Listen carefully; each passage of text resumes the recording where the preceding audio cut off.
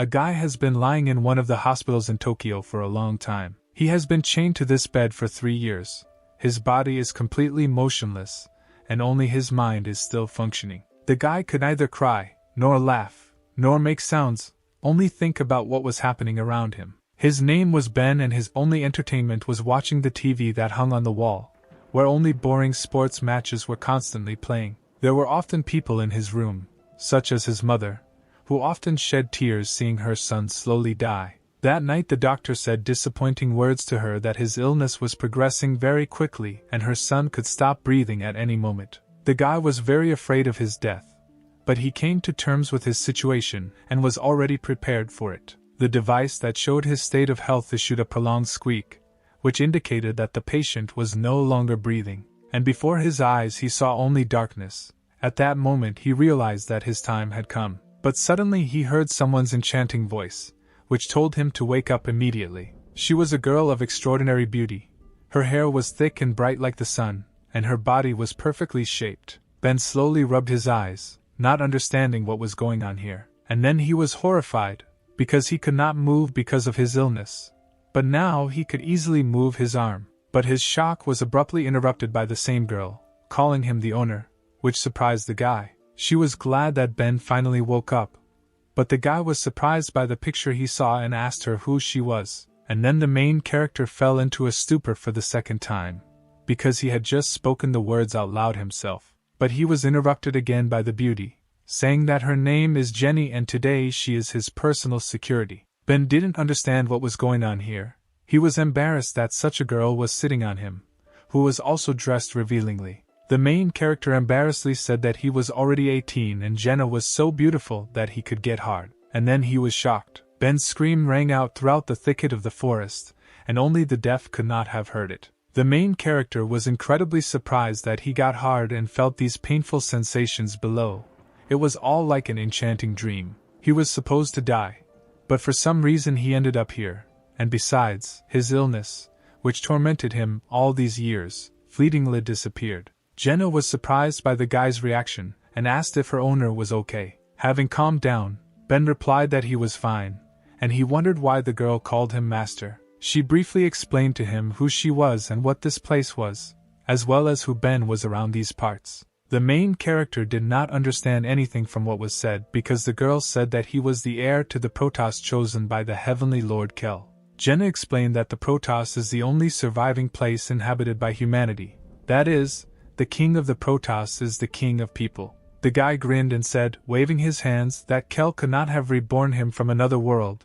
This is not scientific and looks like nonsense. Smiling, the girl sharply bit her finger to make her bleed. Jenna decisively said that since the owner does not believe her, she will provide him with evidence. The smell of her blood should attract predators in the area, and then Ben, having met them, should understand everything. Suddenly, a loud roar of thousands of souls was heard throughout the thicket. They resembled the growl of a pack of wolves, people, and bears at the same time. Footsteps were heard behind Ben, which barely followed the ground, but at the same time quickly overtook them. The main character turned around and saw a terrible picture. It was a horde of zombies who came here to the smell of blood. Seeing how horrified Ben was, Jenna said that these are the same predators and now they are filling almost the entire earth. Determination was visible on her face. She added that these pale-faced people turned our world into absolute horror. At that moment, Ben believed what he was being told and stood in front of the girl, ordering her to leave. Resolutely, the hero went forward, saying that he would deal with them, because finally he could move his muscles and it was time for him to warm up after many years spent without moving. Jenna asked if he was afraid because there were so many of them, to which Ben replied that of course he was afraid and terrified at the sight of all these zombies, but he was even more afraid of seeing such a beauty die at their hands. The girl felt pleased by the words spoken and a smile appeared on her face. Suddenly she flew into the sky and said to herself that Mr. Kell had chosen a worthy heir. Ben looked again at the flock of zombies. In their eyes he no longer saw anything that would remind him of people, only an animal desire to dine on fresh flesh. Somewhere all his heroism suddenly disappeared, and he thought that since they were corpses they were moving slowly, so the best solution would be to run away from them. But the corpses didn't think so. They were quite nimble because their hunger gave them strength. Suddenly everything disappeared somewhere, and Ben heard a divine voice inside himself that told him that he had seen his courage, and that the guy should stop being afraid. Surprised, Ben asked what this place was and who was talking to him. The divine voice spoke to him again and said that this was his inner strength, and they had the same soul. Meanwhile, Jenna, watching the battlefield, thought that if Kel's consciousness really still remained in this world, then it should manifest itself right now. The one and only power, the endless darkness, it must appear at this very moment. Suddenly, a purple light began to leak from the crowd of zombies, which illuminated the gloomy clearing. The zombies surrounding Ben felt that emotion that reminded them that they were human.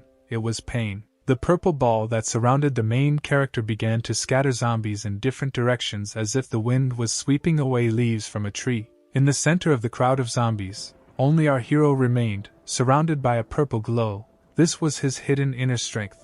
Ben looked at his hands, through which energy flowed, and thought that this was the feeling of rebirth. From the corpses that the guy scattered, all that remained were purple particles, which were incredibly beautiful. In an instant, they all rushed towards him, causing the main character to freeze in horror. But there was no need to be afraid, because every particle gave energy, and the guy felt a sharp surge of strength. The hero felt a feeling of warmth in his body.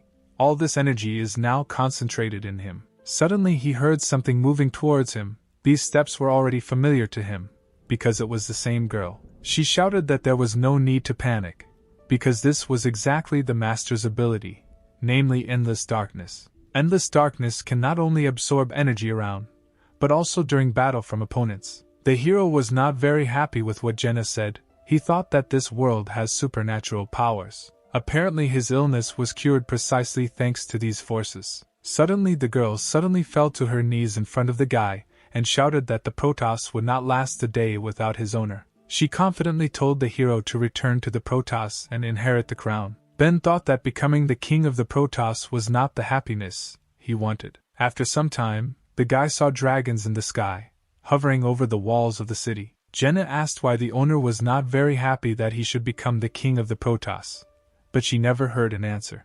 Ben had a look of exhaustion on his face, and he couldn't think about anything other than food. The hero answered the girl that the most important thing they must do now is find a place where they can eat. When they approached the majestic wall, Ben asked if this was the city she told him about. They looked at a huge wall that seemed to have no end, which protected the city from predators. The guy was surprised that there was no gate in the wall, and hoped that they did not need to climb such a huge structure. Jenna reassured him by saying that it was just a Protoss security system and any resident could open the gate. She put her hand to the wall, and at the same moment the wall began to tremble, triggering its internal mechanisms. The girl said that the wall is 700 meters high and 20 meters thick, which makes it possible to deter any predators. The door opened and a mechanical voice echoed down the corridor greeting Jenna. Although everything looked abandoned from the outside, inside the Protoss the inhabitants can still lead a peaceful life. The girl explained that this is thanks to the Protoss guards who guard this city. The city itself is surrounded by a huge abyss,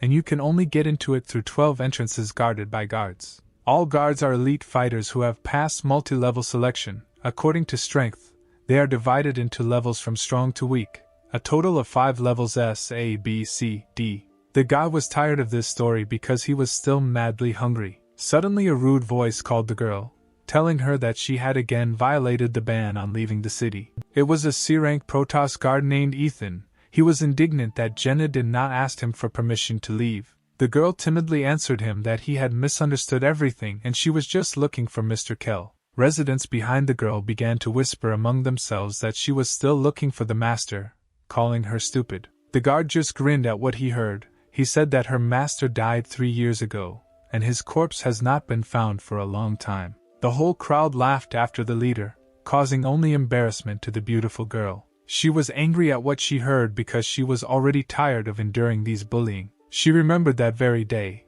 how she ran to that same battlefield in the pouring rain to help her master. But it was already too late, because her Lord Kell died in battle. But then a guy called out to the guard. It was our hero, who advised Ethan to keep an eye on the gate. He boldly moved towards the crowd wanting to protect the defenseless girl. Coming closer, Ben shamed the guard with a grin, saying that it was not nice for a crowd to offend such a nice girl. From such impudence of some stranger, Ethan jumped out of his chair in rage, and our hero at that moment calmly began to stretch his muscles. The crowd began to whisper again, not understanding why some stranger dared to go against the main guard at these gates. The guard sharply raised his fist, saying that the Protoss is not happy with strangers, but to his surprise he missed, although the blow was quite strong and fast, because our hero turned out to be faster than him. Ben just grinned in the face of the offender, and his legs sparkled from the rapid braking. The hero realized that his body had become so light due to his effect of absorbing energy from enemies.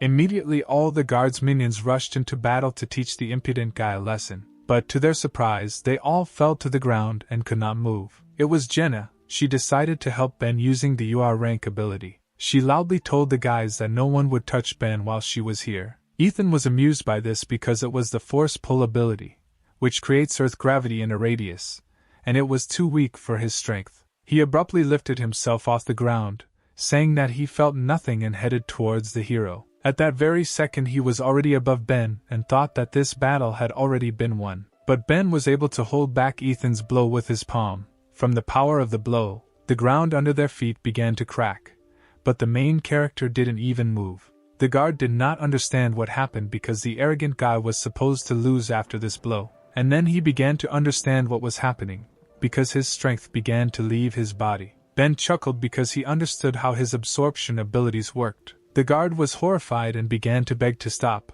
but Ben decided to teach the bully a lesson. Jenna was afraid for her owner, because she did not fully understand what had happened, and began to call him. The entire crowd, including the attackers who watched this fight, was shocked that some stranger was able to stop the guard of this gate. At that moment, a red aura shone around the two guys and suddenly a bang was heard. Meanwhile, somewhere in the Protoss in one of the mansions, a tall man in a red velvet robe was enjoying wine on the balcony when suddenly a girl called out to him. It was an A-rank Protoss guard. She asked if he felt what she felt. Count Dracula, S-rank guardian, looked at her with tired eyes and said that he felt this power, the power of Kel. Ethan fell to the ground exhausted and whispered in fear that it was endless darkness, that same legendary force. The guard was exhausted and looked like a living corpse. In surprise, he asked the stranger who he was. Ben looked at the losing guard and said that he was his daddy. The hero called Jenna, who was happy about her master's victory, and asked if they could eat now because he was dying of hunger.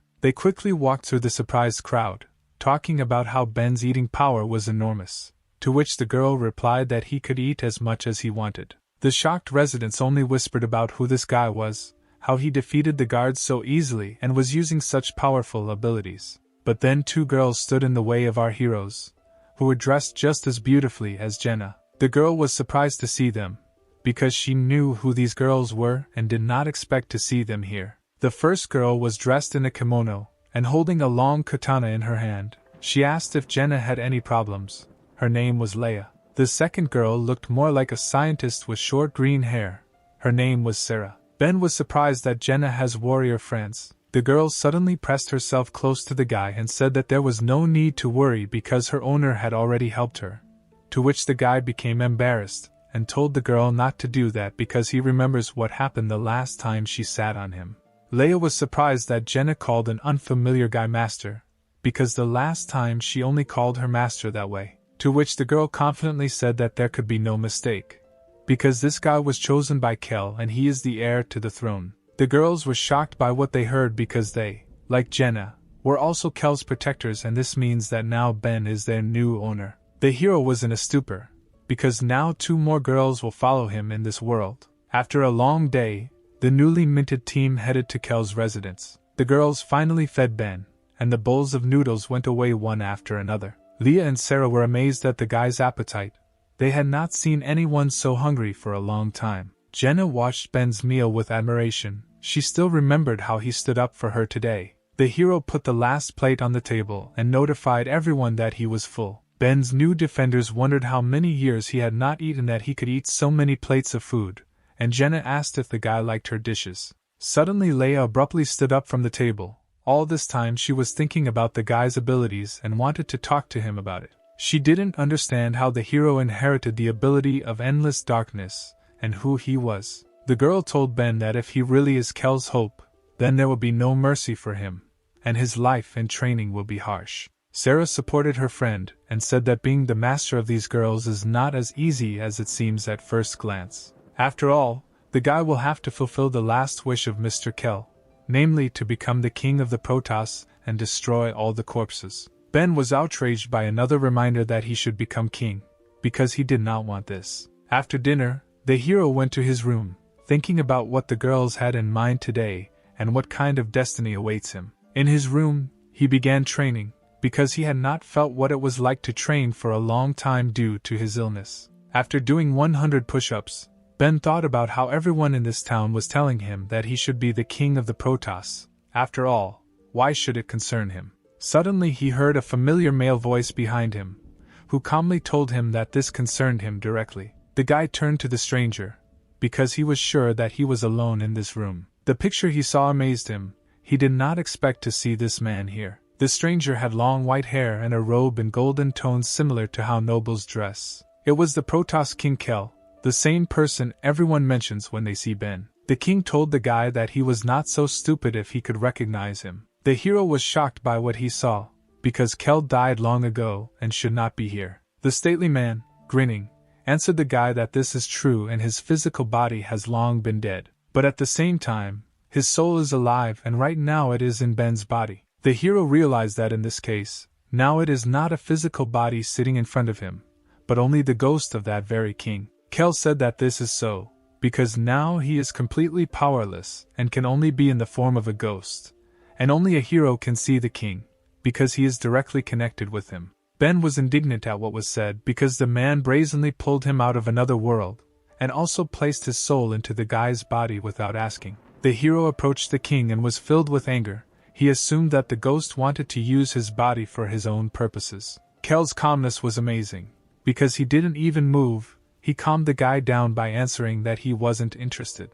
Immediately the king suddenly disappeared and appeared behind Ben, saying that he did not call him to the Protoss for this. The guy saw that the man was calmly sitting on his bed, and just as calmly he said that he had called him only to make one deal. The king explained that he gave the guy the strongest ability in this world, namely endless darkness. He also allowed the hero to have the endless riches that Kell had, allowed him to have the highest status in this world, also that Ben could become the king of the Protoss. And after he becomes one, he will need to find those who staged a palace coup 3 years ago and killed Kell. After listening to the king's touching story for a long time, the hero replied that he didn't care and wouldn't do it. The man did not expect such an answer, but he reminded the guy that he was in such a position that he could not refuse. Ben decided to have a snack and took a banana from the table, suggesting that since the king called him into this world, it means he definitely has a method to subjugate the guy's will to himself. While he was peeling a banana, he asked Kell to tell him what trump card he had to subdue the hero. The king jumped out of bed and grinned and replied that the guy was smarter than he thought. After all, the man put a seal in the hero's body that can be gotten rid of only after fulfilling his condition. Ben was not happy with what was said, and he asked what kind of seal was installed in his body. Kell explained that this seal is quite cunning, and whenever the hero becomes attracted to a woman, he will feel unbearable pain. It is better to die than to live like this, and if the hero refuses, then his life will be like an unsuitable man. These words struck the guy to the core. His body seemed to be pierced with 1,000 needles. He really didn't expect the Protoss king to blackmail a pawn like that. Ben asked why Kell chose him because he is an ordinary guy, and the king could have chosen a more suitable candidate for revenge. He also suggested that apparently the man could only choose him, and not anyone else. Kell was amazed at how the hero guesses everything, because due to an incurable disease, the hero's muscles completely atrophied, and he was like a blank sheet of paper. The guy was best suited for the endless darkness. Ben continued his conversation.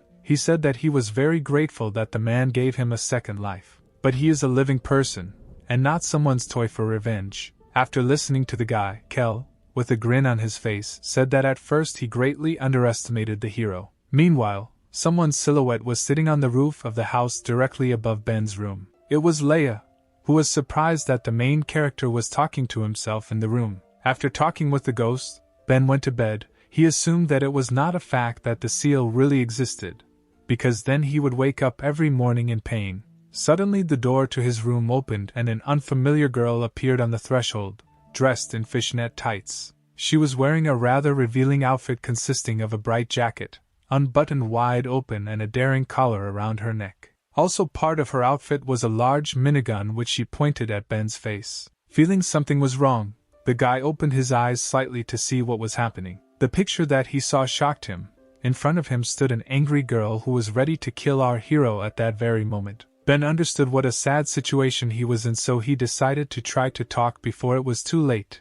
He asked what the girl wanted to do with him right now. An unknown beauty with pink hair asked him if he had the power of endless darkness. The hero did not understand what to do. He asked the girl to calm down and remove this huge gun, but she was against it, ordering him to shut up. It was Kel's sister, Lucy, who was nicknamed the Little Demon. She said that she was not as naive as Jenny and that the main character used some kind of sneaky trick to take over her brother's power. The guy was struck by the girl's words, and he assumed that since she was the king's sister, she should be his personal guard, like other girls he had met before. Suddenly shots rang out, and the hero tried to dodge them, although it was useless in such a situation. The pillow Ben was lying on now looked like a sieve. From the adrenaline in his body, the guy started screaming at the girl because she could have just killed him. But the girl didn't slow down. She demanded to tell her how he got her brother's power.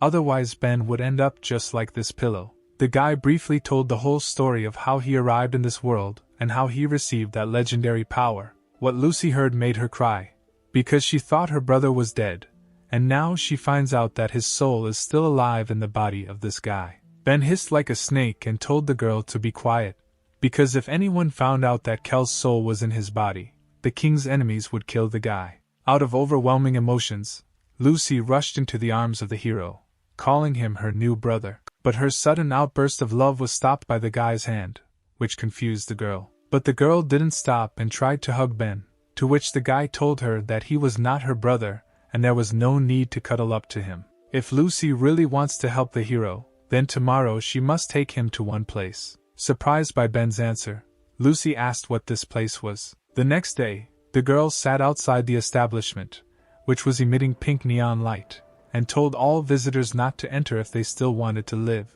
It was clear on her face that she was very embarrassed to be here. She promised herself that if the hero dared to order such a thing again, she would turn him into a sieve. There were very beautiful girls inside the establishment who asked the guy if it was his first time coming here. One of the girls, slowly eating fruit, suggested Ben to relax and give free rein to his desires. The hero was surrounded by a crowd of beautiful girls who wanted the guy to pay attention to them, but judging by the expression on his face, he was very reserved. He restrained himself, because he assumed that if he did not succumb to the attraction of girls, then Kel's seal would disappear. He prayed to survive this test, but the girls around him did not slow down. The guy just kept repeating in his head that he had to be persistent and not give in to his emotions. Meanwhile, the girl's passion only intensified. It seems that even the most persistent guy could not resist, and Ben gave in, shouting that he couldn't stand it. A heartbreaking scream was heard from the establishment, filled with pain and despair. The door swung open and Lucy saw Ben quickly leaving. She grinned and sarcastically told the hero that he was a dirty pervert for losing heart in front of the girls. There was only despair on the guy's face. He cursed Kel for putting such a painful mark on him. On the way home, Lucy asked if Ben would take part in the new selection of Protoss guards, to which the guy replied that he did not know what was needed for preparation and he did not want to look after the gates. The girl explained that in order to become a guard you need to fulfill one condition, and at that moment Ben turned to her. She thought that he was interested in this, but in fact the guy said that he wanted to go to the toilet because he drank a lot of water. The hero went into the nearest alley, because he would not have had time to get home, and then a strange ball similar to a baseball fell in front of him, which at the same time had a mouth with teeth. Ben picked it up, and thought it was some kind of strange toy that looked very unusual. Suddenly, the same ball fell next to him, but of a gigantic size, which scattered all the trash cans in the area. The hero was stunned by such a sight. He did not understand what was happening here. It was a demon devourer, a demonic level predator, who at that moment was about to attack the guy. At the same time, Lucy, who was waiting for Ben, began to speculate on what happened to her brother, and that he decided to make this weakling his heir. Suddenly, from the alley where the guy went, loud screams and noise were heard that were hard not to hear. Lucy decided to see what this boy was doing there that was making so much noise, but what she saw there shocked her. Ben jumped out from around the corner, being chased by a huge demon and trying to eat him. The guy barely dodged him, but so far was still unharmed. The girl was amazed that a predator of a demonic level got inside the city so easily. The hero landed on the ground, and from behind the predator, small balls of demons flew towards him. He understood that he would not have time to evade them, and apparently this was the end. But suddenly all the balls that were flying in his direction were pierced by bullets, leaving only traces of their own blood on the guy. Ben turned around and looked in the direction where his little friends had flown to see who saved him. Lucy grinned, throwing her minigun over her shoulder, and asked if this pervert had wet his pants. Realizing what was happening, the guy shouted that she herself was a pervert, like her whole family. But the girl did not pay his attention because she noticed a figure standing on the roof of the house and ordered her to come down because she had noticed it a long time ago. She understood who it was, because only one person can control demonic-level predators and also bring them to the city. No one is more capable of this than her brother Kel's wife, Eliza. Ben was surprised by what was said. He asked Lucy if this girl was the king's wife. The little demon explained that this girl had a Protoss marriage contract on her body, and at the age of 20 she was supposed to become the king's wife. At first, Lucy thought that she would become her little sister, but now it seems that this girl is just a cheap litter. Suddenly the figure on the roof began to move and rushed down towards our heroes. She landed on the demon's back with lightning speed and advised Lucy not to joke like that, because she could not marry such a loser as Kel. At this moment, Ben became very embarrassed because of the beauty he saw that had just appeared in front of him, and his heart, it seems, should jump out of his chest right now from such fast beats. The stranger straightened her charming black hair, and said that she just needs to kill this guy and then the marriage contract will be lost. At that moment, a girl flashed through his head, who was very similar to the king's wife. She told Ben to stay away from her because he was not her type. She turned around and left that day when the guy tried to confess his love to her. Ben couldn't move because he saw such a beautiful girl who was part of his memories. He timidly asked the girl who stood in front of them on a huge monster if she was his goddess. Lucy looked at the hero in surprise and thought that apparently this guy had moved his head after all. Ben still looked at the girl with loving eyes. He extended his hand to her and asked her why she came into this world. Was it really for him? At the same moment, the hero receives a strong blow to the face from Eliza, who was perplexed by the fact that he calls her a goddess. The guy made several turns before slamming into the wall, because the girl's blow was quite powerful. Lucy was furious that some girl hit her brother. She began to shout at her not to be arrogant, that she was a bride and could think that she was allowed whatever she wanted. To which Eliza replied that she could not marry someone who seeks entertainment in brothels. This did not calm Lucy. She shouted that the guy's life was her brother's last wish, and if Eliza wanted to kill him, she would have to deal with her. Suddenly, a huge mouth of a monster appeared in front of the little demon, which everyone had forgotten about. The girl would not have had time to react to how quickly he got to her. She only managed to notice him right in front of her, and it seemed she understood how it would end. The demon instantly swallowed her, biting her minigun in half. Eliza told her that she would kill the guy before Lucy was digested in the demon's stomach. The girl was sure that after such a blow the guy must have suffered greatly, and she hurried towards him to finish him off. Suddenly, from the smoke raised from Ben's landing, a hand reached out to the king's wife. She almost grabbed her by the hair, but the girl managed to quickly dodge by jumping back. Eliza couldn't believe that after such a blow the guy still had the strength to answer her. A voice was heard from the thick smoke. It was Ben, who regretted that he could not catch her, although he was quite close to it. The girl quickly realized that he used endless darkness to repel the attack, but she was surprised that in just 2 days the guy was able to fully master this technique. The hero was surrounded by an aura of different colors and it seems there was not a scratch on him. He told the offender that she could not be his goddess, because she had not visited him for all 3 years, and therefore could not come for him into this world. Because of the blow, Ben came to his senses and realized that Eliza and the girl from the past were simply very similar, and only. The girl answered him that since he already has a loved one, then even more so she will not marry him, so today he must die. The guy just grinned when he heard these words, because he hasn't loved her for a long time.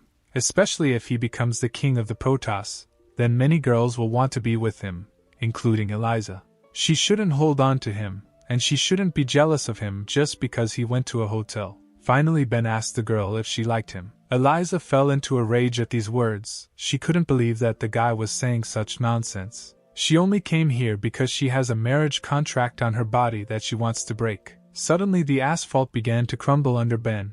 He realized that Eliza had used one of her abilities. Hundreds of demons flew out of the ground, who instantly lifted him into the air and beat him from all sides. Flying up, they turned around and fell down in order to inflict maximum damage on the guy. From the force of the blow there was a loud explosion, and the ground around shook. Eliza was sure that this time she managed to catch him. She said after the hero that it was all over, because her demons would not leave even a bone of him. The girl didn't want to kill him at all. The guy was just unlucky to get to this place and be her target. Suddenly the smoke cleared, and our hero calmly exhaled. A multicolored aura was still visible around him, which protected him. He was sitting at the bottom of the crater that was formed after the impact.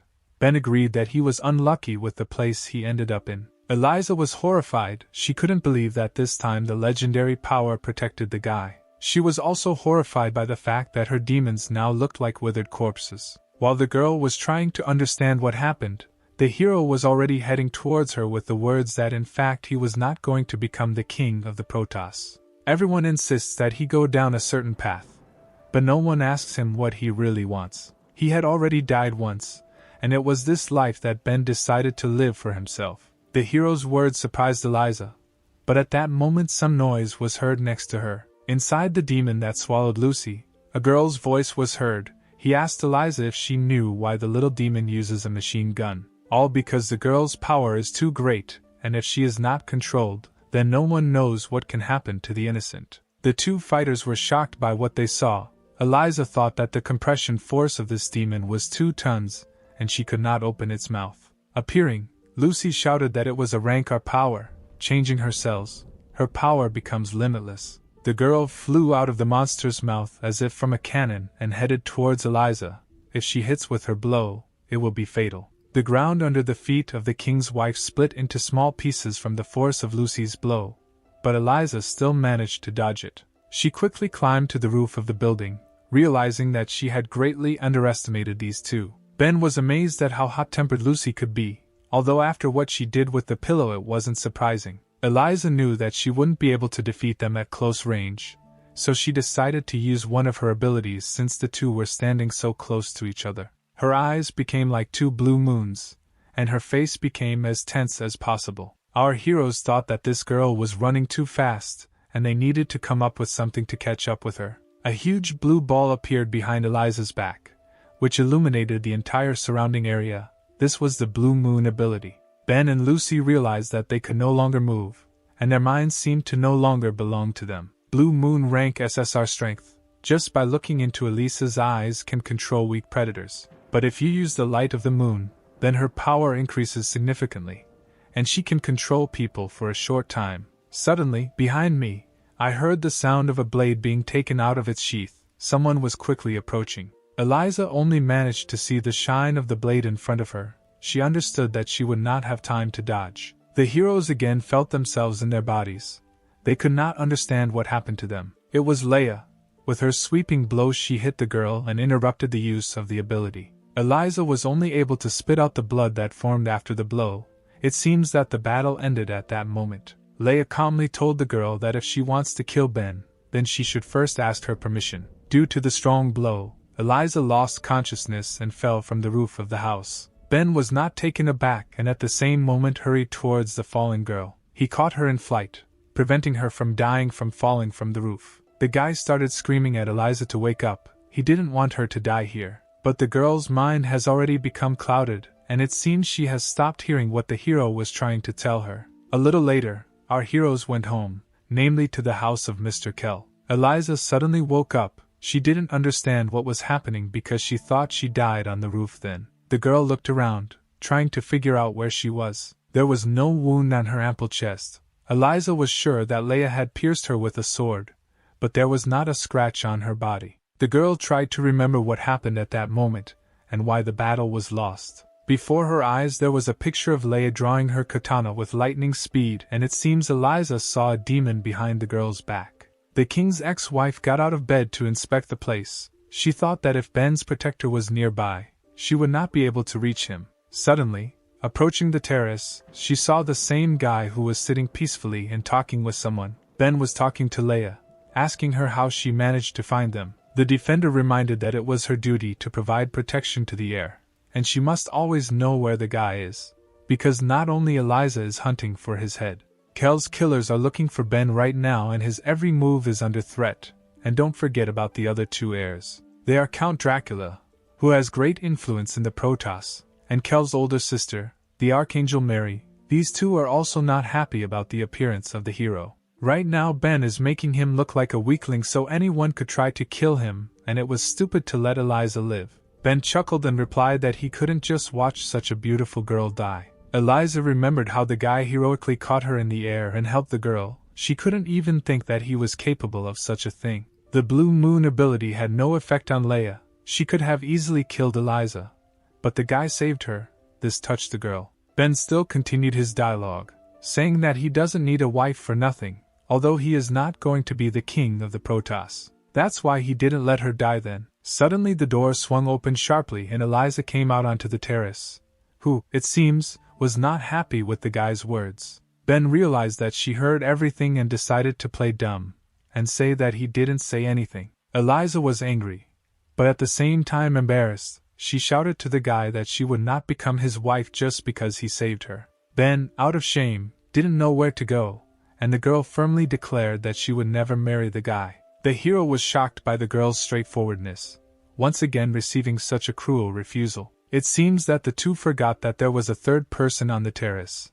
Leia loudly called the girl's name. The defender was already preparing for battle, drawing a long and sharp katana from her sheath. She warned Eliza that if she wanted to kill Ben, then this time Leia would not use the hilt of the sword. Now the girl understood why there was no wound on her chest. Last time she was hit not with a blade but with a handle and only lost consciousness from the force of the blow. Eliza was even more horrified by Leia's strength, and understood that if the defender was next to the guy, then the girl would not be able to defeat him. Suddenly the girl flew into the air with lightning speed. Her speed was still as high as during the battle. She loudly shouted the name of some creature, which surprised everyone who was on the terrace at that moment. Suddenly, out of nowhere, a huge bird appeared in the sky, heading towards the house. She instantly appeared above the heroes, and her size was so huge that the shadow of her wings covered the roof of the estate. Ben was afraid that Eliza could summon such creatures. This bird was completely different from the demon that she summoned. While flying, the girl did a deft somersault and landed on the creature's head. She deftly maintained her balance, and now it seemed that she had an advantage over the heroes. It was a huge mythical black bird. A blue glow streamed from its eyes, and the air around it shook due to the span of its huge wings. Leia was not afraid of the picture she saw. She knew that, judging by the ancient scriptures, this was a high-level beast. This fight became more and more interesting for her. Having prepared her katana, she decided to cut this beast together with the girl. But at that moment Eliza turned to the guy asking if he wanted to marry her. If his answer is yes, then she is ready to discuss the engagement with him, but only in private without strangers. The guy realized that the girl wanted Leia to leave and he was a little scared, but he decided to give the girl a chance and talk to her. But the defender firmly replied that she would not leave. Ben confidently told Leia to calm down, because if the girl wants to kill him, then she is unlikely to succeed, since she just barely jumped on her animal. The defender looked gloomily at the guy and replied that if he wants to die, then so be it. She sheathed her katana and prepared to leave, and the guy still reassured her, saying that he could stand up for himself. After some time they were left alone. It was a beautiful night, and somewhere nearby they could hear the chirping of cicadas. Ben understood that Eliza was afraid of Leia, so she asked to be left alone. He asked the girl what she really needed. Eliza abruptly interrupted him, saying that she admitted that the guy was not as bad as she thought. But this does not change anything, because the hero relies only on endless darkness and for higher people he is just a pawn. Ben replied to the girl that her speech was very offensive, and this was not what he expected to hear. The girl continued her dialogue by saying that in a month the Protoss will host the annual selection of guards before the delegation, and if the hero defeats her and becomes the guardian of the Protoss, then she will help him ascend the throne. Ben remembered that he had already been told about this selection of guards, but he still did not understand what it was. It was a competition where heroes fight predators and often die at their hands. The qualifying round takes place in 2 stages in order to identify outstanding newcomers who will take the place of the fallen guards. So the Protoss provides itself with guards of 72 people. This allows the Protoss to provide protection and preserve the human race. The guy heard what he needed, namely, that if he wins, then their marriage contract with Eliza will come into force. Eliza sighed and said that it was not enough to become a Protoss guard. One of the conditions was to ascend to the throne, and only then could she marry him. She can only marry a top-ranking guard, a hero who the entire Protoss relies on. Eliza was confused remembering Kel, saying that he was a very handsome and strong man and could Ben be the same. The guy trembled from what he heard, and quietly said that Eliza really loved him. The girl abruptly interrupted him with screams. She did not want Ben to say these words out loud. The hero was very indignant, not understanding how the girl fell in love with such a gray-haired deceiver. He has a face like a weakling. Eliza decided to abruptly change the topic, saying that the guy must remember that if he does not pass the first round, then the competition will end for him, and this means defeat. And defeat for Ben will mean that he will never be able to ascend the throne and marry Eliza. After the story, the girl was sure that the hero would refuse, but the guy was not going to give up. He said that he would willingly join her in these competitions. The days flew by, and the hero trained, and now a month has passed since their conversation. An unknown guy slowly moved towards a crowd of people who were standing near a large building reminiscent of the Colosseum. It was a young fighter with a naked torso and red hair. On his hands hung bracelets around which a purple glow emanated. When he saw the venue for the competition, he was delighted. This place is perfect for the birth of guardians. At the entrance to the selection arena, the guy saw a huge number of applicants who were heading inside. This turned the fighter on more, because all these people looked very strong, and he would finally be able to test his strength. The blood of hell in his body was boiling. The guy's name was Adam, and he was from a small village that was not far from the Protoss. Having walked along the corridor, Adam entered the arena, which caused him even more delight. The Colosseum was truly huge. A mountain towered above it, over which dragons flew. Adam considered this place worthy of his fist. His admiration was interrupted by some guy who landed right at the feet of the fighter. He was thrown back by a handsome guy with glasses who had ashen hair, and his suit was decorated with 2 snowflakes. The handsome stranger told the fallen fighter to take his hands off his suit, to which the guy shouted that he unintentionally hit him. The newcomers watching this were delighted by the spectacle, because the selection had not yet begun, but something interesting was already happening. The fighter, who a couple of minutes ago was lying on the ground, flew sharply towards the offender, saying that he was stronger than him, and was not afraid to fight him. Ash-Hair didn't like the peasant's reaction. His fingers were covered with ice, and it seemed he already understood that the battle had been won. In the blink of an eye, the fighter who rushed so furiously was encased in a large block of ice and could no longer move. He could still think and regretted touching the man, but it was too late. The crowd was shocked by what they saw. They wanted to know who he was and where he came from. One of those who came recognized this ability.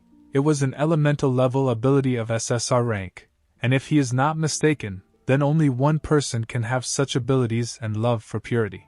Archangel S rank Daniel, who was the son of a noble family nicknamed the Icy Soul Eater. All the girls in the crowd immediately noticed the handsome man and began to confess their love to him. But then someone touched his shoulder again. For the second time that day someone touched him. It was Adam, who noticed that Daniel was a very strong fighter. Everyone was shocked. Did this hillbilly really want to be encased in ice like the last guy? But one of the crowd recognized the peasant. He said that Adam had killed dozens of ghost-level predators last year, and he was a real fighting man. At that moment, the bracelet on the guy's hand began to rotate, and his hand burst into flames. He told Daniel that he also had an SSR rank elemental ability, and wanted him to fight him. The ash-haired man slowly turned to the guy and calmly ordered him to remove his hand. Meanwhile, the girl who was watching this whole performance, who was slowly exhaling smoke from her pipe, decided to intervene. She shouted that apparently all the fighters were full of energy and couldn't wait to fight.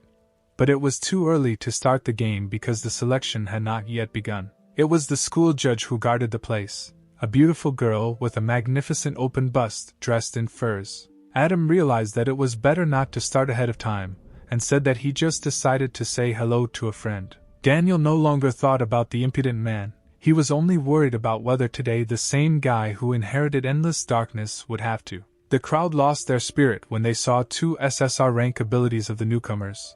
They understood that they could not cope with this. Night fell and it was time to announce the start of the qualifiers. The director said it was time to start. She was looking forward to the start of the competition. Daniel quietly asked to wait a little longer. It seems he was waiting for someone. Suddenly a hand rose from the crowd and someone in a sweet voice shouted to the director not to start the competition. It was Eliza. She said that there was another player who did not have time to appear in the arena. The man recognized the girl. He assumed that she also came to look at the guy with the legendary ability, and perhaps because of her marriage contract. The director understood who she was talking about, because within a month, rumors about a hero with a legendary ability had spread throughout the city. She agreed that she would wait for such a valuable player, but only 5 minutes. 5 minutes passed, and the crowd started a hubbub.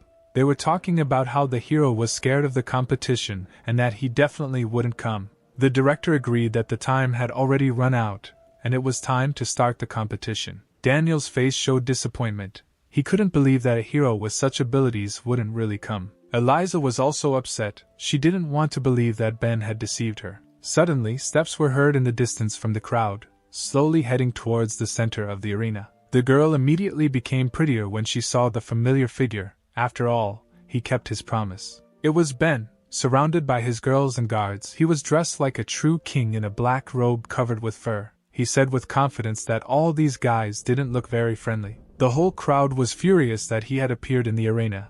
Some were furious that everyone was waiting for the guy. Some were afraid of his strength. And only Adam thought that it must be hot in such furs. This was not the reaction Ben expected. He promised the crowd that he would deal with anyone who stood in his way. Eliza seemed to like how the hero had changed over this month. He looked like such a confident man. The roar of the crowd was stopped by a loud kick. It was the director who told everyone to shut up. Now that everyone is assembled, she decided to declare the Guardian Selection Conference open. Swinging her pipe, she quickly hit something in the air. In this place everything sparkled, and it seemed that space began to tear apart. A huge portal formed at the site of the impact, announcing that the competition had begun. The crowd was shocked, because before there were no space portals at the qualifiers. They did not understand what it was needed for. The director stated that the selection is divided into 2 rounds. In the first, newcomers should go through the portal, which will send them out of town. All they need to do is stay in the designated area, and in these places the fighters must live for 5 days. Only those who survived have the right to participate in the second round of selection. The crowd began to panic, because it was impossible to live for 5 days outside the city and it was unknown where this portal would send it. Perhaps straight to the lair of the monsters. The director stated that the duty of the guards is to protect the city, and if newcomers are afraid, they can refrain from participating and try next year. Hands immediately reached out from the crowd. Many did not want to take part in this and decided to try next time. Some time passed before there were anyone interested in the arena. Many left this place without trying. Now that only the brave remained, the director asked who would decide to go first. Ben, without thinking twice, said that he would go first. Apparently he had some kind of plan. Eliza and Daniel were surprised by what was said. The girl understood that the guy was up to something. Ben really had a plan. He decided that if he went first, he would have time to explore the area. This would give him an advantage over others and he should not miss it. Suddenly someone grabbed his black robe, wanting to attract attention. It was Jenna. She was worried about the guy and told him that she had a bad feeling and he shouldn't go first. Ben hastened to calm the girl down and told her that he would meet with them after the first stage. After these words, the hero quickly walked towards the mystical portal. Without hesitation, he entered the portal, which it is not known where it will take him. Coming out of the portal, in his eyes there was only horror from what he saw. In front of him was a huge 3-eyed monster that resembled an octopus. At that moment Ben realized that he was not very lucky after all. It was a ghostly predator who flew into a rage because some person had invaded his lair. His size was so huge that it seemed he could break through a building with one tentacle. The monster directed one of these tentacles at the hero in order to punish the insolent person in one blow. Ben did not have time to dodge. The ground under him scattered in different directions from the blow, and it seemed that no one could survive from such damage. But the guy was protected by endless darkness. He easily raised his tentacle and said that he was incredibly lucky that he teleported immediately to such an enemy. It's a pity he doesn't have time for this battle, because he had an appointment. In rage, the predator sent 3 more of its tentacles towards the guy to finish what he started. But Ben deftly dodged the blow, even though the attack was quite fast. He landed on one of the tentacles to quickly reach the enemy's weak spot. While Ben was running along the tentacle, the monster thought that the hero had pretty good abilities for an ordinary person. But the guy had already approached the enemy's weak point. He understood that he needed to finish off the predator quickly, otherwise other fighters could discover his location. Meanwhile, in the arena everything was peaceful and calm, and no one knew what was happening on the other side of the portal. The little demon was worried that Ben might not be able to cope because the rules had been changed, and now no one could guarantee that nothing would happen to him.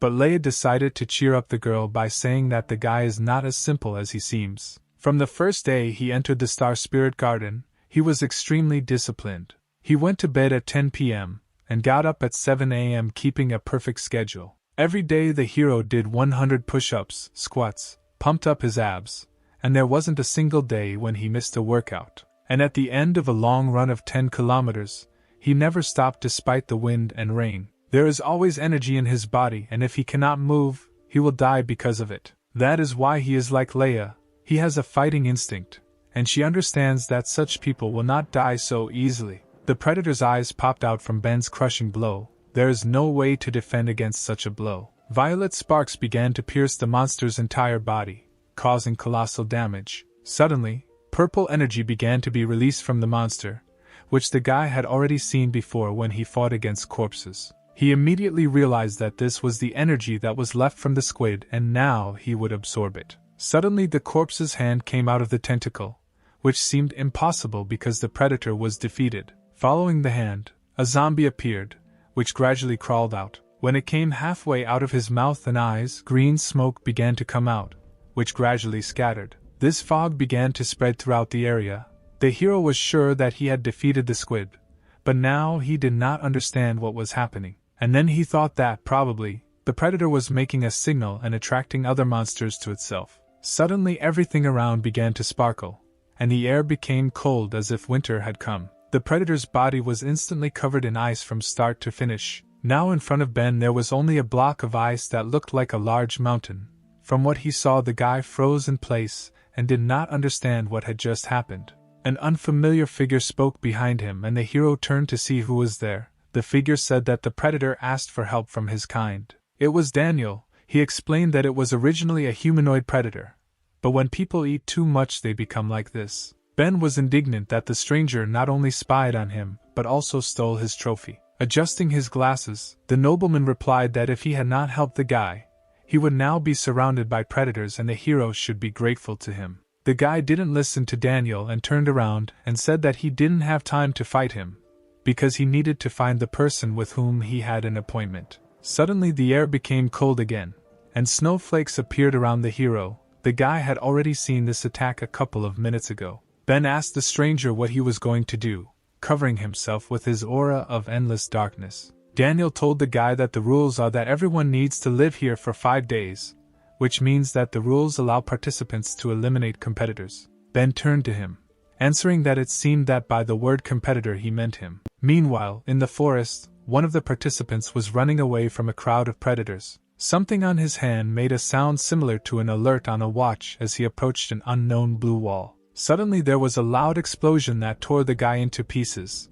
The competition was over for him. A cooling corpse of a zombie could be seen in the ground, which had been defeated by someone. It was Jenna who dealt with the predators that attacked her. She thought about where her master teleported, because she had to find him. Suddenly the watch on her hand began to make a piercing sound. This was a locator that is given to the player upon entry, and if it makes a sound it means it has turned on a warning system for the player. After all, there was only one rule of the game in the competition: survive in your area for 5 days. Stepping out of bounds will likely result in you being eliminated from the competition. Jenna hurried to find the owner. She quickly moved along the branches like a cat. She also understood that she should not go beyond the boundaries of the field into which the portal sent her. Descending from the trees, she went on foot. All this was watched by a mysterious figure in a cloak. It was an unknown guest who was glad to have found her. Moving through the forest, Jenna suspected something was wrong. She had the feeling that she was being followed all this time. She suddenly began to brake in order to turn around and see who was hiding in the trees. Stopping, the girl shouted loudly for the stranger to get out. Looking into the darkness, she asked why the ghost continues to haunt her all this time. The guy was only glad that she finally noticed him. He had been longing for a fight for a long time. An unknown figure descended from the tree with lightning speed and landed right in front of the girl. The stranger said that she deserves to be Ben's bodyguard, and asked when the girl noticed him. Jenna replied that she noticed him at the very beginning and asked what this guy wanted from her. The stranger threw off his cloak to reveal his true appearance. It was an electric god. Laughing, he said that someone wants Ben to die in this forest, so Jenna must take him to the hero. But the girl was determined. She had to ensure the safety of her master at any cost. At that same second, the villain sank into the ground due to the strong gravity that pressed on him. Gravity field, one of the girl's abilities. Whenever she counted numbers, the force of gravity in the radius increased. The guy's legs were already knee-deep in the ground. In this position he would not have been able to use his abilities against the girl. But he was only amused by the defender's ability. When he began to sink into the ground, he realized that it was a matter of gravity. Meanwhile, on the other side of the forest, another battle seems to be brewing. Daniel told Ben that just because the guy wasn't threatening him now, he wouldn't fight him. The hero did not understand what was happening. He wanted to find out what this ash-haired man wanted. The nobleman assured the guy that there was no need to be nervous, because he came here to tell the guy one thing. Approaching Ben, he asked him to stay alive in this forest by any means. After that, Daniel headed forward into the thicket of the forest. The hero did not understand what he meant and asked why the stranger said that. The nobleman turned around and explained that someone just wants the guy to die and not pass the first round. To which Ben replied that many want him dead, but so far no one has managed to kill him. Daniel grinned, because the guy still didn't understand what the nobleman guessed as soon as he heard the rules of the competition. The purpose of the rules has changed because of Ben. We need to make it easier to kill him, and anyone who can change the selection rules is definitely a very influential person. As he left, he added that if a guy wants to be in the Garden of Star Spirits, he must definitely survive the first round. As Ben watched the stranger go, he wondered who it was and why he was helping him. But suddenly he felt a strange force that affected him. The hero had a feeling that he was not moving of his own free will, and he turned in the direction where he was being pulled. He was drawn into the thicket of the forest. Ben immediately realized that he needed to run there. The god of thunder struck the girl with lightning speed, which she did not expect because she slammed him into the ground. He swung and struck another blow at the girl, and flashes of lightning sparkled at the sight of the impact. From the power of her ability, Jenna flew through the trees, breaking each one in her path. The blow was of monstrous force. Having flown some distance, the girl crashed into the ground with a roar. She was covered in bruises and scratches, but still managed to survive the landing. Jenna did not know that the guy had the power of lightning. He used it to accelerate and overcome the gravity that the girl created. Swaying, she rose to her feet with difficulty. She understood that he was too dangerous and under no circumstances should he approach her owner. At that very second the guy found himself near the girl. She didn't even notice how he had traveled such a long distance in a second. His speed was truly amazing. From behind his back, he began to take out a knife, which was also filled with lightning, like its owner. Laughing, he said that if Jenna didn't lead him to Ben, he would find him himself, along with the girl's corpse on his shoulder. But the defender did not lose her confidence. She replied that the stranger would not dare to touch a hair on her master's head. At the same time, on the other side of the forest, someone was running forward at such a speed that you could only see the dust from his tracks. 3 guys noticed the runner and realized that this was the same guy everyone was talking about. They were teleported together, which means the 3 of them can cope against one warrior. But then one of the fighters was surprised that the runner did not stop, but ran at great speed straight towards them. Ben ran so fast that he didn't even notice the 3 newcomers and blew them away like pins in a bowling alley. He didn't stop because he had a feeling that Jenna was in danger. The girl was completely beaten and could barely stand on her feet. She had wounds all over her body. She only told herself that she was here to help her master and should not give up. The thunder god only mocked that such a beautiful girl should die because of such a short-lived master.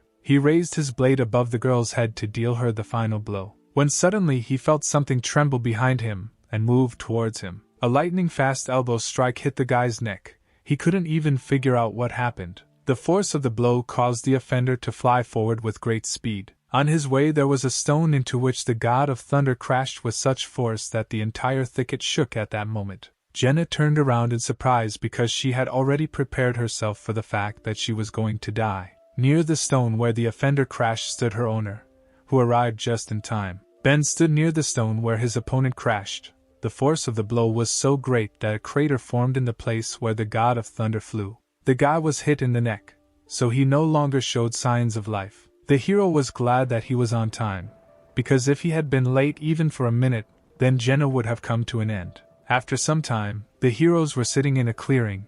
The guy apologized to the girl for the fact that because of him she went to these competitions. Jenna reassured the guy. She was sorry that she, as a guard, could not protect her master, and he himself had to protect her. She was also surprised how he could find her in such a large forest. Ben said that he felt that the girl was in danger, and even sensed where she was. The girl was amazed that her owner had such an ability. Although he did not have such an ability, these were just sensations. Meanwhile, in the place where the battle ended, strange things began to happen. The DNA in the body of the defeated warrior began to rearrange itself, and by some miracle he began to come to life. Dead a minute ago, the body began to move little by little, trying to come to its senses. A strong wind blew and Jenna coughed. Her wounds were very deep. The guy, without thinking twice, took off his robe and gave it to the girl so that she would not freeze under the tree. He told the defender to put it on and rest well after the fight, while he would look after her. The hero added that the girl took care of and looked after the guy for the last month. Now it's his turn to take care of her. These words touched her very much, and despite the severe wounds, a sweet smile shone on her face. It got dark outside. The girl fell asleep recovering from the battle, and the guy, as promised, sat and guarded her. Not far from their small camp, strange tentacles began to stir. They stuck into the ground in order to attack our heroes unnoticed. Emerging behind Ben, they headed straight towards him in order to kill him before he understood anything. But with a quick movement of his hand, the hero grabbed the tentacles and tore them apart, stopping the enemy's attack. He realized long ago that the god of thunder was pretending to be dead, because if he died, then Ben would begin to absorb his life energy. The guy explained that he would really be dead from such a blow to the neck, but he was injected with a drug that turns him into a predator, so it's not so easy to kill him. The striker also thought that the hero had absorbed the power of the gate guard, whom he fought earlier, and he had been training hard for the last month. Perhaps Ben could reach level B. Suddenly the god of thunder began to curl up and an ominous aura mixed with lightning discharges began to emanate around him. Heaps of other tentacles that were on his arms suddenly burst out from his back, and the color of his skin changed to gray like that of corpses. Ben did not expect to see such a spectacle. What was happening to this guy and who he began to turn into, he also did not understand. It was the highest form of the thunder god, the strong body of a predator and SSR rank lightning. He laughed hysterically, shouting that the hero was going to die, because the predator was at the top of Class B. But Ben didn't listen to the offender for long and immediately hit him in the face, ordering him to shut up. From the force of the blow, the god of thunder flew towards the forest, but Ben moved to where the guy was flying in order to finish him off. He slammed him into the ground with all his might, holding his face with his hand. Due to the speed of the impact, the ground under the guy broke, forming another crater. This time, energy began to be released from him, which the hero was ready to absorb in order to gain the ability of a fighter. Enraged, he stood over the enemy saying that if the thunder god is the best in Class B, then the hero is the top of Class B. But the enemy did not listen to the guy. He only thought that the most terrible ability in the endless darkness is that it sucks energy and abilities from the opponent. He did not understand how Ben was able to master such power in just a month. Life flashed before his eyes. He remembered a man in protective overalls who warned that the drug was experimental, and did the guy really want to inject himself with it? The future god of thunder was chained to the wall. His heartbeat was monitored by doctors so that the experiment was successful. Through severe pain, he grinned and told them to continue because the guy could stand it. After the experiment, the gray-haired old man explained to the guy that he received the strong body of a predator, but the fusion of cells was insufficient, and he never received any second ability. He was disappointed in this, because despite the fact that the soldier survived, the experiment was a failure. The unknown man continued to say that in order to create an artificial predator body with double strength, they are still missing one thing. This is Ben's body, the dark infinity crystal. Preparing for the blow and concentrating energy in his hand, the hero asked the enemy how he managed to take the form of a predator and remain sane. He also wanted to find out who the guy's boss was and what their goal was. But the warrior, resigned to defeat, refused to tell Ben the truth. He just said that according to his calculations, the hero cannot be his opponent, and he is very curious why he is so much stronger than expected. Ben only replied that he simply had an extraordinary talent. It seems that the conversation was over. But suddenly the clouds thickened and rain began to fall from the sky, signaling that a thunderstorm was about to begin. The guy was surprised by this phenomenon. He realized that today God is on his side. Feeling a surge of strength, the predator asked Ben if he knew why lightning strikes when it rains. But the hero did not listen to him. He was preparing to strike the final blow by asking what the guy's last words would be. A crack of lightning was heard in the sky. At that moment the god of thunder attracted the natural elements to himself, directing his strike. Suspecting that something was about to happen, Jenna headed to her owner. She shouted to her master that it was dangerous, and that he should leave. There was a roar and a huge bolt of lightning struck from the sky, directed towards where Ben stood. The lightning didn't hit him because something pushed him away, and he fell to the ground without being hurt. A crater formed in the place where the lightning struck. If the hero had been there, then his endless darkness would not have saved him. The dust raised by the impact began to clear, and Ben began to come to his senses. At that moment he realized what had happened, and saw a terrible picture that plunged him into horror. He saw Jenna in the place where lightning struck. The girl defended her master by throwing him back and taking the blow on herself. Unfortunately, after that she showed no signs of life. The god of thunder was already heading towards the hero, saying that the girl ruined his plan because she was ready to die for her master. The lightning gave him enough energy to recover. It seems even the heavens helped him in this battle. Ben flew into a rage. An aura of endless darkness began to surround him. He could not believe that Jenna gave her life for him. The hero jumped to the offender with lightning speed, shouting that he would kill him. The god of thunder was not afraid of the guy, but only directed his electric tentacles in his direction to protect himself. The tentacles pierced Ben's body. Blood began to appear from all parts of the body. But the guy did not feel pain because he was intoxicated with rage. He was getting closer and closer to the enemy, and the tentacles were piercing parts of his body more and more. The predator thought the guy was crazy for still trying to hit him despite the tentacle attack. Ben reached his target, and his blow, in which he put all his strength into, flew right into the face. With the force of the blow, the hero slammed the predator into the ground. At that moment everything ended for him. Due to the enormous power, Ben traveled some more distance together with the enemy, leaving behind only piles of stones that shattered into smithereens. The rain continued to pour, but the elements would no longer help the god of thunder. Because such a blow could not be survived, the guy put all his strength and rage into it. The predator was hanging on the wall of the crater, and his head was firmly pressed into the ground so that he could not get out of there. Finally, Ben told him that it doesn't matter who he is and who is behind this guy. After all, he will find them one by one until he completely destroys them. Purple balls began to appear from the guy's body.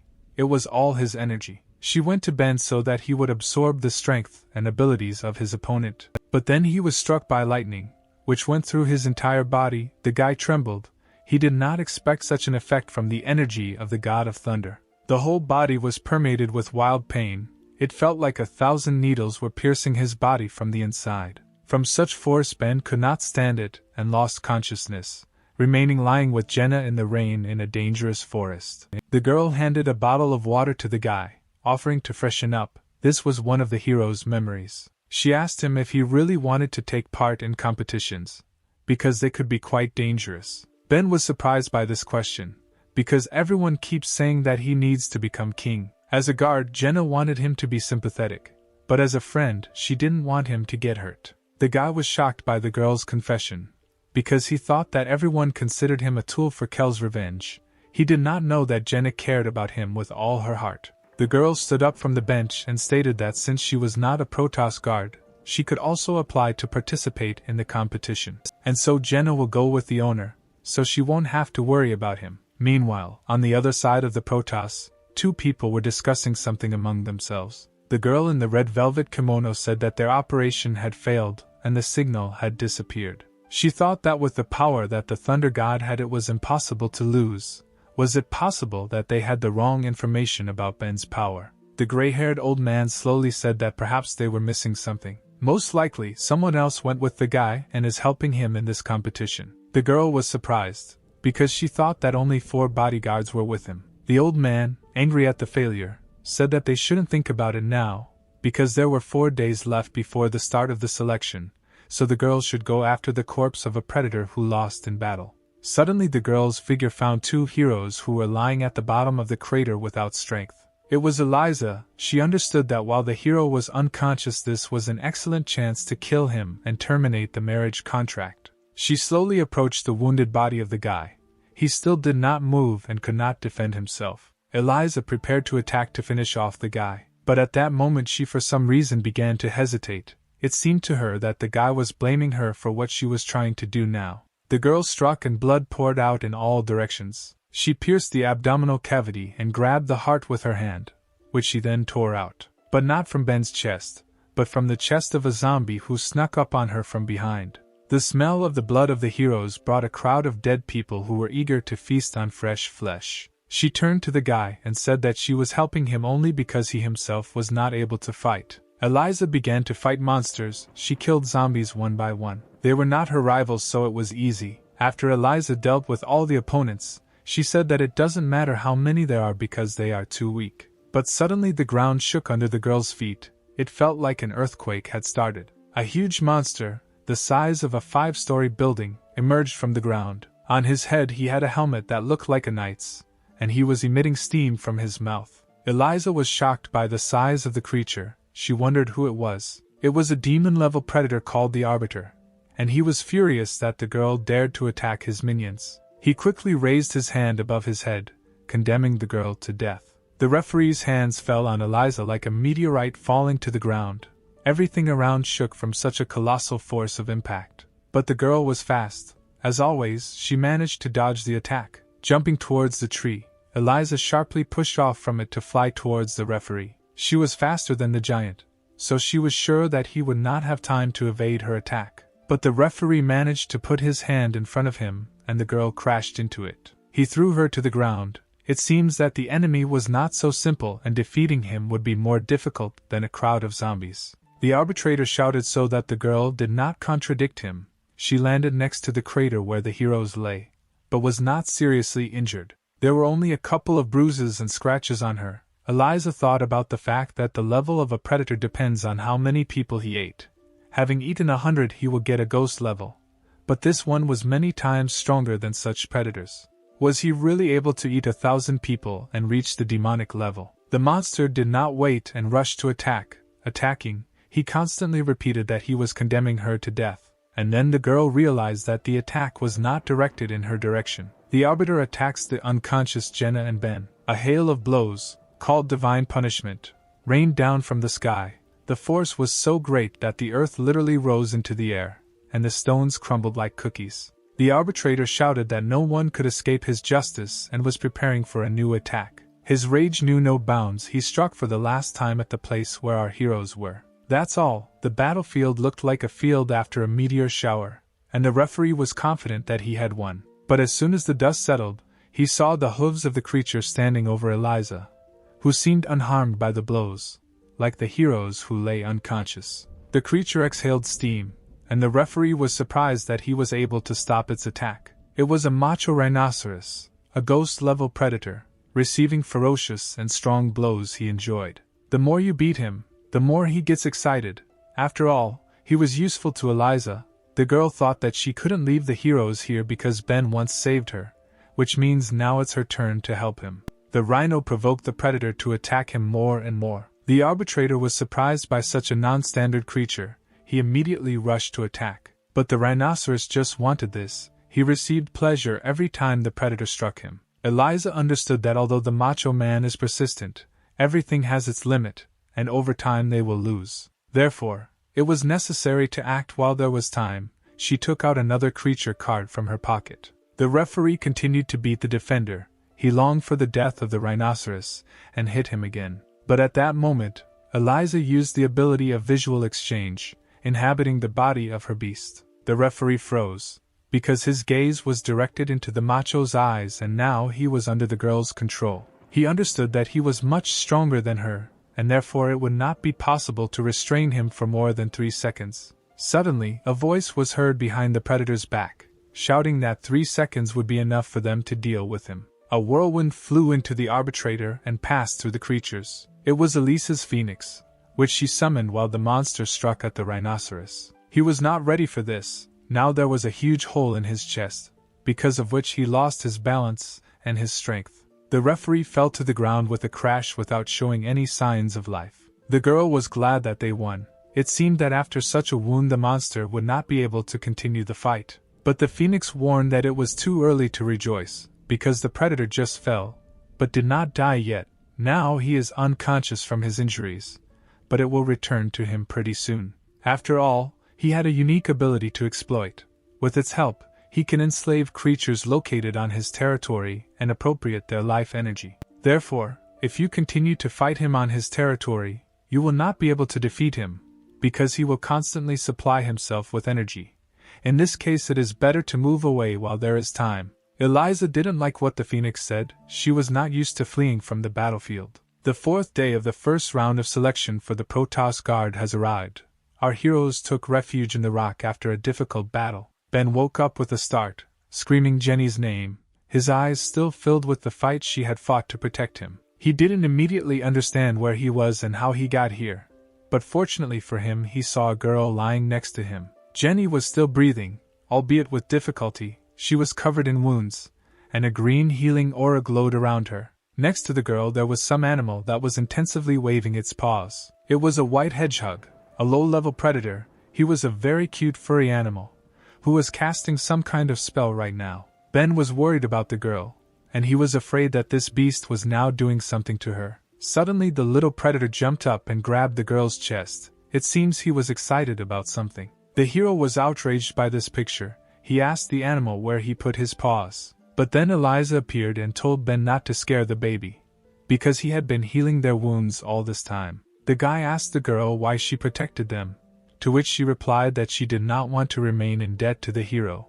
If she saw them being devoured by predators, she would have nightmares. Ben was concerned about Jenny's condition. He asked if she could be cured, to which Eliza replied that she very much doubted it. People don't usually live with these types of injuries, but her pulse is fine. The wounds are very serious, and even if she recovers, she will not live long. Pain and resentment crept into Ben's heart, because the girl suffered because she protected him. He quickly jumped to his feet, and the air around him became electric. He asked Eliza if she could help him for Jenny's sake. He was filled with rage. He wanted to find those who did this to the girl. A month earlier, Kel told the guy that Ben had little time to train, but the king would tell everything he knew about his ability. Training will take place in this room instead of sleep. The hero realized that this was necessary so that others would not notice his progress. Kel was surprised that the guy figured out why no one should see Ben's abilities. While eating an apple, the hero said that he became the subject of discussion when he entered the city and used endless darkness. If they see him using it again, then a hunt will begin for him. The guy still thought that Kel would tell him to have fun to the fullest and have fun from the heart. In addition, because of the marriage contract, Eliza also wants him dead. He assumed that the king knew that this would happen. If he just goes to sign up for the qualifiers, then the guy's plan will be immediately figured out.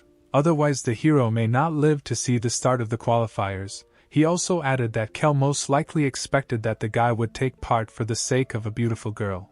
After listening to everything Ben said, the king said that for an 18-year-old guy he thinks very well. The end of the first round of selection for the Protoss Guard has come. The hero was sitting on a tree in ambush. He assumed that whoever was behind the attackers would want to remove the corpse and evidence in order to continue to remain in the shadows. His plan was to catch the person who would come for the corpse and interrogate him. And he was right. Suddenly a refined figure of a girl appeared at the crater. She was wearing a very beautiful red dress, and in her hand she was clutching a weapon that looked like a sickle. It was Vanessa, the master at arms, who swung her sickle and directed its chain towards the corpse. A chain wrapped around the dead thunder god and pulled him out of the crater. The corpse fell next to the girl. She laughed at the deceased, because he was turned into a predator, and he was still weak. Still, she admired Ben's strength and wanted to get to know him better. Suddenly the air became electrified, and a lightning bolt was moving toward the girl. Ben tried to concentrate and release energy from his finger for the first time. It turned out to be not so difficult. The guy completely mastered the power of the last defeated enemy. When the dust began to clear, he saw a strange shield from which the remains of lightning emanated. Behind him was a girl who said that she could change the type of her weapon at will. This is her SR rank ability. She appreciated Ben's resourcefulness to ambush the one who would come for the corpse. The guy was filled with rage. At that moment an electric aura appeared around him, which tore his shirt to shreds. He demanded that the girl immediately tell him who was behind her. Ben's power was so high that the released lightning struck the sky and all nearby creatures could hear the thunder. Vanessa realized that she had underestimated the guy, because he was able to master the ability of her former ally in just a few days and release such a powerful electrical charge. This time she decided to more thoroughly test the hero's abilities, rushing into the attack. Her weapon turned into a dragon crescent. The girl shouted that if Ben wanted to find out who she was working for, he should force her. Swinging her spear, she delivered her first blow, which seemed to be intended to hit the guy without a weapon. But Ben stopped the attack by creating a sword made of electricity. He shouted that since the girl uses weapons, he will use them too. Vanessa was surprised that the guy was able to create a weapon from lightning. Suddenly the battlefield was surrounded by smoke. The girl turned her spear into a smoke bomb. The smoke cleared, and the hero stood all alone holding two lightning swords in his hands. He looked around in search of the enemy, but could not find him anywhere. The guy wondered where the girl who had just attacked him had disappeared. In the distance from him flashed the sight of a sniper rifle aimed at him. It was a Sky Seeker, a rifle that Vanessa turned her weapon into. The girl was an assassin with incredible accuracy, and right now she was aiming for Ben's head. Vanessa acts without fear and without delay, and her smile hides her intentions. And as soon as her opponents relax, she will immediately shoot you in the head. A loud shot rang out, and the bullet headed towards the hero with great speed. Ben stood motionless, and suddenly he kicked the ground, lifting a small pebble into the air. The bullet bounced off the stone, and the hero was again covered in an electric field, because he realized where his enemy was hiding. The girl was shocked that he changed the trajectory of the bullet with a pebble. It seemed impossible to her. The guy combined his two swords into one, and said that he knows how to stand against a sniper, and now it's his turn to attack. He swung his electric harpoon and threw it towards Vanessa with great force. The heavenly spear immediately overtook the stunned girl. Its power was so high that it plowed the ground behind it. She was taken by surprise. She realized that Ben was much stronger than last time, and all that could protect her was the sacred shield. There was an explosion, the noise of which spread throughout the entire area along with the sound of lightning. Vanessa was sitting on the ground. She was able to take cover with her ability, but her shield was broken and there were no more weapons left. She trembled and experienced a new feeling that she had never experienced before. It was a feeling of humiliation. The girl thought that the guy was stronger than her, and at the same time Ben was slowly approaching his opponent. Suddenly he began to unfasten his belt. Vanessa did not expect this from the guy. She asked him what he was going to do right now. With a grin on his face, the hero replied that since she doesn't want to tell who she works for, and death for her would be an easy way out, then he will do something else. The girl trembled. Is Ben really going to do what she thinks? He took off his belt and threw it on the ground, saying that they were alone here, and the girl was too charming. If he did something wrong, she would not be offended. Vanessa, embarrassed, began to crawl away from the guy, and he continued to talk about how his bodyguards say that he is the best of men, and the girls of the brothel cannot get enough of it when he comes. Various vulgar thoughts flashed through the girl's head about what would happen now. Vanessa thought that today she would not only be offended by her defeat, but would also be defamed. She was very embarrassed. The picture she presented did not make her happy. The girl screamed when Ben began to unbutton his pants. Out of despair, she agreed to tell who she works for as long as the hero doesn't come near. She works for a mysterious old man, the Dean of the Academy of Sciences, Mr. Herbert. The guy was surprised by the answer. Because the Protoss throne should not worry the old man, why then does he want to kill Ben? The embarrassed girl explained that it's not about the throne, but about the hero's ability. It's all about the origin of the ability Endless Darkness. The abilities of the Guardians and Predators originate from a meteorite, which is stored in the Academy of Sciences. The Dean used it to turn guards into predators and create powerful warriors. But the experiment failed. They acquired the bodies of predators, but also adopted their bloodthirstiness, which means the transformation effect was unstable. Ben realized that one of these was sent to kill him.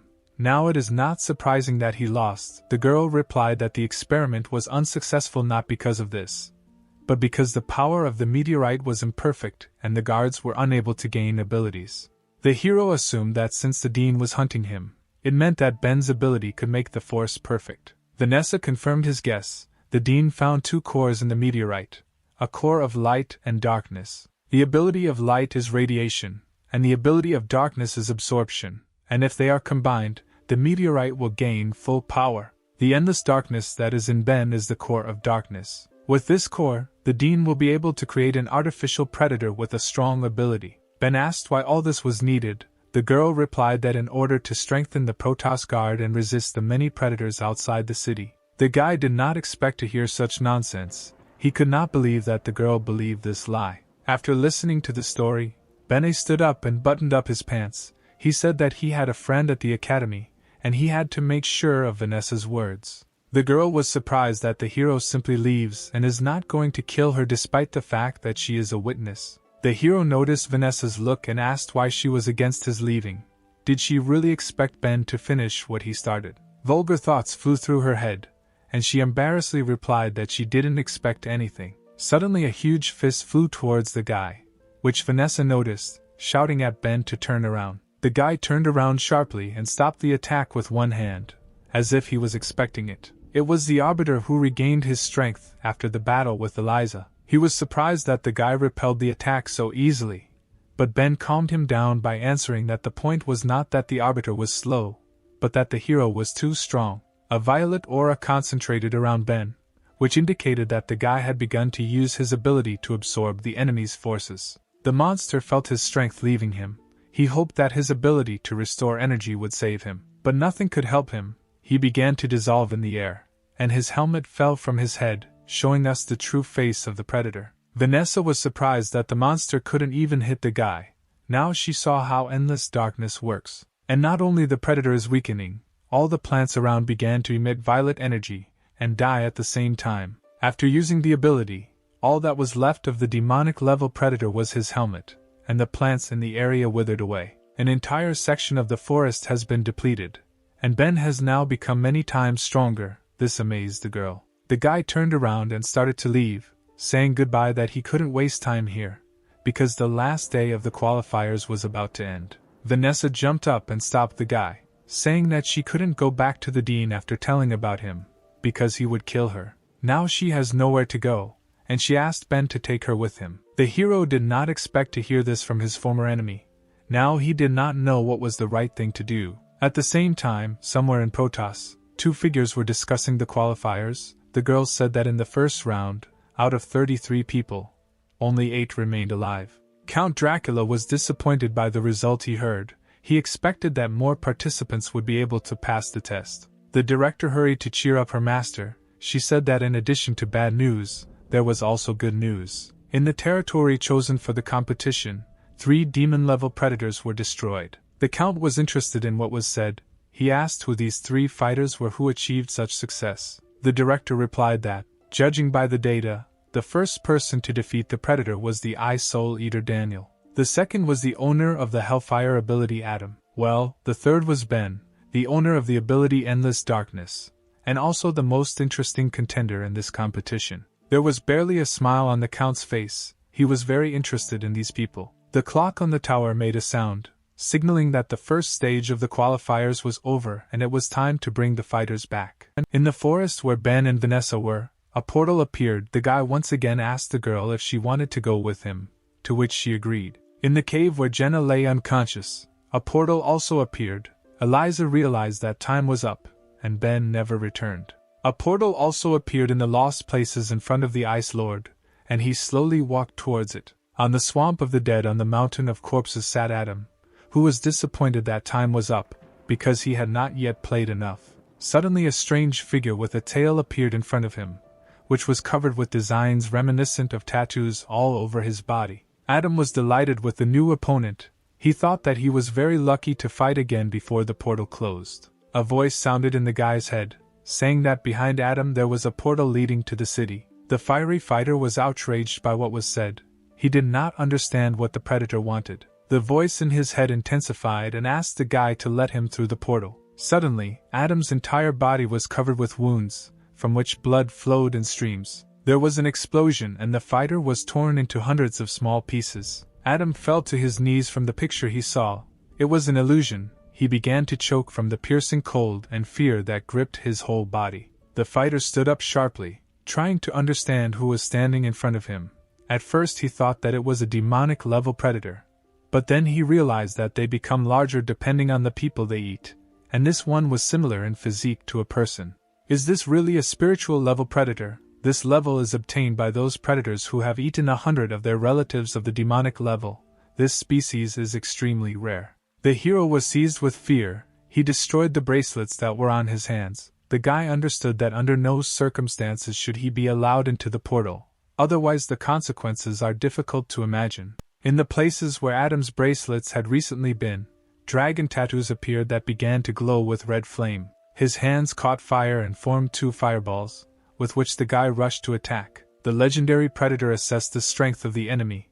He thought that such power was quite great for such a boy. Adam joined his hands to carry out one powerful attack. A fiery wave flew out in the direction of the predator. The stream of dragon flame was so powerful that all that was left of the trees in the way were burnt stumps, and the water instantly boiled.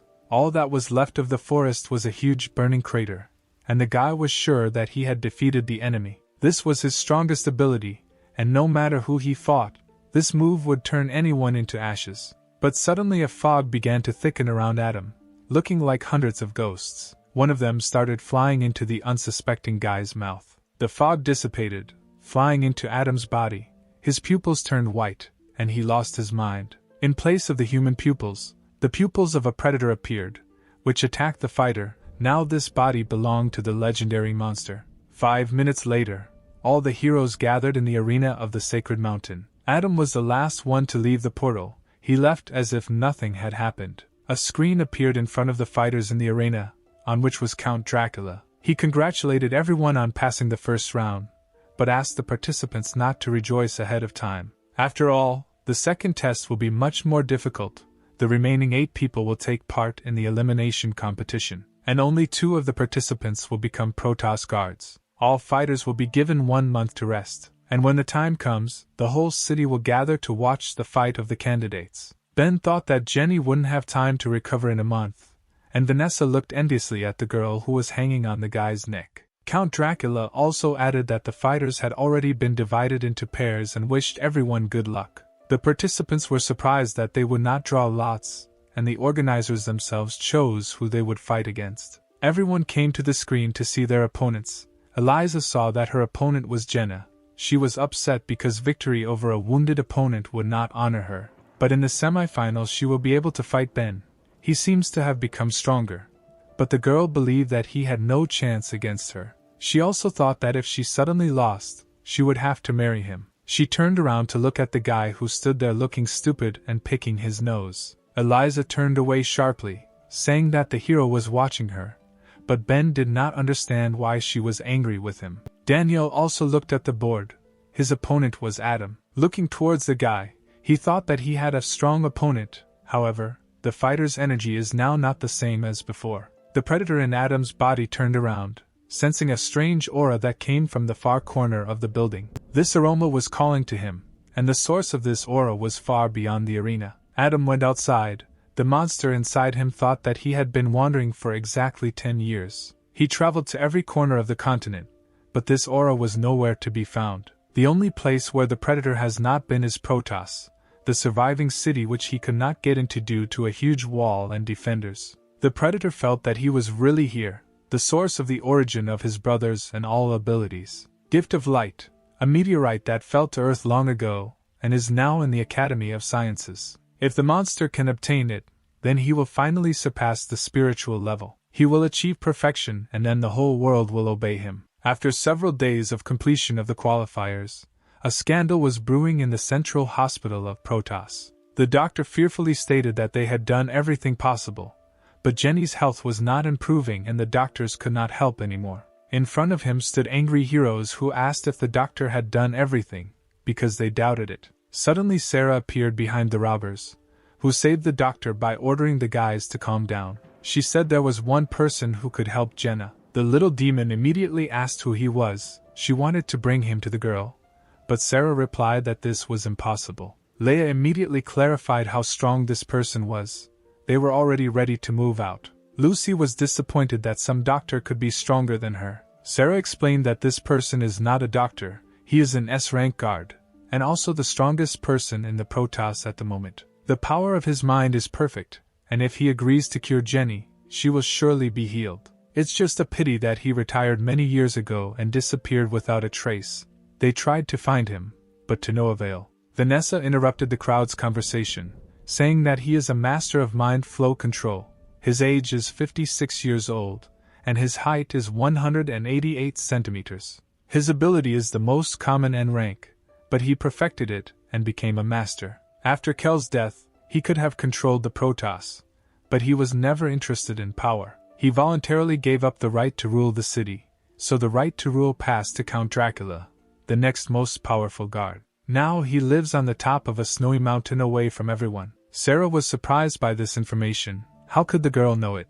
But the little demon looked at Vanessa incredulously, because recently they had been enemies. The girl replied that the dean has his own secret informants, so he knows everything about the guards, and now Vanessa is in Ben's squad, so there is no point in lying to her. She also added that the guard has a strange character, and it is unclear whether he will agree to save Jenny. Suddenly Ben spoke. He said that he would find him and take the girl to the mountains. The guy promised that for her sake he would seize any opportunity to keep her alive. After some time, the hero went to the top of the sacred mountain. He climbed the snowy slope for a long time.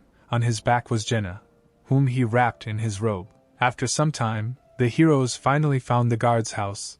They were exhausted and frozen from the cold. Suddenly Ben saw a familiar animal peacefully building a snowman near the house. The animal also noticed the guy and was not particularly happy to see him. At that very second he forgot about his hobby and rushed into the house to escape from the one who once scared him in the cave. But suddenly a snowball fell in front of him, which scared the baby. It was Ben. He immediately blocked the little healer's path, saying that it seemed they had already met before. The hero asked why Eliza's pet is here.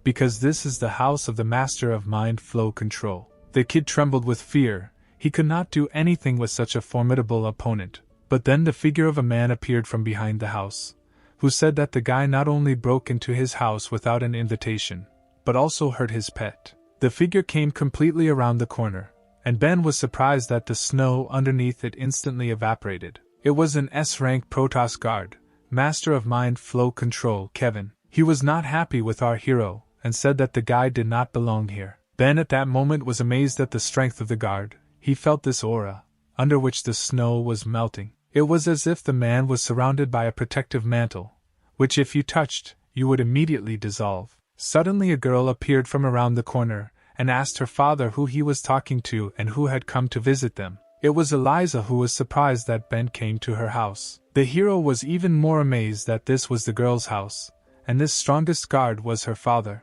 Some time later Ben and Jenny were in the man's house. The guy persuaded the guard to help the girl because only he was capable of this. Eliza watched this whole performance. She could not believe that Ben had come all this way for Jenny. The guy firmly stated that he would pay any price to save his girlfriend. Tired of listening to the hero's story, Kevin calmly replied that he refused to help him. Eliza grinned. She did not expect to hear a different answer from her father. Ben didn't stop. He wanted to know the reason for the refusal. The guy suggested that perhaps it was because the guard's power would suffer if he helped the girl. Kevin replied that actually saving her was as easy as shelling pears, but these two were nothing to him. There was no point in him helping them. Now he will help them, then everyone will start turning to him for help, but he doesn't want that. Suddenly Eliza stood up for the heroes, asking her father if he would help Jenna if his daughter asked for it. Kevin was surprised, but the girl explained that Jenny is her rival, and she doesn't want others to consider her victory undeserved. But the only thing that surprised my father was why Eliza was on their side. A couple of minutes later, Kevin and the heroes stood in the room. Jenna was on the bed. The man said that during the treatment his ability would cause cell regeneration. Because of this the girl's temperature would rise, so she needed to be undressed.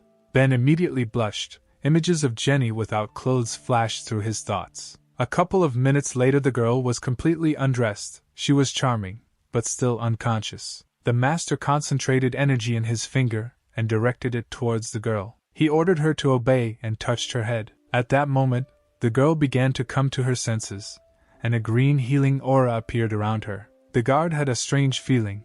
At that moment he felt that the girl was gifted. After a few minutes of treatment, Jenna began to come to her senses. Ben prayed that Kevin could help the girl, and Eliza kept an eye on the guy so that he wouldn't peek. Jenna started sweating and started moving her eyes and jaw. It looked like she was in pain, but she wasn't. The girl came to her senses and began to open her eyes. She felt that she was very hot, but at the same time very light. And then she saw herself completely naked, and she didn't know who did it. She screamed with all her might to the whole house. If not for the storm, her scream would have been heard in the city. Jenna asked what they did to her, and why she wasn't wearing clothes, but Kevin decided to move away from the girl just in case. Squeezing his eyes shut, the master said that Jenna was probably feeling better. Confused Ben, who tried his best not to look, thanked the guard for his help. The heroes went to their rooms. Eliza showed Ben where he would spend the night, and the guy could finally rest. He turned to the girl and thanked her for helping to persuade her father to cure Jenna. Eliza didn't understand why the guy was so tense for the sake of some bodyguard. She asked him about it. Even she can't climb the mountain without the help of a phoenix. And Ben walked this way on foot, carrying the girl on his back. If a storm started he could easily die. For her sake, the guy risked his future place on the throne. Eliza asked if it was worth it, to which the guy replied that it was worth it. He explained that Jenna is not just a bodyguard, she is his friend. The hero once had several friends, but they all abandoned him. And then he realized that those who care about him will always be on his side even if the whole world turns against him. Jenna risked her life for Ben, and he did the same for her. Eliza turned around and hurried out of the room, saying that she would help them go down the mountain when the girl recovered. Ben thought that perhaps Eliza was jealous. Meanwhile, the recovered girl stood on the terrace and enjoyed the view of the snowdrifts. She did not expect that her master would do so much for her. The realization of this brought her joy. Looking at the snowy landscapes, she remembered how he courageously carried her on his shoulders. Her fantasies were interrupted by a male voice. It was Kevin, who asked if the girl would catch a cold in such cold weather. Jenna turned to him and asked why he was not sleeping yet.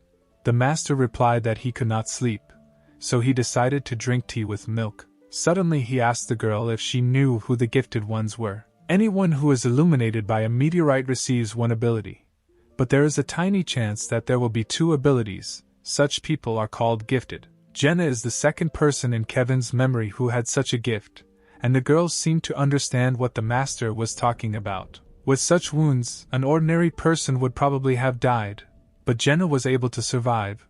The man suggested that one of the protector's abilities is immortality. The girl was embarrassed because she was taken by surprise. She replied that she could not die while the person connected to her was alive. But at that time she was in agony. The master became more and more interested in Jenna's ability. He wanted to find out who this person was. The blonde replied that the ability itself chooses who it will become. It is directly connected with him. The girl senses when this person is in danger, and can even sense his location. And since Kevin saved her, she will answer who it is.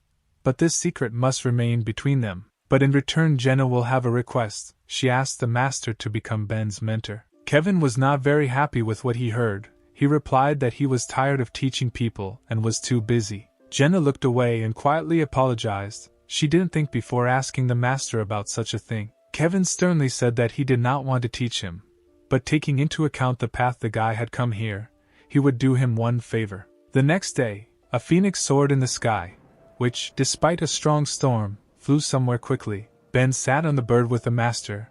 He asked where they were flying. Kevin pretended not to hear and asked if the guy received the ability from the meteorite.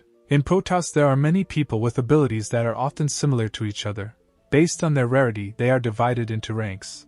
There are only 5 of them, namely N, R, SR, SSR, UR. Ben has two abilities, UR rank Endless Darkness and SSR rank Thunderclap, but they are not the guy's innate abilities. So today the hero will gain his own ability. Ben realized that they were heading to the Academy of Sciences right now, just in time to find out more about the dean. After some time, the hero and Kevin flew to the doors of the Academy of Sciences. But then they were met by security, who ordered them to stop and say for what purpose they wanted to visit this place. The master sighed and said that he had not been in society for a long time, since people no longer recognize him. One of the guards shouted that if the two men did not need anything, then they should get out of here. The academy was not a place for ordinary walks. Suddenly he took off from the ground and rushed into the air. The guard could not understand what happened to him. Their body did not obey and the entire squad began to levitate in the air as if there was no gravity under them. Their minds were with them, but their bodies were not.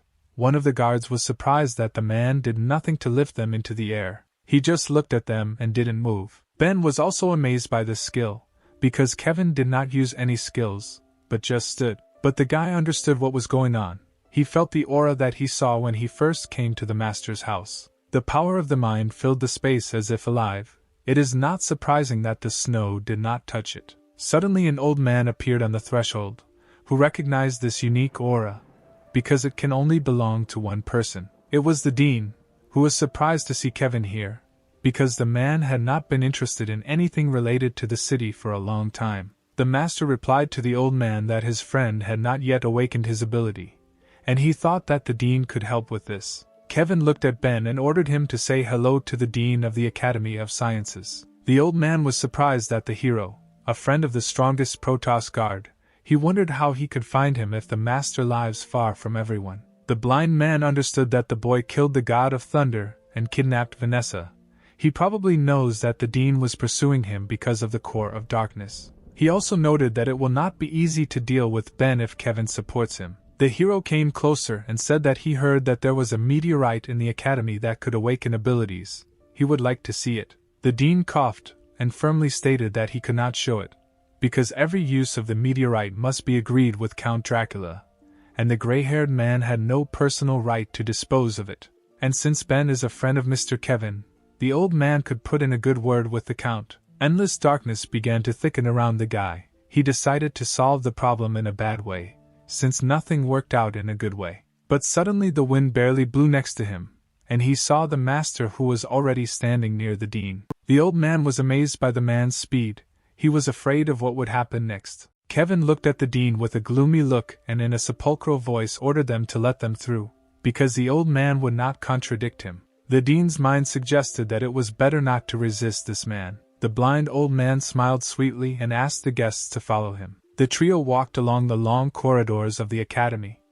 Ben already began to doubt that they were going in the right direction, but the dean reassured him by saying that, although he was blind, he knew the academy like the back of his hand. The hero thought about the fact that the security system here is impressive, because they had already passed 4 posts and before each one the presence of the dean was required. If not for him they would hardly have passed. In addition, the closer they are to the meteorite, the stronger the endless darkness reacts to it. The old man stopped. The meteorite was behind this door. He asked the heroes to listen to his instructions when they go inside. The metal doors slowly opened and the heroes entered the room where the legendary artifact was located. In appearance it resembled an ordinary stone to which different cables were connected. This was the first time Kevin had seen a meteorite with his own eyes, so he asked the dean if this was really the same artifact in front of them. Ben calmly said that it looks like an ordinary stone that doesn't represent anything. The master turned to the guy and began to scold him for not listening to him when Kevin was talking about the meteorite. While the couple was quarreling, the dean thought that before light and darkness were whole and attracted each other, and if Ben came into close contact with the core of light, it could react. If the guy loses himself, the meteorite will merge with him, and when his strength is restored over time, the old man will be able to fulfill his dream and create an army of predators with the abilities. And all this thanks to Kevin, who himself brought the core of darkness into the hands of the dean. His thoughts were interrupted by a fist that slammed right into the guy's face. The master beat the clueless Ben for flying in the clouds and not listening to his elders. After moralizing, Kevin asked the dean to activate the meteorite. After some time, the cables under the meteorite became electrified, and the stone itself, due to electricity, began to emit a bright yellow light. Kevin was wondering what ability Ben would receive, and the dean hoped that this ability would be rank N. The bright divine light blinded the hero. He more and more ceased to see the source of light itself. After the meteorite was turned off, Kevin asked Ben if he felt any changes in his body. The guy replied that apart from the fact that his eyes hurt from the bright light, everything is the same as before, and he doesn't feel any abilities. He turned to the old man, saying that apparently the dean did not want the hero to receive a new ability, and therefore led them to a fake meteorite. The blind man was stunned by the boy's impudence. He shouted that it was not his fault, and if Ben uses the meteorite once, this does not guarantee that he will receive new abilities. The guy still pretended to be a fool and said that he still didn't feel anything and apparently the stone was still a fake. The old man was not as stupid as it seemed at first glance. It was not for nothing that he was the dean of the Academy of Sciences. He assumed that Ben probably had a rare ability. That's why he didn't want to show it. The guy said that they were leaving. He suggested that the mentor go to a place nearby where they make excellent tea with milk. These words pleasantly surprised the master. He replied that he only drinks tea with sugar.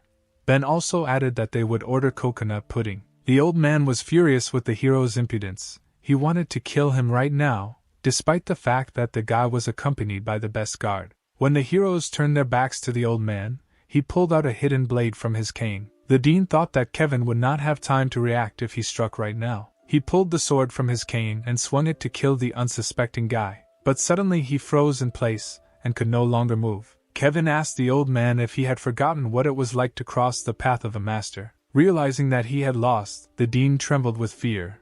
He knew that the guard was very strong, but he did not think that he would be so strong. Having apologized, the old man put his sword back in its scabbard and decided not to detain the guests any longer. Ben was horrified by how much rage he saw in Kevin's eyes. He understood that if the dean had not retreated, he would now be dead. Kevin looks harmless, but he hides a huge amount of power. So this is what he is, the strongest man of the Protoss. After the incident at the academy, our heroes were heading home on a huge phoenix. Kevin drank his favorite milk tea, which Ben promised him. The guy was surprised how the master drank a whole glass of tea in one gulp. After all, he really loves this drink. The guard turned to the hero and said that now they were alone and Ben could show the ability that the meteorite had endowed him with. Kevin quickly saw through the guy. The hero didn't want to show off his new ability in front of the dean, so he fooled him. The ability had just awakened and Ben didn't know if he'd be able to show it, because he'd never used it before and he didn't know what it did. Kevin waved his fingers and told the guy to stand still and not move. He decided to penetrate his mind and see for himself what kind of ability the boy had. The master concentrated to find the place where it was hidden. Inside the guy's mind, he saw hundreds of demonic eyes that were watching him. Kevin suggested that the place where Ben's ability is hidden is connected to an evil spirit. The ability to control evil spirits is extremely rare, but what rank it is depends only on the rank of the spirit. Suddenly he noticed an ominous creature that was watching him. The master turned around and saw that the monster was huge. The man demanded that the spirit tell him his name and show himself to him. The monster was of colossal size. His voice echoed throughout the entire space, and his name was Asur. Ben was already tired of standing in one place and not moving. He was looking forward to the master finishing his ritual. Opening his eyes, Kevin said that the boy was very lucky. Ben was delighted with these words and suggested that the meteorite had given him the ability of the gift of light. The master just grinned, because this ability is the treasure of the Protoss. But the guy's ability is also extremely rare. It is not only strong, but also associated with evil spirits. So Kevin lingered in the guy's mind and taught the demon a lesson. This ability has an SSR rank and is called Azura Spirit. Ben was disappointed by the simple name of his new skill, to which the master replied that it was a cool name. He also added that this spirit is extremely strong. Like his thoughts, if you resort to his help, he can rebel against Ben. Therefore, unless absolutely necessary, the master advised the guy not to use it. A month has passed since Ben awakened his new ability, and today all the Protoss residents climbed the sacred mountain to get to the arena. After all, this is the most important day of the year, but not only because of the final competitions. What is more important is that in addition to the candidates themselves and the spectacular fights, they will also be here. S-rank Protoss guards will be present in the arena. 2 guards had already arrived at the performance.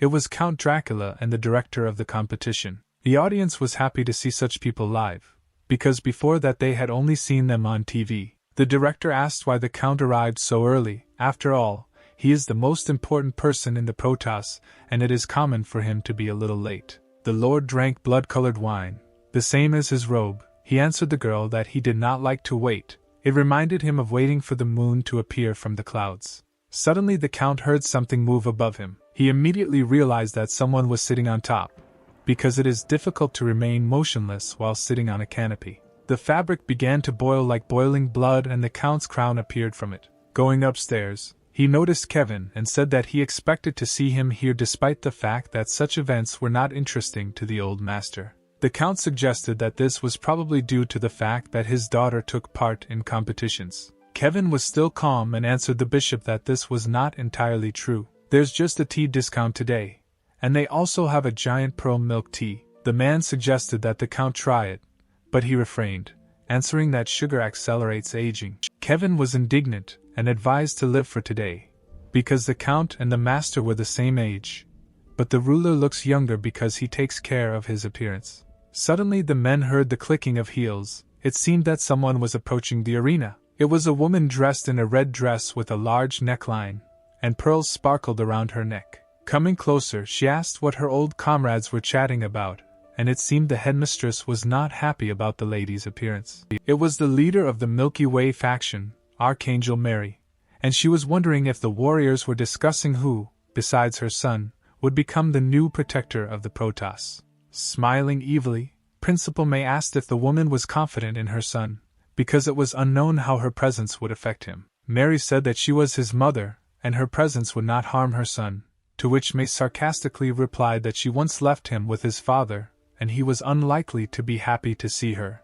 The Count and Kevin, watching the spectacle, simultaneously wondered why these women always quarrel. Mary got really angry and ordered the headmistress to keep her mouth shut. After all, May is no one to her, and she doesn't dare judge her. The girls exchanged gloomy glances that showed hatred for each other, after which May replied that she simply decided to remind her of what she had done. They raised a cry to the entire Colosseum.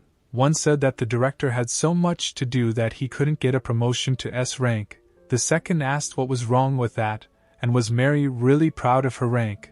The men just listened peacefully to these cries and were silent.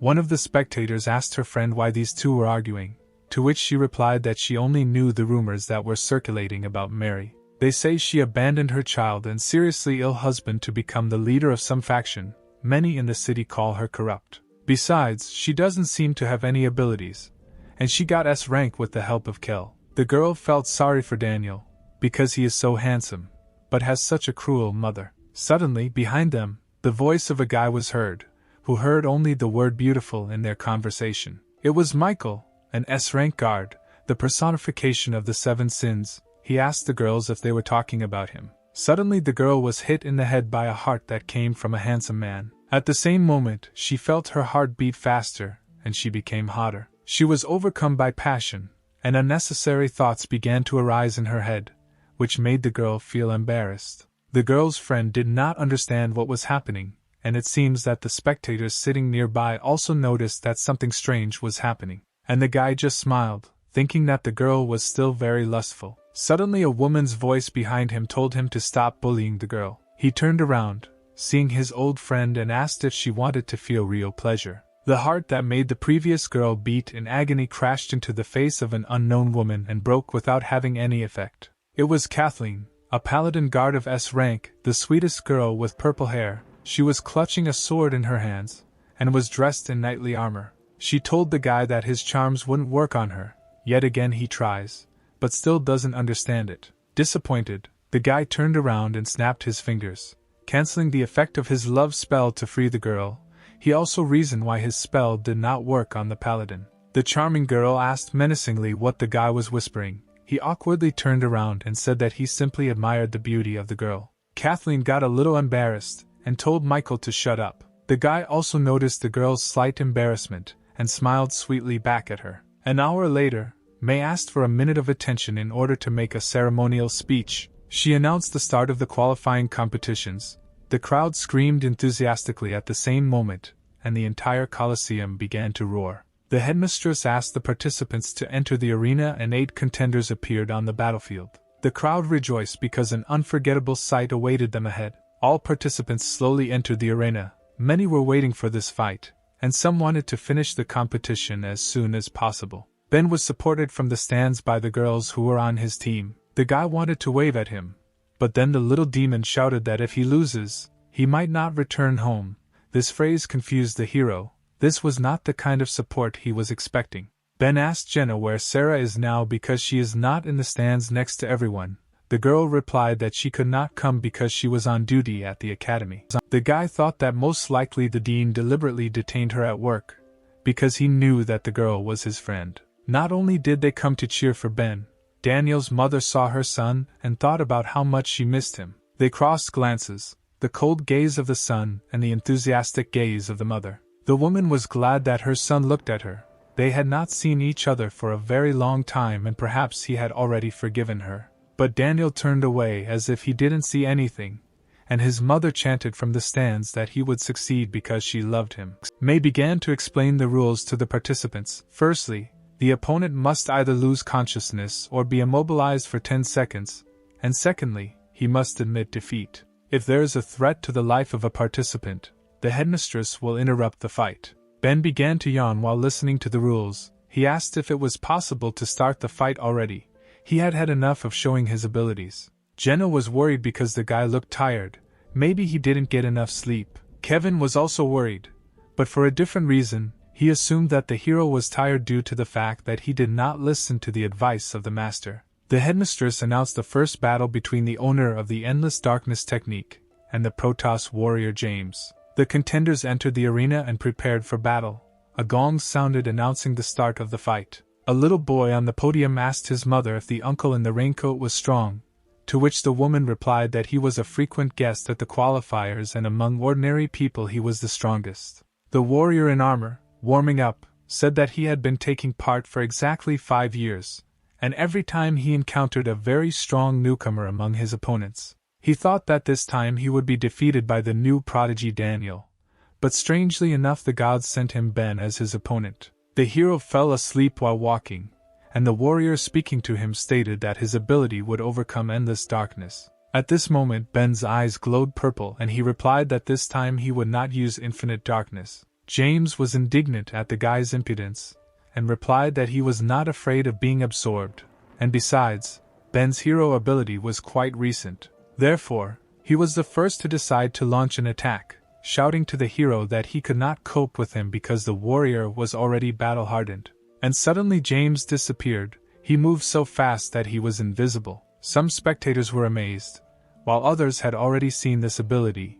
It was called Flying Dragon. The guy ran around Ben at such a speed that it was impossible for a normal eye to follow him. There are 2 ways to absorb energy into endless darkness, either when the enemy is dead or unconscious, or he needs to be caught. But James was so fast that it seemed impossible to catch him, so he was sure that victory would be his. Ben didn't even watch his opponent, he just stood and yawned in the middle of the arena. James stopped behind the guy and realized that this was the best moment to attack. Suddenly the hero turned around and 1,000 eyes appeared around him, looking straight into the warrior's soul. The guy jumped away without striking. From the outside it seemed that he simply retreated. His whole body was covered with sweat. It was an animal fear of the abyss that he saw with his own eyes. The spectators were shocked. They did not understand why the battle-hardened warrior retreated and succumbed to the newcomer. There was only fear in James's eyes. He saw something that filled him with only horror. For just a moment he was surrounded by 1,000 eyes that pierced right through him. The guy thought that he was imagining it. The hero looked weak and therefore the warrior did not understand why he had such fear of his strength. Ben grinned and asked why he gave up. The crowd started howling. They began to shout that the warrior should not be afraid, and most of them came here to see how he would become a god. James knew that if he gave up, his image as a brave man would be destroyed and all his fans would turn against him. So he decided to take a chance and use his trump card. He wanted to leave it for Daniel, but first he had to win this fight. Ben was tired of waiting. He realized that he was much stronger than his opponent. All this time the guy was provoking the enemy to attack. James got angry and only replied that the hero would not even have time to blink an eye before the warrior would defeat him. He moved from his place with such speed that only jumps were visible in the arena. This ability was called supersonic bounces. The downside of this skill was that the stones began to crumble if you overdid it, but the technique was excellent. He aimed his blow towards the hero, and was sure that now he would not be able to dodge. Ben turned around and stopped the enemy's attack with one blow, telling him that he was tired of waiting for the warrior to jump. Broken to dust, James only thought that this was the 6th time he had lost to a newcomer. Stunned spectators looked at the spectacle and did not understand what had happened. Ben defeated the warrior with one blow and did not even use endless darkness. This battle seemed to be won without a chance. Flashing his smile, the hero said that it was all because he reached B rank last month. The director declared Ben the winner and he, yawning, headed towards the exit of the arena. Kevin watched the guy and realized that although the hero doesn't show it, he is very depressed. This is an indicator that Azura will soon rebel. Still, the guy could not resist the temptation to show off his new ability. A few minutes later the arena was empty. The little demon was reading the schedule of future fights. The next fight was between Jenna and the owner's fiancée Eliza. Two of the contenders watched the beautiful girls from the stands and chatted with each other. The warrior with the sword asked his opponent who he thought had the best chance of winning, to which the guy with the mohawk replied that it's hard to say, but both girls have equal chances. Eliza told her opponent not to cut her any slack just because her father helped Jenna. The girl agreed and replied that now she would fight at full strength. After all, she is the guard of the future king, but often she did not give it her all. She looked at the stands, where Ben was supporting the girl with a smile on his face and wishing her luck in the fight. Jenna reminded herself that the hero always bravely rushed into battle when they were in danger, helped her when she was in trouble, defended her when the girl could not fend for herself, and was the one who carried her to the top of the mountain when she needed there was help. Therefore, Jenna wants to prove to her master that she is worthy of being his bodyguard. Eliza smiled and asked the girl to show all her strength in order to find out which of them is stronger. The fight began and the king's guard, without waiting for his opponent, raised his hand up. Suddenly, a huge piece of earth began to rise from the ground, which scared Eliza. The spectators also did not expect to see such a spectacle.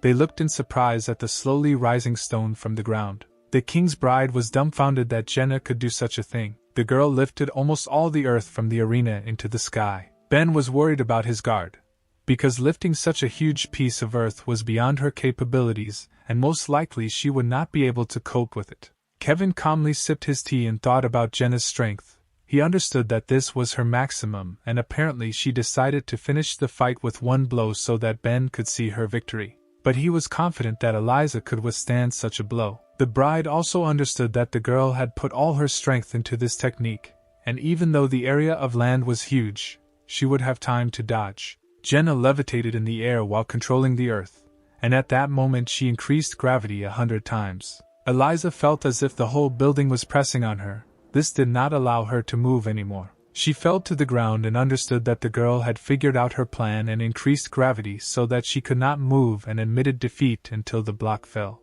Suddenly the block began to move. It was a meteorite strike, and under the force of gravity the stone began to move towards the ground. With great speed, he flew straight at Eliza's head, who was chained to the arena and could not move. The meteor crashed to the ground with such a roar that it seemed that the entire Colosseum would now shatter into small fragments. The block broke into small pieces, and they flew towards the spectators who were trying to protect themselves from this colossal blow. No one believed that the girl survived after this. Ben looked at the sky and worried about Jenna, and Kevin at that moment worried about his daughter. The dust from the impact began to clear, and all the spectators could not believe their eyes when they saw the silhouette of the king's bride. Eliza stood up and began to caress herself. She was charming and moaning and insisted that strong and ferocious blows were her favorite, and how pleasant it was for her now. Kevin realized that the girl had teamed up with the macho rhinoceros. During the union, she adopted both his strength characteristics and his manner of communication. Eliza continued to get turned on and begged Jenna to hit her again. All the guys in the stands liked this spectacle from the warrior. She not only survived, but also provoked her rival. Eliza regained her consciousness, and noticed that she was unharmed. The girl did not expect to see such a stunning blow. She also did not expect that gravity would return to normal right before the impact. Otherwise the rhinoceros would not have saved her. The girl thought that Jenna saw that the bride was not going to give up and allowed her to dodge. However, the king's guard froze in the air unconscious. After such a blow she had no more strength left, and so she can no longer hold herself in the air. The exhausted girl began to fall headfirst into the arena. At that moment she could not help herself. The spectators were stunned. Her friends understood that if they didn't help her now, she might crash. Suddenly Ben jumped from the stands to try to catch Jenna. Confident in his abilities, he promised that he would not hurt the girl. He barely managed to catch her, telling her not to risk her life for the sake of some kind of competition. Together they landed near the crater left by the meteorite, and the audience breathed a sigh of relief. The director stated that since Jenna could no longer fight, the result of the round was obvious. The girl's friends were upset because she had been training for so long and was very close to winning, but still lost. May began to announce the winner, but at that moment Eliza interrupted her. To the surprise of everyone, she raised her hand and said that she was giving up and Jenna won this round. She added that if the defender had not weakened gravity, the bride would not have been able to cope and would have lost. Kevin smiled. He was proud of his daughter and what she did. Ben looked at Eliza and thought that she preferred loss to an easy victory. Apparently she was very proud.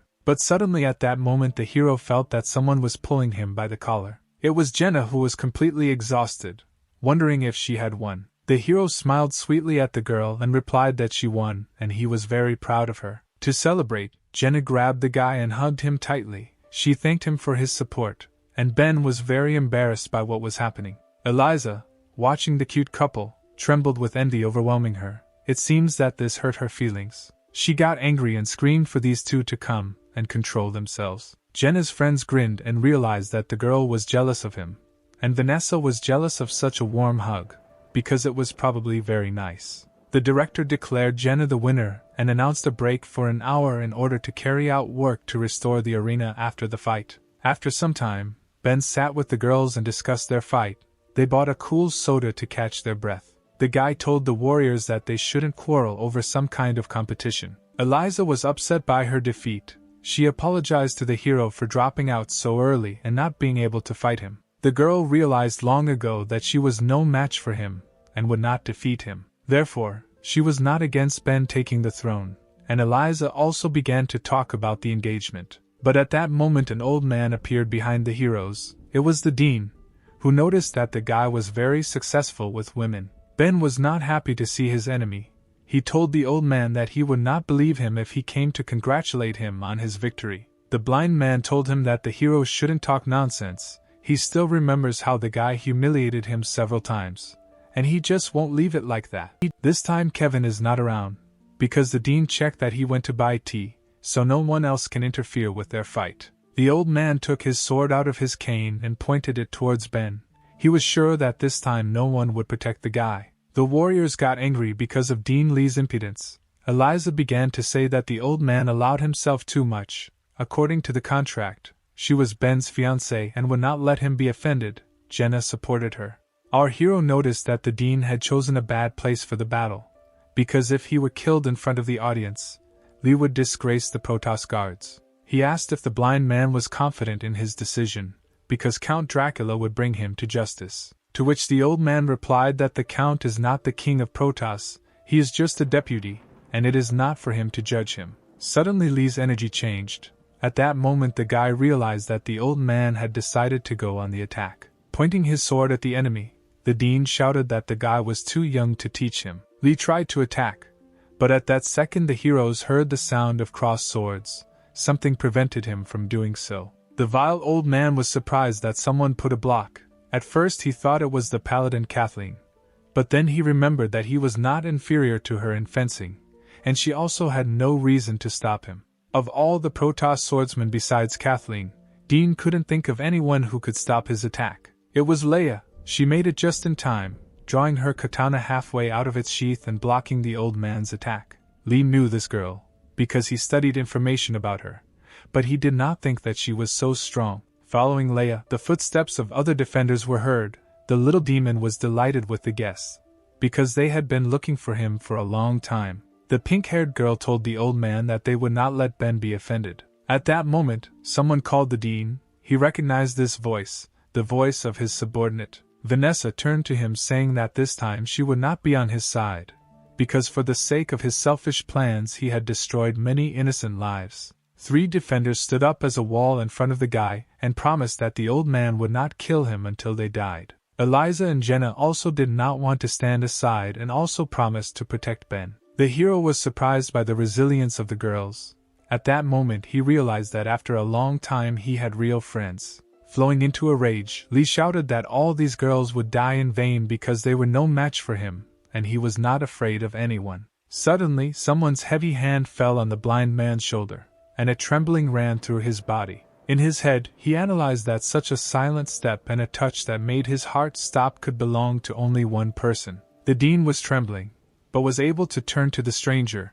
He knew that it could only be him. Someone who loves tea with milk and never leaves his drink for a second. Kevin, the strongest man in the Protoss, who asked the old man if he really wasn't afraid of anyone. He looked at Lee with a menacing look and advised him to watch his words. Meanwhile, in a small forest outside the arena, a little boy was calling out to his brother. It was Liam, Adam's brother. He was wondering where the guy had been for a whole month because the kid couldn't find him. Adam was resting by the tree, and the little boy continued to pester him with questions. The predator inside the guy was trying to figure out how he should behave with this child in order not to give himself away. Suddenly Liam's face changed. Something really surprised him about Adam. He asked where the seal of Hellfire was.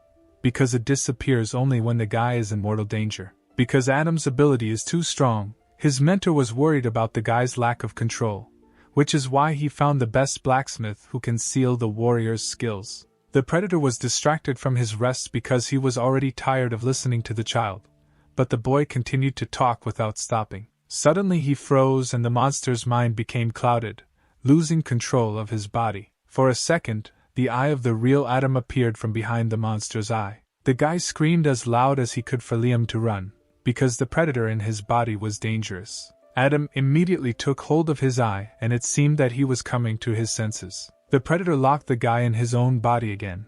Now control belonged to him. The child was scared. He realized that this was not his brother, whom he knew. Liam asked who was now in Adam's body.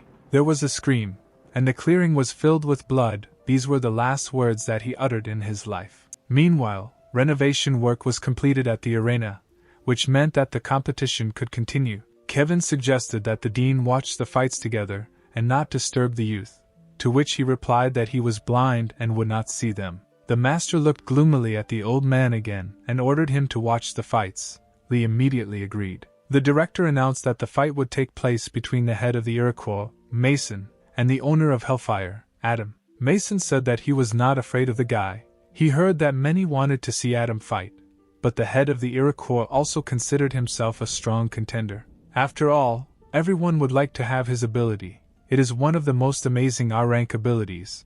He promised that Adam would be shocked when he saw it. Having finished his monologue, Mason grabbed his hair and began to pull it up with all his might. Suddenly the mohawk was completely torn from his head, but the guy didn't seem to feel any pain. In place of the old mohawk, a new one grew, and Mason added that in addition to the rapid growth of hair, the mohawks were razor sharp, and that is why he uses them as a weapon. Kevin was surprised and said that this was a pretty good ability, and asked the dean what he thought about it.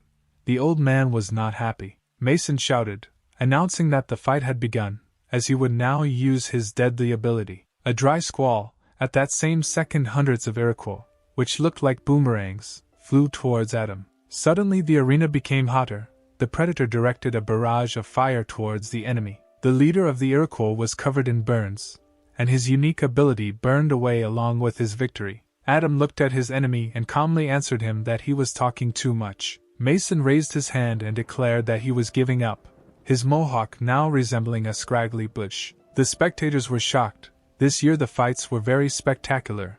Almost all of them ended with one blow. The director declared the owner of Hellfire, Adam, the winner of this competition. The next battle will take place between the Soul Eater Daniel and the owner of the Wind Sword, William. After the announcement of the next fighters, May glanced at the stands. She was surprised that Mary was nowhere to be found, and her son was about to fight. With the sweetest smile, the woman suggested that her son go out to dinner after the competition. because they had not spent time together for so long, and besides, she had already booked a table in one good establishment. Mary exhaled. She was rehearsing her speech, which she did not like. The woman knew that Daniel was entering the arena right now, and this was a good opportunity to talk to him. She was still worried that he was angry with her, but Mary did not know that the guy was standing nearby behind the wall. He silently clutched a piece of paper in his hand, which he stared at intently, and the woman was still worried because her son was about to appear. All this time Daniel was looking at the photograph where he was depicted as a child sitting on his father's neck, and next to him was his smiling mother. Looking into the corridor, the guy decided to come up and just say hello, because it's not very difficult. Suddenly, someone slapped Mary on the butt, and she jumped up in surprise. The woman blushed with excitement and embarrassment. She thought that her son had done it. An unfamiliar man began to lecture Mary that she only thinks about the ungrateful child, because he does not want to pay attention to her, and she does not need to spend so much time on him. It was the eldest son of the head of the Milky Way faction, Benjamin. The woman was furious at the guy's impudence, and replied that he was still too young and had no right to talk to her like that. Mary turned to the impudent man and whispered like a snake that even though Benjamin's father was her boss, this did not make her a guy's toy. The boss's son was not even afraid, but only slowly puffed on his cigar. Exhaling smoke, he said that in just a couple of years his old man would die and the woman should be more polite to him if she did not want to lose her job. Mary understood that this was so. She turned around and told him that he was a vile scoundrel. Suddenly the corridor began to get colder, and small snowflakes appeared in the air. The son of the head of the campaign was surprised that there was snow here, but Mary knew what was happening. Daniel appeared in the corridor, pointed his hand towards the impudent guy and used the freezing hurricane ability. Benjamin recognized the fighter and began to threaten him to stop the attack. But before he could finish speaking,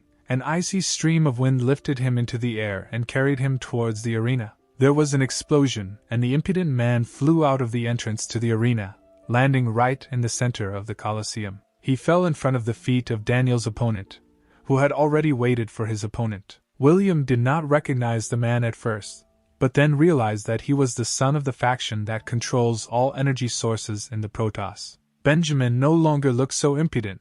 Now he looked like a pathetic coward who had been beaten a little. Daniel slowly walked towards the entrance to the arena, and at that moment Mary called him. Embarrassed, she told her son that she didn't expect him to stand up for her, which means he still loves his mother. The guy was silent for a while and replied that this was not true. Benjamin just stopped him from passing. After these words, the guy continued on his way. He entered the arena, where the audience was already waiting for him. The audience shouted his name. The handsome man was the son of an S-rank guard and the nephew of the former king.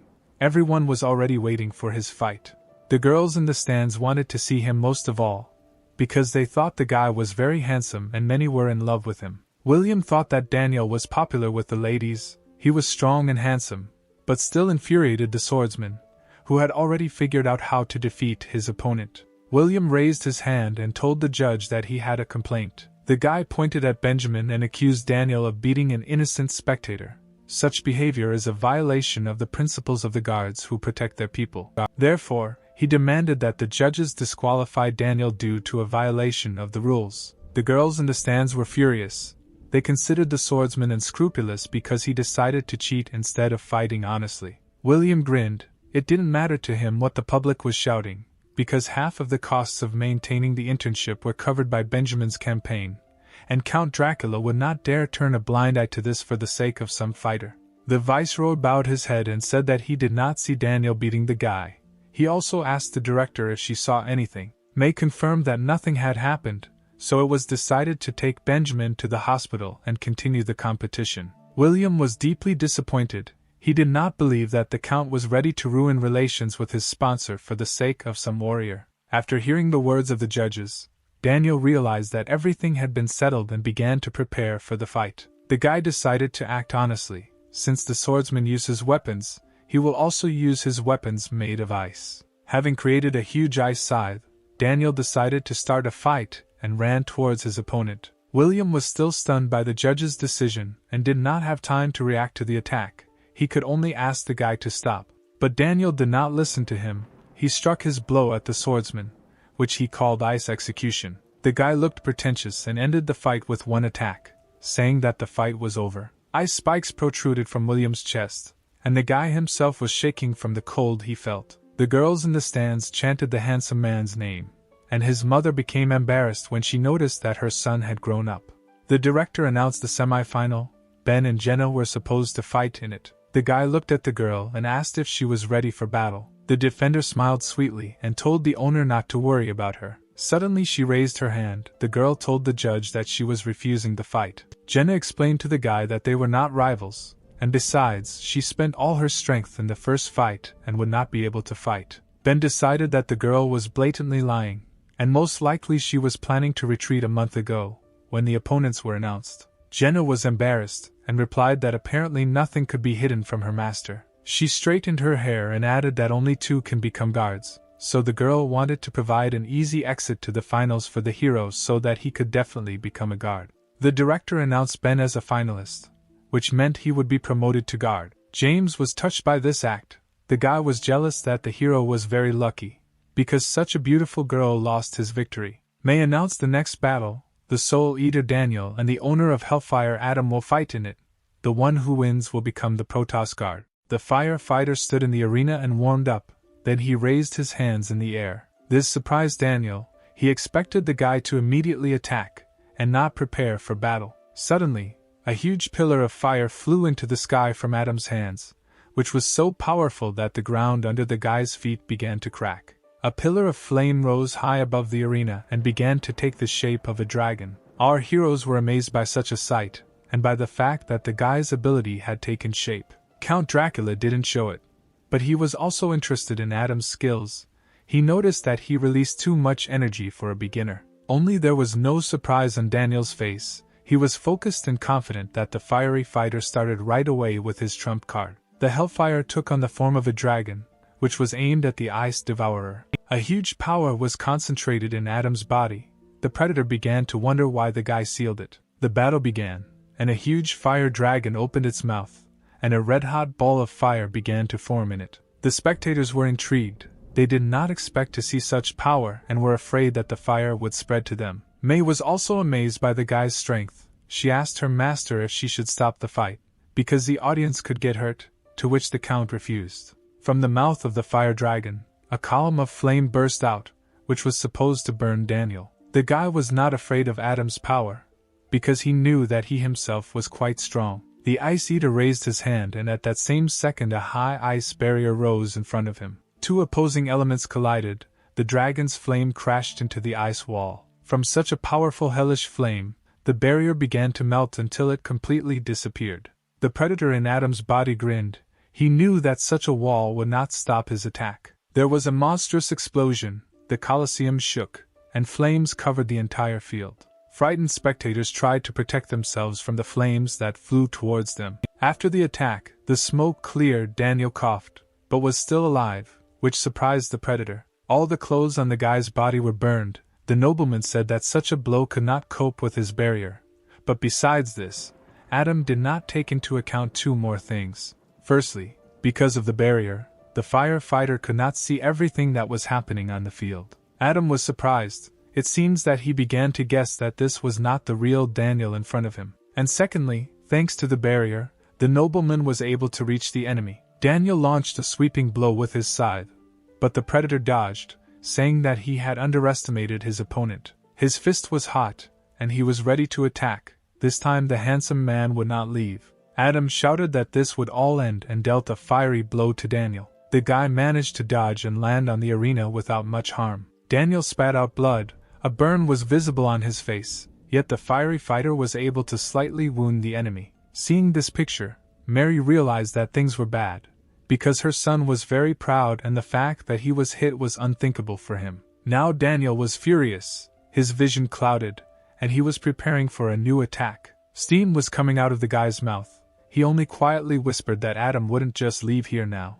The noble swung his weapon and struck a chilling blow from a distance. A huge blade-like block was moving across the entire earth in the direction of Adam. But for the Predator it was nothing. He caught the blade with his own hands right when it was supposed to hit him. From the fire that was concentrated in the guy's hands, the blade cracked and burst. Daniel was in shock. He did not believe that someone could stop his scythe with their bare hands. The noble knew that only an S-rank guard could do this. But the predator was worried about something completely different. He understood that right now he was using his own powers to stop the attack.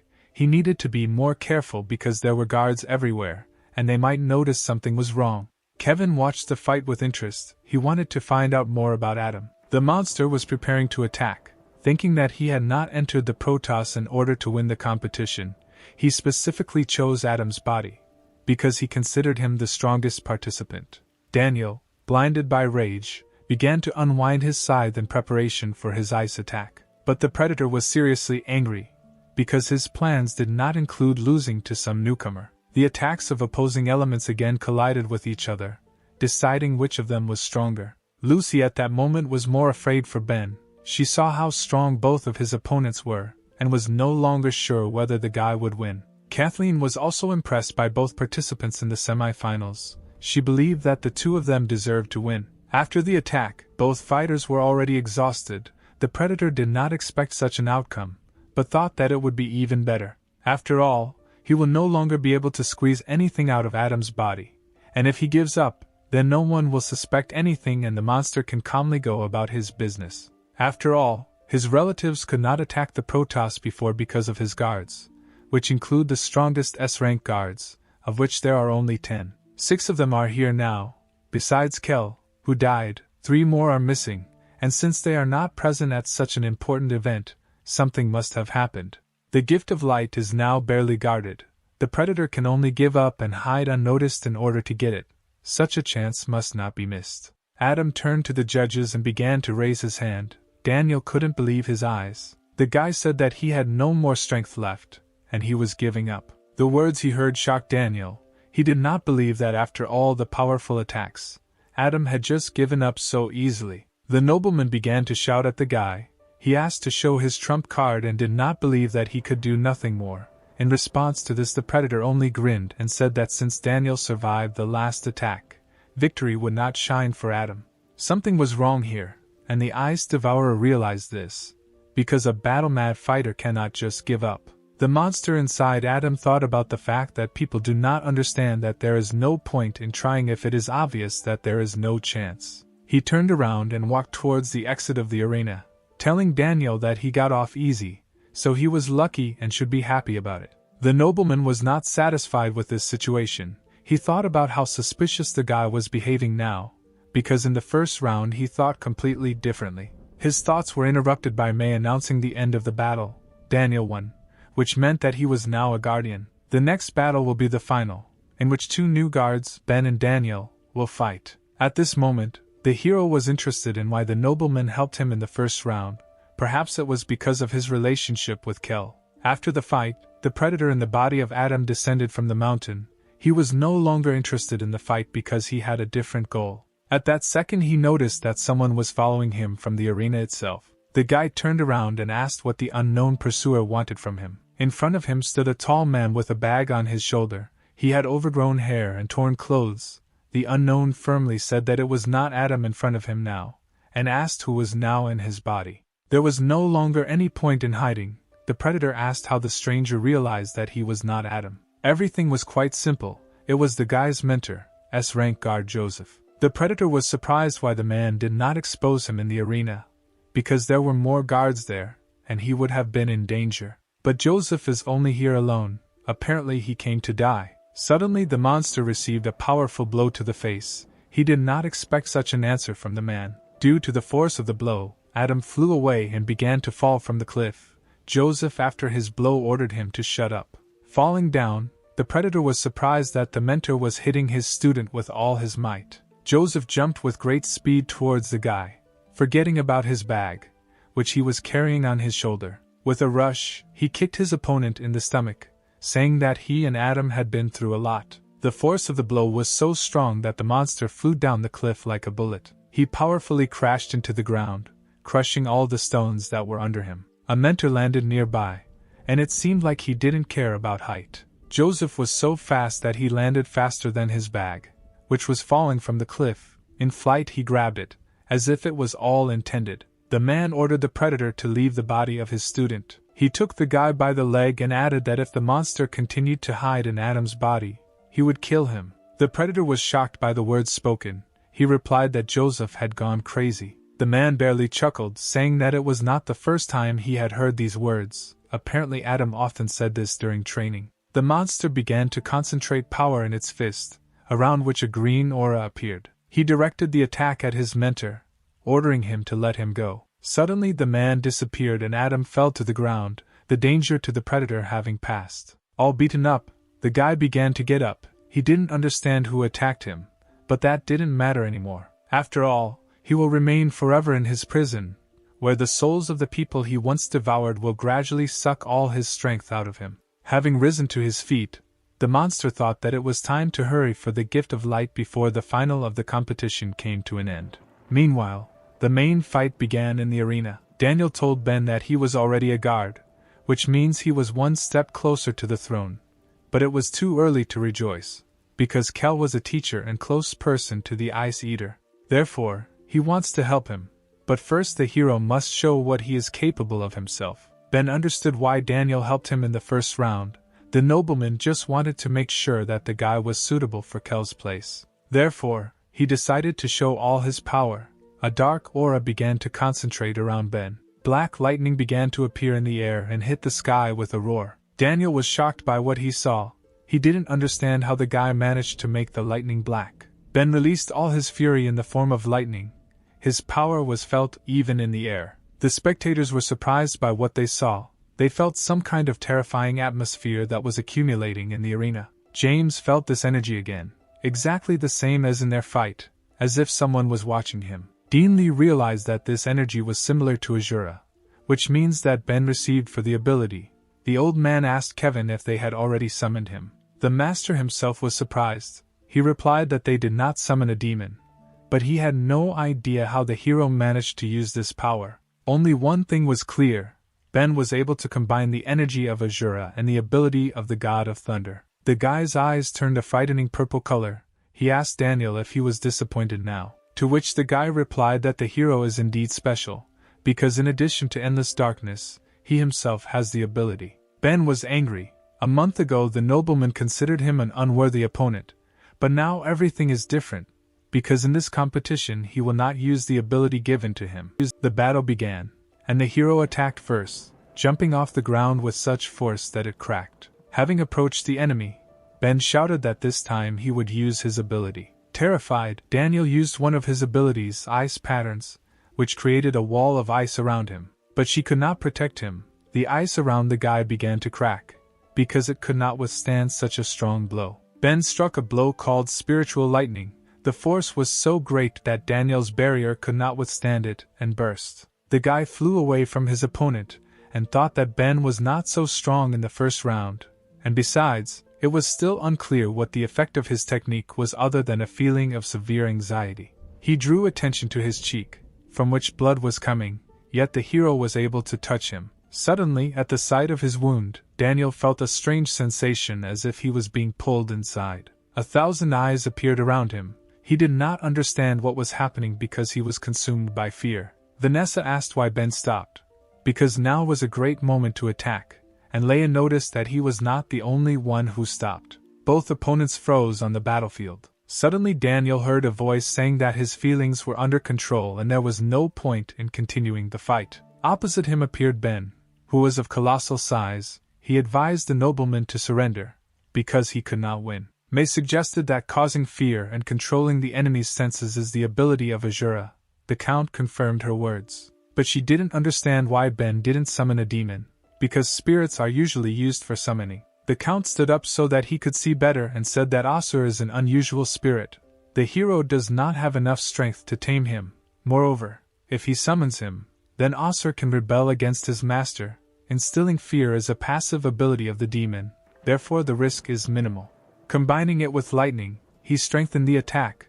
One small wound is enough to ensure victory. The Count was impressed that, with minimal effort, the guy got such a result. He also realized that Ben was far from stupid, even though he seemed so. The hero was already tired of waiting. He did not understand what was the point of continuing to fight if the enemy could not budge. Daniel asked why. Having taken control of his body, Ben would not take advantage and surrender for him. He also added that if the hero loses right now, it will be only because of his softness. Ben was surprised. He didn't understand how he could lose in such a situation.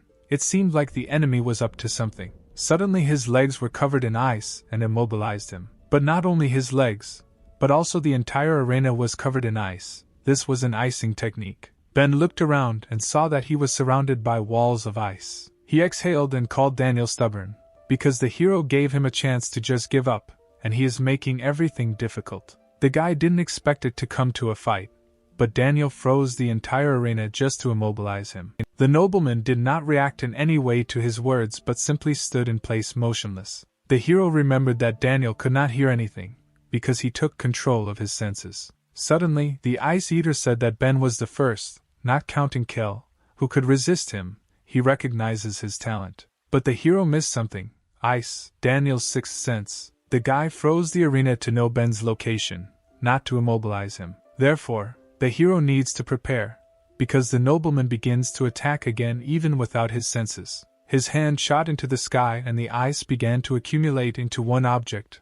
This was Daniel's deadliest attack. The ice gathered together to form a sword.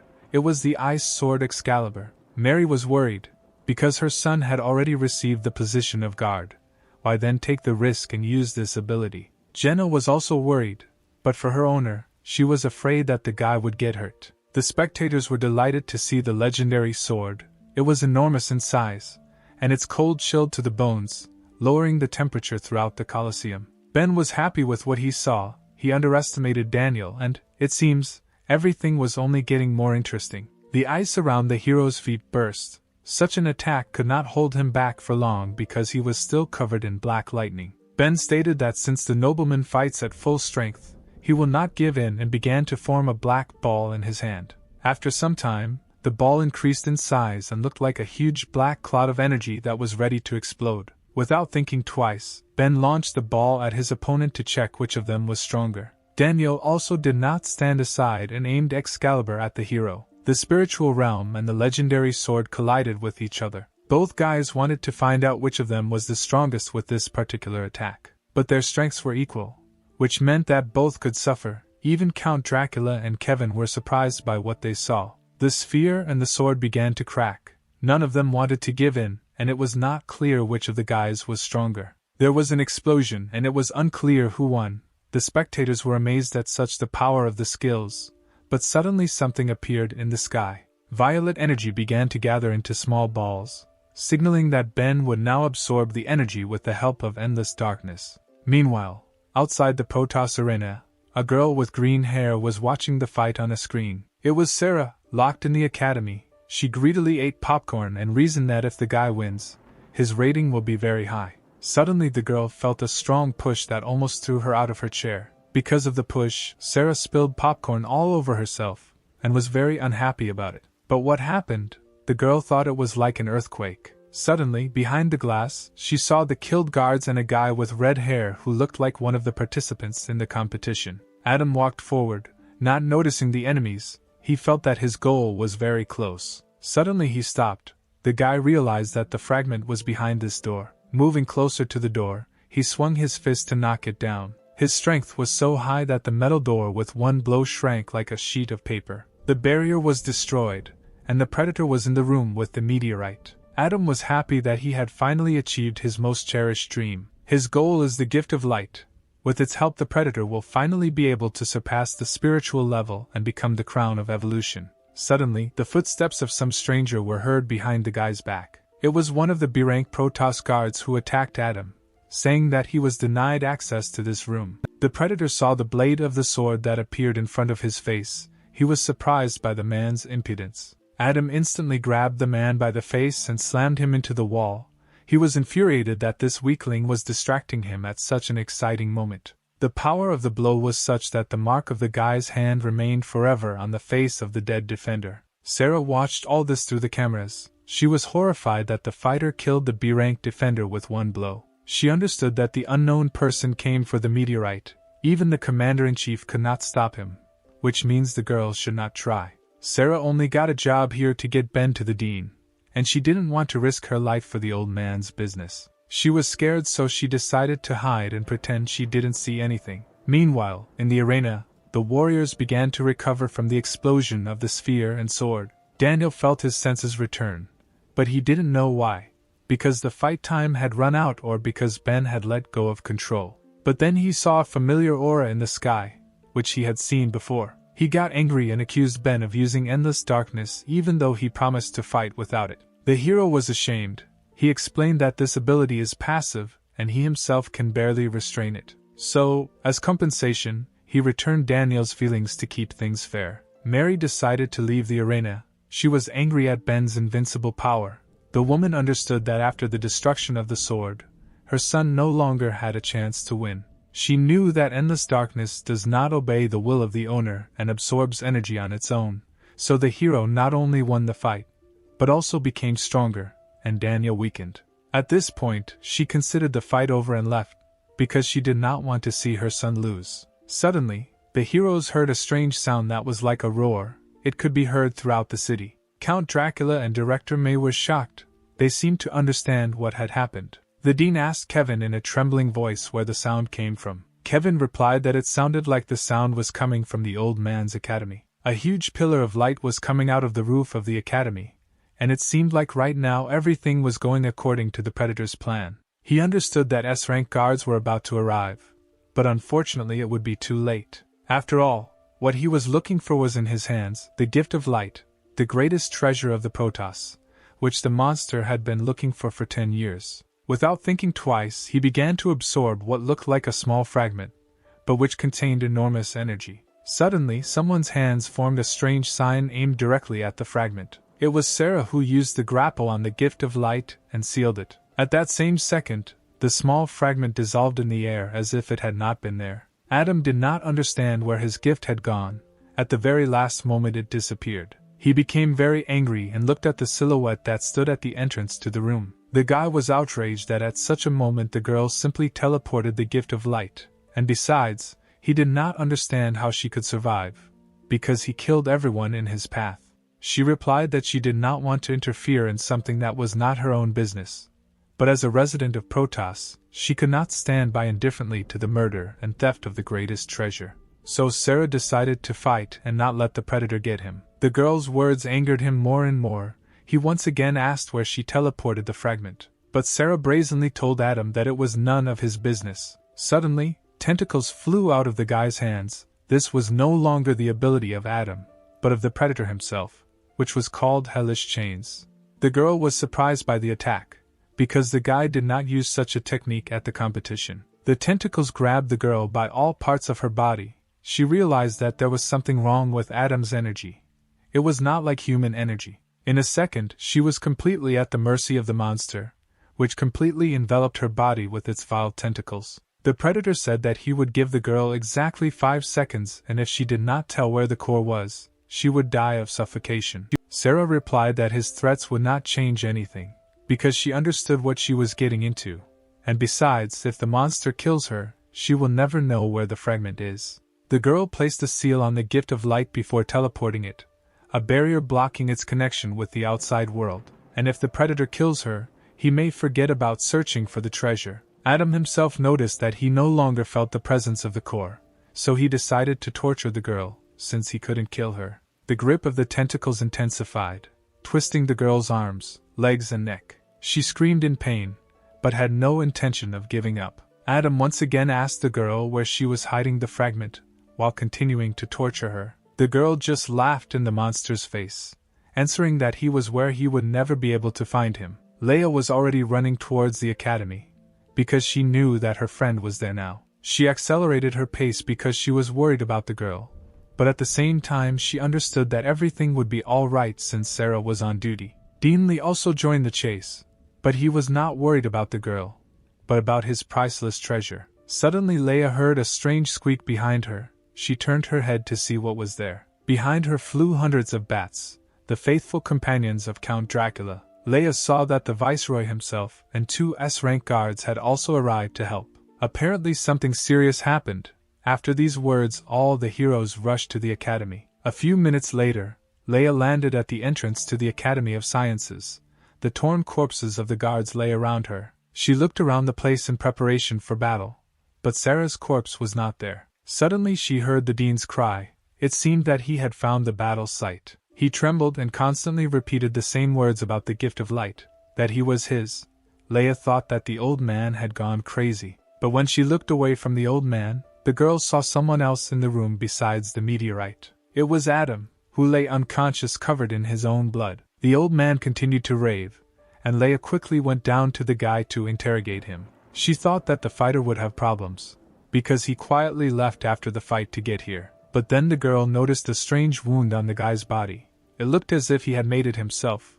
But why? Leia did not understand. She picked Adam up and sat him down, and asked him to do her one favor. If the guy is still alive, then let him let Leia know about it. After these words, she slapped Adam's face with all her might. The fighter coughed, which meant that he was still breathing. The defender asked him where Sarah was now. An angry old man appeared behind the girl, took out his sword and only asked where his core was. He didn't know what he was doing out of his madness, but Leia managed to block his blow with her katana. The girl said that everything has its time and let the old man wait until she finishes interrogating the guy, and then they will talk. Lee was angry that this was the second time Leia had blocked his blow, and he didn't understand how he could equate the discussion of the secretary's life with his gift of light. More figures appeared at the entrance of the room. It was the Count, who said that there was no need to fight because the surveillance cameras were broken. Adam is the only eyewitness, and if he dies, they will not be able to find out anything about what happened here. Looking at the heavily early fighter, Dracula said that he knew who could cure the guy. After some time, the heroes arrived at the top of a snow-capped mountain. Adam began to open his eyes with difficulty. Through a cloudy veil he saw Kevin. His face seemed familiar to the guy, but because of the injury, he had difficulty thinking and understanding what was happening. Suddenly the fighter jumped up and asked why he was here. The master replied that Adam was a worthy student of his teacher. With such wounds an ordinary person would probably have died, but the guy survived. Apparently life-threatening fights were not new to him. Moving with difficulty, the warrior turned to get out of bed. He knew that he had no time to lie down because the predator had sealed his teacher. But suddenly a wild pain ran through his body, reminiscent of lightning that passed from head to toe. Adam fell out of bed and blamed himself that it was his fault that he could not defeat this creature. Kevin noticed that the guy was an exact copy of his teacher. Suddenly, someone extended his hand to Adam and asked him not to worry about his mentor, because Joseph was strong and would not die just like that. The guy was surprised because in front of him he saw one of the strongest Protoss people. It was Count Dracula, who asked to tell everything that the guy knew, and he would take care of everything himself. Meanwhile, somewhere in the forest outside the city, a meeting took place. Sarah stood in the clearing and told someone that it was time to leave, because if they hesitate, the guards will grab them. A sweet, sexy voice answered her, and said that apparently the plan had failed since the guy was annoyed. The girl turned around and was surprised that he changed his body. It was a predator of a spiritual level, the sorceress Jessica. She was interested in why the guy possessed the girl, because he could choose her body. Spiritual level predator. Dark King Steve replied that this body is the only one who knows the location of the gift of light, so she could not be left there. Steve turned around and ordered the sorceress to leave,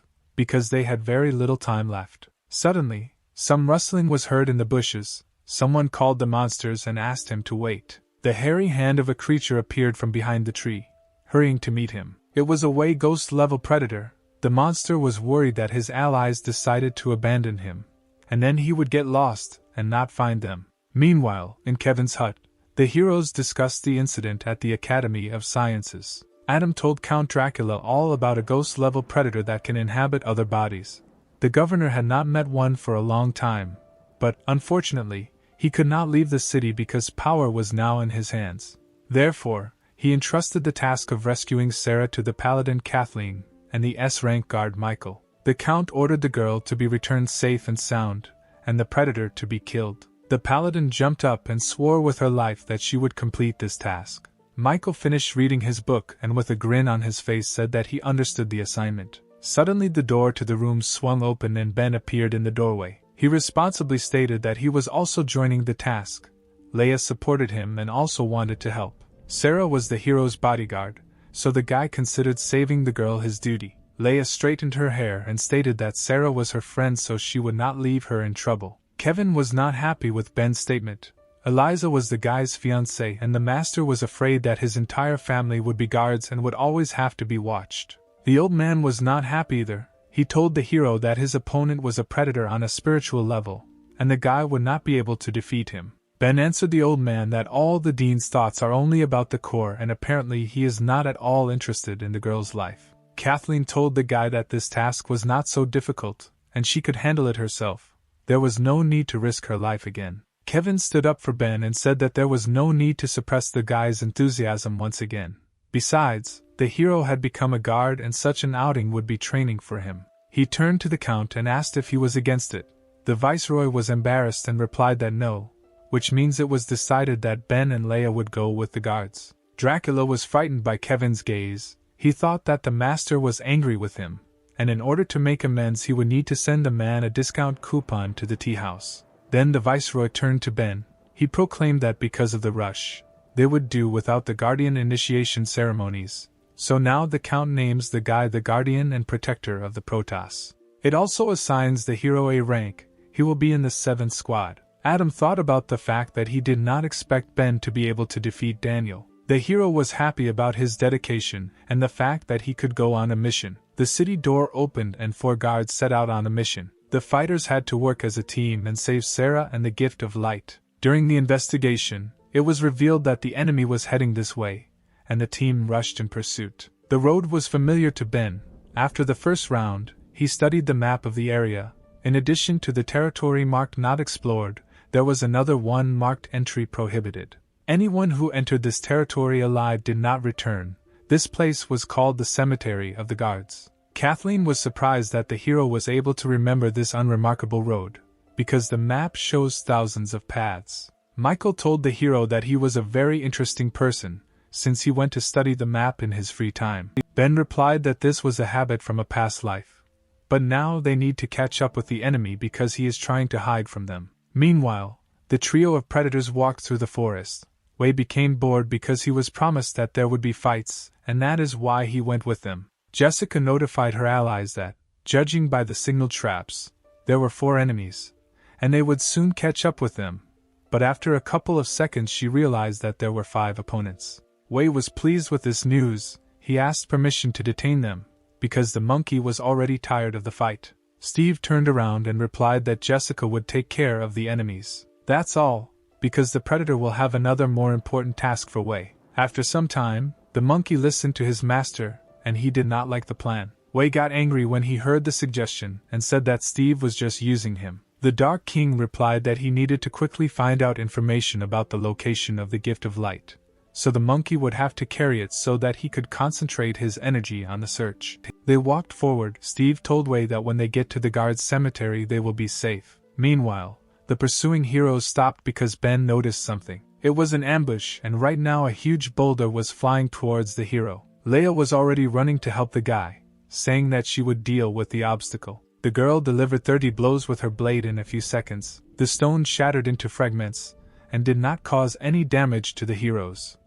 Leia ordered the offender not to hide and come out. Someone jumped from the tree and landed right in front of the girl. It was the charming Jessica who just wanted to say hello to the guards. She raised her green eyes and declared that in order to pass, the guards must pay with their lives. The girls did not like Jessica's impudence, and they said that she would pay with her life for interfering. Ben stepped forward so that the girls would not fuss, because the predator just wants to detain them and she probably has more traps hidden. Therefore, the hero had a new plan. He had to detain the enemy alone, and let the rest of the squad move on and catch up with the remaining enemies. Ben understood that he needed to catch up with the predators before they reached the guard's cemetery and save Sarah. Kathleen was surprised that the newcomer analyzed the situation so quickly and came up with a plan. The strategy was good. Suddenly Leia jumped in front of the guy. She said that she would delay the enemy, and let the rest of the squad look for a way to move on. The girl added that if this is all to detain them,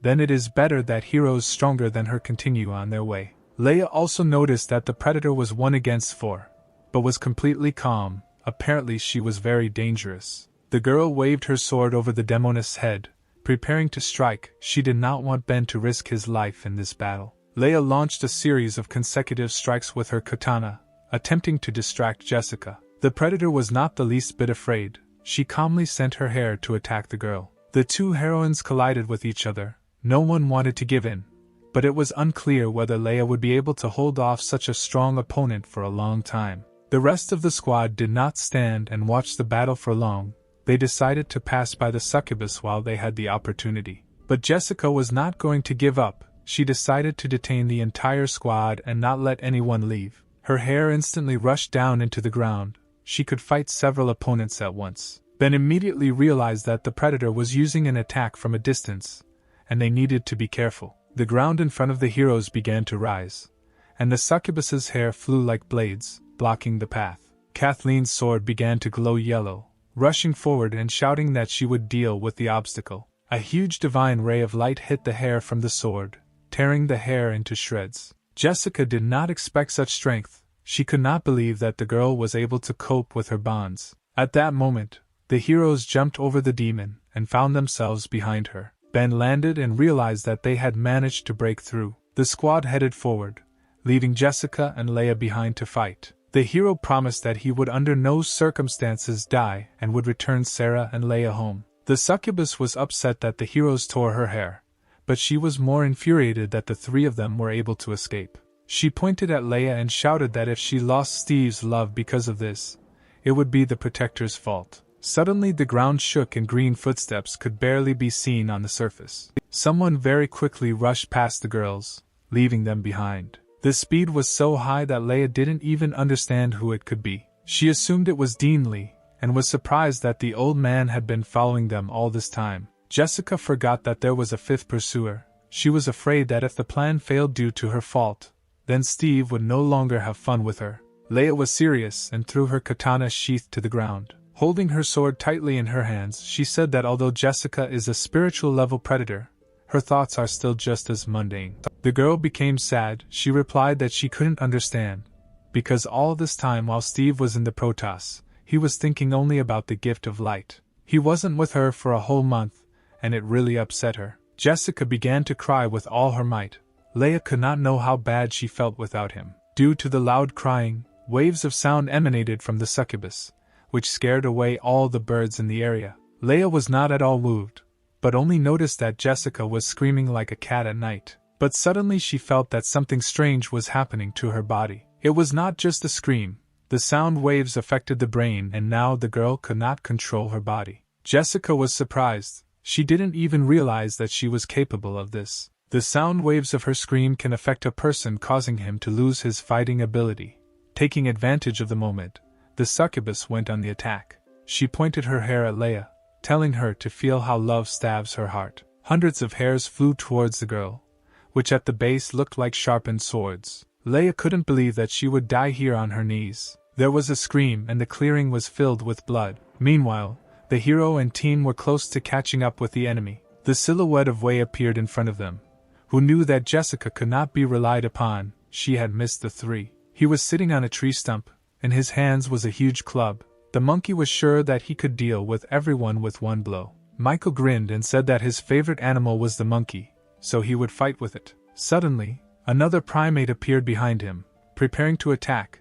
The guy realized that there were several monkeys. The predator's club crashed into the ground. It was unclear whether the guard had time to evade. Wei rejoiced at his victory. He could clone himself many times, and his copies had the same strength as the original. Suddenly his joyful look changed to surprise, because he did not expect what he saw. Michael held his staff with one hand. He ordered the remaining members of the squad to leave, because he could hurt them. His eyes turned red inside the guy.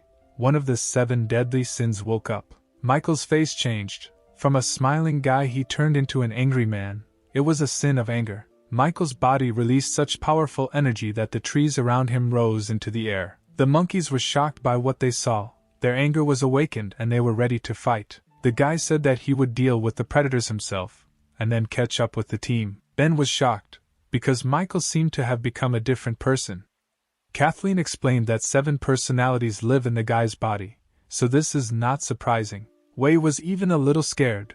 The guard had extraordinary strength despite the fact that he was human. The second monkey told Michael that his breath stank and that he should not open it. At the same moment, the guy began to float in the air as if gravity was not affecting him. Michael stopped in front of the monkey's face, who told him that he didn't scare her at all. In response, the guard slapped the predator in the face, saying that Wei was talking too much. The monkey was indignant, because even Steve had never hit him in the face, but some man dared to do it. But Michael continued to strike, saying that the predator would not do anything to him even if he struck 1,000 more blows. Wei received blows from all sides that he could not dodge. Suddenly, a second monkey appeared behind the guy's back, which reminded the guard that he had not one opponent, but several. He tried to hit the guy with his club, but to his surprise, it didn't work. Michael disappeared, and it seemed that he simply disappeared into thin air, but in fact the predators simply could not keep up with the guy's speed. The guard stood on the very club with which they tried to hit him.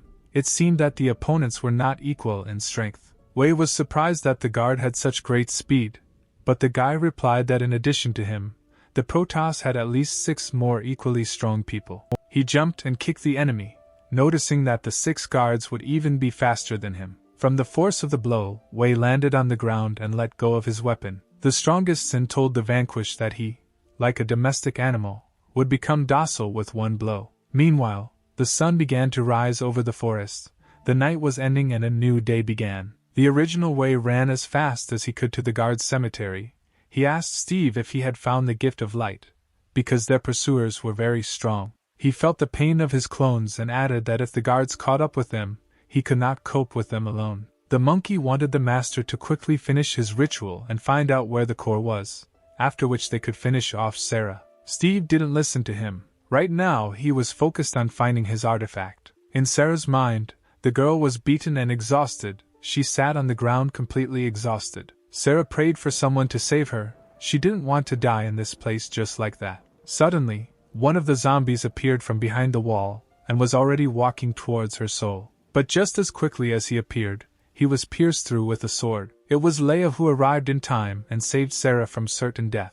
The swordswoman looked at the exhausted girl and said that if she wanted to live, she should go with her. Steve noticed that the girl with the sword seemed familiar to him because he had seen her in the audience at the competition, and she often appears in the depths of Sarah's memories. It seems that he began to understand something, and by concentrating even more he found the answer. In the depths of his memories, he saw the very artifact he had been hunting for all this time. The gift of light was in the chest of a lovely girl, Sarah's savior and loved one. Meanwhile, the sun had already risen high, and its rays began to break through the crowns of the trees. Leia was hanging bloody from Jessica's hair. She was unable to dodge the previous blow, and all this time the demon was beating her. The guard tightly clutched her sword in her hand, along which her blood flowed, and did not want to give up just like that. The succubus blade pierced her chest. The girl no longer had the strength to hold on. She asked the enemy if she wanted to end her life. Jessica was amazed at how stubborn the girl was, because even despite such critical wounds, she still continued to hold her sword in her hand. She answered the girl that the point is not that you can't resist her scream, it's just that it's difficult to deal with her because she's very strong. But she was tired of playing with her victim, so it was time to strike the final blow. Jessica aimed her hair for the final blow, saying she wanted to hear Leia scream in pain. At this moment, the guard accepted her fate and mentally apologized to Sarah. She closed her eyes, preparing to accept her death.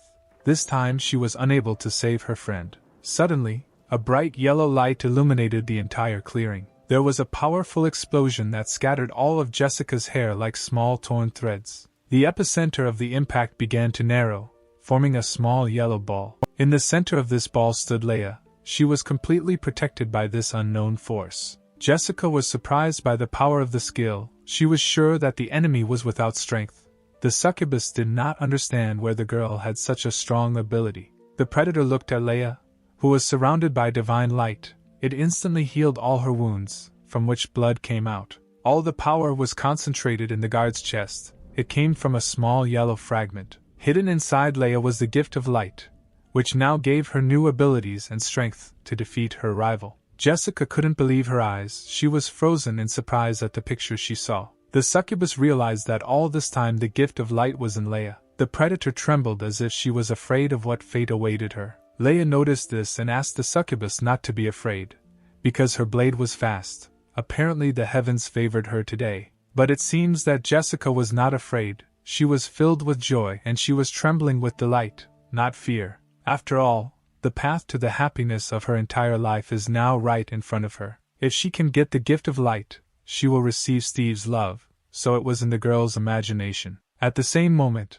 Leia's blade began to glow with divine colors, her power increased significantly, and now she had a much greater chance of victory. She told the demon that she would not allow this to happen, preparing to attack. With a quick blow of her sword, she attacked Jessica, who, in her excitement, forgot about the fight. There was an explosion. The force of the sword's impact was so high that all the trees behind the succubus were destroyed at the moment of impact. The fight was over with one blow, and the loser, Jessica, fell to the hard ground. She couldn't believe that she had lost, because the gift of light was so close. What a pity, now the girl won't earn Steve's favor. Leia looked at this picture of unrequited love, and at the last moment she even sympathized with her rival. As she died, Jessica said that she still longed for Steve and wanted to get back to him. A few years earlier, in someone's abandoned house, Jessica held her t-shirt, which barely covered her chest. She was in tears.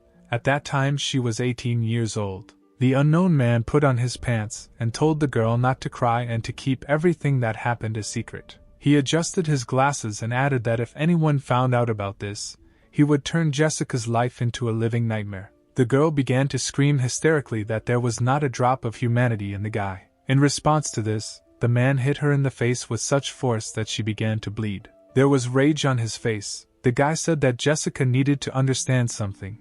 If he had not sheltered her, then she and her mother would have become food for predators by morning. The man spent a lot of money to support Jessica, and she should remember his kindness. Therefore, the girl must pay off her debt with her body. It was raining outside. Loud rumbles of thunder were visible from the sky.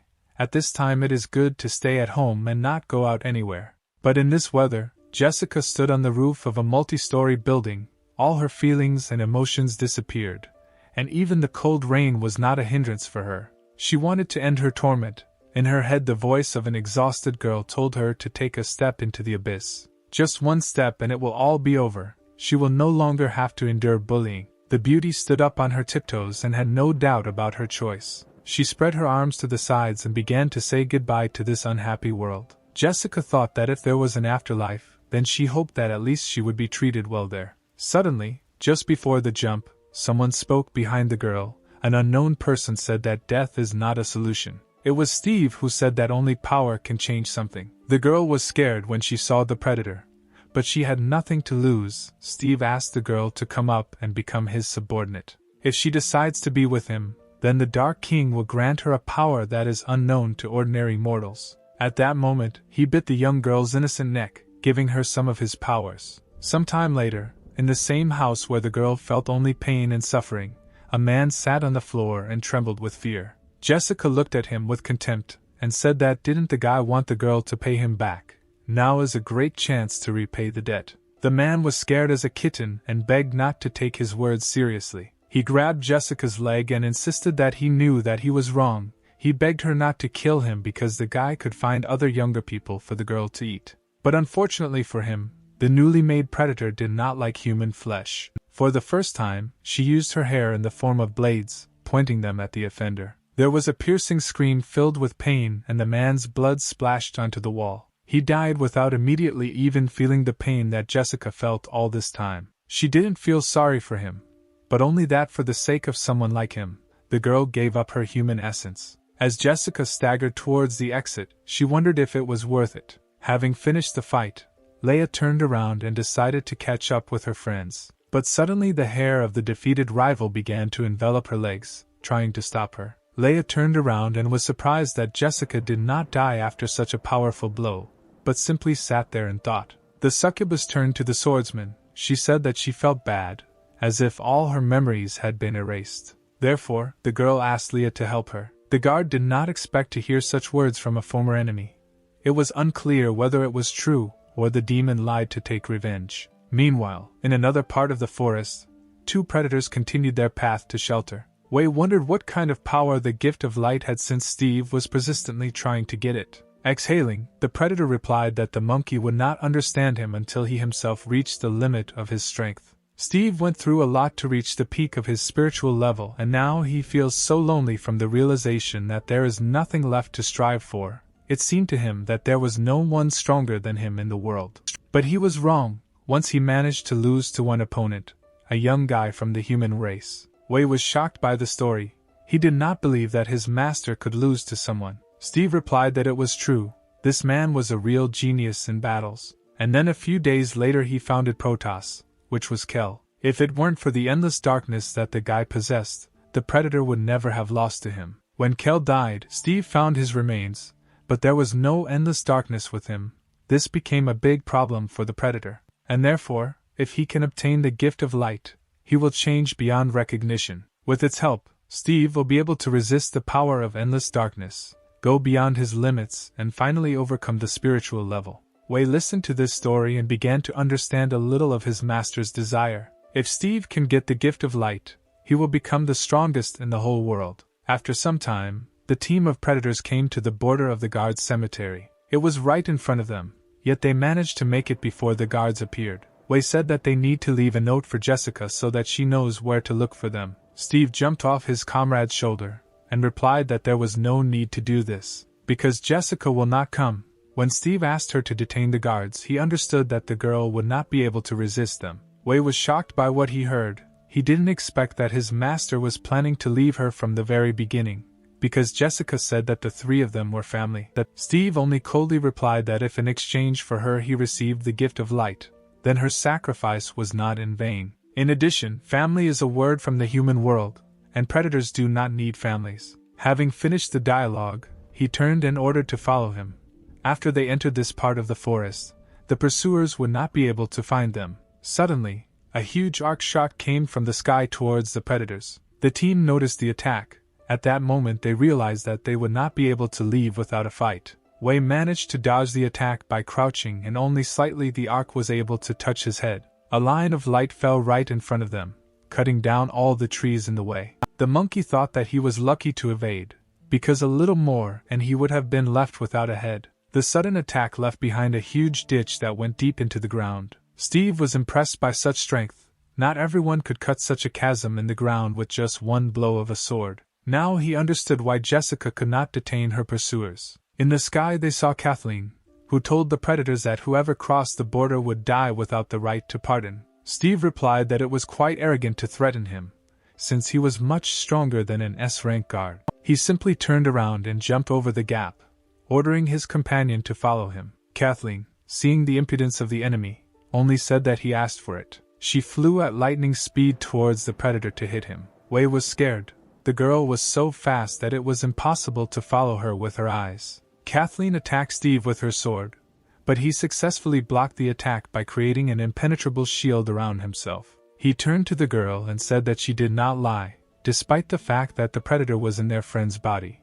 But as he had already said, she could not defeat him. Steve had already fought with one of the guards, and after that he created a shield based on the strength of his blow, so the girl is unlikely to be able to break through it. Kathleen replied that she has no equal in Protoss when it comes to dealing the maximum possible damage. The shield began to crack, and the sword began to penetrate deeper and deeper into the barrier. Steve realized that the shield would not be able to withstand her attack, because the cracks were becoming more and more, and the sword was going deeper. The predator did not count on such power at all. He realized that it was time to dodge. He turned around and tried to jump away from the sword after his shield burst. Steve didn't have time to escape the attack, and Kathleen was able to touch Sarah's cheek, leaving a cut on it. All the power of her strength went into the ground. The predator successfully dodged and lost only points in flight. He understood that he was lucky. The girl was good with a sword, but there was one caveat. Kathleen did not take advantage of the moment and changed the trajectory. Apparently they also need information about the location of the gift of light. The paladin stood opposite and took her sword out of the ground. She said that she couldn't hit it the first time, because she hadn't practiced with the sword for a long time. Steve understood that this was a lie. She pulled the sword out of the ground, and a small crack appeared in the place where it stuck. Everything around began to shake, as if an earthquake had started. This surprised the Dark King. The paladin's attack was so powerful that the small crack from the blow split into a huge abyss. Kathleen noticed that Steve could not fight at full strength while he was in this body, so he needed to return to his own because her next blow would hit the target. The girl provoked her rival to leave his body, She said that she wanted to see the real power of a spiritual level predator. She began to taunt her opponent, saying that apparently his only ability was to possess others. Steve grinned at the girl's words and did not succumb to provocation. He replied that while he was in this body, Kathleen would not kill him because this man was important to people. The predator added that the paladin was using childish tricks to try to deceive him. Wei stood up for his master and shouted that there would be no mercy for the girl because she had ruined the monkey's hair with her blow. Steve was ashamed of his ally, because he was stupid and did not understand that he was much weaker than the paladin. Wei waved his fist, preparing to launch his attack. He shouted that there were two of them, and she was alone. There was no way she could win. Kathleen turned to the predator and replied that she did not come here alone. Suddenly, a strong kick landed on the monkey's head, causing him to forget all the words he wanted to say. It was Ben who jumped away from the weak opponent and was focused on attacking the main enemy. The guy shouted at Kathleen not to forget that they must act according to the plan. The girl replied that she remembered and prepared for the next attack. Steve heard his words and realized that the guards were up to something. Above him was Ben, who began to summon hundreds of purple balls filled with energy. The guy shouted that all this energy was collected by endless darkness. Using instant destruction, he directed all the explosive energy at Steve. The ghostly spheres hit their target, and it seemed that no one could survive such multiple explosions. But the spiritual level predator was not so simple. He clothed himself with the same shield, saying that Ben lacked experience, spent so much energy, and only raised dust. And then Steve remembered that the guy shouted something about a plan and perhaps he was only distracting attention. The predator completely forgot about the hero's partner while he was watching the spheres. Kathleen was already running to meet her goal. Steve understood that the girl was a greater danger to him. She struck with her sword, but the Dark King managed to dodge it by standing on his hands and jumping away. Dodging the blow, Steve grinned at the fact that he figured out the guard's plan. A weak attack distracts, and a strong guard deals damage to the distracted enemy. Kathleen replied that in fact the predator was wrong and that was not the plan. Upon landing, Steve saw a dark figure behind him, from which he could not get away. It was Ben, who smiled and said that their plan was a success. The hero grabbed the predator in a human body and began to use a chokehold. Steve didn't understand what was happening because right now he felt his strength leaving him. Purple spheres began to appear around Sarah, meaning that Ben was absorbing energy from an enemy weakened by strangulation. The predator remembered this aura that he once fought with and realized that Ben was the owner of endless darkness. The hero replied that the predator guessed right, and when the guy absorbs all of Steve's power, he will leave Sarah's body. The air around the opponents began to swirl into a whirlwind, and the aura became more and more frightening. There was so much energy coming from Sarah that she began to turn into a large purple sphere. Wei watched what was happening and also realized that the endless darkness that Steve is so afraid of is in this guy. Kathleen was worried about the hero. She didn't know whether Ben could handle such power. The sphere began to narrow, and a silhouette became visible in the cloud of dust. Ben emerged from the smoke unharmed, holding an exhausted Sarah in his arms. The paladin rejoiced at the victory. The girl was saved and there was not a scratch on her.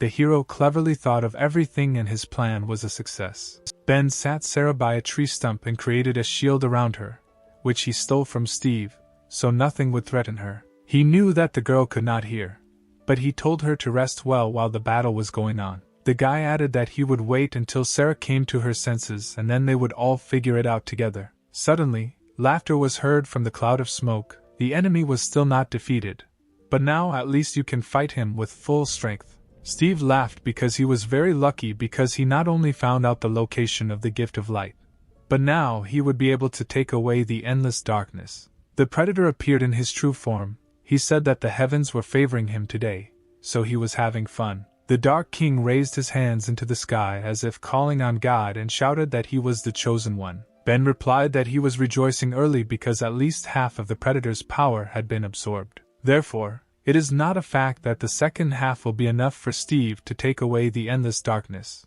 The predator replied that he does not lose the same ability twice, and it does not matter how much power the hero managed to absorb. He turned to his ally and asked Wei to tell him what his master's real appearance was. The monkey smiled and replied that Steve is the lord of the underworld and therefore he can control the souls of the kingdom of shadows. In fact, they did not come here to escape persecution. The Guardian's Cemetery is Steve's underworld prison. Many souls are enslaved here, and they are the source of his replenished strength. That is why in this place the Predator becomes invincible. Kathleen noted that they had underestimated their enemy. But Ben was not frightened by these words. He said that since this happened, they had only one thing left to do: deal with the Predator and complete their mission. Meanwhile, somewhere in the depths of the guard's cemetery, Joseph walked leisurely through the forest holding his bag on his shoulder.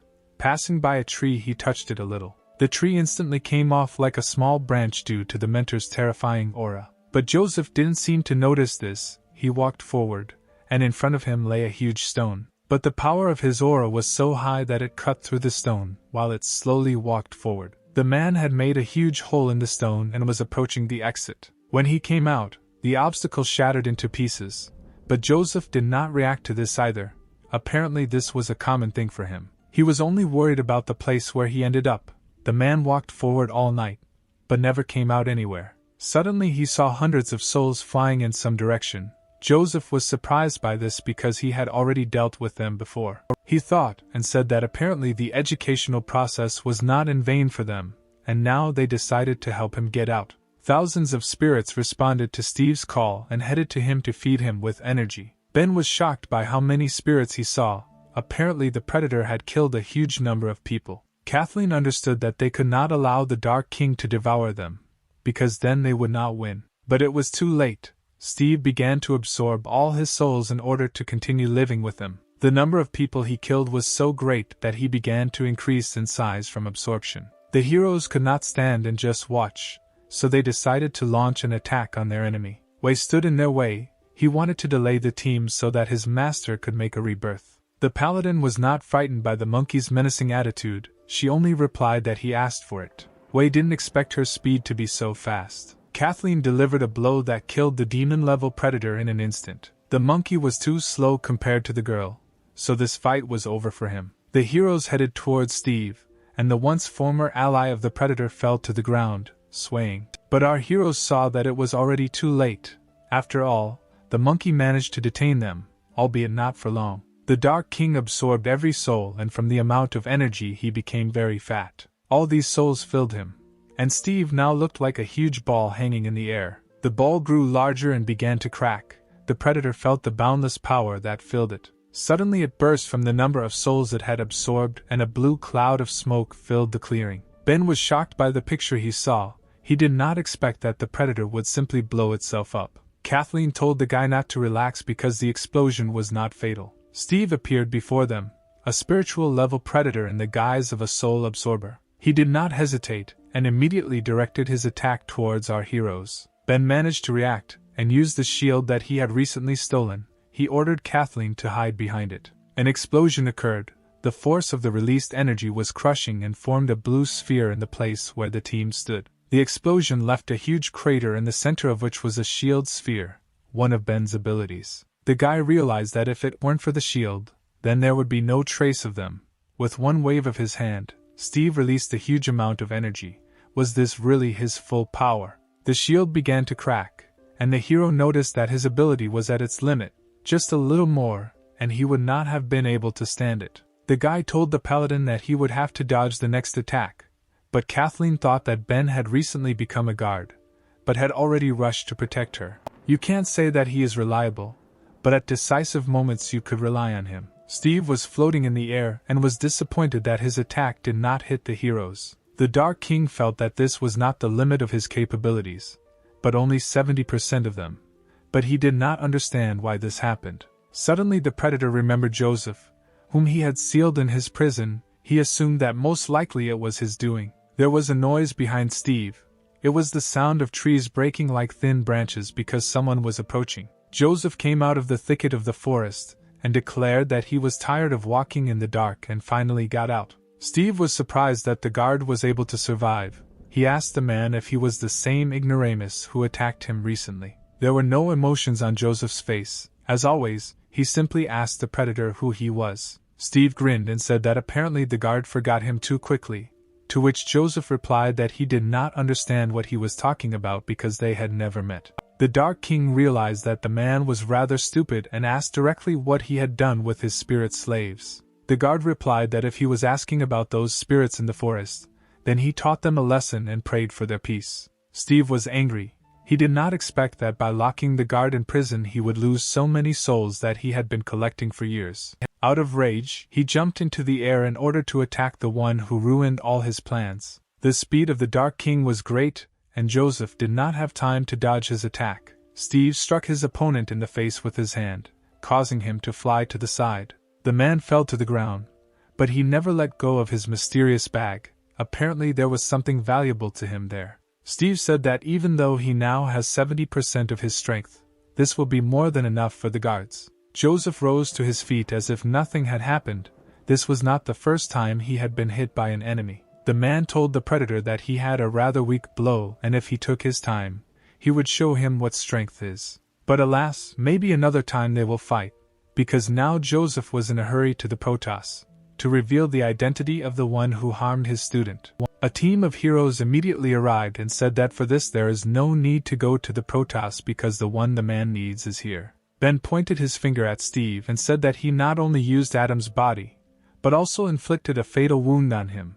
Fortunately, Kevin managed to save the guy. Joseph pondered the words spoken to him and decided what to do next. He turned to Steve and asked if they had met outside the arena. The predator replied that it was so, although the man did not immediately understand who he was. The Dark King grinned, noting that it was not surprising that Joseph did not understand anything, because his head was empty. After these words, a bag instantly flew at Steve, which Joseph had not let go of his hands all this time. The predator stopped him with his hand and immediately his nose was struck by the disgusting smell that came from the bag. He asked the man what was lying there. Joseph delivered a powerful blow to Steve's stomach and replied that the bag contained his change of underwear. Then he hit the predator again, but this time with his foot in the face. The force of the blow sent the Dark King flying into the air. While flying, he thought about how a person could have such a crushing force of blows. Joseph began to become covered in a crimson fog. He stood and concentrated in order to awaken his power. The Guardian screamed as he released his energy.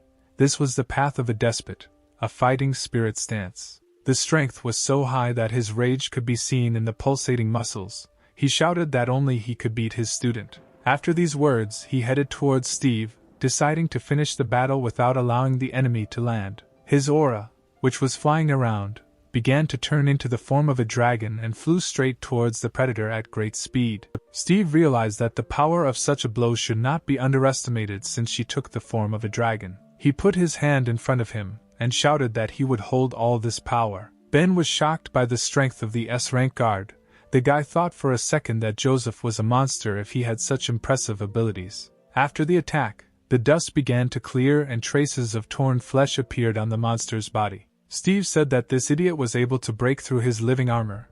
It will be difficult to restore it because it is armor made of human souls that can block up to 3 fatal blows. The predator became seriously angry and began to gather his energy, shouting that the guard was greatly infuriating him. The man grinned and answered the enemy that it was mutual. Meanwhile, calm reigned at the top of the sacred mountain and morning began. The alarm clock rang for the umpteenth time. Eliza's voice was recorded on it, shouting that it was time for her father to wake up. The man, with one blow of his hand, destroyed the annoying device that was preventing him from sleeping. Kevin was lying in his bed, half asleep, wearing funny spotted pajamas and not understanding what kind of idiot came up with alarm clocks. The master rose with difficulty, and his face showed disappointment that morning had come, because he still wanted to sleep. Still, it was time to get up and Kevin went to do his morning ritual, and he started by brushing his teeth.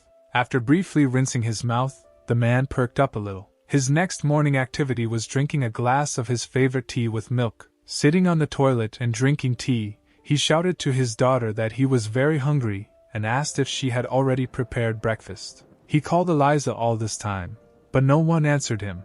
Having finished his business, the man went out and thought about where his daughter had disappeared. Kevin walked into the kitchen and saw that breakfast was ready and there was a note on the table. It was a note from Eliza, which said that his father should have breakfast alone. Adam would be with her, so he didn't have to worry. The master took one bun that he had for breakfast and thought that his daughter was very obstinate, and cleverly pulled off everything. Meanwhile, Elisa's phoenix raced across the sky towards the forest where the guards had gone. Ben's entire crew and Adam were on board the Blue's ship, rushing to his aid. Everyone thought about their own. Jenna was worried that the owner and Leia went to save Sarah, risking their lives, so she could not stay away. Eliza did not expect herself to take this step.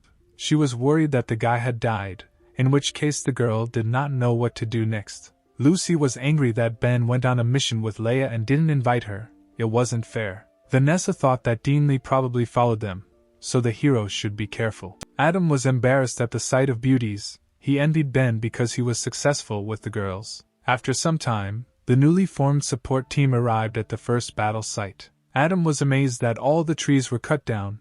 He asked his allies if Leia's power could do this. Jenna replied that it was most likely not her, because it was not in the guard's style. At that moment they saw Leia, who was happy to see the bird of the king's daughter-in-law. Jenna landed in front of her friend and asked to tell her where the owner was and why they were not together.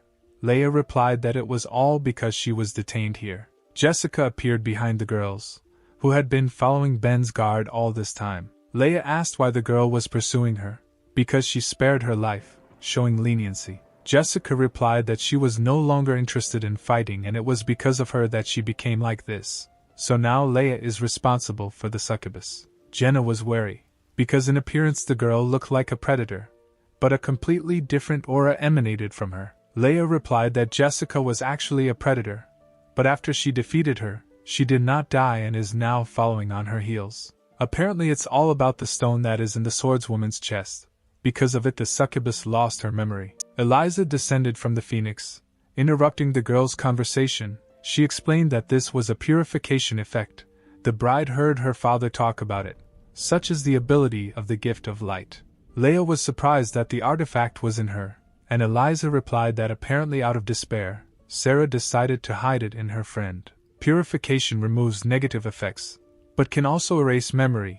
So now Jessica has gotten rid of the bloodthirstiness characteristic of predators. It turns out that now the girl is not a purebred predator since she was previously a human. Since now she has gotten rid of the main disadvantage, it would be wrong to call her a predator. Eliza turned to the unfortunate girl and suddenly invited her to go with them. Meanwhile, a snowstorm began at the top of the sacred mountain. Kevin was able to overcome his morning sleep deprivation and slowly walked out of his house. He thought that he would like to retire a long time ago, but there was no peace in his life yet. Meanwhile, the battle continued at the border of the guards' cemetery. Joseph continued to attack his enemy.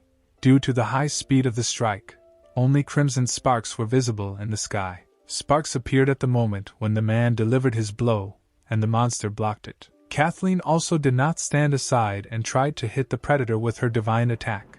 But everything was unsuccessful. Ben stood in the clearing and watched. The guy thought that something didn't add up, because at the beginning the predator could barely resist Joseph. But now Steve can calmly fend off the attacks of two guards at the same time. This could become a problem. The hero turned towards the monkey, which Kathleen killed with one blow. Ben realized that he had to come up with something and find a solution, otherwise they would lose the fight. Steve crossed his arms and pressed him to himself, gathering his soul energy for attack. He used a cursed explosion and knocked back two fighters at once that he had previously been unable to dodge. Joseph landed on his feet, barely able to maintain his balance. The man noticed that the monster was getting stronger. The girl deftly landed on her hand and replied that she thought so too. This was the first time she had encountered something like this. Steve provoked his enemies by saying that the guards must be wondering why his strength was increasing. The whole point is that there is a difference between genders. He is a predator, and it is inherent in nature that people are no match for him. Suddenly, someone shouted that the monster was lying, and in fact it was not so. Ben realized what was happening. Steve had absorbed a huge number of souls, but it took time before their energy was absorbed. If the part has been learned so far, the more the battle goes on, the more the monster will change. Steve answered the guy that he was not stupid and he was interested in how he could guess about the predator's ability. Ben replied that he guessed because he himself had a demonic ability. Suddenly, two copies of the guy appeared behind Steve, preparing to strike. The monster released its energy with one wave of its hand and destroyed the two Bens. He asked the guy if Wei's cloning technique was that same demonic ability. After these words, the monster directed its beam of souls at the hero standing in the clearing. The beam pierced through Ben's stomach, burning all his organs from the inside. The two S-rank guards were shocked by what they saw, They did not expect the hero to die such a death. Steve pulled the guy towards him and said that he had to absorb Wei's soul, and since the hero was in such a hurry to die, he could help him with this. But the seemingly half-dead Ben raised his head and told the monster that where did he get the idea that this was the original. A copy of the hero disappeared into the air, stunning his enemy. Steve turned around, but it was too late. He realized that the guy had fooled him. Ben was already behind the monster, and at that moment, he used his grab ability. Everything around him dissolved, and Steve found himself in an impenetrable abyss filled with thousands of eyes. He was furious because he did not understand why he could not move and why eyes were looking at him everywhere, from which fear arose. The guards also saw this abyss of fear. Joseph thought it was a mirage, but Kathleen replied that it was not so. She explained that these are the eyes of Azura. They say he is able to immobilize the enemy with fear. The girl did not even imagine that Ben had such power. The guy told the monster that he had never used this power, but Steve forced him to resort to it, because if he was not killed, others would suffer. He gathered all the demonic energy and ordered his power to appear. Suddenly, his clothes began to be torn to shreds, and a purple aura appeared from behind his back, taking shape. These were Azura's 6 arms, which were much larger in size than Ben himself. Steve couldn't believe his instincts.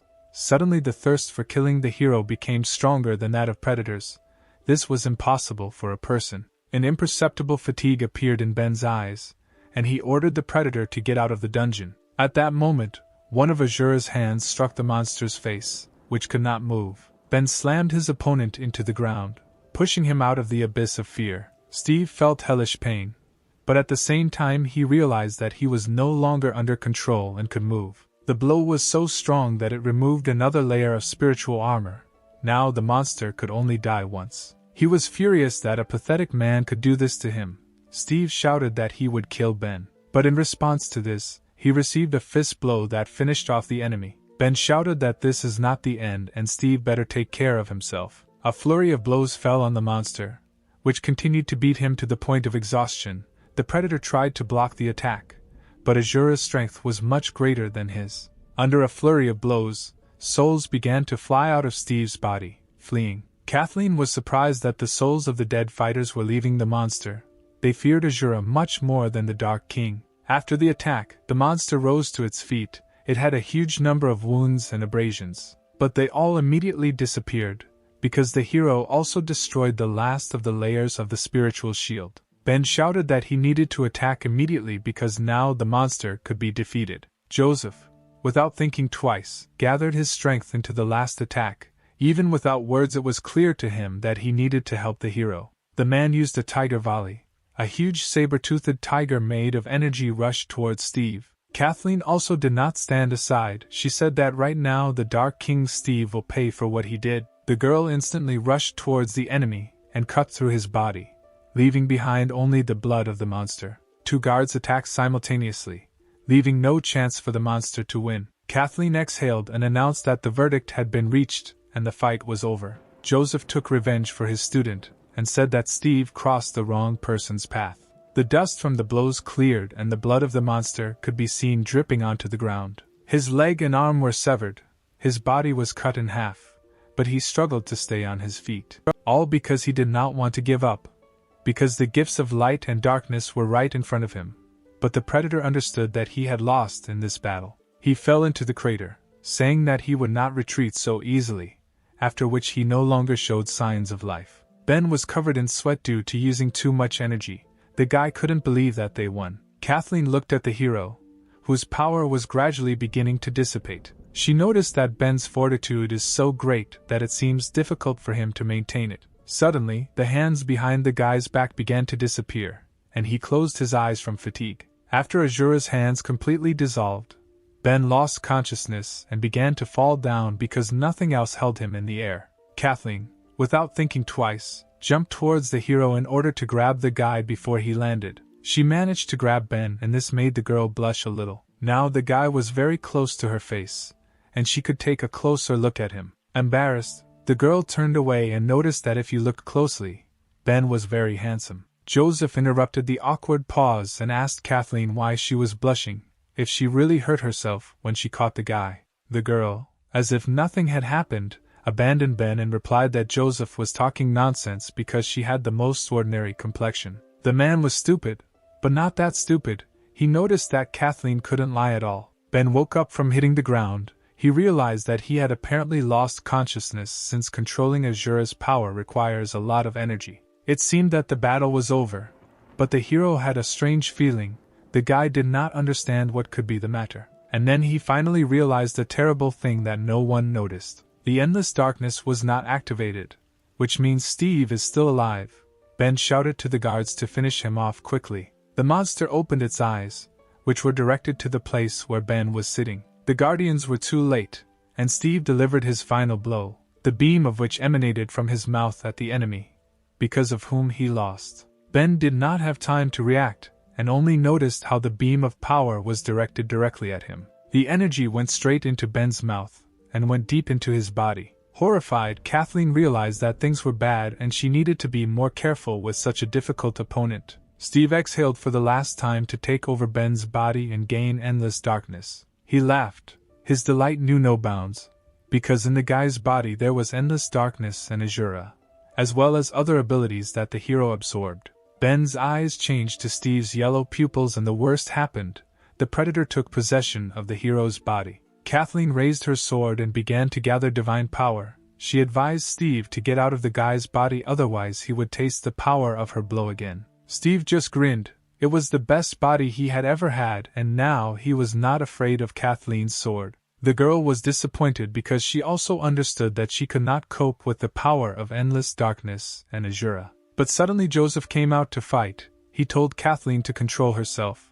The man had more experience in such matters, and he would sort everything out. The paladin looked at Adam's mentor in disbelief and asked what he planned to do. Joseph rushed to the attack and was already preparing his fist, answering that he planned to simply smash his enemy. But his fist was easily stopped by one of Azura's hands, despite all the power of the guard. Joseph shouted that since Steve blocked his left fist, then he would get his right one. But this attack was easily blocked. The monster replied that now the guard's fists were of no use, because Joseph cannot defeat Azura relying only on physical strength. But suddenly the man attacked Ben's head using his despot way. Smoke came out of the guy's forehead at the place where the blow was struck. Azura's hands began to disappear, and he himself fell to the ground. Joseph said that he most likely would not defeat Steve with his fists now. But the monster did not take into account that the mentor's head is much stronger than his hands. Ben lay unconscious and now the heroes had no idea what to do next. Kathleen was shocked by Joseph's methods. She did not expect that the mentor would simply hit the guy. The girl asked the man that since he knew a lot about these matters, he should know how to get the predator out of Ben's body. Joseph replied that he had not yet thought about how to do this. The mentor suggested that they could hit the hero again and maybe then Steve would come out of his body. Kathleen was against this. Suddenly a man appeared in the clearing and slowly approached the guards. The guy advised Joseph not to do that because there was no point in it. Michael returned to his comrades, who explained that Steve was in a hopeless situation, so it was unlikely that he would give up his tiny hope because of some blows. Joseph asked the guy what he was proposing, to which Michael replied that there was only one way out in this situation. To destroy Steve once and for all, they need to rely on the strength of Ben himself. The hero and the predator were inside Ben's mind. Steve was surprised that he, the great Dark King, was defeated by a bunch of guards. However, if the monster can defeat the guy in this place, he will have his body forever. Ben grinned. He was not at all afraid of his opponent, and replied that Steve only knew how to talk. The guy struck the predator in the face. There were no abilities here, just the usual solution to a dispute with fists. Attacking his enemy, the hero shouted that he would fight off his body and drive Steve out. Having received the blow, the monster fell on his hands, but was immediately able to push off to counterattack. He swung his leg attacking the guy and shouted that the hero still had milk on his lips. Ben should have been a couple thousand years older before showing off to a predator. The guards stood in the clearing and looked at the guy's motionless body. Kathleen said that Ben had already shown his trump cards and proved that he was quite extraordinary. Without him the team would not have completed this task so easily. But the girl was worried because now the hero had to deal with a spiritual level predator, and the guards could not help him. Michael smiled in his usual manner and replied that they had to find out who was spiritually stronger, and the team could only wait for him to wake up. Joseph asked the question that was flying in the air. What if Steve wins? What should they do then? Michael replied that then it would be clear that Ben's soul was completely enslaved, and they will have to fulfill their duty as guards, namely to kill the monster. There was a struggle inside Ben. Steve said that the guy was still inexperienced because there was a spiritual world here. Therefore, no abilities are important here, but only the strength of your own spirit is important. The monster pointed at the guy and asked what he could do on his own without Azura's abilities and endless darkness. Ben thought about the monster's words.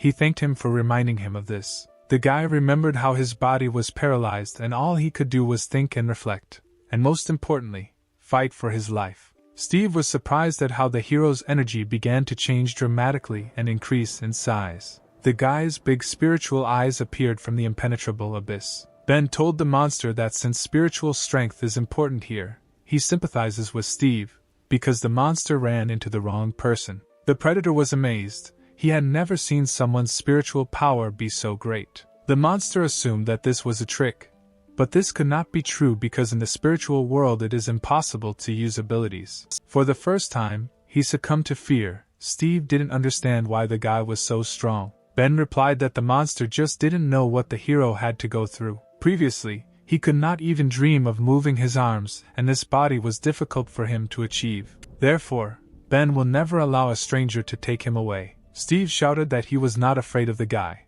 because the monster had done this millions of times and would do it again. The Dark King had never lost in the spiritual world, and therefore he believed that he would win this time too. The huge hand of spiritual Ben fell on Steve. The monster tried to hold back its onslaught. The predator held on with all his might and said that his good name would not be ruined by any person. But Ben was serious. He told the Dark King not to be arrogant. Suddenly Steve felt a strong pressure on his body that he was having a hard time holding back. His spirit began to collapse, and the monster realized that he could not cope with such power. Ben in the real world rose into the air and a purple aura began to appear around him. Joseph was surprised that the guy was floating in the air, but Michael seemed to know what was going on. The guard explained that the hero's levitation is a confrontation between a guy and a predator, and now the battle is in full swing, which means that the team will soon find out who will wake up.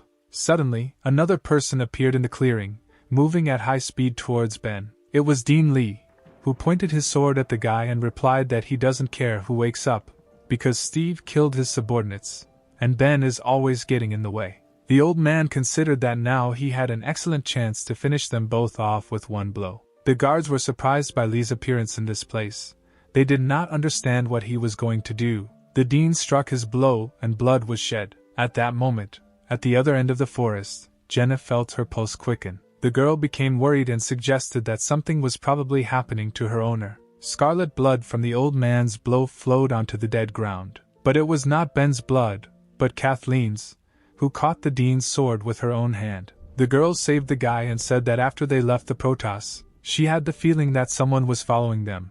The paladin did not expect that the old man would decide to appear right now. Her face was stern, and she asked Lee why he needed to kill the guy. The old man thought that Kathleen risked herself to save the hero. Apparently not only Kevin is able to fight back the dean, Lee had the feeling that Ben, for some enchanted time, everyone was helping him. He shouted that the guards call themselves S-rank, but still believe that the boy is capable of defeating Steve. Instead of letting the predator get endless darkness, it would be better to finish him off while there is an opportunity. The old man continued to insist that the team kill the guy and complete their task, and Kathleen's hand clenched the sword more and more from these words. The dean's blade could not stand it and broke from the paladin's strong grip. Her hand was bleeding very much, but she was furious after hearing the old man's words. The girl replied that Lee was wrong and Ben would not lose. After the guy wakes up, the dean shouldn't lay a finger on him, otherwise he'll have problems. Meanwhile, the battle in the spirit world was coming to an end,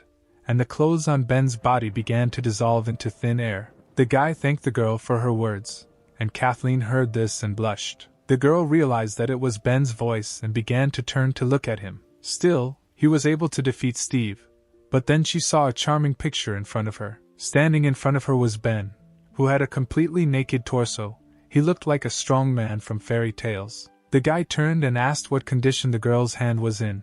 At that moment, in her eyes, he was the most handsome young man. Kathleen became very embarrassed and replied that it hurt a little, but in her head she did not understand what was happening and why she involuntarily said what she thought. Ben bandaged the girl's hand with the remnants of his clothes, showing concern. The hero said that it was a small bandage, but it would do for the first time. The girl replied that he shouldn't worry so much, because she was a paladin and could take care of herself. Joseph and Michael watched the cute couple. Hero told Kathleen that if she didn't like it, then let her take it off. She refused. Michael was amazed that his ability did not affect the paladin, but Ben did it. It was the first time the man had seen a girl so embarrassed. Joseph said that he was already preparing to bury the hero, but it's cool that he managed to win, because his mentor didn't believe in it. The dean thought that the guy had no chance of winning, and it was just luck. Ben turned to the old man and asked why he wouldn't leave him alone, because Lee kept saying that he needed to kill Steve, but in fact it turned out that he wasn't worried about him. The hero invited the guard to settle old scores once and for all, since he came. Suddenly the dean stepped back. He didn't understand why he wanted to give up his will and was afraid of the guy's aura. The old man assumed that it was all because Ben managed to absorb Steve's energy. The hero continued to provoke the dean, asking why he was hesitating, because he so wanted to kill the guy. Lee found a weighty excuse. He said that an S-rank guard cannot fight people just like that, because this is already a duel and at least 10 witnesses are needed so that Count Dracula does not bring him to justice. At that moment, Jenna landed on the battlefield and said that the old man killed people for the sake of his experiments, and now he wants to kill Ben. Does the dean really think that he can avoid responsibility? The hero's entire team was assembled. They decided to act as witnesses, because together with the 3 guards there were 10 of them. Ben was surprised that all his friends came to his aid. The old man was disappointed that the hero's assistants appeared at that moment. This thwarted his plan to avoid the battle. Adam noticed his mentor among the guards. He thought that he was dead, to which Joseph replied that no one could kill him. He threw his bag to the student, and replied that he could carry his laundry since he came here. The smell from the bag was still just as disgusting. Michael was interested in watching all this, because Ben challenged the S-rank guard and was curious what the dean would answer. The old man realized that he had nowhere to go, and therefore he accepted the guy's challenge. Their enmity would be resolved after this fight. Lee called Vanessa. He was blind, but he knew that she was here. The girl was surprised that her former boss decided to turn to her for help. The old man asked her to give him her sword because Kathleen had broken his own.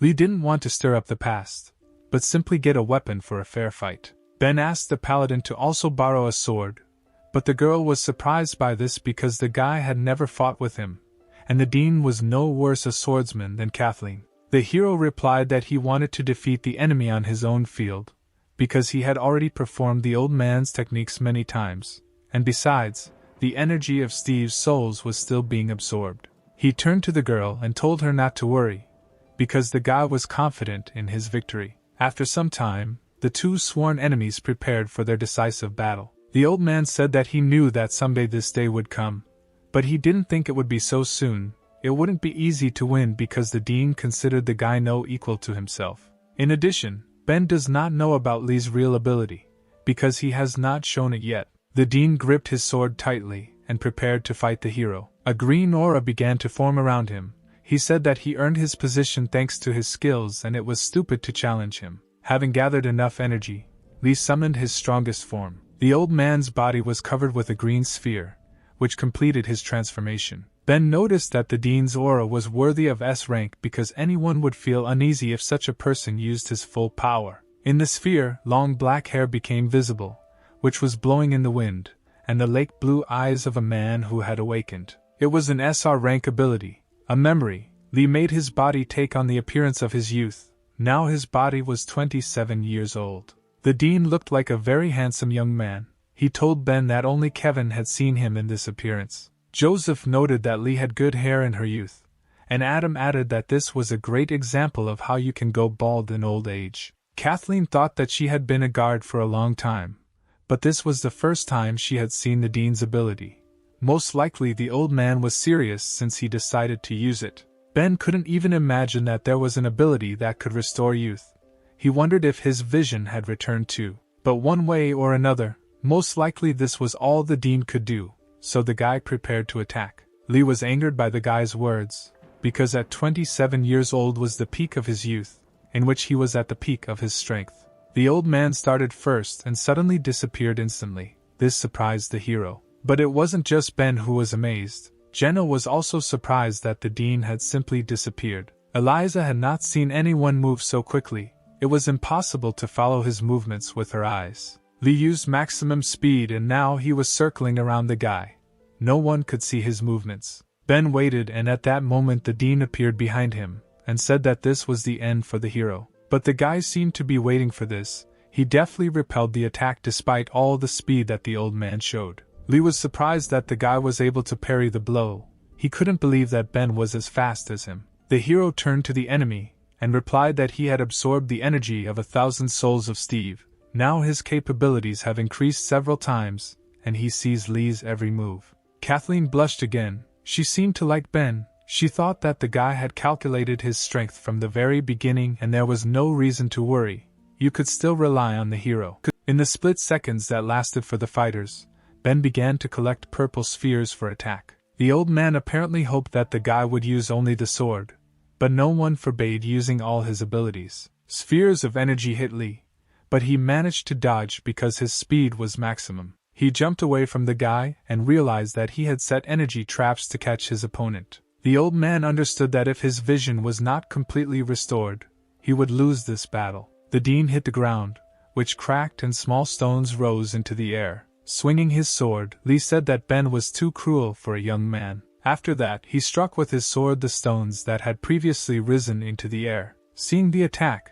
Ben began to collect air around him, concentrating the energy in his mouth. He then released a strong sound wave that flew towards the stones, saying that kindness was inappropriate in fights. The hero's sound wave completely crushed the Lee stones, turning them into dust. Jenna was amazed by the guy's abilities. She was even a little embarrassed, seeing the hero's strength. Leia also watched the battle and realized that Ben had become stronger while completing this task. The hero held the sword tightly in his hand and told the old man to face the truth. The truth was that Lee, even young, was no match for Ben. These words outraged the man. He replied that he was a guard of a rank S Protoss and a trifle of rank A would not defeat him. The old man waved his blade and shouted that in order to deal with Ben, he would only need one hand. The guy also ran to meet his opponent.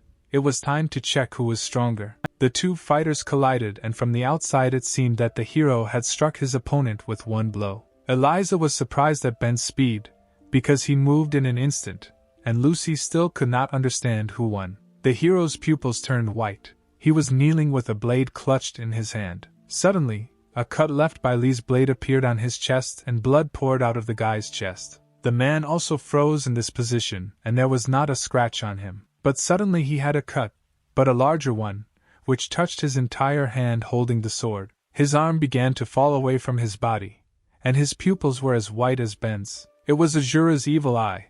Using this technique, Ben made it impossible for his opponent to move. He instantly stopped Lee's sword. The old man fell to his knees because he could no longer fight without his hand. The dean could not believe that he had lost. Ben's comrades began to rejoice at the victory, because now it was clear that the battle was over. Joseph asked Adam why these people were so young, but already so strong. Unlike his student, the guy replied that Ben's teacher was simply much stronger than Joseph. Kathleen ran up to the hero, seeing a huge cut that ran across his entire chest. The girl became embarrassed and said that she was a paladin, so she could heal the guy. But Ben shouted at the guard not to come because this was not the end. Rising heavily, the guy said that he saw with his own eyes how the dean turned his subordinates into predators, secretly trying to create an artificial one, and did not even disdain himself. The hero's assumption turned out to be correct.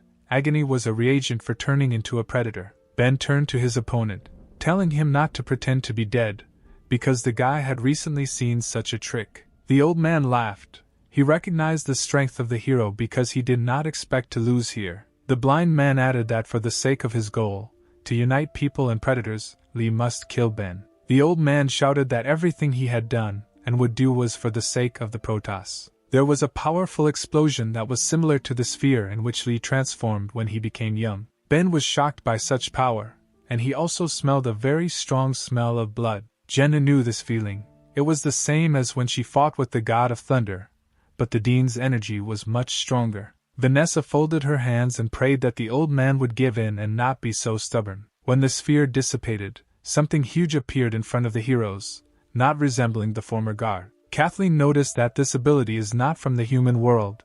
The old man comes out, and in fact secretly conducted experiments on himself. An artificial predator appeared before them, a huge creature that was covered with eyes, and its hair was like threads and went deep into the ground. Eliza was horrified by what she saw. She could not believe that this creature was Deanly. Adam was also shocked by what he saw.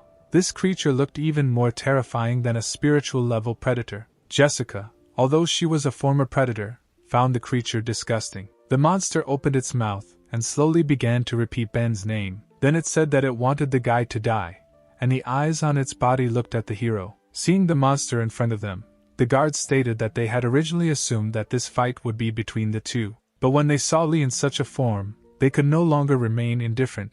Joseph said that the dean of the Protoss Guard but himself fell to the very bottom. The mentor added that if the old man did not stop, then he would not babysit him. The monster was like a silent statue that did not seem to hear the heroes, but only continued to repeat Ben's name. Joseph was infuriated by the monster's offensive behavior, because he did not pay attention to the guard. Ben approached the men and explained that if you look closely, you can understand that Lee has lost his mind. Apparently this was a side effect of the transformation. But even after losing consciousness, he did not forget the guy's name.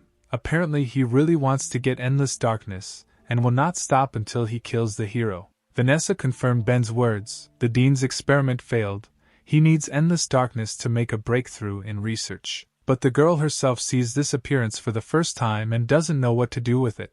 Most likely, you shouldn't count on the old man's human essence. Therefore, having summed up all the data, the girl said with tears in her eyes that there was only one way out. Joseph pointed to himself and said that if you need to kill a monster, then Vanessa is an expert in such matters. Suddenly the monster went on the attack. He began to concentrate energy in his largest eye on his chest. He still repeated Ben's name, and fired a beam straight at Joseph. The man managed to react, and jumped away from the deadly beam. Joseph used the path of the despot, and went straight to the old man's face, shouting that now he was his opponent, not Ben. He was still annoyed that no one was paying attention to him, so before striking, he asked if the old man dared to answer him. The answer was quite simple. The monster raised its hand to the man and folded it into one finger strike. The old man hit the man like a small annoying insect, but the force was so high that Joseph instantly flew to the other end of the forest. Seeing such a sight, Adam began to worry about his mentor, because he was his closest person. Landing firmly, the man began to stand up and noticed that after the transformation, Lee became much stronger than before. Joseph escaped with minor bruises. He was lucky that his skull was solid, otherwise it would have been very bad. The monster did not stop at one target, so now the same energy began to concentrate in all the eyes that were on its body. Ben immediately realized what was happening and shouted that the dean was going to attack everyone indiscriminately. The monster shouted that he would kill the guy and launched a volley from all his eyes at the creatures around him. Impact after impact, the rays hit the ground, reminiscent of the fall of hundreds of bombs. Eliza tried to dodge one such laser, but suddenly she felt a sharp pain. Her leg was pierced by a piece of wood, and because of this the girl could no longer move. Suddenly she noticed another deadly ray flying at her. Eliza prepared for death. She understood that she could not dodge because of her broken leg. But death did not come for her, and the girl did not understand why the beam stopped at the moment when it was supposed to overtake her. Opening her eyes, she saw something she did not expect at all. Kevin stood in front of her, holding all the energy from the beam with one hand, thereby protecting his daughter. The man waved his hand to the side and changed the trajectory of the deadly projectile, which flew into a tree. The girl's hysteria brought tears to her eyes and she asked Kevin why he was here now. The savior turned and replied that his daughter need not be afraid of anything as long as her father was nearby. Dean Lee, in the form of a monster, continued his volley from his eyes and shouted that he would kill everyone now. The shells flew at all team members and everyone dodged as best they could, but each time it became more and more difficult. Someone called Dean Lee in a loud voice, causing him to stop attacking and tremble. His eyes turned to the little man who came to the aid of our heroes. Kevin asked the old man why he needed all this. Did the dean really want to be sighted and with a chic hairstyle down to the ground? Because when one thing disappears, another always appears. The mentor's face was stern, and he added that it was very difficult for him to see his old friend through this appearance. Lee slowly turned his head and continued to tremble as if he was afraid of Kevin's words. Kathleen also noticed this fear. Lee was so scared as if he was about to lose consciousness. The girl wondered what was so scary about this Kevin. Ben suggested that it was a simple instinct of self-preservation and that this reaction was unconscious. Kevin continued to lecture. He said that he was already a pensioner and did not expect that it was Lee who would disturb his peace. The man grabbed the tree with one hand, and the trunk began to crack from the strength of his grip. At that same second, the tree completely tore into pieces, leaving behind only a stump. Kevin held the whole tree with one hand and said that the old man had injured his daughter, and this was unforgivable. Therefore, he asked not to judge him because the dean asked for it himself. Michael had heard that Kevin was the strongest of all the guards and for the first time saw him in action. The guy considered it a great success. The master pushed off the ground and instantly found himself in the face of a huge monster. In one hand he held a tree, and the other hand was, as always, in his pocket. At that moment he was preparing to attack. Kevin said that Lee gets this blow for injuring Eliza and hitting the monster's head with the tree. Unexpectedly, but from such a force of impact, the monster's head instantly crashed into the ground. Because of such power, the ground began to crack around the landing of the head, and huge vibrations began to emanate throughout the forest. Joseph was amazed by the master's strength, because with just one blow he slammed the old man into the ground. Michael could not believe his eyes. The guy considered the powers of these two guards to be incommensurable. Eliza looked at her father and smiled. The girl was proud that Kevin stood up for her. Suddenly, a blue shield formed around the girl, which scared her at first. There was no need to be afraid. It was Ben's protective barrier. The guy decided to protect the entire team. He also asked Kathleen to heal Eliza's wounds. The paladin looked at the large cut on Ben's body, because of which the guy could hardly stand on his feet, and thought that he needed help more than the others. Suddenly the monster rose from its knees after the blow and began to concentrate energy in its eyes.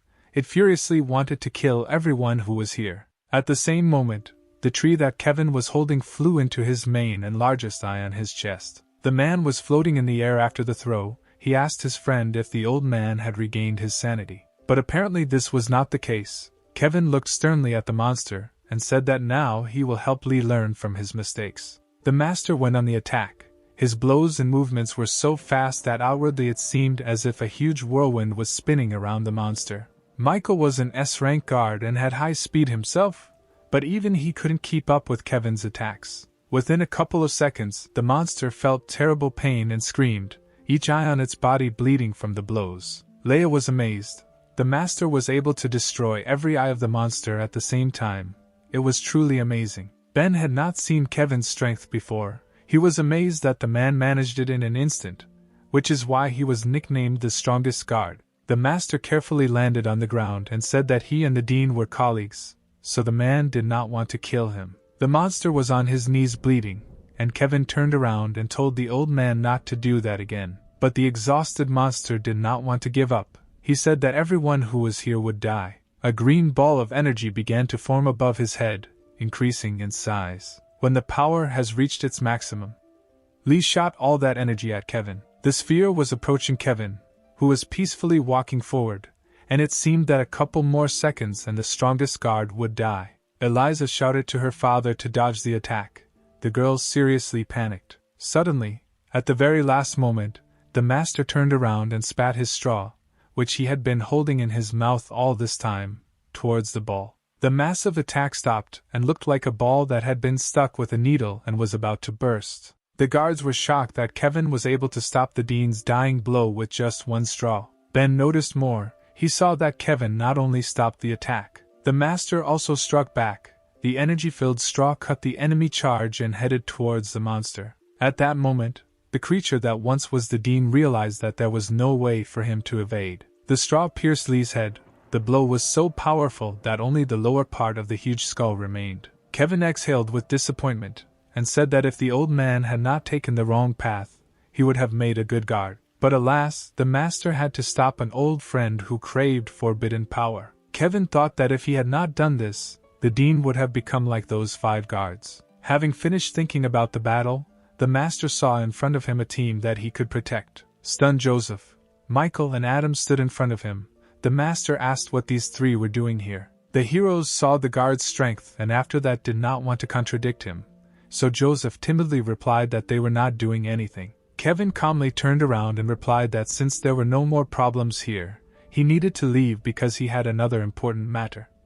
Eliza was indignant that her father would just leave the girl here. She asked what kind of important matter was waiting for the master.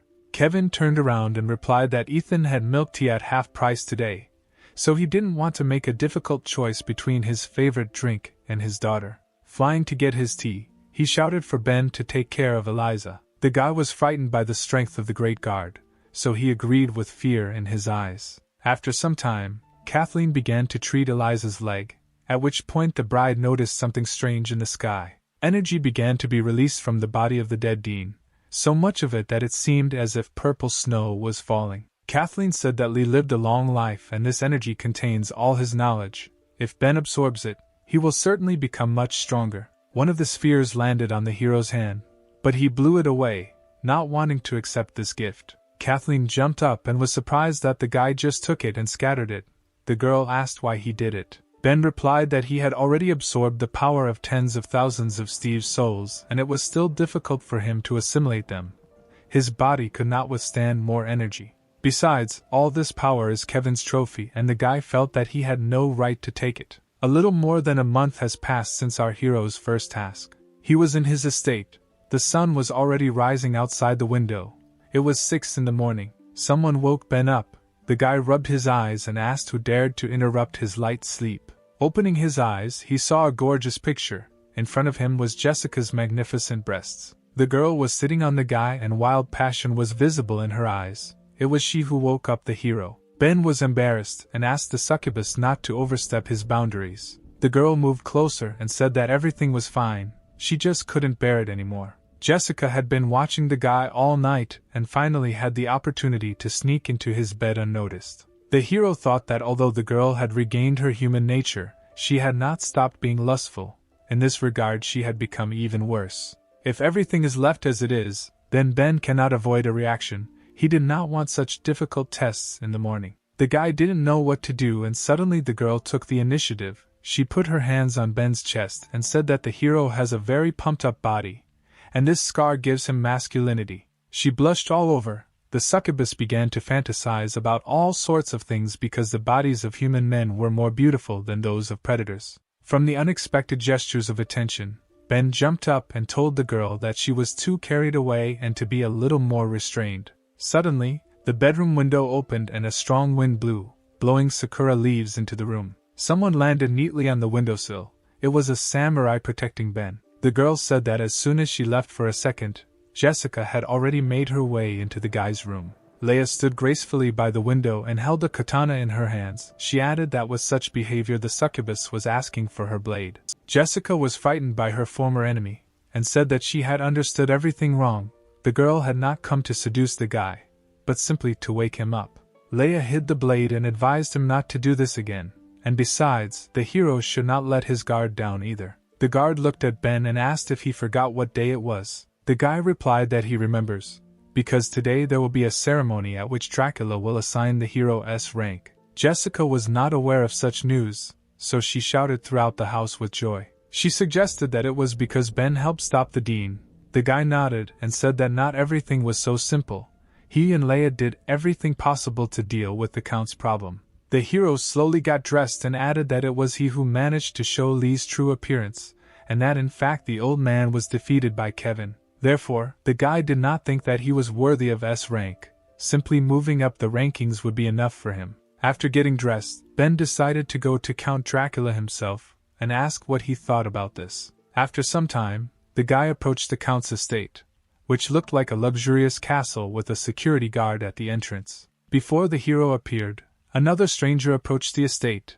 This worried the guards. It was a strange monk, dressed in monastic robes. He had a straw hat on his head, and the old man was holding a small bell in his hand. He asked if Count Dracula lived here. One of the guards shouted for the monk to leave, because an important meeting would be held here, and tramps were forbidden to even be close. But at that moment Ben approached the estate and stood up for the old man, saying that he did not look like an ordinary tramp. The guy turned to the monk and asked if he would mind if they went together.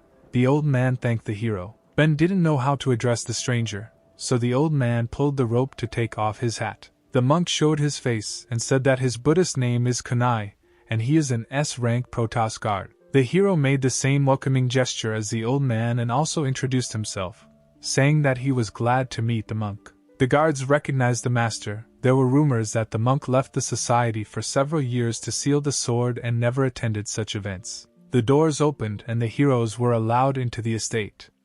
The monk was surprised at how impressive Dracula's house was and didn't understand why such luxury was needed, because a house is just a place to relax. The old man also asked Ben if Leia was his friend and how the girl was doing now. The guy was surprised that the monk knew her. Kunai replied that he and Leia were old friends, but had not seen each other for many years and had lost touch. The hero was wondering if the old man had really changed his custom and came to the meeting only to ask him about Leia. Suddenly, their conversation was interrupted by a mysterious figure who called out to Ben. The stranger asked if this was the guy who returned the gift of light and defeated Steve.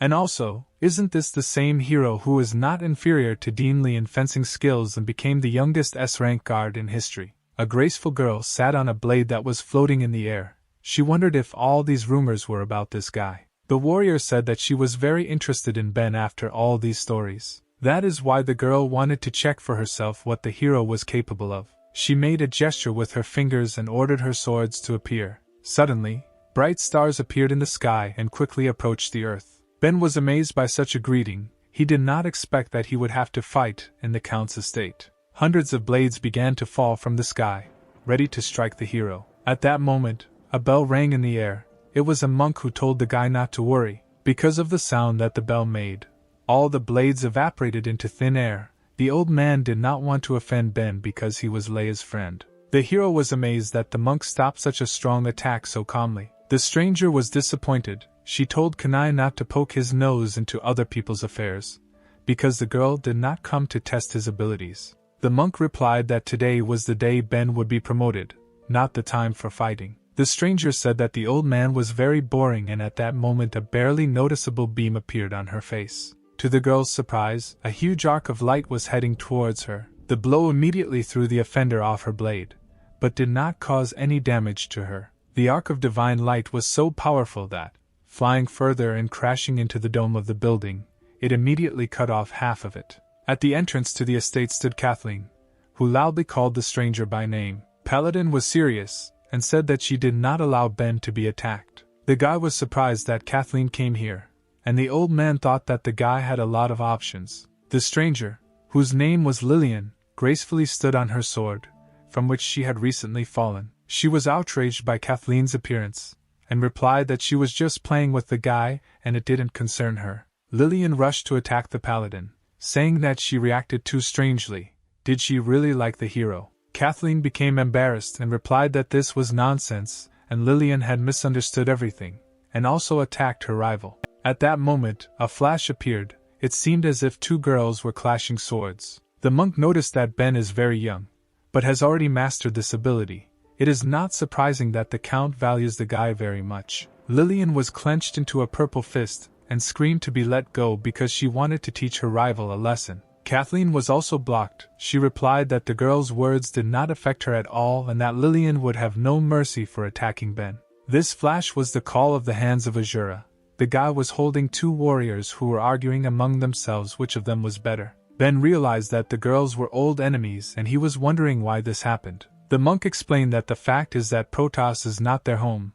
These two were from two warring countries. The guy turned to the old man and was surprised that there were other countries. He believed that Protoss was the only place where people lived. The monk began his story. Once upon a time there were many states on their continent, but due to attacks by predators, many of them fell into decay and ceased to exist. Several small states remain. Protoss supports them financially and also protects them, for which their best warriors become Protoss guards. Paladin Kathleen was the strongest warrior in the country of knights.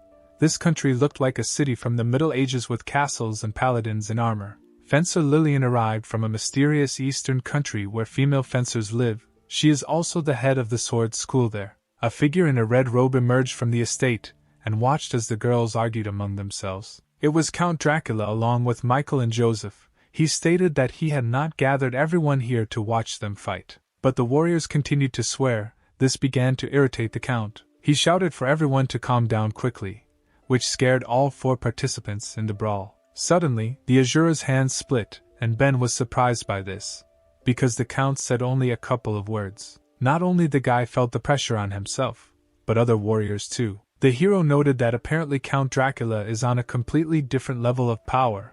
Perhaps he is as strong as Kevin. Suddenly a helicopter appeared in the sky and was approaching the estate. The helicopter landed in front of everyone gathered, and Ben thought that most likely it was Daniel's mother. Mary exited the transport impressively. She noticed that everyone had already gathered, but did not understand why. Because only Ben would be promoted. The woman cast a cold glance at the guy. Clearly she was not happy to see him. Ben was a little scared and assumed that the woman was staring so intently because the hero had defeated her son in a duel. The meeting began and Count Dracula announced that since everyone was assembled, we could begin the discussion. Ben whispered to Kathleen not to be angry, because he only grabbed her because things were getting tense and the guy didn't want the fight to get out of control. The girl became embarrassed. She thought that Ben was already gossiping with her, which means their relationship had reached a new level. It was too fast for the beauty. The Count continued his speech. He noted that Ben distinguished himself in the task of returning the gift of light, and also helped stop Dean Lee. Therefore, the governor decided to promote the guy to S rank and make him a guard of the 10th squad. Mary was struck by this information because her son was in this detachment. The woman hoped that the hero would be enlisted in another detachment. The Count looked at those present and asked if anyone had any objections to his decision. Mary smiled sweetly and replied that there were no objections because she did not want to be at enmity with such a strong guard. Kathleen knew what the hero was capable of, and she believed that S rank was his level, especially since the guy is the youngest S rank guard in history. Lillian saw what Ben was capable of. The hero was indeed strong, but she didn't want to see him with Kathleen at all. Therefore, the girl decided to take the initiative and raised her hand, declaring that she was against it. Protoss guards protect not only Protoss but also small states. S rank is awarded for military merits, and the Count wants to promote a newcomer. The citizens of Lillian's country would be excited about this. Dracula explained that the guy's abilities were confirmed by Kathleen and Joseph, so there is no need to worry. But Lillian was against it because the residents of her country did not see what he was capable of. The Count thought about it, and asked what needs to be done then to convince Lillian to recognize his rank. The warrior replied that in order to see his abilities, the governor must allow Ben to go with her to her country. If the hero defeats the students of her fencing school, then Lillian will certainly recognize his strength. Ben was struck by these words. The guy was not ready to see so many girls in one place. Kathleen was also not happy about this statement. She said that Lillian came up with this on purpose because the students are the main strength of the country of women, and even a paladin cannot oppose anything to them. The excited hero turned to the Count, asking him to reject this offer because it would be somehow dishonorable for one guy to be in such a country. Dracula declared that since Lillian had doubts, Ben would have to go with her to the Kingdom of Women and defeat the warriors there in order to demonstrate the strength of the Protoss Guard. Kathleen was shocked by the governor's decision. The girl considered this situation terrible. Lillian was glad that her plan was a success. She said that when the guy arrived at the place, she would understand that he had a high opinion of himself. The Count said that the issue of promoting the heroes was a settled matter, but there was still something that needed to be discussed. The second question was more serious, and that is why the governor invited all the guards to come. He asked to follow him. Ben was surprised that his promotion was not the main reason for the meeting. The guy was wondering why everyone was gathered. After some time, all the guards entered the palace and saw a bloody man lying on the floor. Ben asked who this corpse was. Lillian replied that it was an A-rank guard from the 2nd squad. He was far from a weak opponent, but he was killed just like that. The girl was wondering how it happened. Judging by the wounds, the killer is fluent with weapons, but who it could be was unclear. The Count replied that Lillian would immediately understand everything if she touched his wound. The girl didn't immediately understand what the catch was, but she decided to believe the governor's words and touched the wound of the corpse. She was suddenly overcome with fear from the bloodlust she felt. Lillian quickly crawled away from the corpse and realized that it was the bloodthirsty king who did it. The Count said that without any doubt it was him. The governor thought that he had been dead for a long time and did not expect to meet him again. Ben asked Dracula who this bloodthirsty king was. It was probably because of him that everyone was gathered here. Even Lillian turned pale with fear. Apparently this was not an ordinary person. The swordswoman rose to her feet and said that the bloodthirsty king was not one person, but 5. But individually they are extremely dangerous. Even from the corpse one could see how skillfully they killed him. In addition, he was once a guard, but he was wanted for killing a comrade. Kunai, who stood aside, added that, moreover, the bloody king was once his student. He was one of the S-rank guards in the 5th division, and one of the 5 bloodthirsty kings. The king was sitting on the border of the kingdom of women. One of the figures in a cloak turned to him and asked if he had killed that guard. The masked man replied that he was interfering with him, and therefore deserved death. The figure replied that the king had overdone it because killing the guard would attract unnecessary attention. The mysterious man said that he did not return to follow the stranger's plan. He returned only to reclaim what once belonged to him. The king returned for the demonic sword, which was now in the room hung with seals. After the meeting, the heroes began to disperse and Kunai asked Ben to stay behind because he wanted to ask him something. The heroes stopped, and the guy asked the monk how he could help him. The old man clasped his hands together as if he was beginning to pray and asked Ben to tell Leah that the monk had opened a small temple in his hometown. If the girl is not busy, the old man invites her to come there and talk. Ben bowed before the monk and said that he would definitely convey his words to Leah. Their conversation was interrupted by Lillian, who called Ben. She reminded the guy that after he had talked, he must return to her and not forget what he had to do. Lillian will wait at this place and hope that the hero will not try to escape. Kathleen tensed from the warrior's excessive interest in Ben. The guy replied that he would win and would not run away from her students. The hero conveyed the monk's words to Leia, and an hour later he was already heading with Lillian towards the country of women. The couple flew on the sword of a warrior. Lillian began to talk about her country. She said that their country owes its origin to the ability of SSR rank. This ability is very unique and can be taught to others. But for some reason, only women belong to these others, so after a long time, only they remained in their country. The girl also added that, of course, she had met men in the Protoss, but this was the first time she was returning with one of them, so she asked Ben to be more gentle with her. But the guy sat and didn't seem to hear what Lillian was saying and didn't pay attention to her words. The girl was amazed that the hero did not react at all, because she was the first beauty of her country, and the guy could not help but pay attention to her. Ben was thinking about the monk at that moment. He noticed how the master spoke respectfully about Leia, and the guy was wondering what he wanted to talk about with the girl. Most likely this was connected with the past, and did this mean that the old man wanted to talk about his student? But suddenly the hero's thoughts were interrupted by something soft that touched his back. Lillian's lush breasts pressed against the back of the guy, who could not understand what kind of pleasant sensation he was experiencing. Ben was embarrassed and couldn't believe that the girl was clinging to him. Lillian hugged the guy and said that he was very brave once to ignore her words, thinking about his own things. She wondered if he was thinking about Kathleen at that time. The girl asked what Ben found in the paladin, because the head of the fencing school considered herself much more beautiful. The hero was very excited.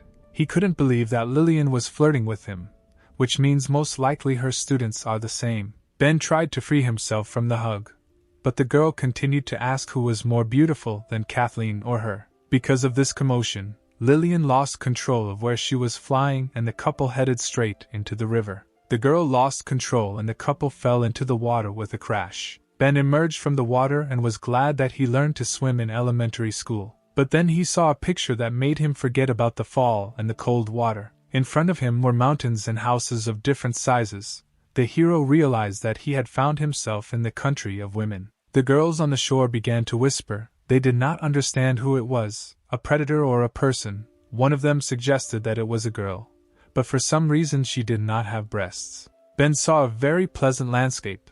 In front of him was a crowd of beautiful girls with long legs and magnificent breasts. So this is what the country of women looks like. The guy was glad of his arrival. Suddenly a sword flew out of the water, followed by a bright figure. Ben watched the show as Lillian did a graceful somersault and landed on her weapon. The girls on the shore instantly recognized their leader, who had returned from a long journey. 2 students bowed to greet Lillian. These were her closest subordinates. The head of the fencing school said that so many honors were not needed. Ben noticed that Lillian was behaving completely differently.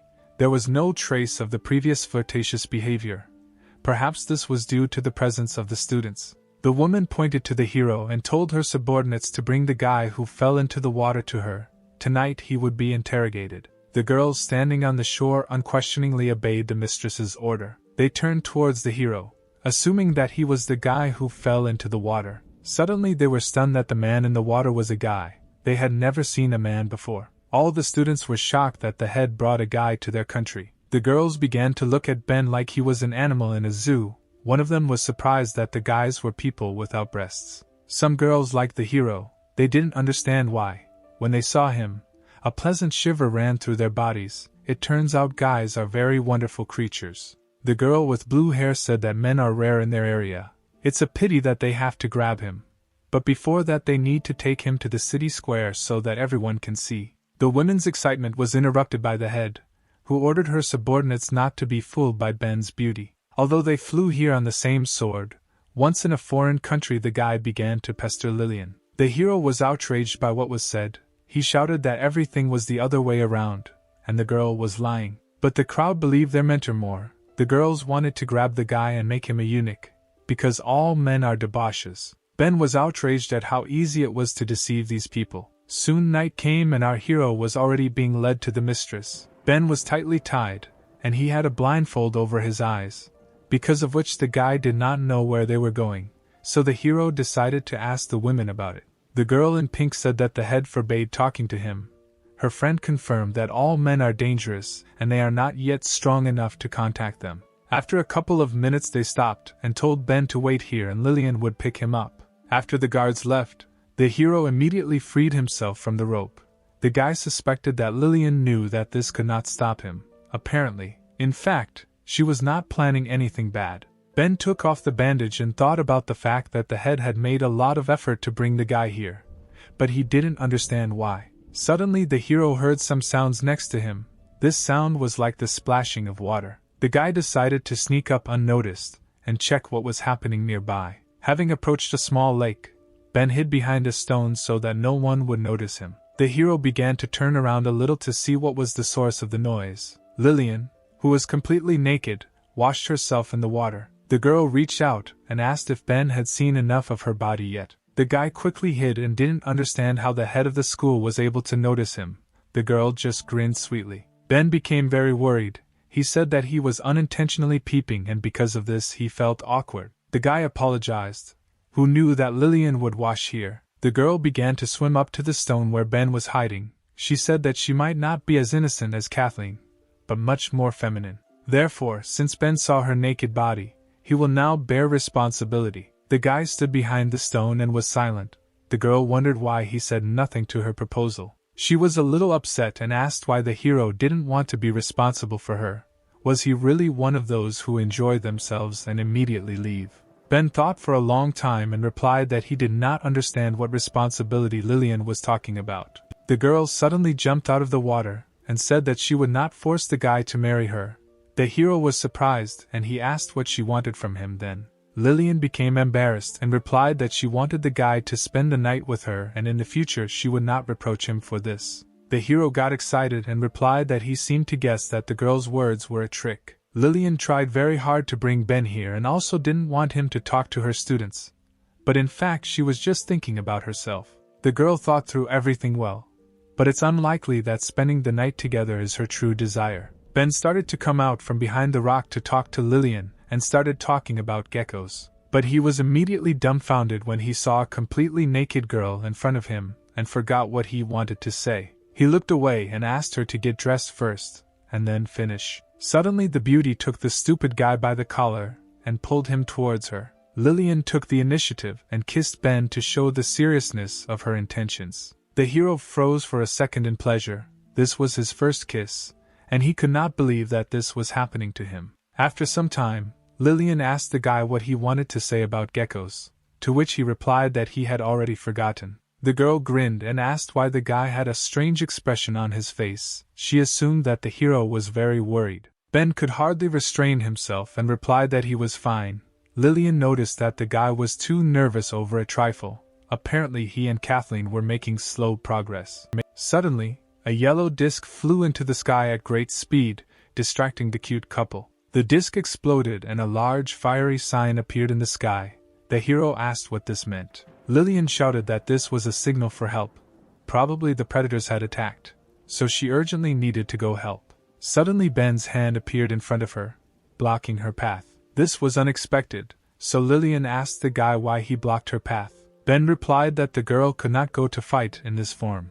First she needed to get dressed, but for now the hero would help the others. Panic reigned in the city. The girls ran away as fast as they could because predators attacked the country and broke the gates. One of the girls got very tired while she was running and asked her friends to wait for her. While running, she did not notice a stone that was lying on the road and tripped over it. The dark figure of a predator appeared behind her, and the girl understood that she could not get away from him. It was a boar, a demonic-level predator. He said that his information was correct and there were really only women in this country. The girl trembled and crawled a little away from the monster. She begged the predator to spare her. The boar bent over the beauty. The frightened girl asked what he needed from her. The boar was a little embarrassed and replied that she had a very beautiful figure, and he liked them like that. From pleasure, saliva appeared from his mouth and the predator asked the lady to become his wife. The girl was dumbfounded by such a proposal.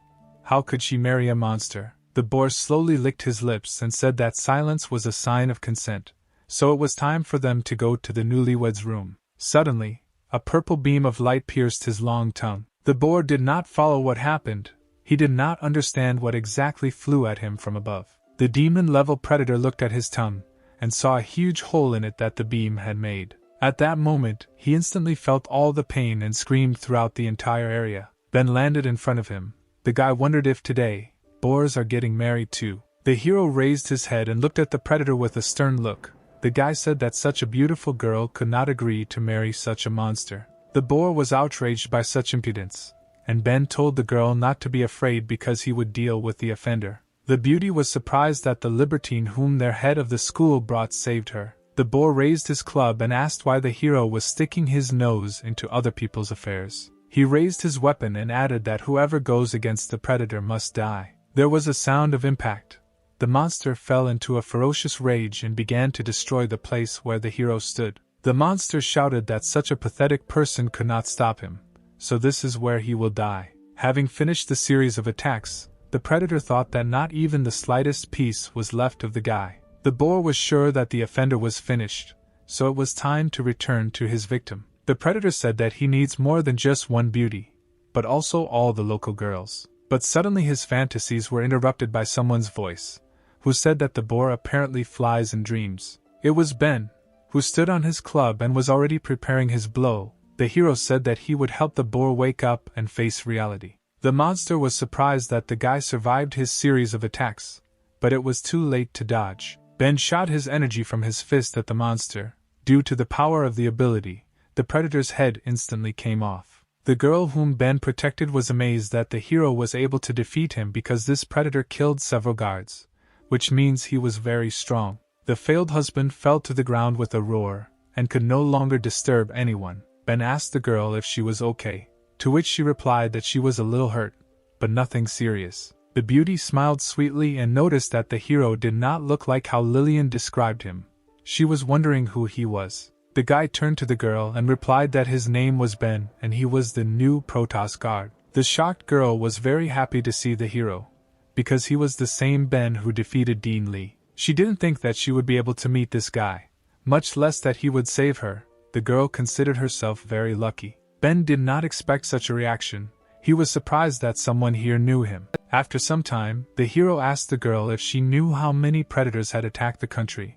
The beauty replied that at least 100, and they also had their own leader. Skeletons appeared in front of the couple in torn rags that resembled people's former clothes. It was a horde of skeletal predators who were already standing on the threshold of the country, and behind them stood a huge figure of a skeleton wearing a crown. The skeleton in the crown had 3 faces. It was a spiritual-level predator who asked Ben if he had killed the head of the boars. The guy grinned. He was clearly not afraid of his opponent, so he replied that it was his doing. The Skeleton King shouted to his minions. He gave the order to gnaw the hero to death. At that moment, hordes of skeletons went on the attack. There were so many of them that from above, it seemed as if a horde of ants was crawling towards Ben. But this did not scare the guy. He began to concentrate the lightning around himself and advised the girl to move a little further away so that she would not be hit. The hero knew that he could deal with so many small fish in one blow. Ben put his hands forward and a huge charged ball formed in front of him. The king continued to order. He told his servants to go ahead and not be afraid of anything, even if they died. But at that moment, even he realized that the growing danger was too high, so he gave the order to evade. An explosion thundered. Ben released Azura's anger from the sphere. A huge electrical wave destroyed the entire enemy army. The force of the attack was too great. It hit many buildings, but still dealt with the opponents. The hero realized that he had overdone it a little and hoped that the head of the fencing school would not force him to pay for the losses. The girl who stood nearby was shocked by what she saw. She replied that she very much doubted that Ben would get away with it. Meanwhile, not far from the city, a mysterious cloaked figure stood on a hill. An unfamiliar man noticed the energy that came from the skeletons, and said that apparently the information was correct and endless darkness was here. Behind him stood a beautiful girl who looked like an Amazon. She asked her boss what she should do. A charming girl asked if her boss wanted her to grab the guy and bring him. The mysterious man refused. He believed that it was too early to intervene. The girl with violet eyes wondered why her master was so calm.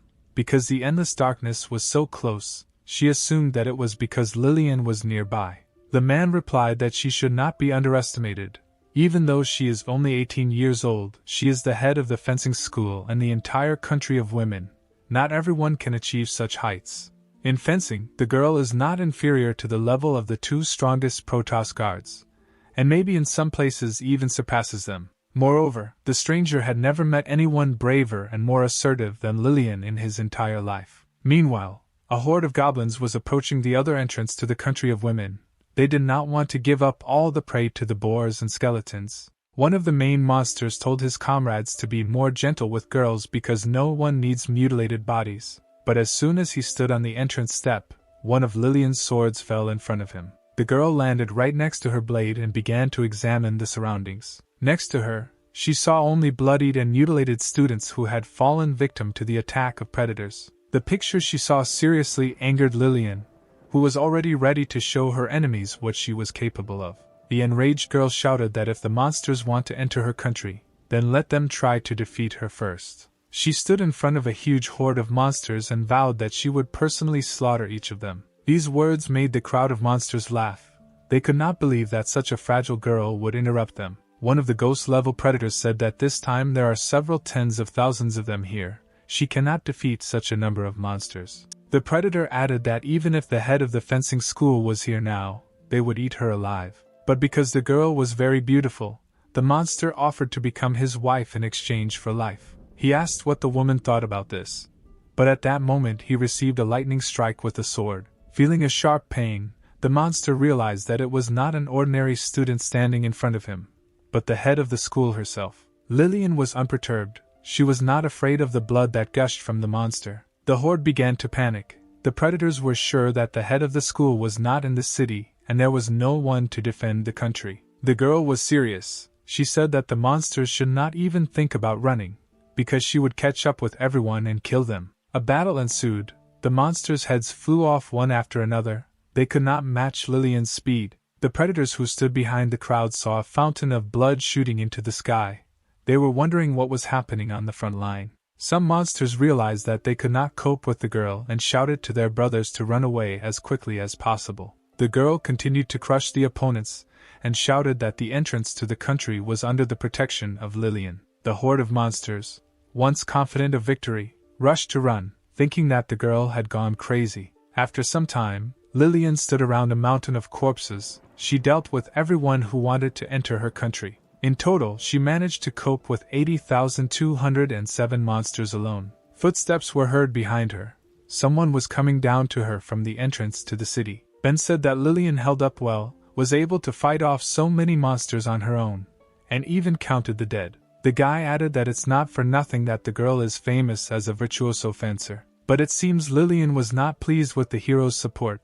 She asked the guy not to flatter her. The girl believed that because of her negligence, the country was now in devastation and many of her students had died. In addition, the city is full of predators and you shouldn't linger any longer.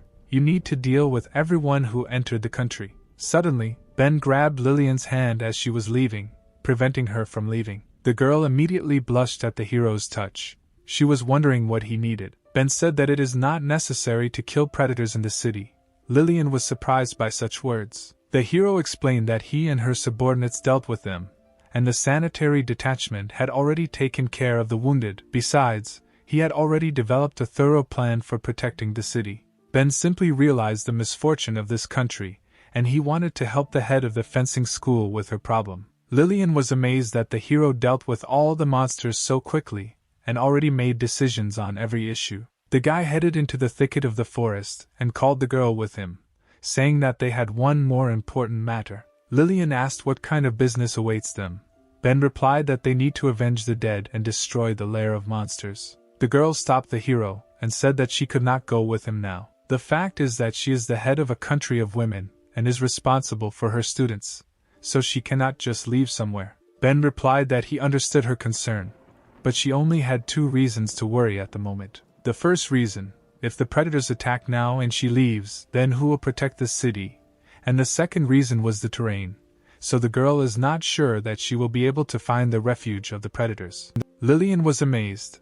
Everything really was as Ben said. She thought that the guy could read minds. The hero explained that he cannot read minds, but this is already clear judging by the fact that Lillian wants to stay here. But wealth and honor are achieved through risk. Lillian did not understand these words. She had not heard anyone say that. Therefore, Ben suggested that there were only 4 options for the development of further events. The first option, that they defeated the predators, will not give them the opportunity to return here in the near future, but others will want to take advantage of the current bustle.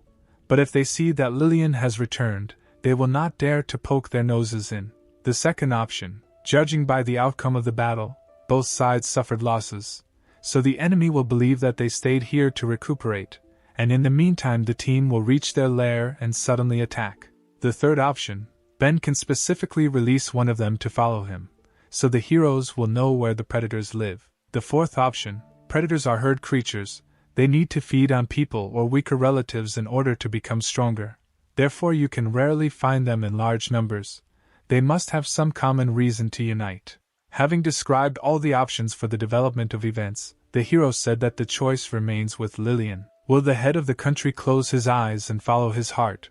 Because she probably wants to take personal revenge on the culprit of what happened. After listening to Ben's story, Lillian said that he was right and that she had underestimated the guy. Therefore, it was decided to go into the thicket of the forest, find the den of predators and kill each of them. After some time, not far from the country of women, a conversation was heard in a small cave. One of the predators trembled before the leader and reported that during the round, he saw with his own eyes the head of the fencing sect. The monster followed her, and she went to the Protoss. But who could have known that the girl would return so soon? The carrion predator fell to his knees and asked his mistress to have mercy on him. From the dark, impenetrable cave, sharp feathers flew at the monster. The feathers, like daggers, pierced the predator's chest and pinned him to the wall. Footsteps were heard from the cave, and soon the outlines of a refined figure with wings could be seen. The figure of the bird girl slowly approached the scavenger, and the falling light began to increasingly show the charming appearance of the mistress. She was very unhappy that, due to the fault of the intelligence officer, several tens of thousands of her subordinates were killed overnight. It was a spiritual level predator, Susan the Eagle. She said that the scavenger not only escaped, but also dared to ask her for mercy. She leaned over to her subordinate and added that if he had died 1,000 times in a row, it would not have made things any easier for her. The eagle swung her razor-sharp claws, attacking the defenseless predator. The blow left large marks on the cave wall and instantly finished off the scavenger. The girl thought about the strength of the head of the fencing school. She decided that she should remember the name Lillian. At that moment, a strange noise was heard. A dent began to form on the wall of the cave, and something was approaching the predator. The wall collapsed and Ben jumped out of it, finding the leader of the attacking monsters. The hero rejoiced at the find, and the eagle was surprised that she saw a man while in the country of women. The predator asked the guy who he was and how he managed to find her lair in such a wilderness. Ben grinned and advised the girl to relax because he was just showing the way. At that same second, a blade flew at the predator with great speed, and the hero added that the one who wanted to communicate with her was behind him. The predator saw a huge sword in front of her eyes. At that moment she realized that the battle was about to begin. The girl covered herself with her wings and was thrown back by the force of the blow. The predator crashed into the wall, and the swords bounced back to their owner, but did not injure the enemy. The dust from the falling stones cleared, and the eagle noticed that if it weren't for her wings, she would have died now. The girl understood that these two were not ordinary people. She needed to understand who attacked her, so she shouted for the enemy to show himself, and say his name. Lillian was already flying in her direction, and said that she was the head of the country of women, and gave her name. Hearing these words, the predator was delighted. She shouted that she was just planning to deal with her, and it was very good that she herself decided to appear. Lillian looked at the offender with a stern look and replied that she would sort it out here. The head of the country attacked the eagle with a longitudinal radiance, but she managed to dodge the blow. The force of the impact was so powerful that it flew further along the trajectory and cut off the nearest rocks. Seeing this picture, Susan realized that she could not cope with such power, so she flew into the sky, realizing that the best option now would be to retreat. Lillian looked at her opponent and said that the girl would not escape so easily. Her wings would not be able to carry her too far. As she flew away, the eagle understood that Lillian was quite strong and she definitely couldn't win on Earth, but there were chances in the sky. The predator knew that no one flies as fast as she does, and if the girl follows her, she will lose in an air battle. But if she still fails to catch up with Susan, then she will safely get to help. It was necessary to gain time, because that talisman would very soon recreate a new army of predators for her. Then her brothers and sisters will attack the land of women again, and this time they will win. And when the time comes, Susan will give the inhabitants of this country to her friends for use, and their exceptional ability, which is not transmitted to men, will become hers. Suddenly, something in the chest area began to speak, and the girl felt that someone was holding on to her. Ben held on to the predator, and pressed his face into her chest. Susan blushed slightly at what she saw. The guy asked him to fly slower, because otherwise he wouldn't be able to resist. Susan was in shock. She didn't understand when the hero managed to grab onto her because she didn't even feel anything. And the guy replied that he had been here from the very beginning. But seeing how the eagle was giggling stupidly to herself, I did not dare to disturb her. The girl screamed at Ben to let her go, otherwise she would kill him. The hero looked at the lush chest to which he was pressed and said that he could not unclench his hands because the earth was very far away. Besides, Susan is like a super-fast air taxi. If he lets her go, she will immediately disappear. Whether she could kill Ben still needed to be seen, and at that moment the girl felt that something was wrong. She began to feel strange, as if all the strength began to leave her body. The girl began to tremble and moan, asking the guy to let her go. The two enemies fell like stones down to the ground, and Susan added that if he did not let her go, she would no longer be able to resist. There was a roar from hitting the ground.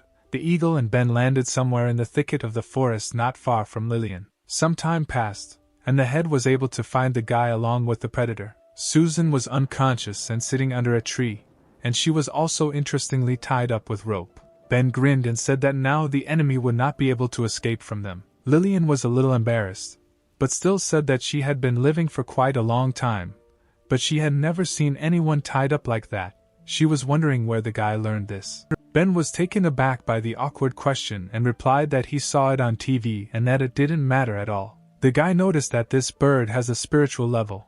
Its strength is like Jessica's, which means it would hardly be able to organize such a large army of predators. Apparently the girl was someone's puppet, so it was necessary to find out who was behind her. The hero confidently said that torture is his trump card, so he will do it.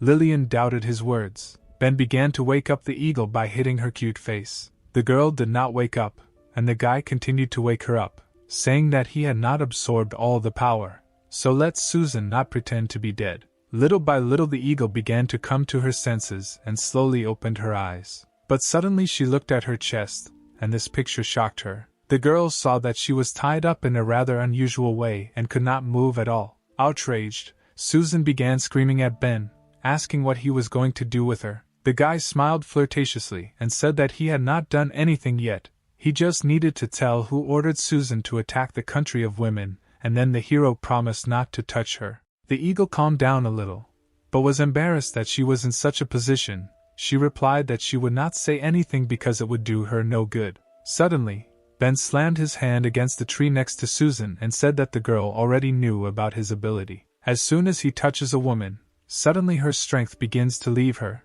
and so on until she becomes obedient. Hearing these words, Lillian was horrified. She didn't know if endless darkness had such an effect and wondered if the guy had tried it on her. Ben leaned over Susan and said that it didn't matter if she wanted to talk because he would be able to loosen her tongue. Confused, the girl looked at the guy and little tears began to come out of her eyes. All sorts of vulgar scenes of Ben torturing her came into her head. She thought that this was the way the guy would get information. Throwing away her fantasies, Susan shook her head. She thought that they couldn't do anything like that because they were from different families. Ben was already bending over the girl and his expression was both sinister and lustful.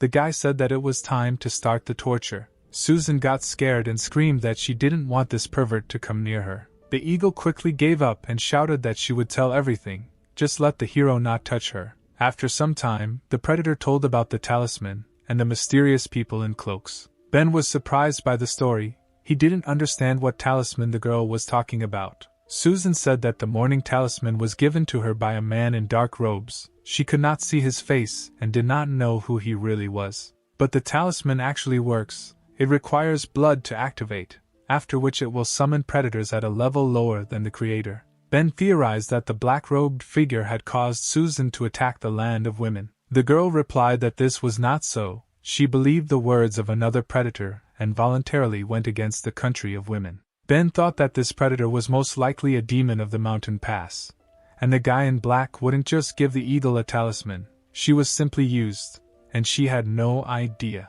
The hero told Susan that he did not notice any talisman in her home.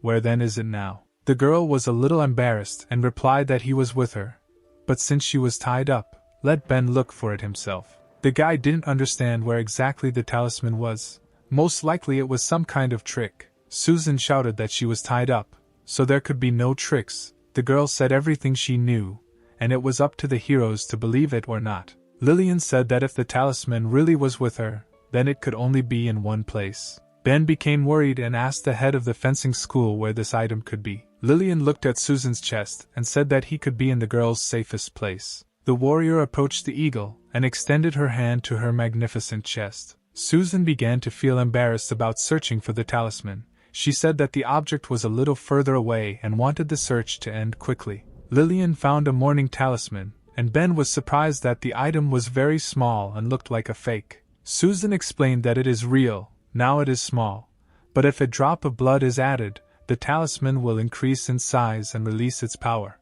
Lillian hid the talisman in her safe place, and Ben said that the talisman was their only clue, although Susan was taken advantage of, but she was the one who harmed the country. Therefore, until they figure out how the talisman works, the girl will be in the country of women, in prison, where she will be tortured. Lillian asked Ben to wait. The guy asked what the girl wanted to add. Lillian was embarrassed, and said that she did not want to return today, and that this matter could wait until tomorrow. Night fell. Susan, tied up, slept under a tree, and our heroes sat on the shore of the lake. There was a rather romantic setting, a beautiful view of the mountains and peacefully croaking frogs. Ben was worried because it was his first time in such a situation. The guy decided that he needed to come up with something to talk about so that it wouldn't be so awkward. Lillian took the initiative, straightened her hair and turned to the hero. She thanked the guy for today. When Ben was next to her, she felt calm in her soul. The hero said that there was nothing to thank him for, because they only found a talisman and a bird, nothing more. Lillian replied that she brought Ben to the country of women only to annoy Kathleen.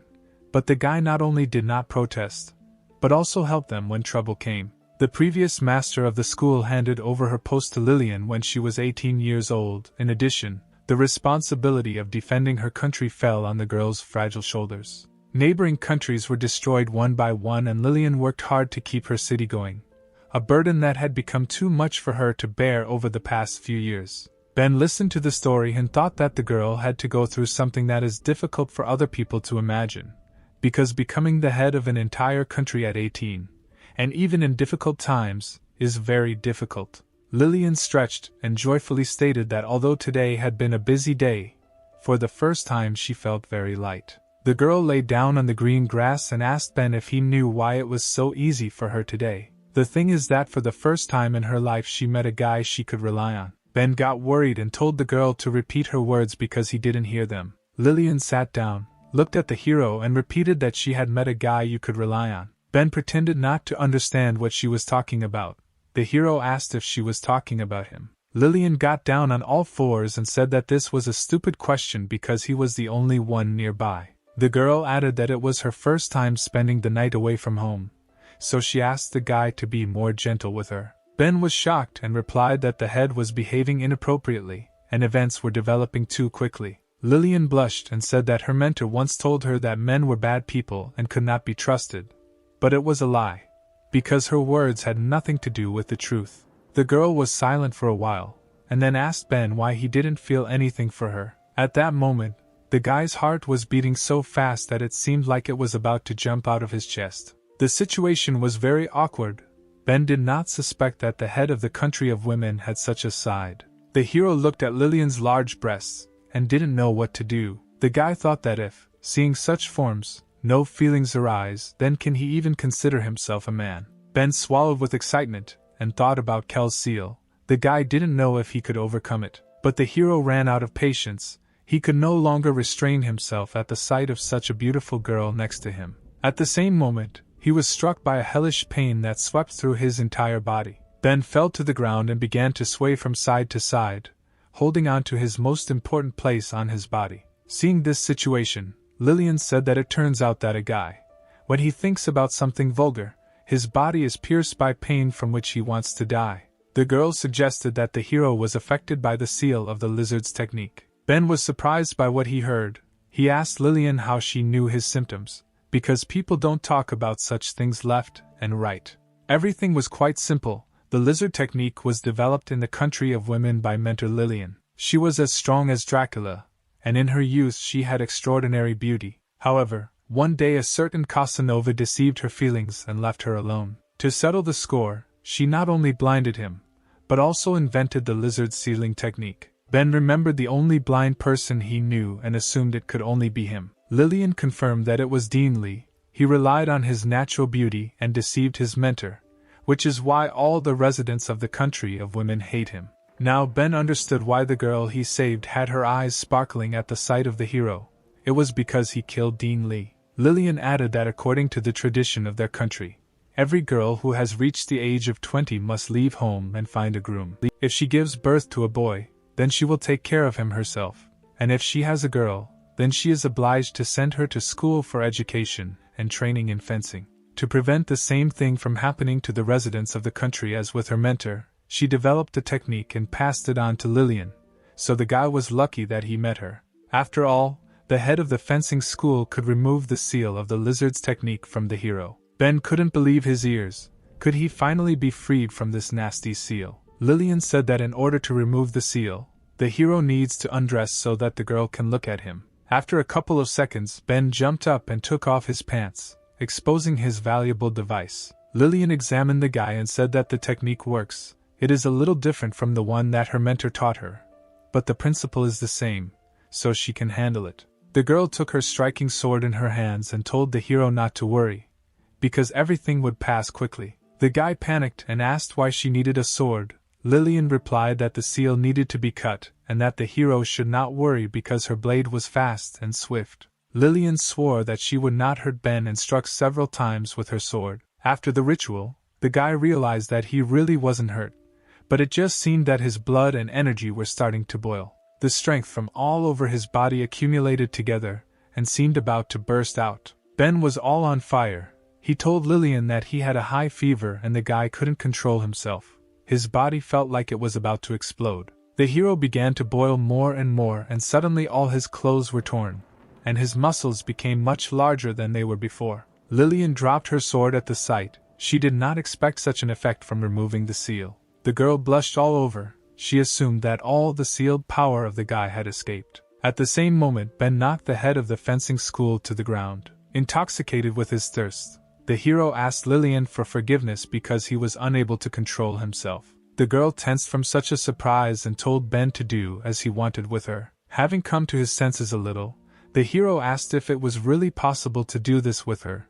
Lillian replied that she was ready. Susan sat by the tree and heard passionate moans from the couple, who succumbed to pleasure. The eagle was wondering what they were doing there, and had they forgotten that she was still here and heard everything. Meanwhile, in the protos, Kathleen sat on top of the wall and thought about what had happened. The girl was worried about Ben, and she was wondering what he was doing there right now and whether he missed her. Kathleen was worried that the hero was alone in a country of women, and whether they would do something bad to him. Discarding vulgar thoughts, the paladin decided to save the guy from this hell into which he was dragged. Kathleen jumped off the great wall with lightning speed and went straight to the land of women. The girl wanted to save her lover at all costs, so she flew at maximum speed. Meanwhile, in the clearing where our heroes were, day came and a scorching sun appeared in the sky. Naked Lillian rose to her feet, reached for the sun and was glad for the new day. She enjoyed the warm rays and noticed that her mood was much better today than before. The girl looked at the sleeping Ben and thought that she had not imagined that the guy was so good.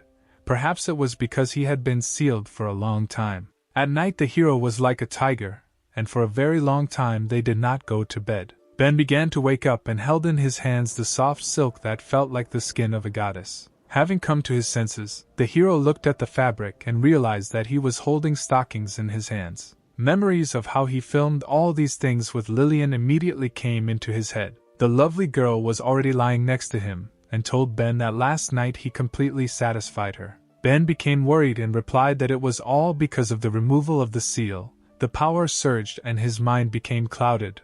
For some time he was not at all aware of what he was doing. Lillian sat closer to the hero, saying that nothing bad had happened and that the guy should not worry. After all, now the beauty believed that she belonged to him, and the hero could not deny it. Therefore, if the hero deceives her and leaves for another, she will again put that seal on him. Meanwhile, in the vicinity of the protos, an orange car was racing along bridge number 7. Jenna was sitting behind the sports car, driving Leah somewhere. To avoid getting bored on the road, Jenna decided to talk to Leah. She asked how long the girl had known Kunai, because she had never heard the warrior talk about it. Leah was not particularly happy about where she was going and replied that the monk had once been a servant in her family. Jenna was struck by what was said, because the old man was an S-rank guard. It turns out that Leah was from a rich family.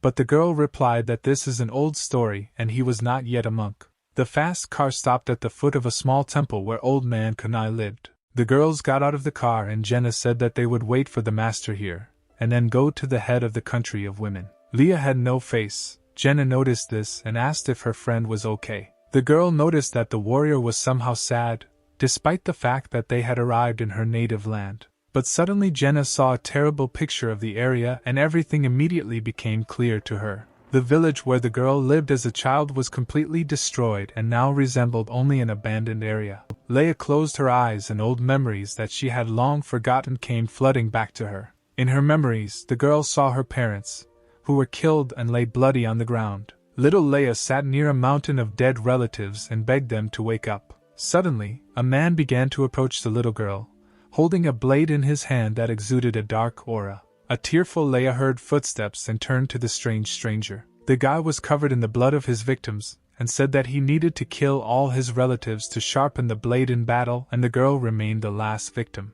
Therefore, the warrior waved his sword and said that it would not hurt because his weapon was fast. Leia's thoughts about old memories were interrupted by a monk who greeted the guests. The old man did not believe that Leia would come to his temple. He said that he had been waiting for her here for a long time. Jenna was glad to meet the master, and also greeted him.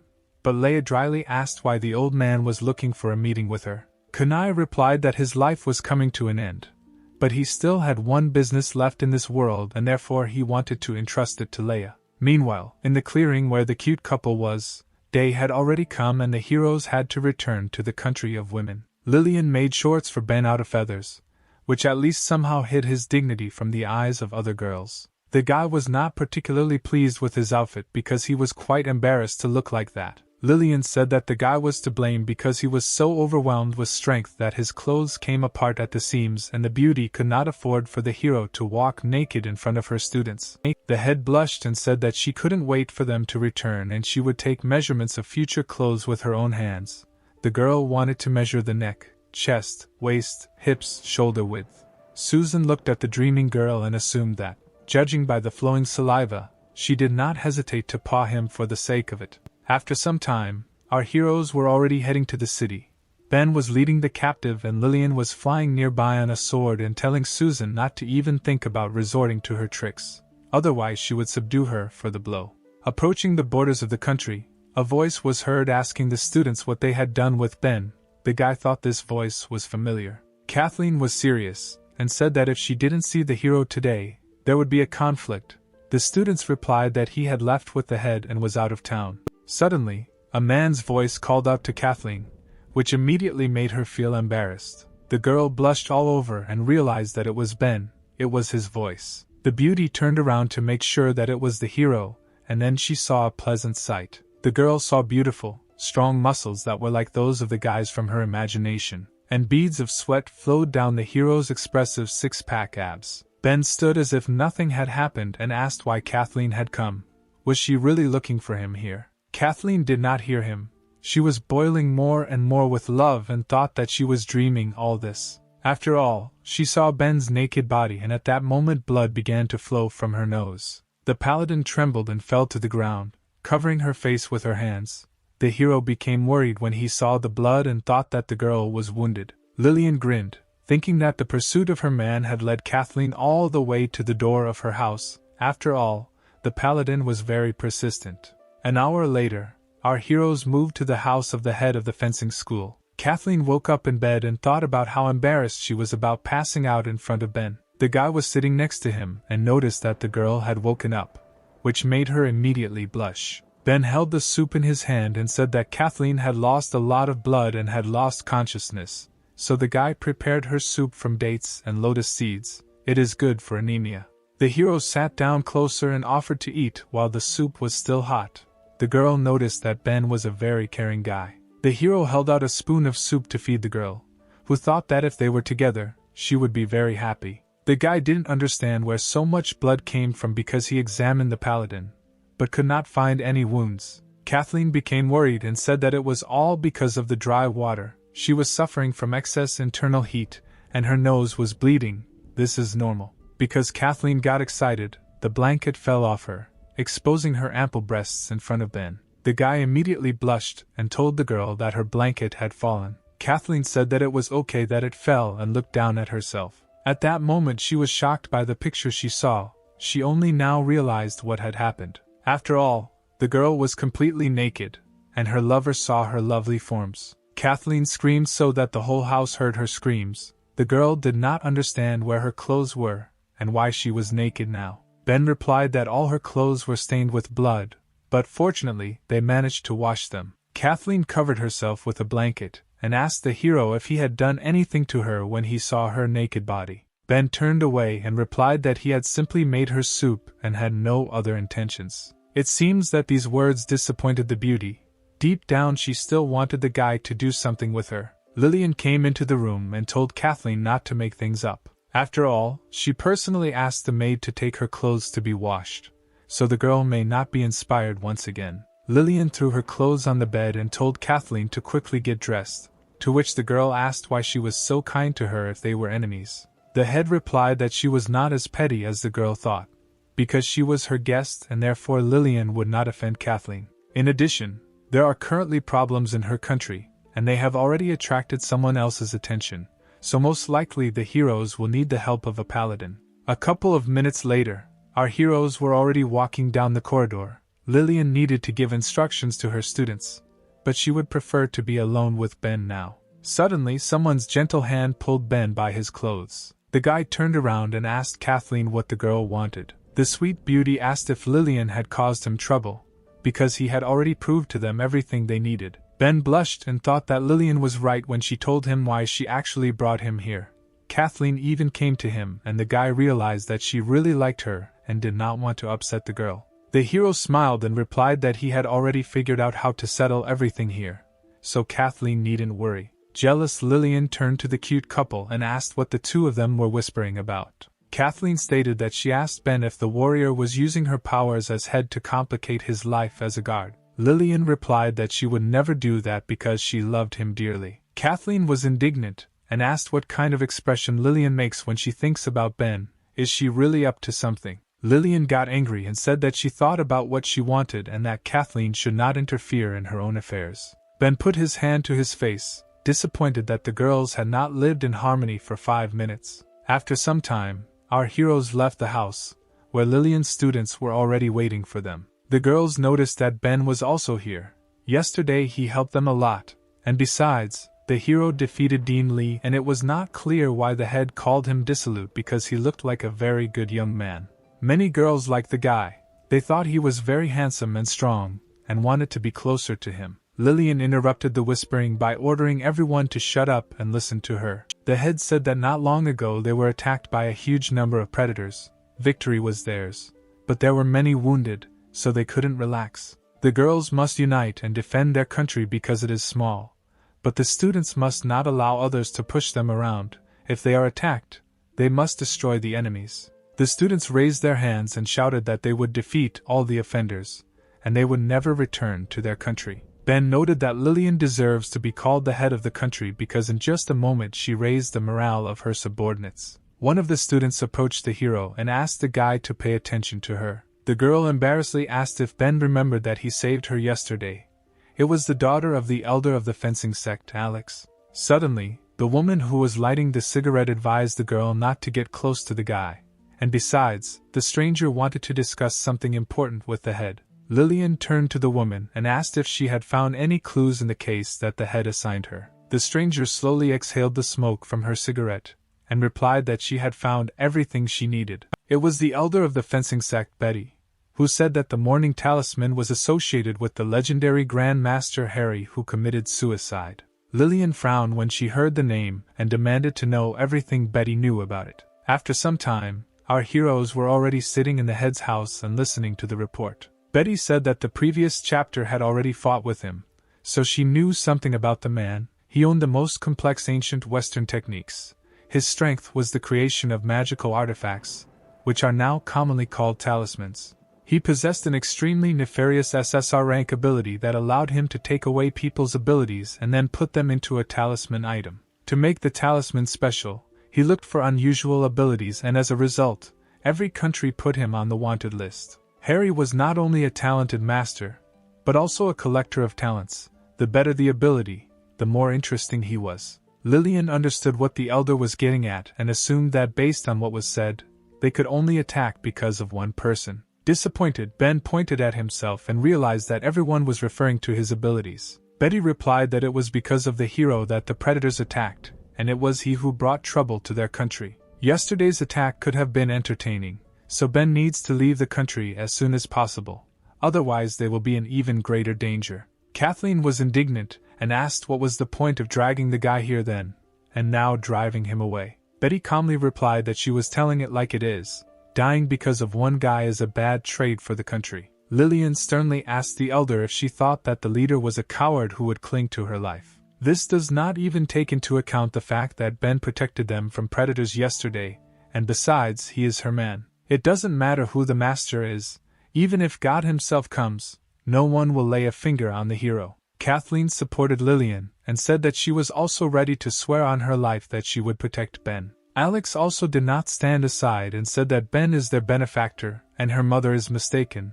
The guy needs to be protected, and they cannot turn away from him. But suddenly the two girls understood the full words that Lillian had said. Kathleen turned to the head and asked when Ben managed to become her man. Lillian grinned and remembered that the paladin still did not know what happened. Kathleen asked what she needed to know and where the chapter had already dragged the hero.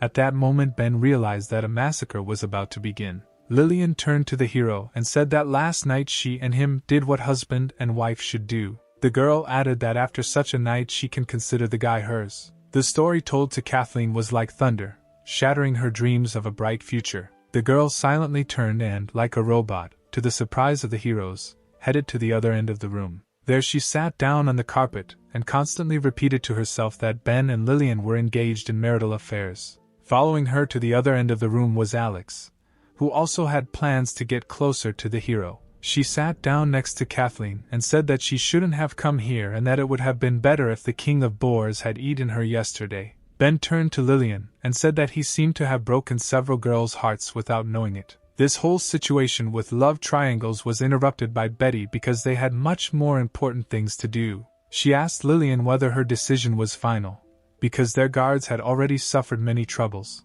and whether the girl was ready to be in danger for the sake of the young man. The head of the fencing school turned to the elder and firmly replied that she agreed. Ben was amazed that the warrior answered without hesitation. It seemed that she really was ready to do anything for the sake of the hero. The decision disappointed the elder. She thought that her sister's successor was very similar to her. They were both blinded by love. Betty stood up from her chair and said that if the head decided so, then they must obey. But they just need to be well prepared. If they want to kill the bloody king, then they will have to face combat power comparable to the state. Meanwhile, Susan was in the dungeon of the country of women. She was well guarded by the disciples of the head. She didn't like her situation. She cried and thought about where her brothers were now. She was tied up and asked herself why her brothers didn't come to her aid. She was so uncomfortable here that it was difficult to breathe, and she could have destroyed everyone here. Meanwhile, on one of the mountains, someone was pouring aromatic tea, the smell of which amazed the imagination. The beast with the shaggy mane picked up a mug of fresh tea and took a small sip. It was a spiritual level predator, the king of beasts, a green lion who really liked this aromatic drink. He asked what kind of water was used to prepare this tea. The elephant brought his trunk to the tea and also drank a little and replied that he learned how to prepare this green tea from people. They have a special technique for planting tea. It was a predator of a spiritual level, the god of prosperity Henry. The elephant said that if the king liked the drink, then he would order his subordinates to plant their entire mountain with tea. Then they would be able to drink it as much as they wanted. The lion suggested that their sister would like this tea, to which the elephant replied that the girl was very young and had a strong-willed character. She said a few words and ran away from the mountain. After drinking a little more tea, the green lion said that he had raised the eagle poorly and it would be better for him to go look for her. At that moment, someone kicked the guard who was guarding the entrance to the mountain where the animals lived with a strong kick. The weak predator fell right at the feet of the king of beasts and could not move. Suddenly he blushed and stated that he really liked the blow, and did not think that this was even possible. This feeling was similar to what you experience when you are with a woman. The green lion got angry when he saw his guest. He would not like such an unceremonious invasion. The predator said that for a tiny person she has a lot of strength, and courage too, since she allows herself to rampage in his domain. Suddenly the king of beasts hit the table, breaking his mug of tea, and asked the guest if she was tired of living. The deadly poisonous Judy calmly replied that she came here not to provoke the animals, but to help them find their little sister. The girl took a feather from her chest and said that she knew where it was. The elephant was shocked by what he saw. He recognized Susan's feather and asked where Judy got it. The girl headed towards the table and on the way stepped on the face of the poor guard, who had already suffered quite a bit. Sitting down at the table, she replied that the sister of the beasts was in the underground prison of the country of women, and there is only one way to rescue her. It is to combine their efforts and attack the country. The king of beasts said that it is not so easy because the head of Lillian and her subordinates are not so easy to defeat. Judy looked at her chest and replied that the lion should not worry because she has 2 talismans that will help win their sister back. God of welfare Henry was stunned. He recognized the color of the radiance that came from the stones. The king of beasts also could not believe that he was seeing a stone of overcoming in front of him, and besides, there were 2 of them. Judy confirmed that this is it. These 2 fragments will allow the beasts to temporarily increase their level to divine. Night fell, and by this time our heroes had already gone to their rooms, but the girls did not leave Ben alone. Lillian asked the hero if he was still tired, because he had been looking at the map all evening. The girl couldn't stand it, and suggested that the guy put things off until tomorrow and go to sleep with her, to which Ben replied that Lillian could go alone because they didn't have much time to prepare.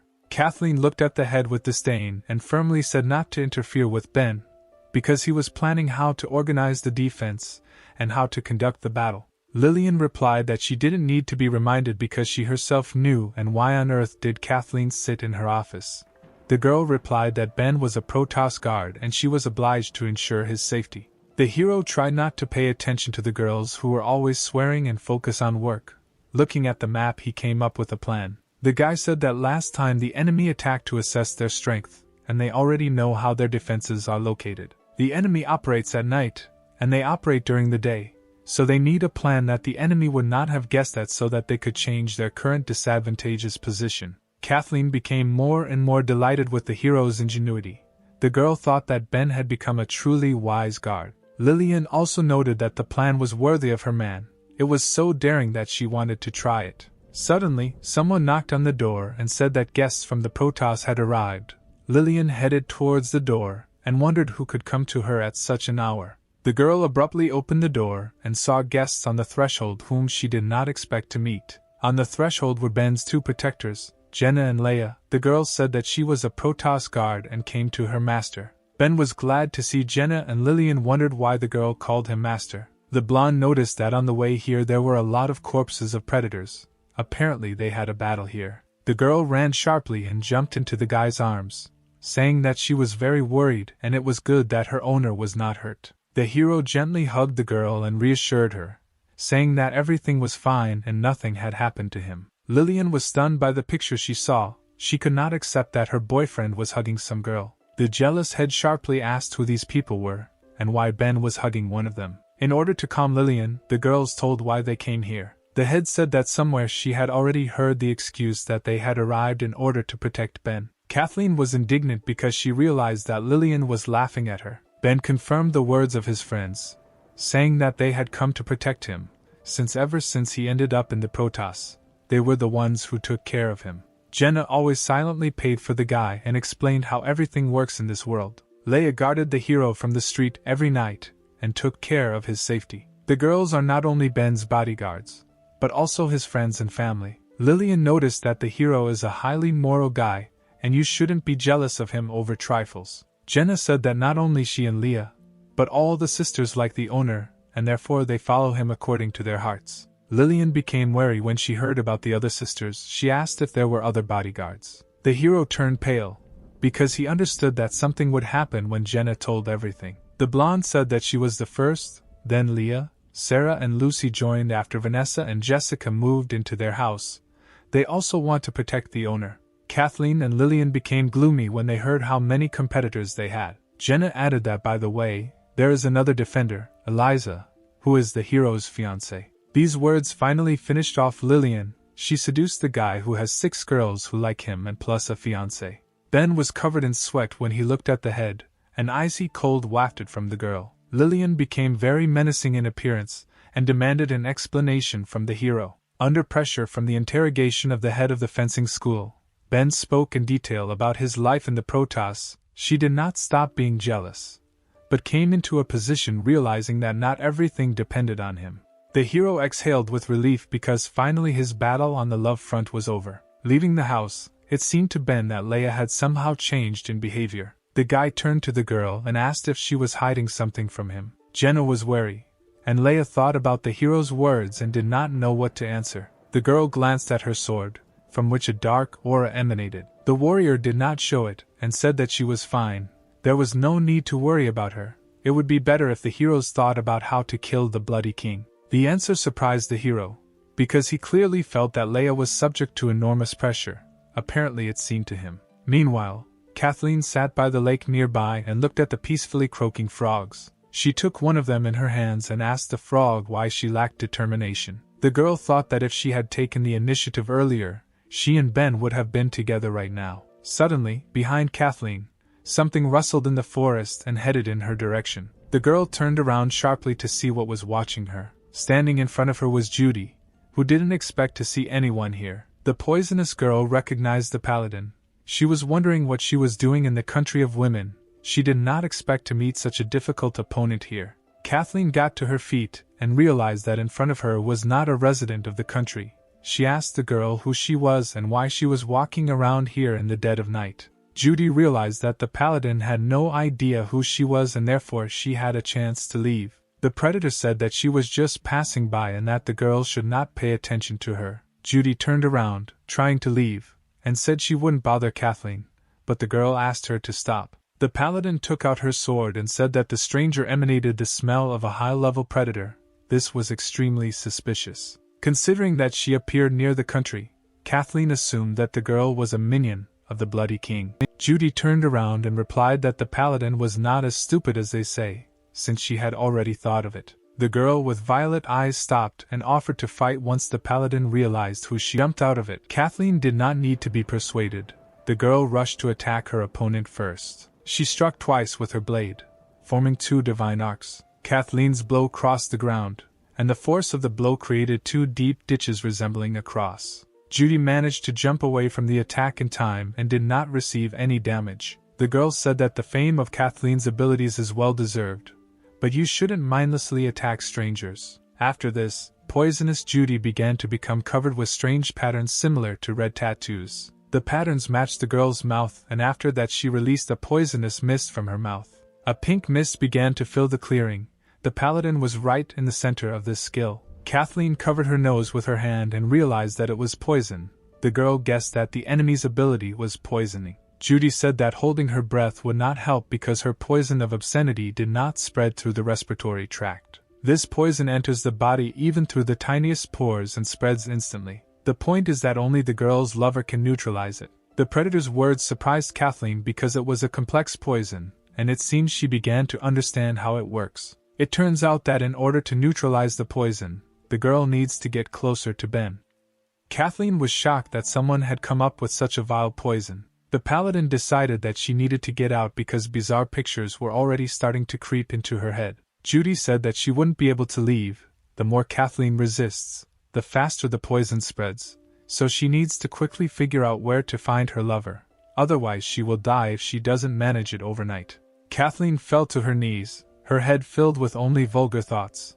But the paladin understood that she could not sit and wait for her death. Therefore, the girl decided to do something, because she had little time left. After these words, she immediately left the battlefield heading to the country of women. Judy was surprised that Kathleen simply ran away and didn't fight any further. She thought that Kathleen was a very innocent girl and assumed that she had gone to her lover to neutralize the poison. Meanwhile, Lillian's house smelled of delicious noodles that were on the table. Jenna prepared this dinner and called her owner to come and taste the delicious food. But suddenly she heard the sound of water flowing from the shower nearby. The blonde suggested that the hero was now there, washing himself after a hard day. She walked into the room and saw Ben in the shower, taking a shower. Jenna was embarrassed because the glass in the bathroom was a little see-through and she could slightly see the hero's body. The girl sat down next to her dinner and decided to wait for the guy here until the owner came out. Meanwhile, Lillian was walking along the terrace and thinking that she had lost her temper a little and that jealousy was not typical of her, even though there were a lot of girls around Ben, but they had not progressed at all. The girl believed that only for her there was a place in the guy's heart, and she needed to turn up the heat tonight so that he would finally become hers. Lillian quickly walked into Ben's room and the door swung open. Before he could walk through the door, the head suggested that the heroes sleep together today, but to her surprise she only saw Jenna, who sheepishly replied that the owner was now in the shower. Lillian was indignant and asked what she was doing in the guy's room late at night, to which the blonde replied that she just brought him food. Suddenly, the girl's argument was interrupted by a roar that shook the whole house. Lillian thought it was an earthquake, and Jenna suggested that it was a visit from the Bloody King. A crater formed near the leader's house, which was watched by Leia, guarding her master. This earthquake was Kathleen, who knelt down trying to get up. The paladin had little time, and she just wanted to spend a little time with Ben so that the poison would stop working. The girl headed to the hero's room. Leia watched this spectacle and thought that the guy already had 3 girls in the room and it was unlikely that he would cope with 3 of them at the same time. Meanwhile, it was quiet outside the city. Judy slowly went about her business further. She didn't care that Kathleen had escaped, because her level of poisoning should have been enough to become contagious. Judy hoped that the girl would spread the poison throughout the country, which would greatly help the predator. Ben finished washing and took a brush to brush his teeth. A shower really helps to put his thoughts in order, but the hero needed to continue to develop a plan. The hero left the bathroom and thought only about how to make sure that no one could invade the country of women. But what he saw in front of him knocked all his thoughts about the war out of his head. In his room there were 3 hot girls who behaved very strangely and flirtatiously. Lillian said that she was very petty, and she needed the guy to punish her urgently. Jenna added that it was very cold outside, and her owner was hungry. She needed to feed him enough. From the sight he saw, the guy dropped the brush from his hands. He was shocked and did not know what to do next. Ben asked what was going on here, if Lillian had given him a test. Suddenly Kathleen ran towards the hero, who was very happy to see him. The girl pounced on the guy and kissed him passionately on the lips. He had never expected such an ending. Ben was amazed that such an innocent girl just kissed him. Kathleen threw the hero onto the bed, and the guy thought that this shouldn't happen. The girl he knows wouldn't do that. The hero noticed that Kathleen's gaze was clouded. He assumed that someone was controlling her mind. The girl could no longer think about anything. She only wanted Ben to save her. She said that she was able to muster up the courage and come to him. There was little time. The hero should do this to her right now. Her mind was completely clouded, and the paladin said that she could no longer control herself. At that moment, Ben realized that some kind of poison was affecting the girl. Suddenly his head was turned by a tender stocking foot. Lillian asked him to pay attention to her too, and not give it only to Kathleen, because she also needs his love.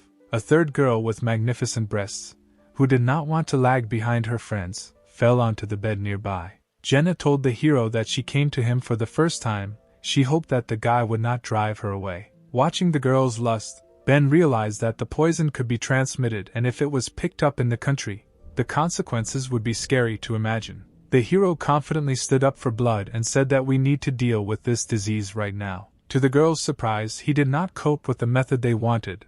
Ben folded his hands to call the technique. The hero began to concentrate his power, and endless darkness appeared around him. The ability began to suck the poison out of the girls' bodies, gradually returning their minds. Ben knew that in this way he would be able to neutralize the poison and prevent it from spreading. All that remained was to cope with its side effects. Although the guy really wanted to, he couldn't afford to do this to those whose minds were clouded. Suddenly he felt all the effects of the poison on his skin. The hero's nose began to bleed, and his muscles tensed. This side effect made him unable to stand on his feet. The guy managed to realize that this was an unusual aphrodisiac.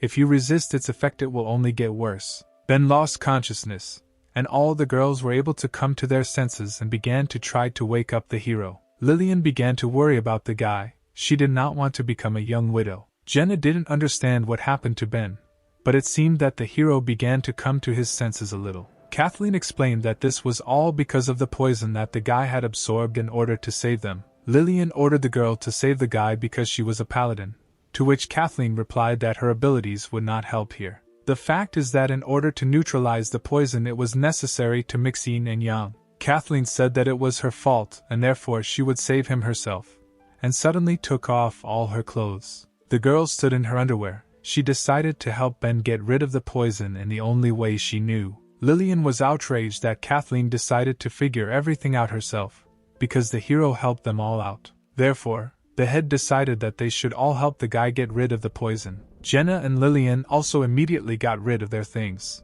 The naked girls caressed the hero and decided to try their best to rid him of the poison. Kathleen also did not want to remain on the sidelines because she was the main culprit of the incident. Suddenly the guy opened his eyes, feeling that something was happening to him. He stood on the street where snow had fallen. The weather was cold, but for some reason the hero stood without clothes. But at the same time he did not feel cold, but rather felt warmth and comfort. Suddenly, the voice of one of the girls reached the guy and told him to remain calm. After all, three beauties were determined to warm the guy properly. Meanwhile, Leia was sitting on the roof of the building and interesting sounds began to reach her. The girl assumed that her friends and Ben had already begun to act. A strong wind blew, which distracted Leia from listening to passionate moans, and the girl began to think. She looked at the demonic sword she held in her hand and remembered what the old man had told her. The monk said that this sword was his companion on all his travels. It's a pity that he gave it to the wrong owner. As a result, his mistake became irreparable. All these years, Kanai was next to the sword.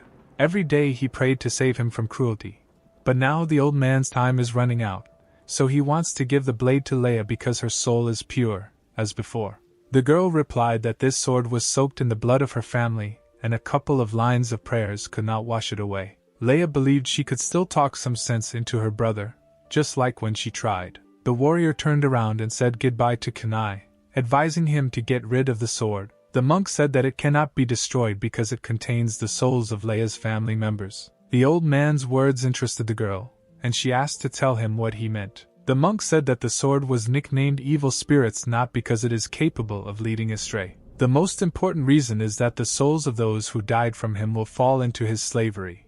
But nothing can grant eternal life, so gradually they will become the source of the sword's power. Kunai said that there was only one way to save the innocent souls sealed in the blade. One can only rely on the gift of light sealed within Leia to help purify evil. The best solution would be to give the blade to the girl so that it can be cleaned over time. Leia lay and thought about the words that the old man said to her. She thought about whether she could control this blade. Meanwhile, an unexpected guest visited the master's temple. The tattooed guy with the blade behind his back took his mask with his hand to show his face. The unknown warrior greeted his mentor and said that they had not seen each other for a very long time. It was Leia's older brother, the bloodthirsty King Blake, who asked the monk to return what belonged to him. The old man sat in the lotus position and replied that after so many years of exile, the guy finally came to him, but still held the wrong judgments. Kunai firmly told his student that if he wanted to get the sword, he would have to go through it. Blake began to take out his blade and replied that he would not want to fight with his teacher because he was already old,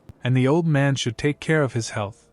After these words, the guy directed his attack with his blade at the monk. The purple arc of energy that the sword released crashed into the monk's divine shield and began to crack, trying to break through it. Blake said that this is a worthy answer for his teacher. It is not easy to pass such a defense with a sword strike. The arc burst, and the old man replied that his once momentary human weakness led to the guy going astray. For Kunai, now was the opportunity to correct the mistakes of the past, and most likely this opportunity could be the last in his life. The monk's eyes glowed with yellow divine light, and the old man asked Rebel Blake to die again. The teacher and student stood opposite each other and prepared to fight to the death. Blake noted that this was the first time he had seen such power of vision in his mentor. Apparently the old man was determined to kill him. Kunai replied that since the rebel came and found him, no other outcome was foreseen for him. The old man began to concentrate his internal energy, and said that this time his hand would not tremble. The monk waved his hand towards the rebel, from which a sign of power flew out. Blake was not afraid of the attack because he knew what his master was capable of, so he put his hand forward to hold it back. A huge golden figure crashed into the guy, but he could hold back the force of the attack. Blake didn't put much effort and told his teacher that he was weaker than last time. The shine in the monk's eyes intensified, and he replied that the guy was too arrogant and should not be like that. The golden figure doubled in size and the pressure on Blake became much stronger. The guy's face changed. He realized that this was the Arhat of the Buddha. Apparently the old man still had something to surprise the rebel. The monk's attack began to put more pressure on the guy. From such force he began to move back, and the cracking of bones was heard in his hand. At that moment, Blake could not withstand the pressure and fell from the mountainside. While the guy was falling into the water, he thought that his arm was broken, but it's good that it was his left hand, which means he can still control the blade. The monk did not want to let Blake go. He followed him and said that his student had deviated from the fighting style he had previously followed. The old man hung in the air and said that real martial arts do not depend on the sharpness of the blade. All the power of martial arts was contained only in the heart. A huge amount of energy was concentrated around the monk, which he released. Kunai added that only when the guy realizes these words will he be able to worthily bear the title of warrior. After that, the old man sent hundreds of Buddha signs to attack the place where the fighter landed. The mentor understood that Blake wanted to resort to his water technique, so Kunai decided to evaporate all the water around. Golden figures fell into the lake and evaporated the place where they landed. After some time, all the water in the lake evaporated, and the old man watched his opponent from the air. Bloodied Blake lay at the bottom of the lake. The guy noticed that the technique of the SSR rank teacher was extraordinary. It took him a huge amount of energy to evaporate all the water in the area. Although Blake lacked the teacher's instructions to some extent, he still managed to absorb a certain amount of water. So he raised his sword and fired a huge barrage of water at Kunai. The old man defended himself with his ability, and said that today is the day of Blake's death so he doesn't even have to try to win. The bloody king was disappointed that even this attack could not hit his teacher. The Kunai slowly landed on the bottom of the lake and walked towards Blake. The monk said that it was time to finish what he started. He advised the student to die and become part of the land of his homeland. This was the last good deed that he could do for his teacher. The Kunai said that the guy had harmed 206 people and 7 Protoss guards in his life. His atrocities could not be forgiven, and in the name of the Protoss representative the old man sentenced him to trial.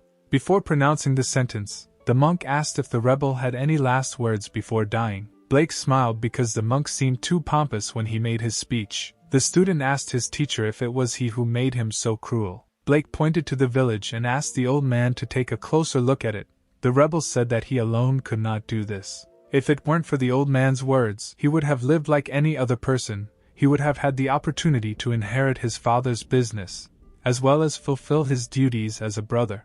But unfortunately, everything went wrong when Kunai handed him a demonic sword. Blake asked the old man if it was fair that he alone was blamed for the destruction of the village. The old man exhaled in disappointment, and said that he was mistaken when he assumed that the guy could resist him.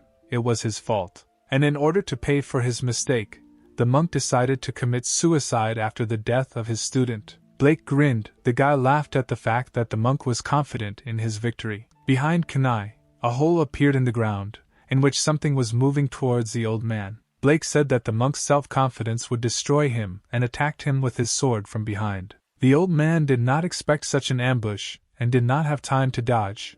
The blade pierced his chest. The bloody king stood still and laughed at the fact that he managed to outwit his teacher. Kunai turned around to see what hit him. He didn't understand what happened or who did it. Behind the monk stood a copy of Blake that looked like dark matter. At that moment, the old man realized that from the very beginning of the battle he had two opponents. The copy of the rebel pulled out his sword, revealing a mortal wound, and the monk fell to the ground, swaying. Blood gushed from his mouth. The monk could not believe that this would be his end. The old man lay on the ground in a pool of his own blood. He was in pain from the fact that he could not correct his mistake. Blake approached the monk's body and apologized.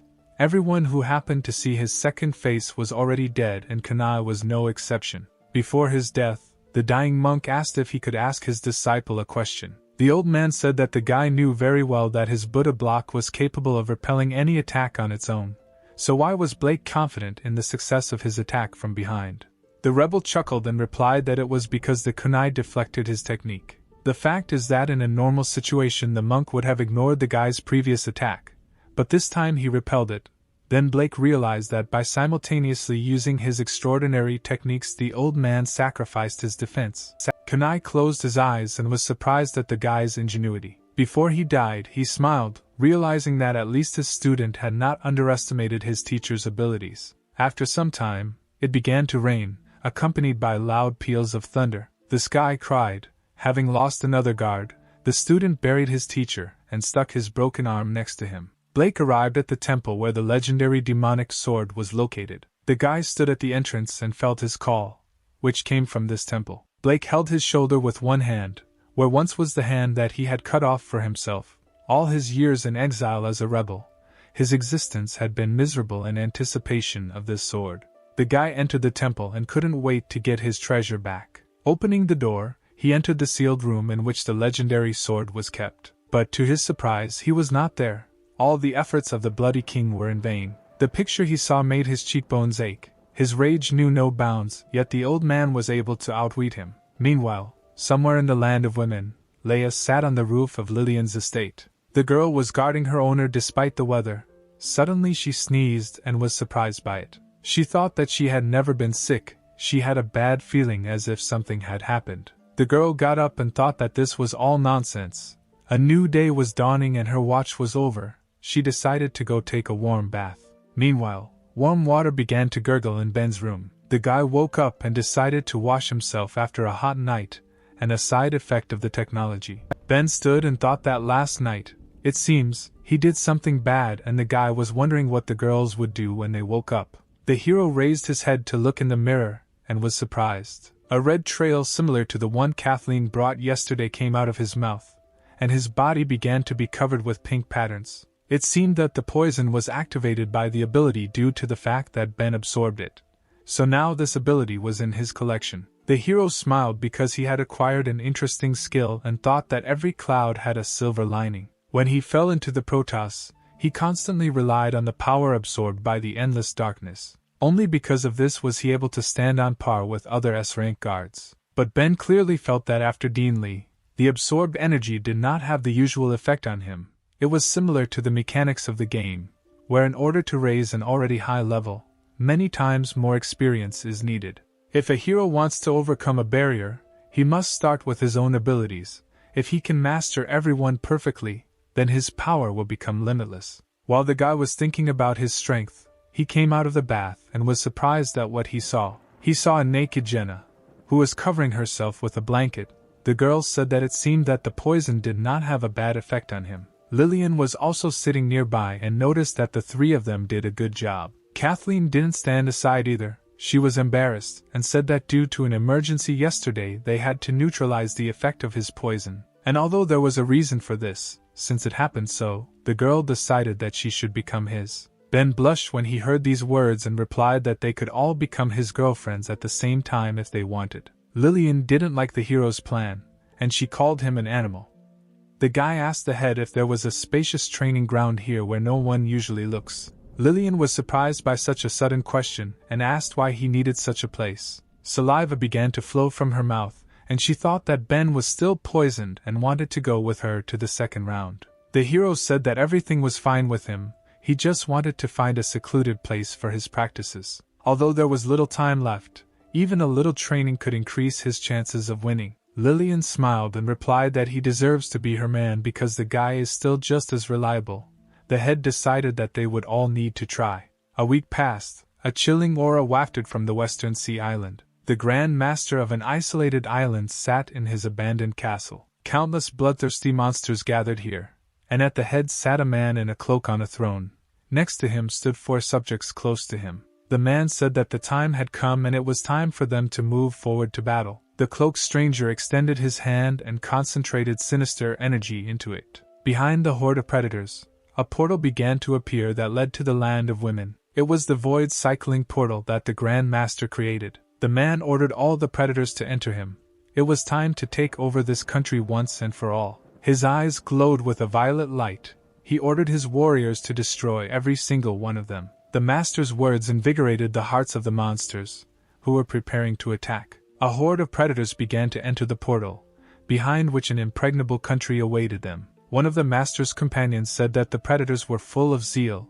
Even he was inspired by the master's words. The unknown man threw off the black robe that hid his identity. He was a beefy man known as the fist-crushing Eric, and he was eager to get into action and test out his new gear. Eric had a Buddhist rosary hanging around his neck. Enchanted by the Grand Master, he wanted to try it on the S-rank guard Lillian. The huge fighter jumped into the portal and said that he wanted to fight in the vanguard. The second unknown figure also threw off his robe and said that Eric was a fool. She was a sophisticated little girl with black wings, nicknamed the Fallen Angel Sif. The girl was upset that such a strong and simple-minded man like Eric was also known like her. The angel flew into the portal and said that a fierce battle awaited them today. The girl hoped that her comrades would not die in the battle. Blake was stunned by what he felt. He couldn't understand whether this feeling seemed to him, or whether everything was really as he thought. The guy felt a weak aura on Eric's body, which seemed familiar to him. His thoughts were interrupted by Judy, who called the guy by name. The girl said that the guy's thoughts were on his face and asked if his wounded arm hurt. Blake coldly replied that he was fine, and that Judy should not poke her nose into other people's affairs. Such a firm answer left the girl dumbfounded. Judy considered Blake arrogant because he took her gesture of goodwill for interference in his affairs. The girl could not understand why he was so cold to her because men usually cannot resist her beauty. The couple's quarrel was interrupted by the Grand Master, who said that they should also move forward. Meanwhile, in the country of women, at first everything was quiet and calm. The sun set behind the horizon and night fell. But the peaceful silence was interrupted by a portal that appeared out of nowhere, from which predators emerged. The Grand Master's puppets have already scattered throughout the land of women, but what was unusual was that there was no trace of people's presence here. This place turned into a ghost town. The ghost-level puppet predators looked around and tried to find anyone. One of them noted that it was too strange that in such a large city there was not a soul. Everyone had fled somewhere. Suddenly the sky became cloudy and loud thunder rumbled. A voice in the sky said, "SSR rank lightning bolt ability. Its advantage is its wide range." The weak predator could not understand who was speaking. It was Ben, who pathetically told the predators to feel the power of thunder. An explosion thundered and hundreds of lightning bolts struck the ground. They struck different parts of the cities, hitting predators. They were killed instantly and didn't even feel anything. Half the army died from one ability. The entire city was covered in purple energy coming out of the corpses, like cherry blossom petals in the spring. The hero said that for the first time, breaking into the country of women, the enemies entered through the front, but the head of Lillian defended her country. Ben, covered in lightning, stood with Jenna. He realized that the enemy would come from the rear this time. The entire perimeter of the country is surrounded by a sheer cliff, and there is only one road to it. This location makes it inaccessible. The easiest way to attack is to get directly inside the country, which would be the easiest way to capture it. The hero realized that the Bloody Kings were counting on this. But unfortunately, if they could find the country's weakness, then he could too. Judy grinned and told her master that he had miscalculated, and the guy had fooled him around his finger, to which the Grand Master replied that victories and defeats are a common thing for warriors. The Blood King had just lost his ghost-level puppets in large numbers. However, he still had other fighters, such as demonic-level predator puppets, Tauren. The monsters ran towards the heroes and Ben asked his friend if she was ready. The girl replied that there was no need to worry about that. The blonde rose into the air and began to concentrate her energy to increase gravity. The Tauren stopped, and were surprised that they could not move. Their bodies seemed to weigh a ton. Ben summoned 2 lightning swords and said that he trained every day under the pressure of this technique, and now he does not feel it. No matter how many demon-level predators came, they were no threat to the guy. The hero jumped towards his opponents, and his speed was so high that it was similar to the speed of lightning. The Tauren also noticed that the guy was quite fast.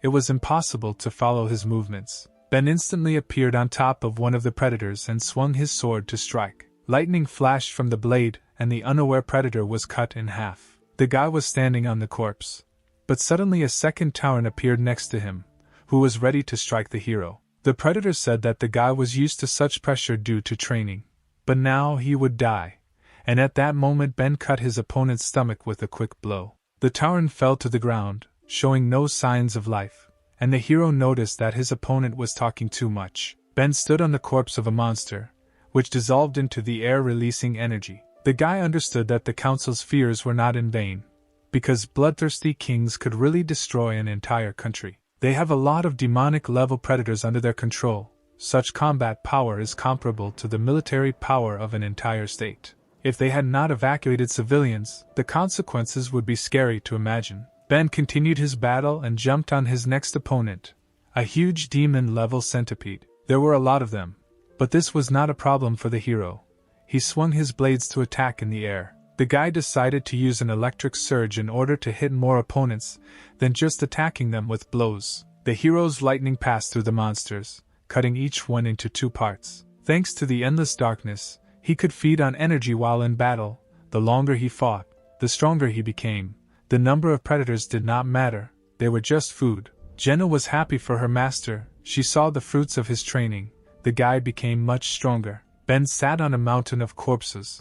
All the predators that came out of the portal were destroyed by one person. However, despite the fact that the hero absorbed their energy, he was tired and could hardly catch his breath. He understood that although he had absorbed a lot of energy, it seemed that it was not enough to make a breakthrough. Moreover, the hero was physically exhausted. Ben remembered that the ability to control the earth was a useful thing. That predator could feed on the life force of the flora and fauna around it to continuously supply itself with strength. Therefore, the hero decided to also use the SR rank ability, Exploitation, because he once absorbed it too. His plan worked, and the guy's strength began to return. Even his wounds began to heal. Looking around, the hero did not see any more enemies, which means they had dealt with the consumables. Kathleen and Leia joined Ben, and now it was their turn to deal with the bloodthirsty kings. 5 dangerous enemies stood at the portal and hundreds of swords were pointed at them. It was a squad of heavenly sword riders. Lillian said that they could restore the houses, but she only had 1 man. The leader turned to her enemies and said that today this place will become their cemetery. The Grand Master told his allies that they were surrounded and completely defeated. This was a first for the bloodthirsty kings. Eric replied that it was even more interesting. That guy had been a vessel of endless darkness for a long time, and he was tired of holding back. The thug decided to finish off Ben first, and then find the head of the fencing school. A mysterious figure in a cloak forbade him to touch the hero. Eric was surprised and asked why he shouldn't do this. because he is their target. The Grand Master slowly began to lower his hood and said that their goal was endless darkness. But its energy was not enough, it needed to be recharged. His face opened. It was Grand Master Lloyd. He replied that the guy's ability now would not be able to awaken the ancestor level. Ben stood and looked at one of the 5 bloodthirsty kings and for some reason froze in place. The hero plunged into himself, because a voice inside him said that this man was the same person. He remembers his face. Ben turned around and noticed that he had not heard this voice for a long time. It was familiar to him. It was Kel's voice. Kel said that although he could not remember the specific situation, he did not forget his face. It was the face of the very man who killed the former king of the Protoss Kel. Ben realized that his enemy was Lloyd. The guy remembered their agreement to help take revenge. Kel said that the master was strikingly different from the hero's previous enemies. He was an extremely dangerous person, and even at the peak of his abilities the king was no match for him. And alas, Ben was far from the peak, so in his current state his chances of winning were 0. The guy was amazed to hear such words, but he knew that if one cannot win, then there is another way to do it. They need to join forces to win. This battle is not for the sake of him alone, but for the sake of preserving the entire country of women. Moreover, this time the hero will not fight alone, but together with his defenders. Kathleen was heading towards the enemy and thinking about what already belonged to Ben, so she was ready to give her life protecting him. Leia was interested in another enemy, her brother. The girl decided that today would be his last. Lillian began to concentrate her ability and ordered her swords to attack. Suddenly, out of nowhere, stars appeared in the sky and seemed to be starting to fall to the ground. Lillian sat on her floating blade as hundreds of swords flew towards the bloody kings behind her. It seemed that so many swords could not be repelled, but suddenly the sound of blades hitting the wall was heard. All the swords that Lillian aimed fell to the ground without hitting their opponent. The head was disappointed. The kings used an unexpected technique that was similar to the ability of her friend. A protective sphere of wings formed around the bloody kings, which repelled the attack. These were the black wings of a fallen angel that were as strong as steel. Eric said that since he couldn't touch the bearer of endless darkness, then he would take care of Lillian. Lloyd replied that he could do what he wanted with her. The brute prepared to attack and said that everyone who is in the sky is his prey. Let the rest not interfere in this battle. The man jumped into the sky with great speed, trying to get closer to the enemy. Eric clearly saw the target in front of him. He shouted to the leader that it was time for her to taste his fist. Suddenly a strange object flew next to him, which he could not immediately notice, which is why he let it come so close. Eric assumed that it was a secret weapon since it flew past him, but then he realized that it was not so. It was a cigarette that someone threw at him with great speed. Unexpectedly for the king, the cigarette butt exploded and the power of the explosion threw him away from the head. Eric fell to the ground and rolled along it, leaving a mark, until he hit a rock. The dust from the fall cleared. The thud was slammed into the rock with such force that it left a small crater in it. He was furious. The man did not understand how one cigarette butt could cause such an explosion. He wondered who dared to attack him. Suddenly, someone slowly began to approach the offender, and Eric asked if this was her doing. The elder of the country of women smoked a cigarette, and replied that every rabble is not worthy to fight with their leader. The girl exhaled smoke from her cigarette, and said that she would be enough for him as an opponent. Eric grinned and replied that he was only here for the sake of the head, and he didn't care about the girl opposite. By the standards of the Protoss guards, his level is equal to S rank, so he wanted Betty to call the leader, because only she is worthy to fight him. The elder exhaled in disappointment. She thought that the man had a lot of muscles, but his head was empty. The girl already regretted throwing a cigarette butt at him. Meanwhile, at the other end of the city, a battle was taking place between two girls. Pink threads resembling tentacles rushed to attack. Kathleen raised her leg and skillfully repelled the enemy's attack. The paladin was serious and wanted to protect her loved one. Suddenly, a mysterious figure greeted the girl she had fought with earlier. It was Judy, the fatal poison, who noticed that Kathleen was alive and well. She wondered who was lucky enough to neutralize the poison. Paladin immediately blushed and replied that information about her personal life did not concern her. The girl with violet eyes grinned and said that in the whole country there is only one man, this is Ben, and there was no one to help except him. Judy added that only someone whom Kathleen loves with all her heart can neutralize the poison, She assumed that the paladin had been in love with him for a long time and the girl did not expect that she would help bring them together. Judy lightly touched her breasts and asked Kathleen if she liked eating the forbidden fruit. The paladin was already burning with shame and asked not to say nasty things to her and to think before speaking. In her imagination, she hugged Ben tightly and thanked him for his help, and the guy replied that he could give his life for the girl.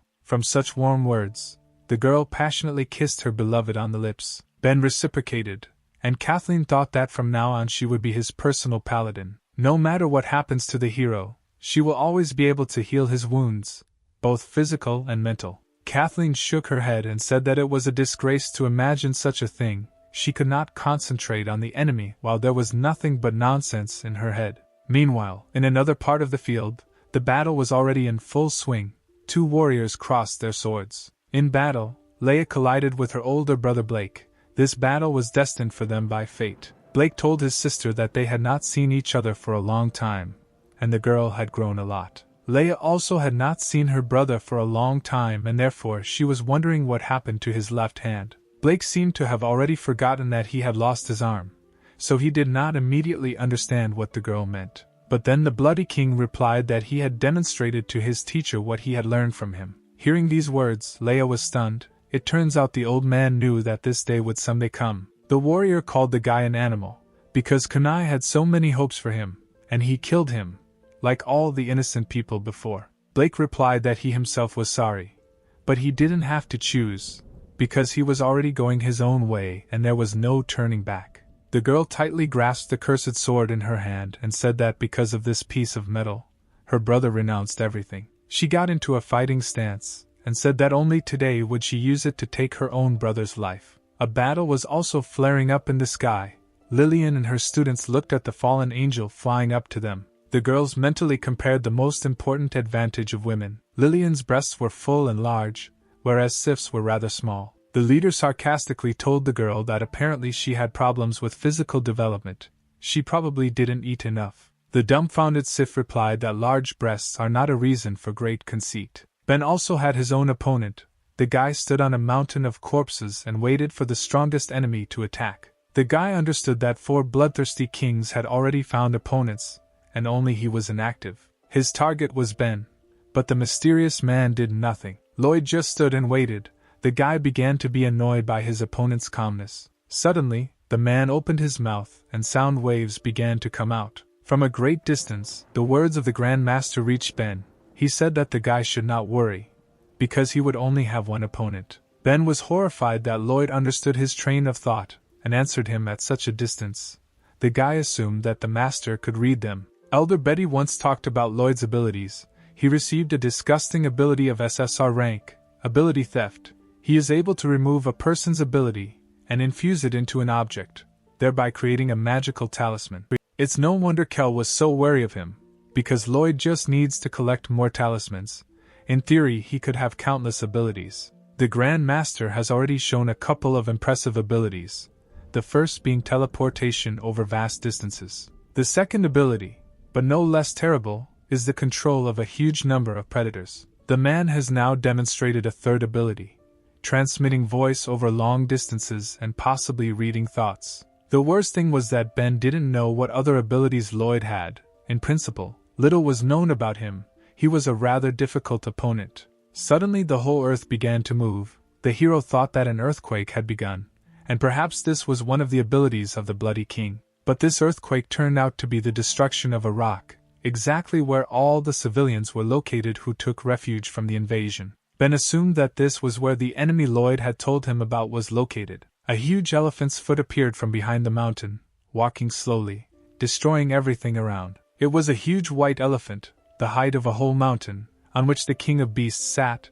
The elephant smelled the scent of young maidens and wanted to find them quickly. The green lion suggested that not only their girls were hidden here, but also the women living in the country. The frightened girls saw a huge monster, from which a strong overwhelming aura emanated. They understood that all their warriors were on the front line, and they themselves could not defeat these monsters. But suddenly a fragile girl came to their defense, and told the residents not to be afraid of predators. After all, the leader ordered her to protect them, and no matter who her enemy is, she will not retreat. The brave girl vowed to protect all the women in her country until her last breath. The huge white elephant praised the ardor of the young protector, saying that she was a worthy follower of her teacher. However, if she longs for death, then the divine beast will gladly help her with this. The white elephant blew towards the girl. From the force of the blow, trees were uprooted from the ground, and all the earth in the area rose into the air. The green lion said that his brother had gone a little overboard and he should be careful, because he could hurt their ladies. The elephant replied that he had spent a lot of effort to destroy the mountain and was not yet used to his new strength. However, when the dust cleared, the warrior was still alive, although she had suffered quite a bit. The girl repeated that as long as she remained alive, the predators would not harm her people. Residents of the country cried because the girl was sacrificing herself for their sake. She deserved to be called the head's bodyguard. The white elephant did not expect that the warrior would master his signature move, so he attacked again. The elephant reared up and used its trunk as a weapon to swat the girl like a fly. The bodyguard understood that things were bad and she needed to use all her strength to survive the blow, but she was unable to even raise her hand. The girl closed her eyes, preparing for death. She understood that she could not die without completing the leader's task. There was a roar that could be heard throughout the edge of the forest. The elephant hit the place where the girl was with its trunk. The beast was confident of victory because no one could physically survive such a blow. The green lion praised his relative, and said that he is cool. It's not for nothing that he calls him his brother. The girl stood in the same position, and thought that she had already died. However, the sensations were strange. For some reason the bodyguard did not feel pain before her death. Suddenly she heard the voice of a guy who thanked her for her help. Ben held the predator's trunk with his swords and said that only thanks to the will and efforts of the girl, her people were saved. Now the beauty doesn't have to worry about anything, because the hero will take care of the monster next. She was a little embarrassed by the guy's heroism and thanked him for saving her. The residents recognized Lillian's boyfriend, and the girls breathed a sigh of relief when they learned that he had come to their rescue. Ben addressed his opponent, calling them animals. The guy said that if the monsters want to fight, then he doesn't mind making a campaign for them. After these words he struck the predator's trunk. The elephant screamed from his injuries and suddenly raised his trunk, forgetting that his brother was sitting on his head. Due to the elephant's clumsiness, the green lion fell and landed on the ground. The king of beasts knew that his relative's trunk was as hard as metal. However, the boy cut through it effortlessly. Probably it was all due to the sharpness of the blades. Suddenly he saw a strange picture in front of him, which made the king of beasts a little embarrassed. There was a bird hanging on the tree, which was tied up and furiously trying to move. The lion saw a familiar silhouette, but could not see who it was. Looking closer, he realized that his little sister was hanging on the tree, begging the lion to save her, but there was a gag in her mouth that prevented her from saying anything. The animals were brothers in spirit, and not by blood, so they could understand each other without words. Susan said that the guy standing in the clearing kidnapped her from the cave and tore her away from her relatives. He tied her up and left her here, stealing her inner energy day after day. The girl suffered so much from his abuse that it was painful for her to even live. She begged her brother to save her and save her from this torment. In the imagination of her relatives, Ben beat Susan with a whip while she was tied up, and told her to scream louder, because he got pleasure from it. The animals were angry that this libertine dared to insult their dearly adored sister. Ben was surprised when the animals called her sister, but then he realized that the goal of the monsters was not to capture the inhabitants of the country, but to save this vulgar girl. Hearing the hero call his sister, the enraged green lion roared with maximum volume, calling his comrades into battle. The eyes of the elephant and the bird turned red, and instantly they felt a surge of strength mixed with rage. Susan broke all the ropes that bound her and spat the gag out of her mouth. The bodyguard was surprised that the eagle's strength was restored, because Ben took her energy every day, leaving only what was necessary to maintain life. Susan asked Ben if he expected her to instantly be filled with strength and freed from captivity. The guy suggested that the lion's roar helped her recover. Hawkgirl replied that it wasn't just about recovery. His roar raised the morale of his allies, increasing their combat power in a short period of time. Ben chuckled, noting that it looked like a dope or buff from the game, a good skill for a support hero. Susan stated that she and the lion surpassed the spiritual level, and no matter where the hero came from, he had no chance against them. The eagle was embarrassed, and told the guy to prepare for death. she would double the pain that he caused her. After these words, the girl rushed to attack Ben, saying that the hero would now feel all her anger. She struck the guy in the stomach with lightning speed. The speed received from the lion's roar was so high that the hero did not even have time to react. Ben skidded across the ground and crashed into a rock, stopping him in his tracks. Dust rose from the plowed ground, in which the guy stood and coughed. The eagle was surprised that the hero had no reaction to her attack. Susan went mad and screamed that as long as she was mad, the guy had no chance of winning. The dust began to clear and Ben appeared in it. He was protected by his blue barrier, which he stole from Steve. The guy smiled and said that the girl was quite fast, but her attack power was weak, and the hero was even faster. Ben gathered dark energy in his hand and sent it towards Susan. The black comet instantly overtook the girl. She noticed that the guy also had high speed. However, her speed was also on par and Susan easily dodged the deadly projectile. The comet landed next to the eagle. A loud explosion was heard due to the force of impact that was put into this attack. Susan was stunned by the power she saw. She noticed that the hero's damage was very high and was not inferior to Lillian's attacks. Ben's ability to absorb energy was not as simple as it seemed to her at first glance. While she was thinking about the guy's skills, he disappeared. The girl was surprised that she didn't even have time to notice the hero. Meanwhile, Ben was already standing behind Susan and stretching his hands to her magnificent breasts. The guy grabbed the girl by the piquant part and began to absorb the energy. Susan immediately blushed from such impudence. Ben said that if the girl did not want him to absorb all her energy, then she should do what he said. Susan replied that she understood, but did not want the guy to whisper in her ear, because it was very sensitive. The eagle remembered that this had already happened. Once Ben sneaked up to the girl, and she didn't even notice it. She has always been proud of her speed and insight, but she cannot decipher the hero's movements, and the eagle was a predator on a spiritual level. The defenseless girl began to cry because she realized that the guy's strength exceeded her level. Susan's brothers did not stand aside.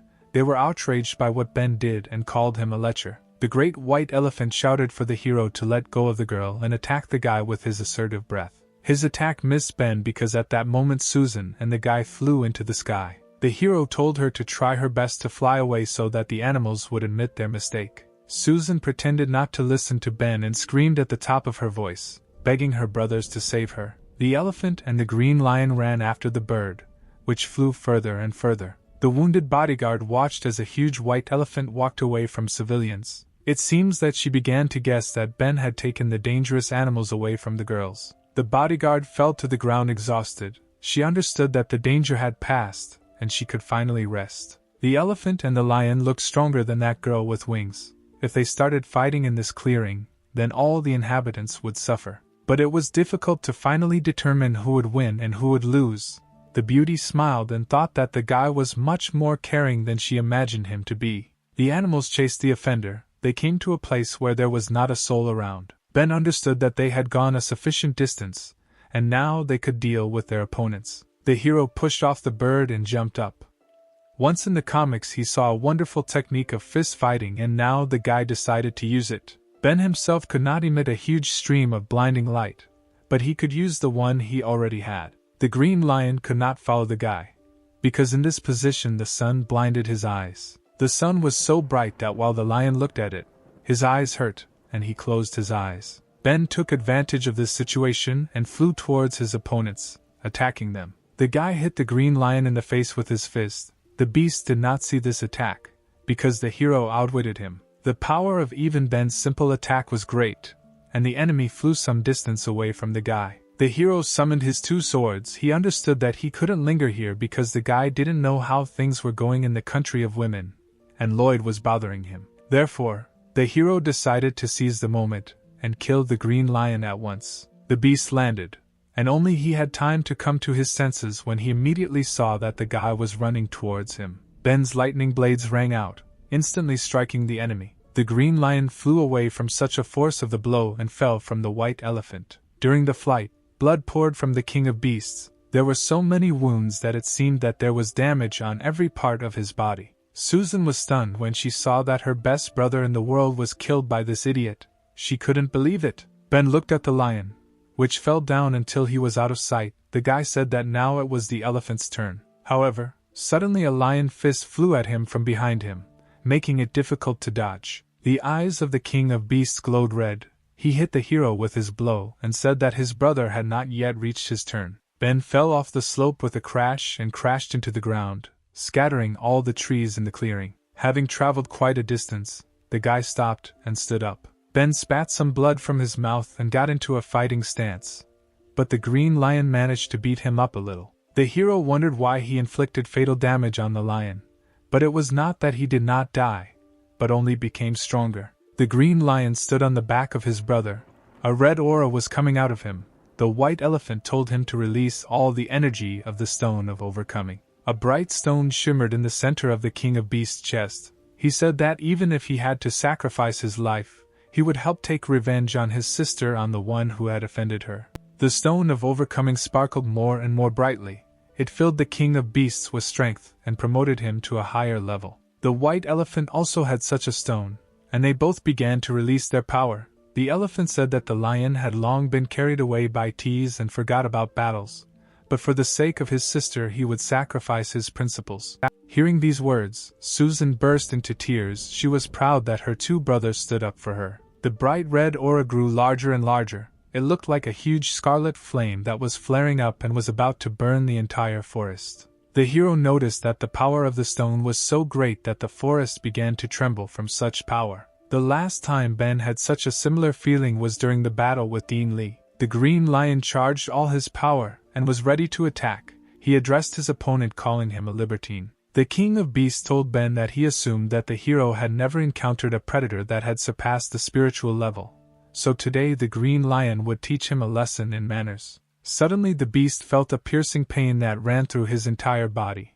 his strength running out. He fell to his knees and blood poured from his mouth.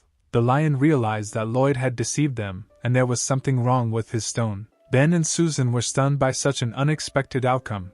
Right now the hero had lost his opponent, and the sister of the animals had lost her protectors. Following the green lion, the white elephant fell to the ground. Susan did not understand what was happening, and what happened to her brothers. The bloody king watched the scarlet aura that was in the sky.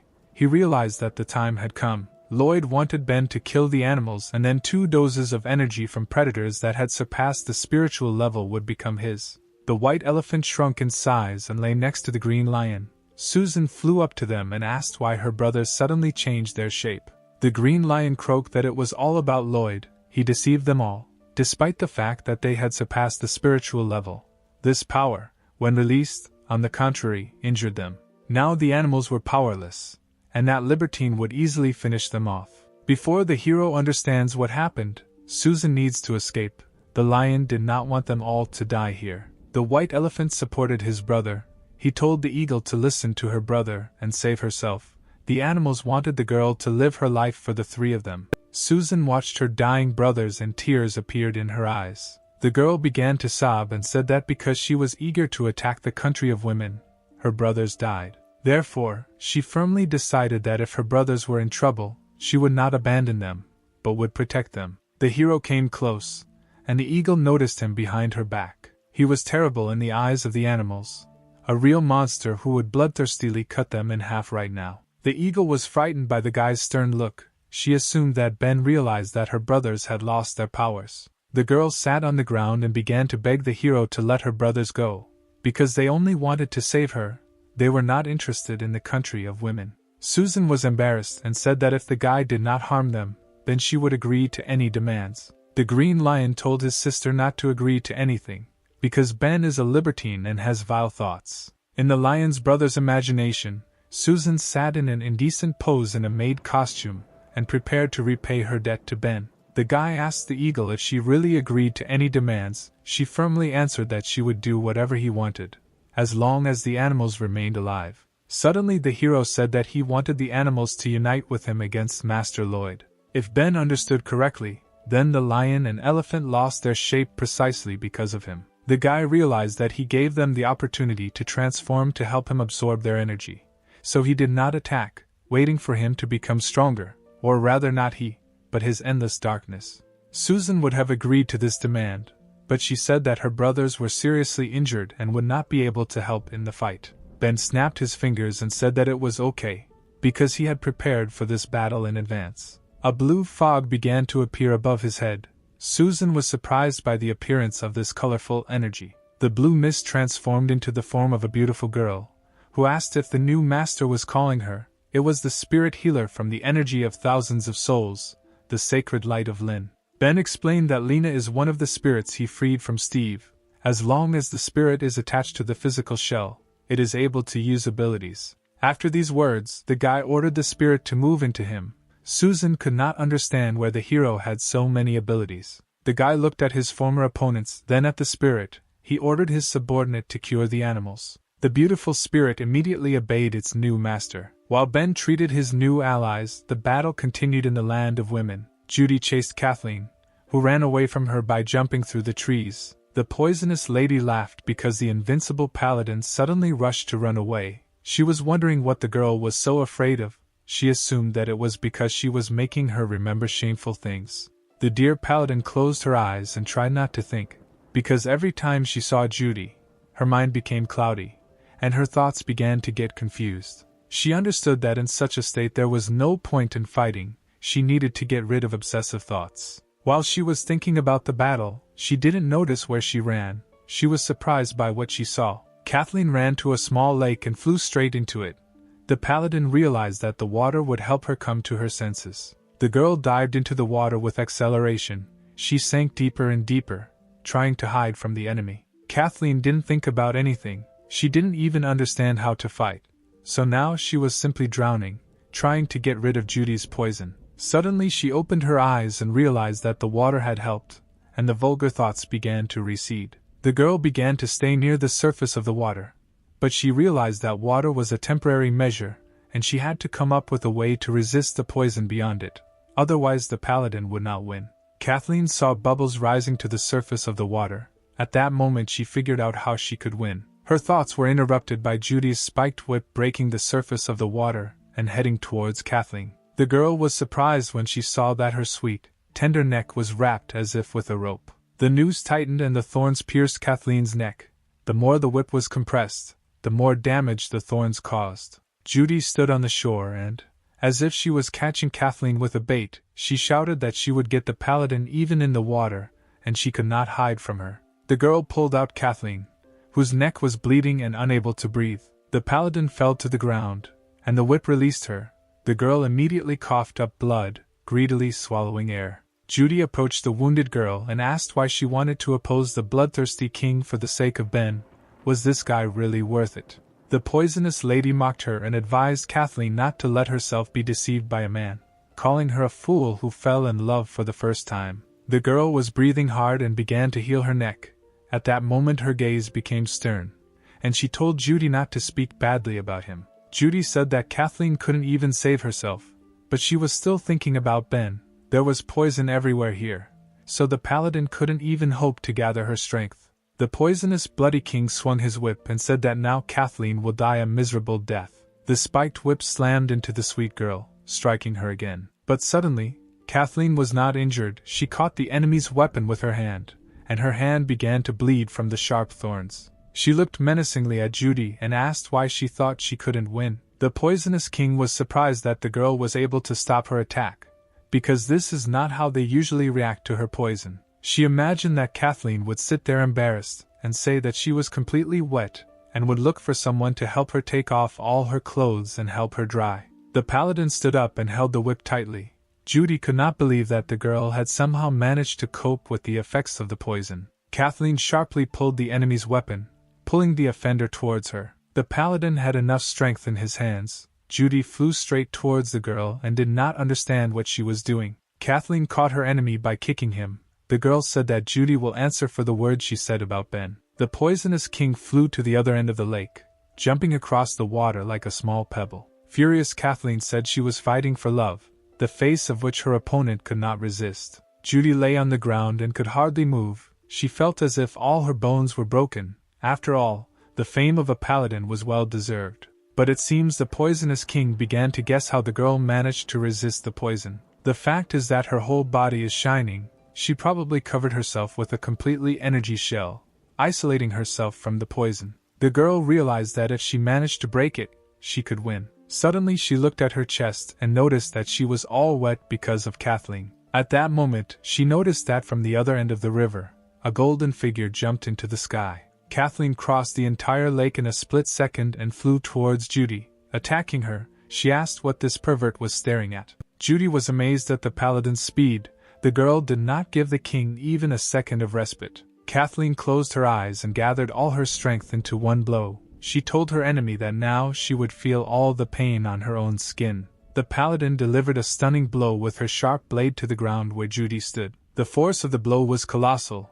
Instantly half of the rock was cut, but the poisonous king managed to jump away. She fell from the cliff and was stunned by such power. The girl understood that if Kathleen had hit her, not a piece of her would have been left. The paladin was not going to stop. She shouted that now Judy would feel what it was like to be buried alive. The poisonous lady did not even have time to rest. She was surprised that the attacks were being delivered too quickly. The girl had not yet landed, but a huge piece of rock was already flying towards her, which Kathleen cut into many pieces. A huge number of stones rained down on Judy. She understood that she would not have time to avoid them in flight. Judy fell to the ground, followed by rocks that buried her alive. However, they did not harm the girl. She broke out of the rubble and shouted that Kathleen was pissing her off. The indignant girl wanted the paladin to kill her as quickly as possible. Kathleen landed next to her with lightning speed.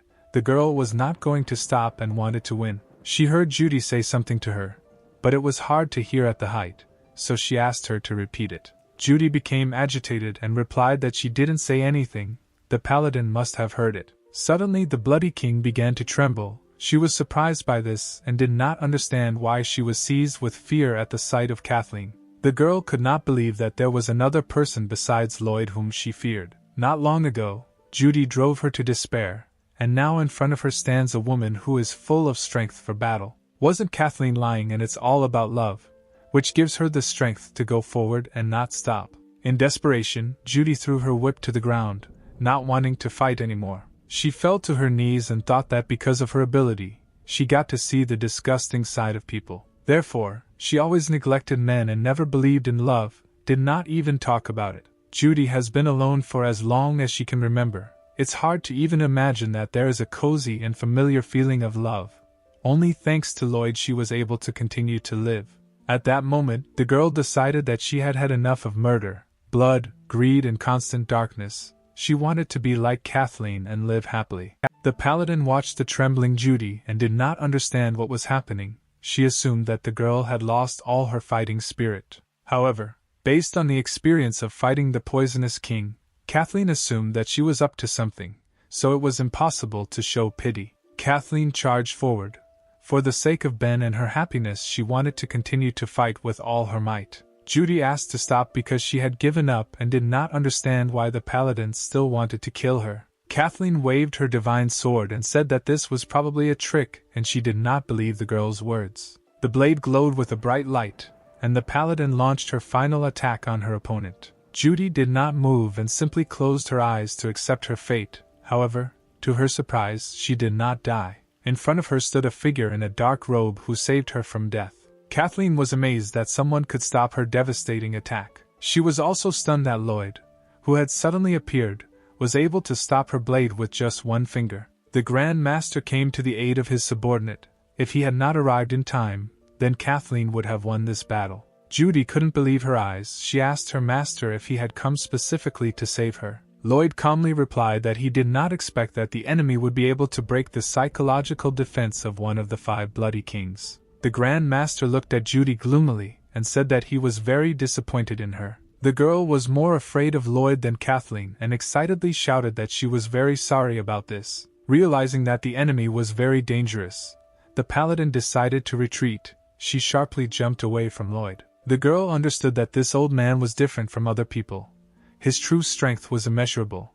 There was no need to panic, and Kathleen needed to be more careful when fighting him. Suddenly something crackled. The paladin looked at her sword, on which cracks appeared. The sword could not withstand the load and burst. The paladin was stunned that just the force of one blow from Lloyd was enough to split her blade. The Grand Master asked if Kathleen really thought she was stronger than him. The Master offered to become his subordinate, because he needed to replace Judy, who had retired, with someone. The poisonous lady became sad and bowed her head. She again realized that she was simply used and abandoned. Kathleen shouted that Lloyd might not dream of the paladin becoming his subordinate, because she was going to stop the bloody king with her own hands. The black robe barely noticeably moved towards the enemy. Judy noticed this and was once again convinced of how strong her master was. Grand Master Lloyd closed in on his enemy in a split second and grabbed Kathleen by the neck, lifting her into the air. His strength was colossal. The defenseless girl could not even move from the pain she felt. The gloomy bloody king replied that he was very sorry, because this was not the answer he wanted to hear. Meanwhile, at the other end of the forest, another battle was in full swing between a girl and one of the bloody kings. Betty ran away from Eric while smoking her cigarette. The fighter was furious that the girl was constantly running and not fighting with him. The elder turned around and answered the enemy that he was a fool and that he had better look around. Eric stopped and saw hundreds of sparks around him. He didn't understand where they came from and assumed that they were attacking from Betty's cigarette, but at that moment he realized that the elder had outwitted him. She was not running away, but setting a trap. There was a powerful explosion that shook the entire area. Every spark left by the girl exploded. Instantly the entire forest was engulfed in fire.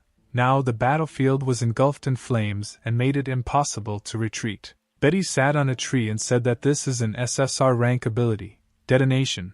At her request, even one spark can create an explosion with the power of a grenade. Since Eric was the king of heaven, she wanted him to taste more explosives and turn into ashes. The girl thought that she had won, but suddenly she heard a man's voice, which appeared in the center of the raging flame. Eric said that such vile methods may work against small fish, but they do not work on a real man like him. Betty only set his clothes on fire. The thing is that the ability of his rosary is to neutralize the magic around him. The ability is called Golden Arhut. The rosary blocks all the damage done to Eric. Betty was dumbfounded, because she knew that this was the ability of the Kanai Master, and Lloyd's ability, Dispelling, was only released if the enemy was dead, which meant that the great monk was overtaken by the bloody kings. While the girl understood what happened to the S-rank guard, Eric was already approaching to attack her. The guy threw his blow, but Betty managed to react and jump away from him in time without receiving damage. She smiled because she realized that she was still fast enough to evade the king's attack. But suddenly, to Betty's surprise, her clothes were torn and a sharp pain pierced her body. She fell to the ground with a crash and blood poured out of her mouth. The elder felt that all the organs in the area of her abdomen were torn apart, but she did not understand why this happened, because she definitely dodged the blow. She was horrified by the man's appearance, and assumed that Eric owned more than just what Lloyd had given him. The bloody king continued to beat the girl. She could not avoid his blows and became more and more helpless. The girl lay on the ground exhausted. All her organs were damaged. Eric said that she was too weak. Betty began to lose consciousness. The man was disappointed in the elder's powers because he had just begun to have fun. He approached the girl and kicked her in the stomach, telling her to wake up if she was still alive, because he wanted to play with her longer. The girl could not move and only coughed up her blood, which came out of her nose and mouth. Through the unbearable pain, she whispered that it was all about the gloves.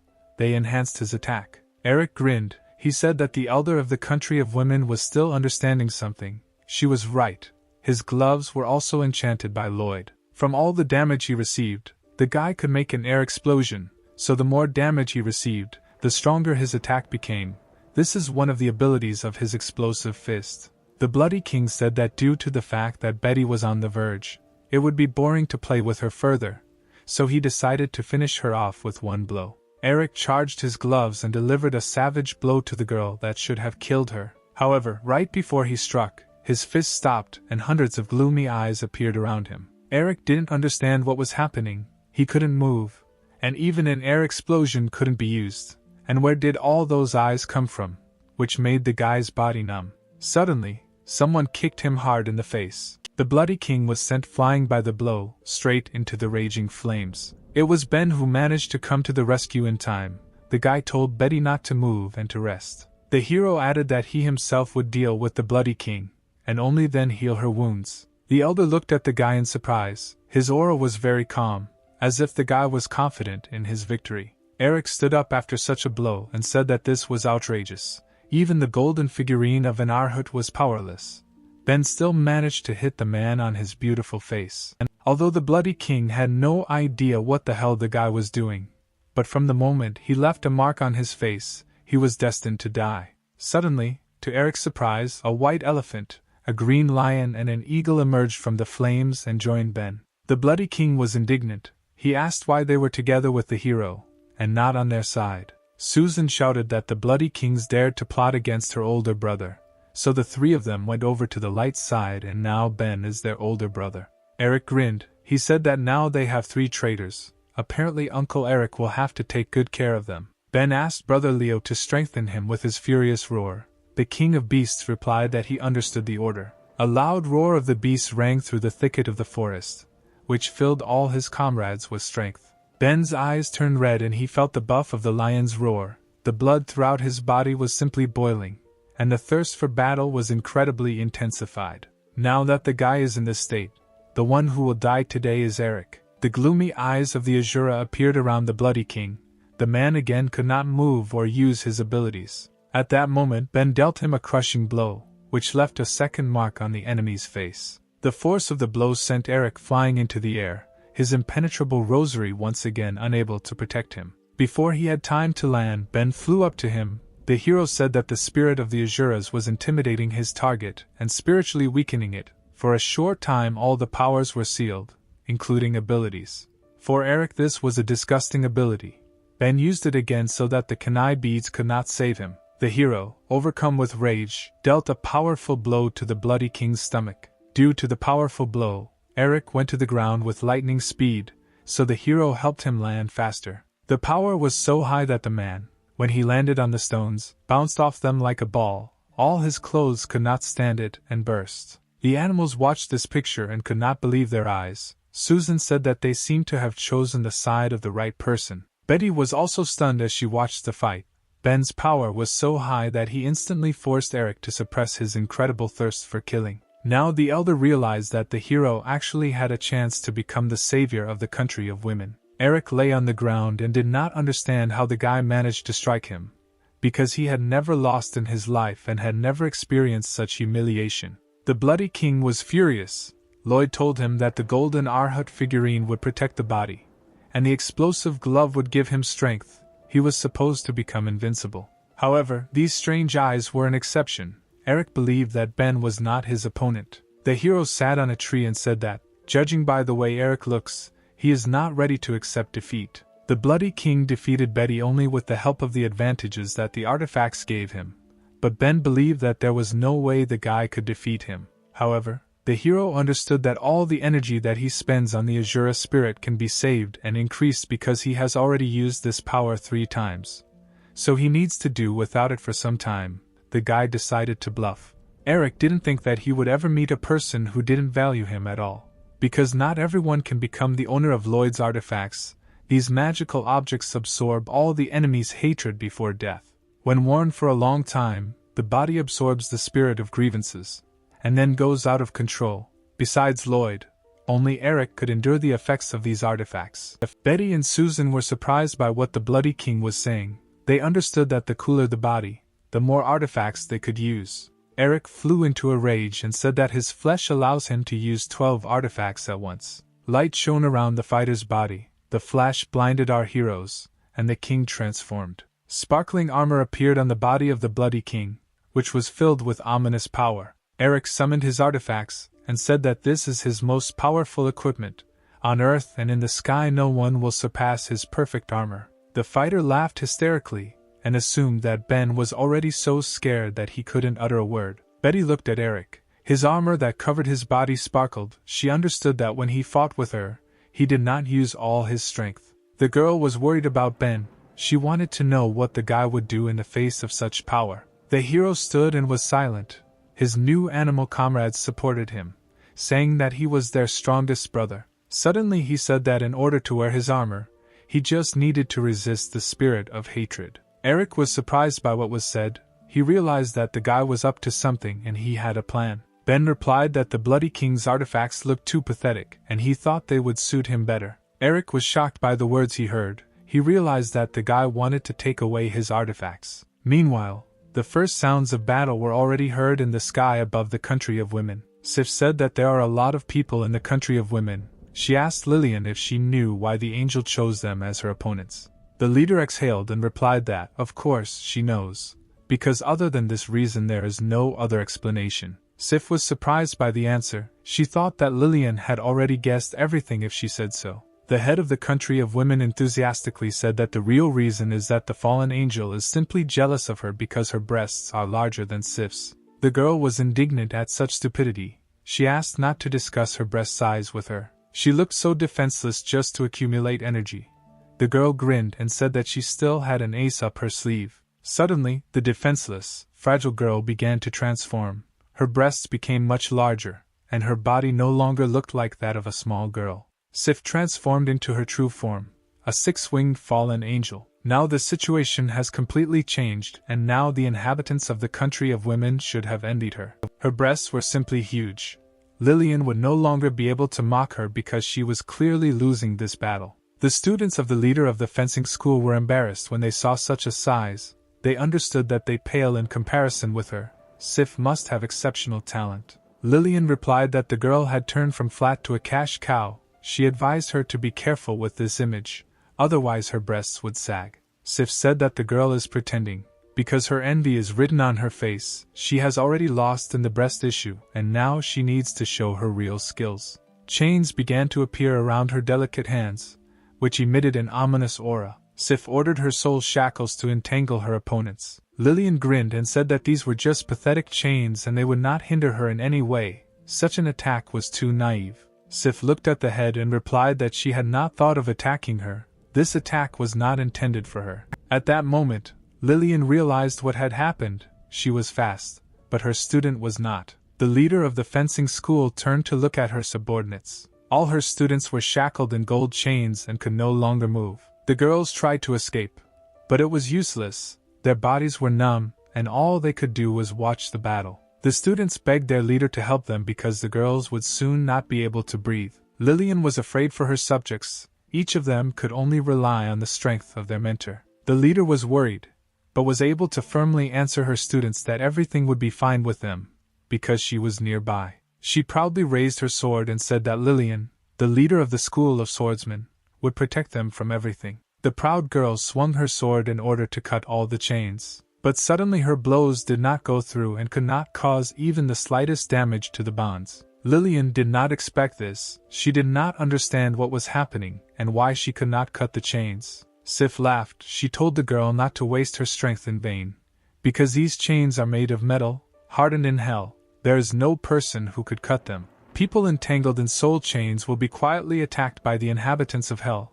Their will gradually be suppressed. The girls screamed in pain. Sif added that within a few minutes all the students would meet death in horror. Watching Lillian's dear followers die one by one, she will not be able to fight. Nothing plunges people into despair like this. Lillian was saddened. She told the cash cow not to rejoice too quickly. From the moment she became a swordsman, there was nothing she couldn't cut. The girl gathered all her power into the blade and swung it with lightning speed. To Sif's surprise, all the chains broke, despite their demonic strength. The girls were glad that now they were not trapped and did not see the monsters from hell. Sif looked at this sight and did not understand how this was possible, because no one had ever been able to completely free herself from the chains of the soul. But this girl took and cut all her chains. She asked Lillian how she managed to break the chains of hell. No matter how strong she is, in the end her abilities are no greater than those of humans. Lillian was outraged by the fact that she was called an extraordinary person. She advised Sif to open her eyes. After all, right now the battle will unfold in the face of the fallen angel. Lillian stood proudly and prepared to attack. Several divine blades appeared behind her. Sif realized that, a fencing master, these were not just big words. Lillian was really very strong. It seemed to the fallen angel that the shining power over the leader was the height of perfection. However, this still could not scare her. She is Mr. Lloyd's best warrior and cannot lose in this battle. Therefore, the girl decided to attack first. She sent dozens of her hellish chains towards Lillian. The chains almost flew towards the leader, but she calmly commanded her phantom sword to protect her. Once again, all the chains broke and did not have time to overtake Sif's rival. The fallen angel was surprised that Lillian didn't even move. but simply used her power to repel the attack. Suddenly the girl disappeared along with her swords. Sif realized that Lillian was going to attack. However, it was too late. She was on top, right above the head of the fallen angel. Lillian said that the girl's large breasts seemed to be keeping her from moving. After these words, the graceful leader struck the fallen angel with her blade. The girl immediately rushed to the ground and landed in the forest with a roar. Sif lay on the ground and tried to catch her breath. For her this attack was terrible, and she could not allow herself to be exposed like that again. The girl tried to get up and was shocked that she, a fallen angel, was knocked to the ground by some person. If she did not kill Lillian, she would no longer be able to look the master in the eyes. While Sif was thinking about her place in society, the leader of the country of women was already preparing to attack her. Lillian pointed at the fallen angel and ordered her swords to give her a meteor shower. Suddenly, hundreds of swords rained down from the air, piercing the defenseless Sif's body. The fallen angel noticed that the swords were so fast that she didn't even have time to blink an eye, and they had already pierced her. Behind the girl's back, two wings lost their shape. She understood that even with such skills Lillian would not be able to kill her. The leader also noticed that her wings were disappearing and assumed that each wing could neutralize fatal damage. Suddenly Sif clasped her hands and began to chant a spell in the ancient language, a pentagram appearing in the center of her hands. The pentagram rotated faster and faster, then a huge purple beam burst out of it, with which Sif wanted to shoot down her enemy. Lillian readied her sword and said that she was not afraid of this attack. The girl rushed towards the fallen angel and cut the deadly beam in half. Sif was shocked because Lillian was only a human. The fallen angel thought that the girl seemed to have merged with the devil, or a deity. She looked at Lillian, who froze in the sky. The girl was able to cut through the stream of hellfire with her sword and not take damage. However, this attack was difficult for the girl, and she was a little out of breath. Lillian asked Sif if this was her strongest move, since it looked like a show. The leader immediately landed on the girl and said that a real warrior would not show off. Sif realized that the girl had landed too quickly, and there was no way she could dodge. Lillian pierced the fallen angel with her sword and said that every blow she struck hit the target. The leader looked at the wings and noticed that another one had disappeared, which means she was right and each of them neutralizes the fatal damage. She only has 2 more fatal blows left. Suddenly chains appeared around the warrior, which instantly tied her up. Sif pulled Lillian towards her, and they pressed each other together, chained together. The two girls' breasts collided and they felt a pleasant sensation. Lillian was embarrassed. She did not understand why the fallen angel tied them together. Sif replied that although they looked a little shameful, the leader's techniques would no longer work. Suddenly, one of Lillian's swords began to move behind the girl's back. The leader began to guess what Sif was going to do, raising one of her flying swords. The fallen angel replied that the girl was right. She was going to pierce both of them with this blade. The fact is that Sif has 1 more wing left, so she will not die even if the sword hits her heart. But Lillian would not survive such a blow and would die on the spot. The girl did not understand how she could allow this to happen and lose to this cash cow. The leader closed her eyes. She couldn't believe that she would die here. She shouldn't have died because she still had a lot of unfulfilled things to do. She wanted to live happily ever after with Ben and meet old age with him. Her cherished dream was to give birth to a child, to a hero. Suddenly Ben appeared near the girls, who was stunned by what he saw. The guy asked what they were doing here. Sif was not happy to see the hero, but Lillian, on the contrary, was happy to learn that her boyfriend had come to save her. The fallen angel said that saving the girl would be difficult. At that moment Ben opened his mouth, from which he breathed a spell and said that there would be no difficulties. Sif realized that he was using depraved poison. She was surprised that Ben could also use Judy's trap.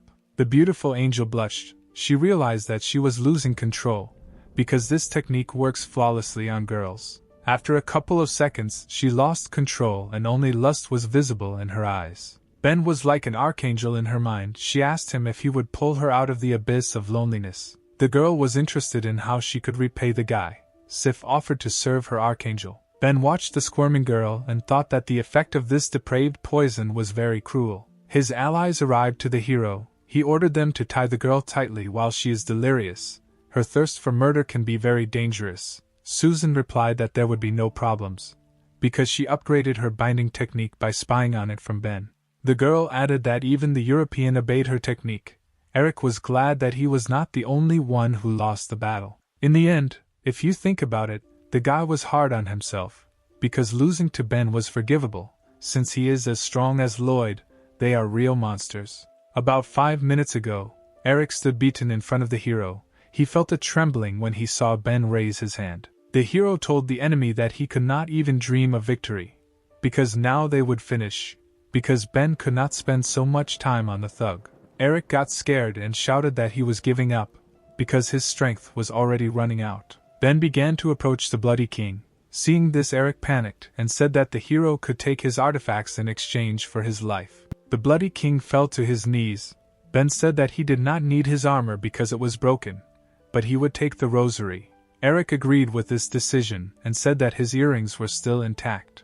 The fighter held out his hands, in which were the Kunai Master's rosary and magical pink earrings. Ben did not expect that after the death of the Kunai Master, Lloyd would begin to use his things. As his friend, the guy wanted to help his soul find peace. The hero took the rosary in his hands and called upon the power of 10,000 souls. The soul of the Kunai Master, freed by the technique, appeared in front of the guy. The monk greeted the hero and said that he did not think that their next meeting would look like this. Ben told the old man that his soul was already freed from Lloyd's shackles, and he could safely go to heaven. Kunai replied that he could not go to the Western Paradise yet, because his soul still harbored grievances and he needed to finish one thing. Ben told the monk that he could do whatever he wanted, and if he needed to finish the job, then so be it. The master's spirit began to dissolve into thin air, and finally he thanked Ben for helping him. Suddenly the hero noticed that something was also happening to the earrings. They began to emit a blue glow. A voice was heard from the earrings. He asked Ben to help free himself too, because the guy had just helped the old man's soul. The accessory contained the soul of a sweet girl, Joanna, who asked the guy to also free her and let her go. She told the hero that he is the owner of the power of 10,000 souls and controls all souls that are not included in the cycle of reincarnation. As soon as the hero says the word, the girl will gain freedom. Ben asked her if she was a sorceress, although the guy was not the type who liked to force women, but he could not let her leave just yet. The hero needs Joanna's strength. He asked her to help him in the war with Lloyd. Hearing this name, the girl was surprised. She was amazed at the calmness of the guy.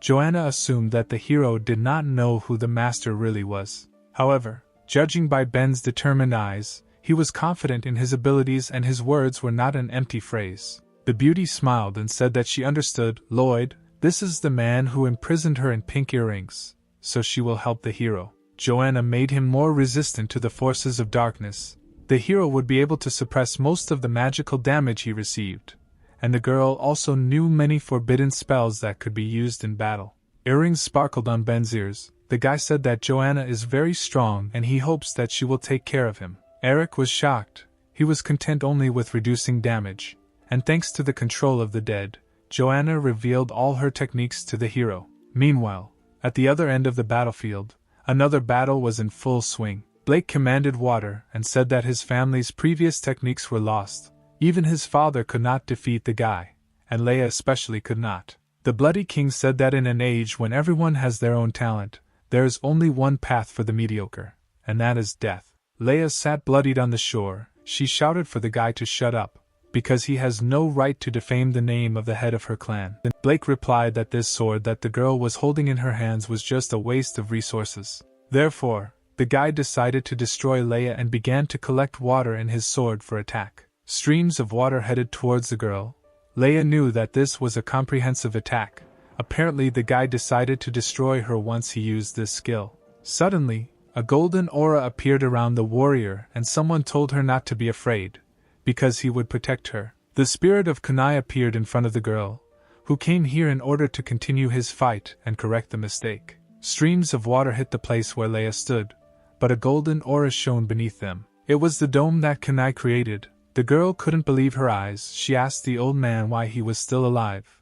Because Blake killed him. The monk replied that it was all about Ben. He gave the poor old man a chance at redemption, so the master will help Leia defend against Blake's attacks. The girl only needed to attack. She replied that she would rely on the master. Blake also noticed a familiar soul. He said that the monk had died, but still wanted to stop him. The guy had already lost his arm in a fight with him.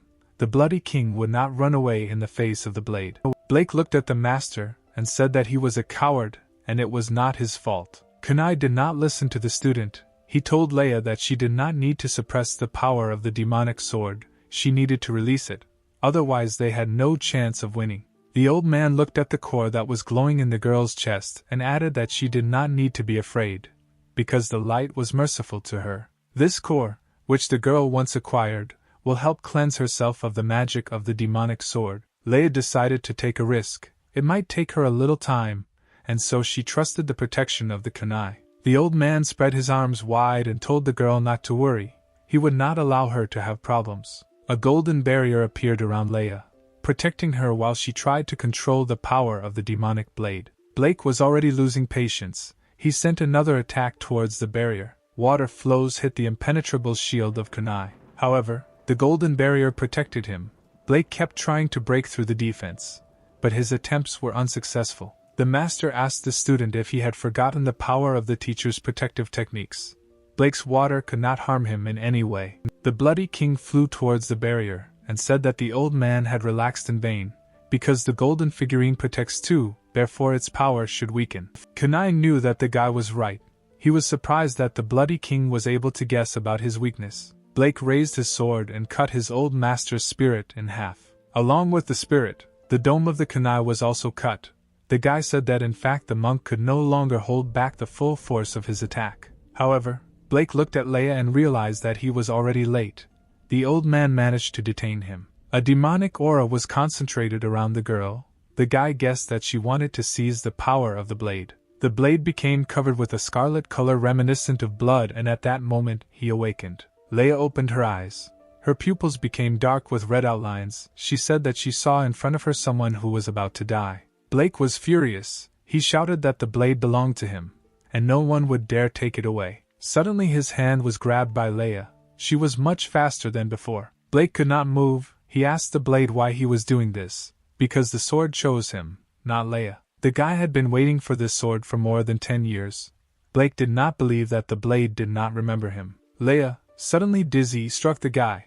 Blood poured out of his body mixed with demonic black power. Before his death, Blake was stunned. He did not believe that everything would end this way. The guy fell to the ground, right into a pool of his blood. He coughed and died in front of his sister. The blade that possessed the girl said that he was just thirsting for blood and did not care who his owner was. Suddenly, Blake's second personality began to appear behind the girl and said that the sword would be his only. The dark personality said that only he can awaken the sword and no one has the right to take it away. After these words, the king tried to attack the girl. However, Leia cut off the head of Blake's second entity with one swift blow of her sword. The bloody king did not believe that this was possible.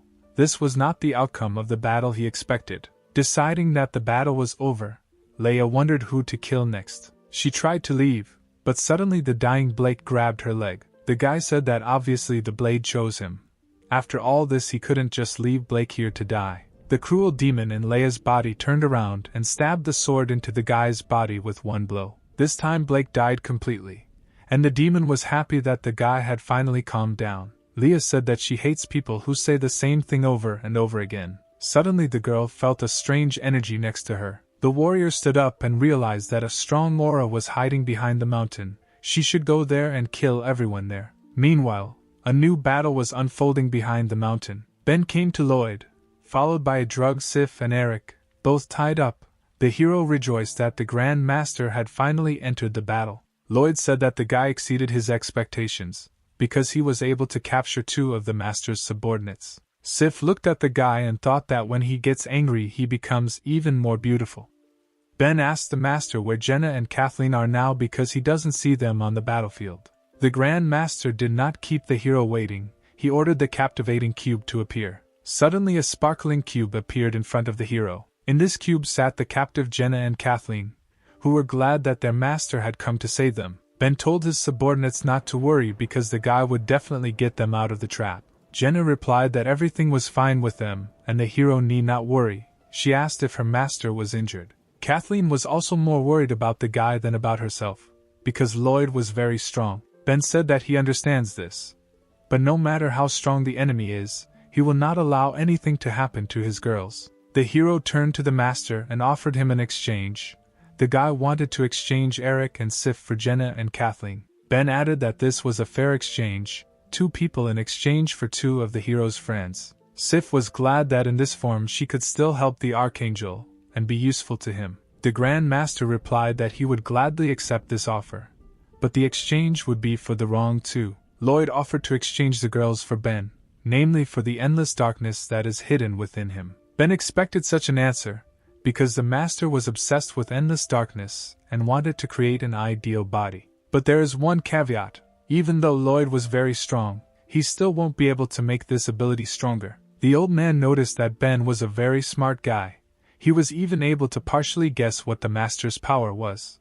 But he only half understood the reason why he needed endless darkness. The hero did not wait long and summoned his 2 lightning swords. He said that no matter what Lloyd's motives, he would stop his enemy with his own hands. The guy asked the lion to roar. At that moment 4 figures jumped from the thicket of the forest and joined the battle. The 2 figures were Susan and the Green Lion. They wanted to repay Lloyd for daring to play on their brotherly feelings. The other participants were Lillian and Betty.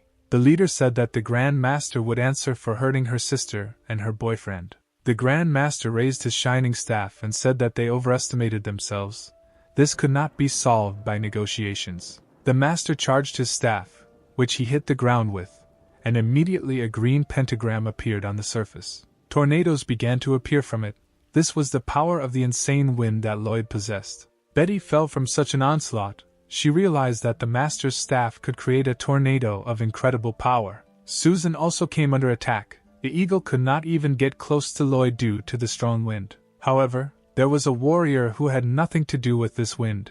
It was Lillian who got close to the enemy. She tried to attack with her divine blade, but the old man easily dodged the attack. The Grand Master was surprised and praised Lillian's skills. She was worthy of being called a fencing master. The girls shouted to Ben that they would cope with the Master, and let the guy for now take care of saving Kathleen and Jenna. Lillian advised Lloyd to defend himself because now she would summon 72 of her amazing blades. The fencing master launched crushing attacks on the enemy until there were exactly 72 strikes. The master was not frightened by the warrior.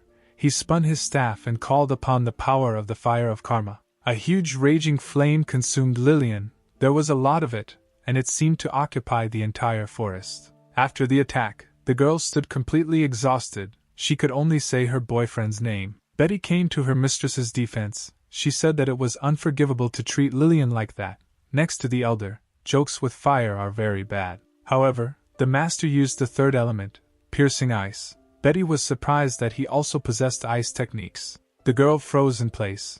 Her fragile body was frozen in ice, and she could no longer move. The Grand Master was not going to stop. He raised his staff into the air and summoned furious lightning. Susan looked at the electric sky and couldn't believe that the old man had electricity techniques too. Thunder roared and crushing lightning struck the animals. Susan and her brothers could no longer continue the fight, their forces overwhelmed by such a powerful attack. The Grand Master stood around the 4 elements and declared that his warm-up was over. Judy was amazed at the Master's abilities. At first glance, it seemed that the heroes had no chance.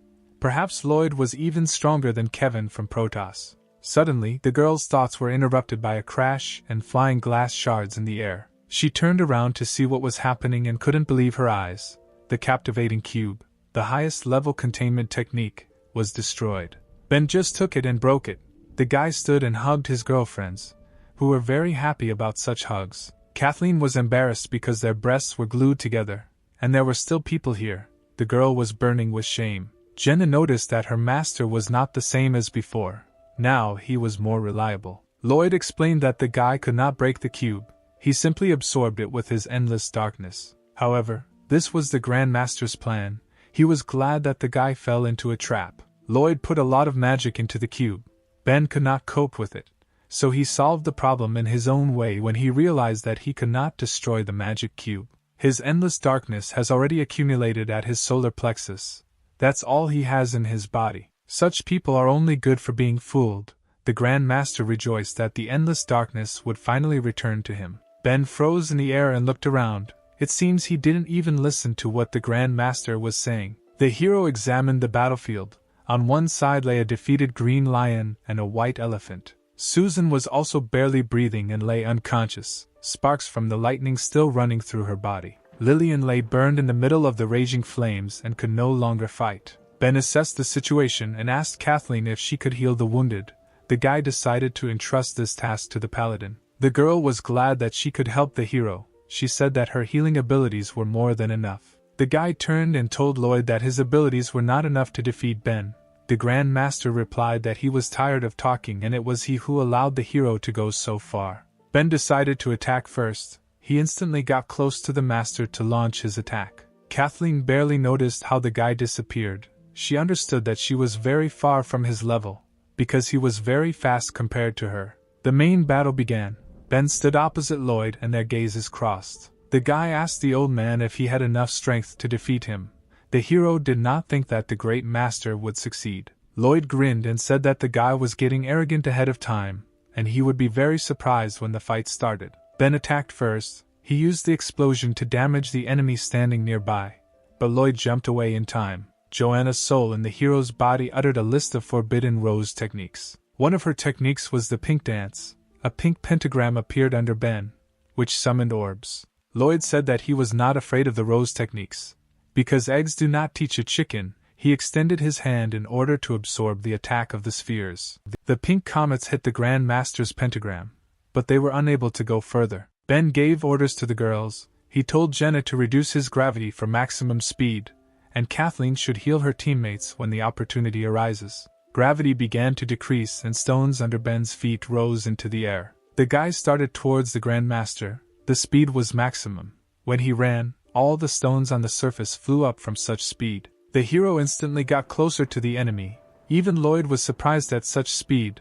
Ben said that magicians are not very good in close combat. A purple fist, larger than the master himself, flew into Lloyd's face. The old man instantly fell to the ground from the colossal force of the blow that Ben had. The guy's silhouette was hidden behind clouds of dust. He said that the Grand Master had overestimated his capabilities. After all, the guy had 2 more trump cards unknown to Lloyd besides the Spirit of Azura. Judy was amazed that the hero was able to slam her master into the wall. She could not believe her eyes, because this had never happened. Suddenly the girl felt a chill run down her spine. Standing next to her were Kathleen and Jenna, who were not very happy to see her and were closely watching the poisonous king. Jenna was embarrassed and said that the girls were going to heal the wounded, then they better let her go, because she understands everything and won't interfere. The old man lay slammed into the rock, but he was smiling and did not seem to feel any damage. The Azura spirit was a small problem for him. The Grand Master laughed hysterically like a true villain. He immediately jumped away from the rock and headed towards the hero. Although he was a magician, he also had impressive abilities. The Grand Master quickly overtook the hero. He hit the guy in the stomach with his staff and at that moment magical explosions swept through the guy's body. The master explained that now about 100 magical explosions thundered in Benny's body. The hero was doomed. However, his magical earrings activated a special power. The guy's immunity to magical damage was increased by 50%. The hero was bleeding, but could still fight. He told his opponent that he was doomed. One of Azura's hands took the Grand Master's head, and the old man immediately felt staggering pain. The hero ran towards the cliff holding Lloyd by the head to inflict maximum damage. The guy was furious. He shouted that Grand Master Lloyd would die today. The old man realized that things were bad, so he summoned an ice crystal shield. Ben threw the master into the rock. From such a force of impact the explosion was visible at a great distance. The stones in the rock were crushed while the hero beat the old man with his purple energy and Azura's hands. The Grand Master was covered in blood. The damage was colossal, and any other enemy would not have been able to withstand this, and would have died. Sif watched the battle and was amazed at the incredible power of the Archangel. All that was left was to kill the strange man, and the girl would become free. Ben stopped his attack. The Blood King's robe was torn and blood was visible all over his body. The hero froze in the air and prepared the sphere for the last attack. He said that the master lost, because he created a person who should not have existed, so the old man's next stop is death. Suddenly, the Bloody King opened his eyes and shot a beam at the guy, shouting that he was still alive. Ben was preparing to bring down the purple star, but suddenly his body was pierced by pain from a ray that passed through the hero. Suddenly Jenna felt some sharp pain in her fragile body. She had a bad feeling. Her heart was squeezing and as if it was about to jump out. The girl realized that something might have happened to the gentleman and looked in his direction. At that moment Ben's attacks began to dissolve into thin air. The distraught old man said that the hero turned his own weapon against him, and even mocked him. Pink earrings can neutralize only half of the magical damage. However, if you concentrate and hit twice as hard, then absorbing half the force will no longer help. The girls in love wanted to kill Lloyd because he did something to Ben. The warriors tried to attack the Grand Master, but were immediately frozen in ice. A beaten-up Lloyd said there were problems, but it was all over. Ben hung in the air without signs of life. Lloyd decided that it was time to deprive the guy of his abilities. An ominous green aura appeared around the old man as he used his main ability, skill extraction. A dark green aura crept up to Ben's heart, who seemed to be already dead. The forces of the Grand Master tried to take away the endless darkness that the guy had. However, immediately a dark aura bounced off the stone in the hero's heart. Lloyd was surprised that his ability did not work even though the guy showed no signs of life. The Grand Master is angry that he is about to kill the guy, but still cannot take away his power. Lloyd whipped Ben's corpse again in an attempt to extract power, but to no avail. The Grand Master realized that it was useless, which meant there was only one way out. The hero was dead, but not completely. The old man did not understand what was happening. Therefore, he decided to save the guy's body, and then return and carefully study what the reason was. The master placed Ben in a ghostly cube. However, suddenly someone approached him. It was Leia, who was preparing to attack. The girl said that the master was the same strong man whom she felt. The warrior wanted Lloyd to fight her. Leia laughed hysterically. She wanted to hack the Grand Master to death. Lloyd grinned. Today he was twice lucky, because in the girl's body there was a second stone that was interesting to him. The Bloody King summoned many green pentagrams, activating his battle magic. Green spheres flew from the pentagrams towards Leia. This ability was called a destroying array. The demon inside the girl was happy to see such power. He was very interested in looking at her power. Each sphere crashed into Leia and caused a crushing explosion. Lloyd bombed the rock trying to hit the enemy. The Grand Master said that she did not know who she was dealing with. Probably only ashes remained from the warrior. However, Leia suddenly jumped out of the green fog and said that the old man was quite strong for a human. The girl dealt damage to the Grand Master with her blade. Lloyd was dumbfounded by such impudence. The Bloody King managed to dodge, but his cheek still suffered from the blow. Leia was surprised that he not only dodged, but was able to strike back. The demon said that their battle is becoming more and more interesting. He will not stop until he kills him. Leia and Lloyd clashed in battle. Ben froze in the cube and Jenna, frozen in ice, watched this. While Lloyd and Leia were fighting, they did not notice that Ben was gradually regaining his strength at this time. Lena said that although she had no idea how the guy remained alive, she could heal all his wounds. Jenna realized that the whole point was in symbiosis.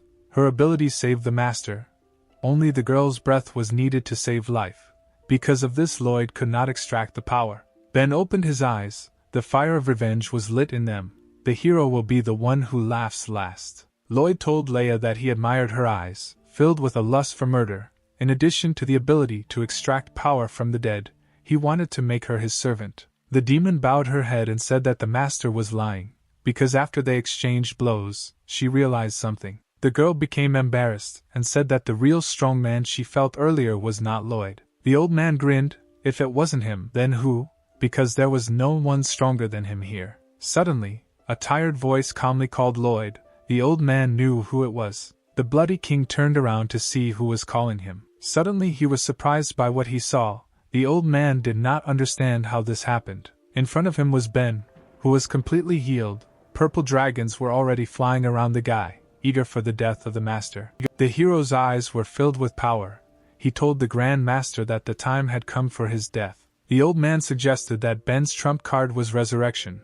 But all strengths have a limit. He will not be able to resurrect several times. Suddenly, strange souls of bluish tints appeared in the air. Stray souls flew towards the Grand Master. They were ready to take revenge on him for everything he had done. The old man did not understand why there were so many of them.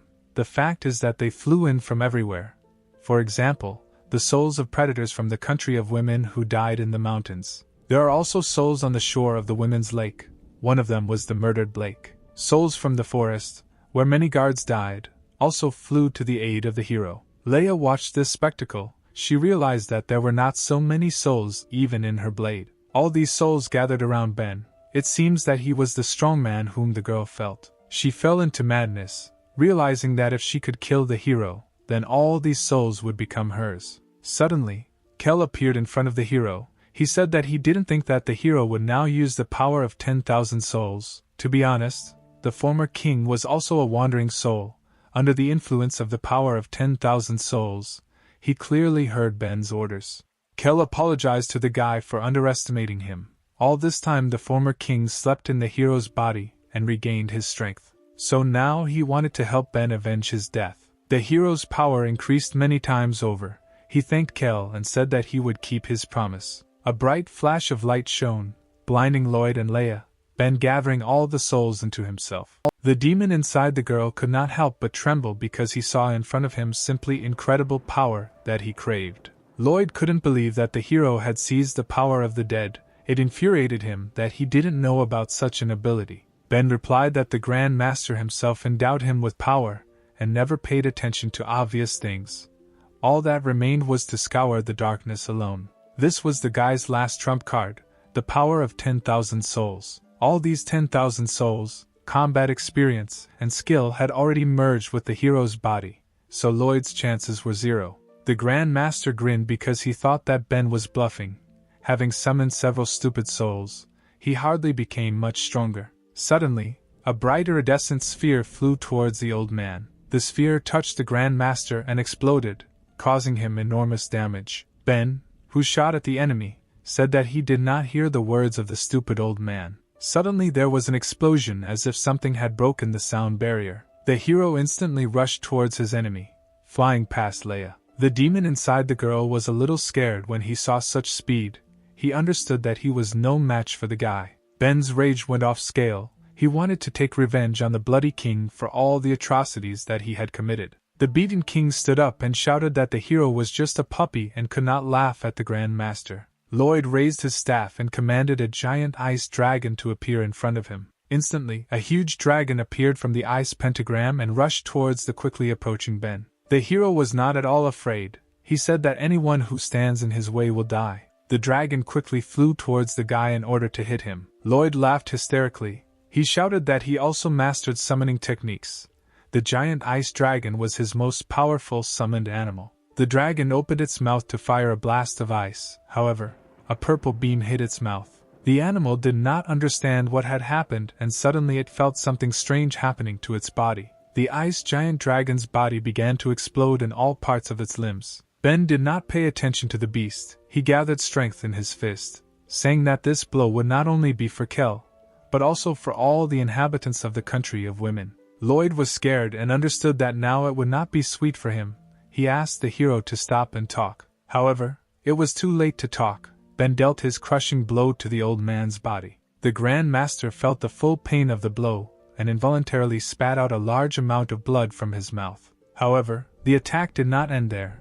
A huge purple ball burst out of Ben's fist, which inflicted many wounds on the bloody king. Leia was thrown away from the explosion. She was amazed. Watching the power of 10,000 souls, she wondered if the old man could withstand such a blow. The stupefied Sif rejoiced at the guy's victory. She wanted to fly with him far and long after the battle. Judy watched the fight from afar. She was also surprised by the hero's strength. The girl assumed that at this rate Lloyd would definitely lose, but it was unclear how Ben would treat her after the fight. The Grand Master lay in a pool of his own blood and coughed, a large bloody hole in his stomach from the hero's blow. Ben was serious. He was no longer playing with his opponent, and asked what his last words would be before his death. The beaten old man wheezed that the guy was rejoicing early because he still had an ace up his sleeve. Suddenly, the crown on his head began to shine and strange red rays shot out in all directions. Leia, who was nearby, did not understand what was happening and what kind of light was blinding her eyes. Suddenly her mind was clouded by the rays that Lloyd was emitting. The old man went wild with madness and said that he had won because his ray of reason controls people with evil thoughts. Therefore, right now Ben will have to fight with his ally. But if he does not want to kill Leia, he can surrender to the bloody king. Ben turned around and looked with a stern look at his bodyguard, who intended to kill him. Suddenly, gloomy dark eyes appeared around the girl, and she could no longer move. Lloyd trembled, realizing that his last trump card had not worked for the hero. Ben grabbed the old man's head with his hand, intending to make a final attack. The Grand Master began to beg not to kill him, because he knows the secrets of endless darkness. If the hero saves his life, then he will tell Ben everything and he will be able to become stronger. The hero leaned towards the Bloody King and said that this was not necessary. Ben clenched his fist and blew up the Grand Master's head, the lifeless body of the invincible fighter falling to the ground. The enemy's blood was dripping from the hero's hand. He supplemented his words by saying that he could ask Lloyd's soul all the questions that interested him. After the death of the Grand Master, the ice in which Kathleen and Jenna were chained began to crack. Suddenly, the ice mountain split, and the blonde realized that apparently Lloyd had lost. Kathleen also guessed that the guy had won. She was glad that the battle was over. Lillian also came to her senses after the burns. The girl knew that her boyfriend could be relied on. The battle was over and our heroes were now no longer threatened. Ben stood near the master's corpse. Suddenly he began to use the 10,000 souls technique. The hero named the old man and ordered him to appear in this world. A blue aura began to emerge from the body of the once former king, which gradually gathered into one form. Restrained by the technique of 10,000 souls, Lloyd appeared to Ben. He called the hero master and said that he would listen to all his orders. Eric was shocked by what he saw, because his former leader bowed his head in front of some guy and called him his master. Ben ordered the old man to tell him everything he knows about the power of endless darkness. The Grand Master said that endless darkness is associated with the original predator. It is the key that helps to remove the seal from it. On the deadly island where Lloyd once lived there is one sealed lair where such a predator lives. He said that if his master mastered this power, he would be able to rule the whole world, but the hero was not interested. Lloyd suddenly bowed his head and apologized for his rudeness, and Ben realized that no matter how strong a soul is, it will still obey him unquestioningly. The hero decided to talk to the spirit about the original predator later, because now it was necessary to restore order here. Leia was still under the power of the demonic sword. She said that the old man whom she could not kill for half a day was easily killed by Ben. The guy really deserved to be called the main strongman. The hero knew that Leia was under the power of a demon. He asked if the demonic sword also wanted to measure its strength with him. The girl replied that after such an impressive fight there would hardly be a fool who would want to fight him. Ben bowed his head. He was glad that the demon understood that he was weaker than him. The guy used Azura's power and ordered the demon to leave the defenseless girl's body. Otherwise the hero would use his power. Blade was in ecstasy at the sight of the hero's power. For him, it was the best sight to witness colossal power. The demonic blade fell to the ground. The voice of the sword said that it could change its shape endlessly. Therefore, the hero just had to wait. The blade promised that the next time they met he would definitely finish him off. Suddenly Leia's pupils turned white, and she no longer looked distraught. The girl fell to the ground unconscious, and the blade stopped shining with a dark aura. Our heroes gathered their strength and left the battlefield. By evening they were already in the country of women. The heroes decided to take a break at Lillian's residence and recuperate before heading to Protoss. Leia, who was unconscious, was lying in a bed in one of the rooms. Suddenly she woke up. The girl got out of bed and didn't understand why her head hurt, where she was, and what kind of strange clothes she was wearing. Ben was in the room and watched her sleep. He explained that all her clothes were ruined, so she had to borrow things from Mrs. Lillian. The girl was embarrassed. She asked the guy if he had dressed her in these revealing clothes. The hero replied that Leia understood everything wrong. Jenna changed her clothes and washed her. Ben saw that the girl had woken up and was fine, so he decided to leave. But suddenly Leia stopped him. The girl repented. She said that she didn't remember much, but apparently she drew a blade against the guy, so the warrior asked for forgiveness. Ben smiled and replied that there was no need to apologize because she was under the control of a demon. The hero left the room and closed the door behind him. Leia needed rest, so the guy decided to take a walk. On the way to the garden, he met Jenna, who asked her master if the demon from the blade could appear again. Ben didn't know the answer to this question, but he knew that if they wanted to defeat the demonic blade, then most likely they could only rely on Leia. The hero turned to the spirit who was standing nearby and said that he leaves the protection of the girl to him. If something goes wrong, then Ben will destroy the soul. Restrained by the technique of 10,000 souls, Blake replied that he would not let his master down and would carry out the order. Ben continued his walk with Jenna. The girl told the guy that during the fight with Lloyd he used her ability, symbiosis. Kevin told the blonde the secret of this technique. She did not expect that the master told the secret of this ability to Ben too. The hero replied that Mr. Kevin would not tell such a secret to everyone. The girl wondered how the guy found out about it then. Suddenly Ben pushed the girl against the wall, which made her feel embarrassed. He said that he learned about the ability in a different way. The guy pressed himself against Jenna and replied that he guessed about her, just as he guessed about the girl's intentions. The sweet beauty was embarrassed because Ben was so close that she could feel his breath. From excitement, the girl did not understand what to do next. Her heart rate was rising and she decided that in this situation she should just close her eyes and wait for her master's kiss. But suddenly Ben replied that he was leaving, because he still needed to renovate the houses of the country of women. However, Jenna was determined. She said that she did not want it to end this way. The beauty boldly approached the hero and kissed him on the lips. She began to hint to the hero. Jenna said that it seemed to her that she was injured and she wanted to go to Ben's room so that the guy could examine her injuries. Ben froze in amazement. The guy realized that he could no longer resist. The hero opened the portal that he stole from Lloyd and led the girl into it, saying that she would be safe with him. The portal led straight to Ben's bed. The couple fell on it, and Jenna was surprised that the hero could even use the magic of teleportation. Ben asked the girl where her wound was. She was very embarrassed, but replied that she did not know, so let the gentleman find it himself. The hero did not have to be forced for long. He took off all the clothes from the girl and began a thorough examination of her. It was a beautiful night outside.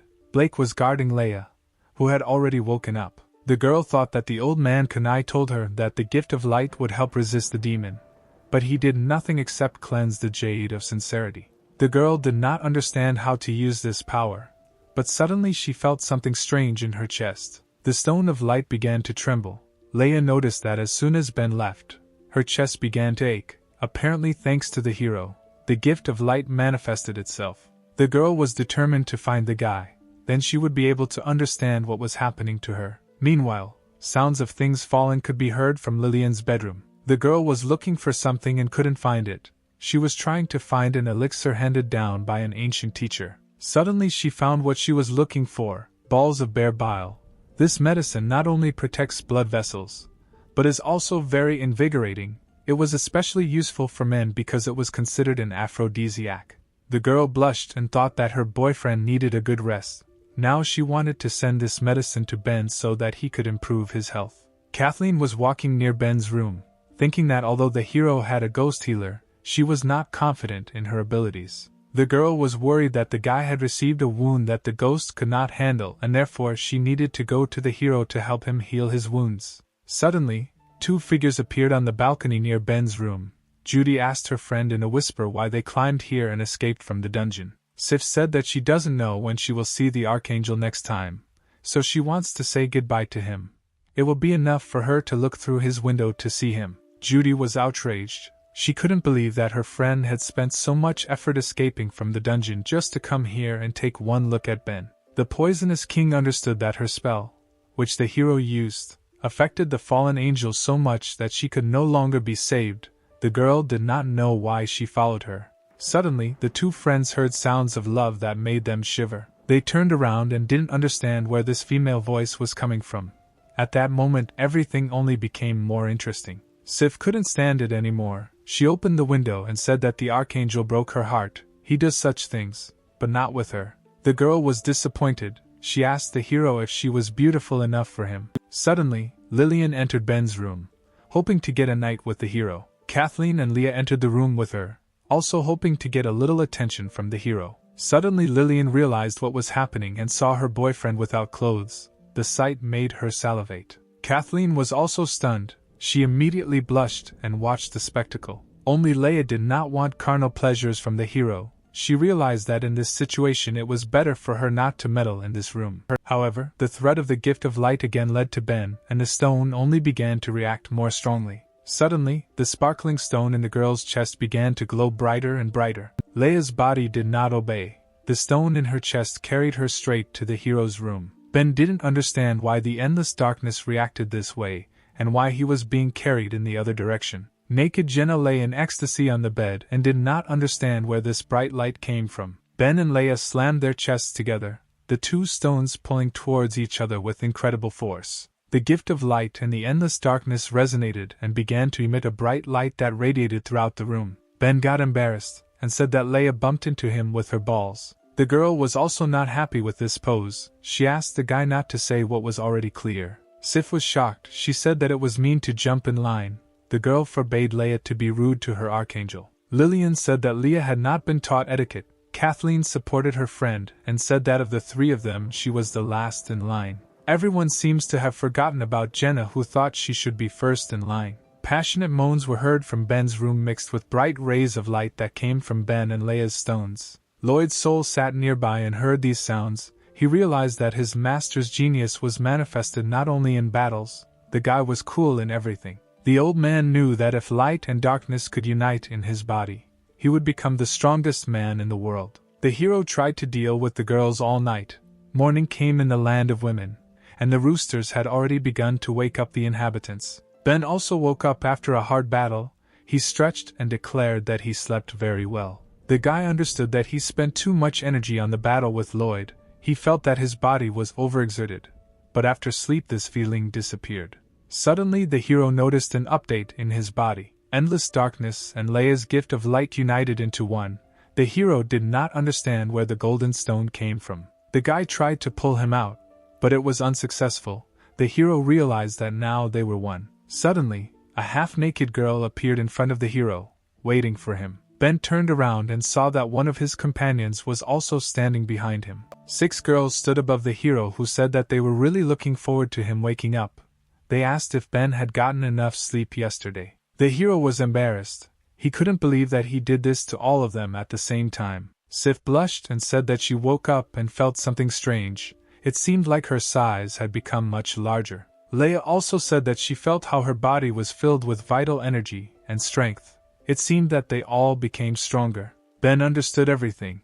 After he received the gift of light, anyone who sleeps with him will become stronger. Although endless darkness is an inexhaustible source of power, the human body is not capable of continuously using it. However, the gift of light, in addition to purification, is intended to bestow abilities on people. Light and darkness are united in Ben's body, which means he can freely control his power and gifts, divide them between girls or someone else. Kathleen was already looking forward to a night with a hero. She thought that now they could all become as strong as Ben. The hero replied that in theory it would be so. In the end they would be able to find out in practice. Jenna asked what kind of practice the guy was talking about. Judy became embarrassed and began to touch her lock of hair. She said that everything was clear here.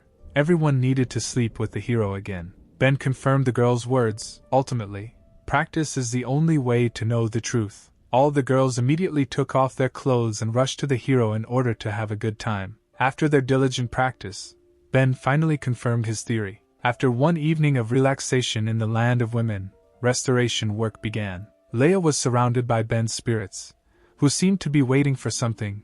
The girl lowered her sword. Suddenly the tree that stood opposite her began to crack. Leia gracefully chopped the tree into many planks to repair the houses. The spirits were happy that the deforestation was over. The girl noticed that the speed of the sword had increased. Apparently this is the power that Ben gave her. Jenna also helped with the repairs. She lifted the tree into the air and, together with the spirits, carried it to the master. A legion of trolls carried a tree. Jenna watched over them so that no one shirked. They brought harm to the country of women, so now it's time to repay their debt. The animals also helped. The white elephant said that he would never have thought that they could build. He noticed that he was born for this. With so many souls and former enemies now working in the city, it seemed that there would be no more problems. Ben, Lillian and Kathleen sat on the roof of the house and watched the spirits. The girls were worried that the souls might rebel, to which Ben replied that they were too weak. Kathleen asked how the spirits fight then. Ben replied that they have only 2 options. The first is to rely on him, sharing experience and strength with him as in the battle with Lloyd. The second option was quite simple. You just had to give them their own bodies. However, providing spirits with bodies was not an easy task in reality. The reason is that there are no people willing to joyfully give their body to a spirit that is in no way connected with them. Lillian told the guy not to worry, because she could help him find the bodies. There is such a thing as engineering. The girl asked if the hero had heard anything about it. Ben asked if Lillian meant the instant doll creation technique and if the girl knew how to use it. Lillian replied that her mentor had mastered engineering technology, but due to the fact that she devoted herself entirely to fencing, she ignored engineering training. However, this rare book was always with her.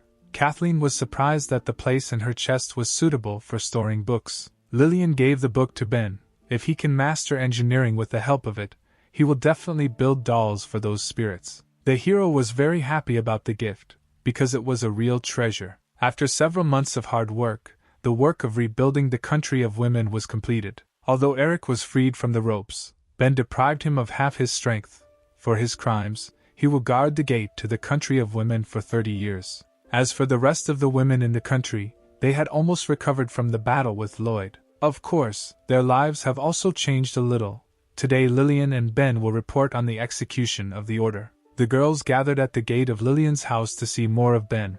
After defeating Lloyd, he rarely appeared in public. Meanwhile, in the chambers of the leader of the country of women, Ben was talking to someone. The ghost of the past king admired his doll body. It was simply perfect. Even the clothes seemed to be from his past life. Kel asked Ben if he was sure of his decision to give the doll's body to the king. The hero replied that this body was created specifically for the master, so from now on he can be free. The shackles of the 10,000 souls technique were removed from Kel, which made the master even surprised. He realized that he was now free and the dispelling of the technology felt like the beginning of a new life for him. Kel asked the hero why he needed all this. Because he could still be useful, even as a ghost. The king could enhance his techniques. Moreover, now he had a new body. The spirit of the former king did not believe that Ben, like him, wanted to give up such power. The guy replied that this was not a refusal. If Kel had not brought him into this world, the hero would now be chained to a hospital bed. It was the king who granted him freedom.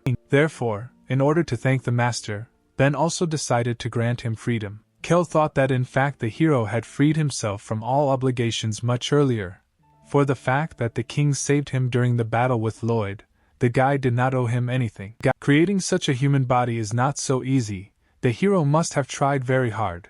Kel did not doubt his choice. Using the light core and darkness core and the technique of 10,000 souls, also together with Kathleen and Lillian, those high-ranking generous assistants, only Ben can become the new king of the Protoss and even the whole world. The hero asked what the master plans to do when he leaves. He replied that he had not thought about it yet. Ben said that today he would return to the Protoss throne room. He wondered if the master wanted to join him. Kel calmly exhaled and replied that he would not go to the Protoss, because he had already died and did not want to return there anymore. Therefore, the king simply thanked the guy for giving him freedom. Since Kel begins to live again, he decided to become a monk. The master said that he would go and thoroughly enjoy this world. Meanwhile, at the top of the sacred mountain, Eliza was thinking about the hero. She looked into the distance and thought that a lot of time had already passed, and Ben still had not returned.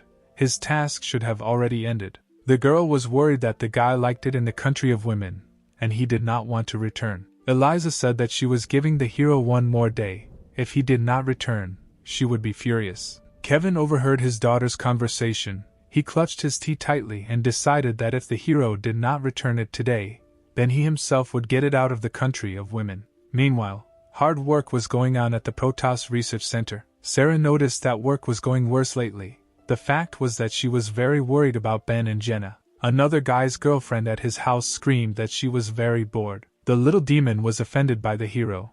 Because without him she had no one to play with, she decided that when he returned she would definitely teach him a lesson. Weapons Master Vanessa confirmed the girl's words. Without Ben, it seemed to her that life had lost all its colors. Suddenly the girls heard some passionate moans. Lucy didn't like this lecherous voice. Vanessa noticed that it was coming from the second floor, and there was Ben's room. Someone in the guy's room was making lewd noises. It was Jessica who smelled Ben.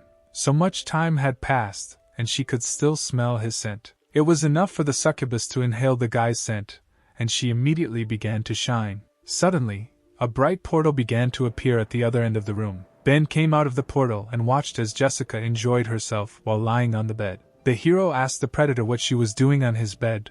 The girl did not expect to hear this voice right now. Jessica turned around to make sure that the voice she heard belonged to the one she was thinking about. Ben and his girls arrived in Protoss and successfully completed their mission. Jessica jumped into the guy's arms. She said that she suffered a lot while he was gone. She couldn't wait to continue where they left off. Suddenly, someone else jumped out of the portal towards the girl, leaving dark feathers behind. An enraged Sif collided with Jessica's chest. The predator did not understand what was happening. The fallen angel shouted that Jessica was a libertine, and she would not allow her to take her god away. The succubus was not happy to see this lady. She told her that if she grew breasts, this does not mean that everything is allowed to her. Judy was worried that Sif had just arrived in Protoss and had already quarreled with a family member. The girl wanted to figure out how to reconcile them. The poisonous king decided to use her trump card and began to cover herself with pink patterns. The girl ordered her depraved poison to activate and spread it throughout the room.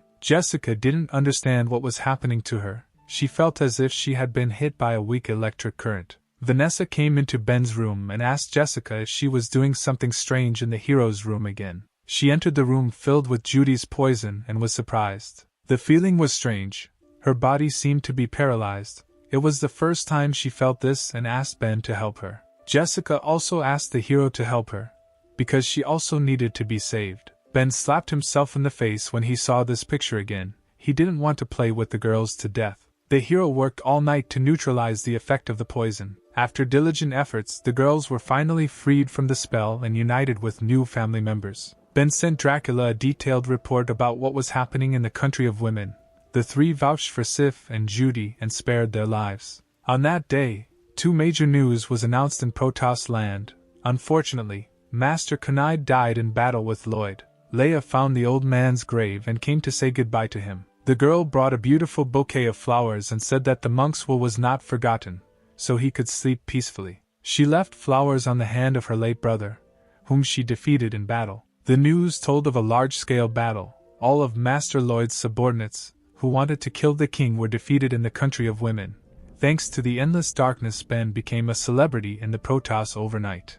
The girl watched the news, where they praised the hero. She realized that the guy had risen from rags to riches. Mary, Daniel's mother, drank wine and could not believe that even Grand Master Lloyd had fallen at the hands of a hero. It seemed that the girl was unhappy that Ben had treated her younger brother Kel worse. Joseph sat on a mountain of garbage and read the news.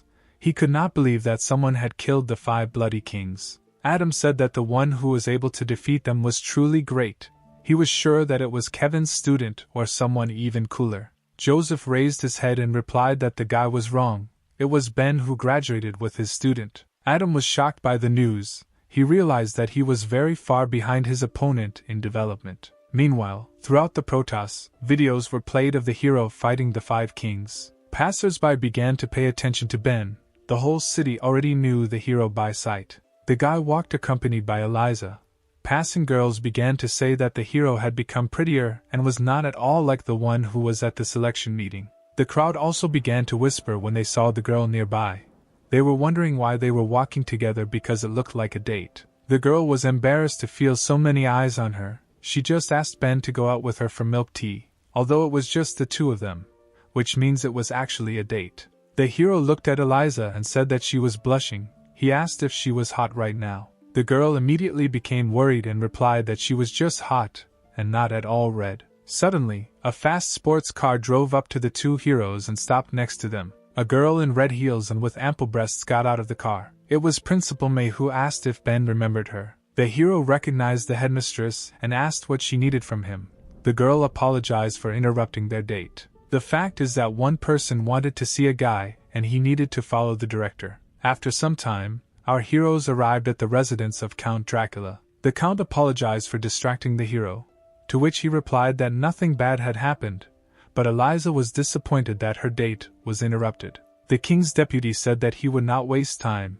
The position of the Kunai master was now free and he had been thinking about it for a long time. The Count believed that Ben was the best candidate to pass on the title of S-rank 4th rank guardian to him. Eliza couldn't believe her ears. No one in Protoss history had ever become guardian from number 10 to number 4. Ben replied that he had little experience, and therefore could not take this place. Kathleen or Lillian would be better suited. The Count replied that for a bodyguard it is not experience that is important, but real strength. The potential of endless darkness was clear to him. During the last meeting, He noticed that the hero was stronger than the two girls he was talking about. Ben only needs to pass one test, and then he can rightfully take the place of number 4. The Count said that although he knows that the guy is strong, he does not know how far Ben could go, so Dracula wants to see it with his own eyes. Ben did not understand the governor's words. He assumed that Count Dracula wanted to fight him. The master immediately coughed and said that, of course, he did not want to fight, because his methods were more delicate. He turned around and invited someone to come out to them. A beautiful girl appeared from the door of the palace, ready to carry out the orders of her master. This was the king's bodyguard, Shaman Claire. She did not expect that Ben himself would become her task. The girl became embarrassed and said that if the guy is the target of the examination, then she cannot vouch for the accuracy because the rest will not understand. Count Dracula tried to calm the girl down and told her not to be embarrassed because expertise is her strongest side. Eliza decided to ask a question. She asked what this examination meant and how it would be carried out. The hero explained that with the help of her gift the girl would determine specific indicators of strength, almost like a research probe converts combat power into numbers. Claire confirmed the guy's words, only her result is not numbers but colors. Her hair changes color as soon as she feels someone else's power. The powers are divided into red, brown, yellow, green, blue, indigo, and violet. And taking samples is a rather specific process. The girl needs to lick the skin of the subject with the tip of her tongue. The hero understood why the girl began to feel embarrassed then. Eliza didn't like Claire's words. In her imagination, Claire will lie in bed with Ben, and she will lick his entire body. The girl thought that she had never had such intimacy before. She considered herself too uninitiative. After some time, our hero prepared to find out the power of his abilities. The girl timidly said that if the guy was ready, she would lick him. Ben replied that there was no need to be embarrassed because it was just a job. The girl opened her tender mouth, and her tongue shone like a bright star. She touched Ben's body and began to lick him gently. Eliza could not observe this picture. She noticed that the girl was carried away and was licking his ear. May, on the contrary, watched what was happening with delight. This picture excited her. Suddenly the girl said that the hero had amazing strength, and she had not come across such abilities for a long time. She felt Ben's strength, and her hair began to react to the guy's strength. The girl was beating in ecstasy. Her hair turned black. It was beyond her test limits. Claire could hardly stand and said that she could not continue. Ben was too strong and she needed to come to her senses. Count Dracula was shocked to hear these words because he was the strongest in the Protoss. But his color was red. He was scared because the examination, Claire is never wrong, and this meant that Ben's true strength already exceeded the Count's. The hero asked the governor, since black is not included in the sample, does this mean that the attempt failed and he needs to try again? Claire said that this was not so, because there was a person whose sample matched Ben's sample exactly. This person was Kevin, who retired. The hero and girl looked towards the Count, who seemed depressed and did not say a word. Dracula thought that he was acting as the king of the Protoss, but most likely he would retire soon. From that day on, Dracula began to feel more tension, and in the meantime the rating of the Protoss Guardians was updated. Lord of Endless Darkness Ben was number 4S rank, and the Nine-Tailed Fox May became number 10S rank. Passers-by were surprised that the guy was able to rise in rank so quickly. They were also happy that the director was able to get S rank. Meanwhile, in one of the Protoss houses, the sweet beauty decided to relax. Kathleen tied her hair, and it seemed that all the fights were behind her. Now nothing threatened her. After so many years, she could finally relax. These minutes need to be enjoyed, and the girl decided to spend them on herself. She sat in the bath and enjoyed the pleasant foam that touched her body. However, she wanted Ben to be here. The girl looked out the window and suddenly noticed something while looking at the moon. In the moon, the girl saw her city where she was from, a land of knights, where there were warriors in armor and beautiful castles. Kathleen said that her eyes were dazzled. The girl had not been in her homeland for a long time and was very homesick. She thought that it would be good to return home with Ben. Queen Lisa would be very surprised to see them. The hero held the drink in his hand and said that he took this strawberry bubble tea for Kathleen. However, he did not see the girl here and was surprised that she was not here, although usually she was always here. Kathleen took a bath and put on slippers to leave the bath and go to her room. She opened the door and saw the hero, who was very surprised by the picture. In front of him stood a naked Kathleen, who asked the hero why he came. It seems that she was not embarrassed in front of the guy. But Ben was amazed to see her in this form and did not know what to do. Seeing the guy's reaction, Kathleen was surprised. It seemed to her that she had missed something. The girl lowered her head and seemed to understand what was the matter. She again did not notice that she had no clothes on, and was now completely naked. A couple of minutes later, Kathleen was dressed and sitting on the couch with Ben. The girl drank delicious tea and told the hero about her home and how she misses him. From the moment the girl became the guardian of the Protoss, she was always at court and had not been at home for many years. Most of all, she wanted to go back now and see what her homeland looked like now. The guy understood that Kathleen was sad and he was familiar with this feeling. The hero stood up and said that he would return the girl home. Kathleen was surprised and said that she must ask Dracula for permission to leave the city. Ben said there's no need to sweat the small stuff. Suddenly the hero grabbed the girl by the waist and pulled her close to him.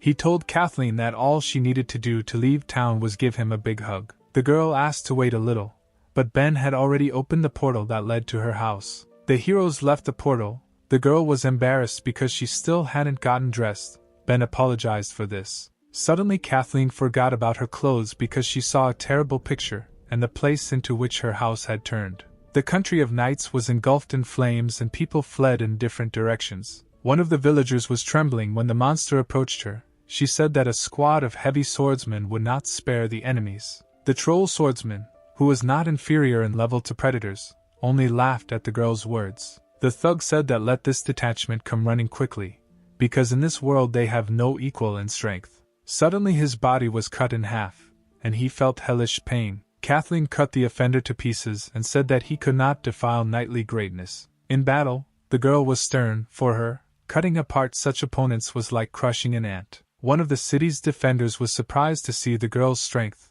She had a large sword in her hand, and he assumed that she was from that detachment. His partner explained that she was not just from a squad of swordsmen, she was their leader before becoming the guardian of the Protoss. The trolls trembled because their leader was killed before their eyes.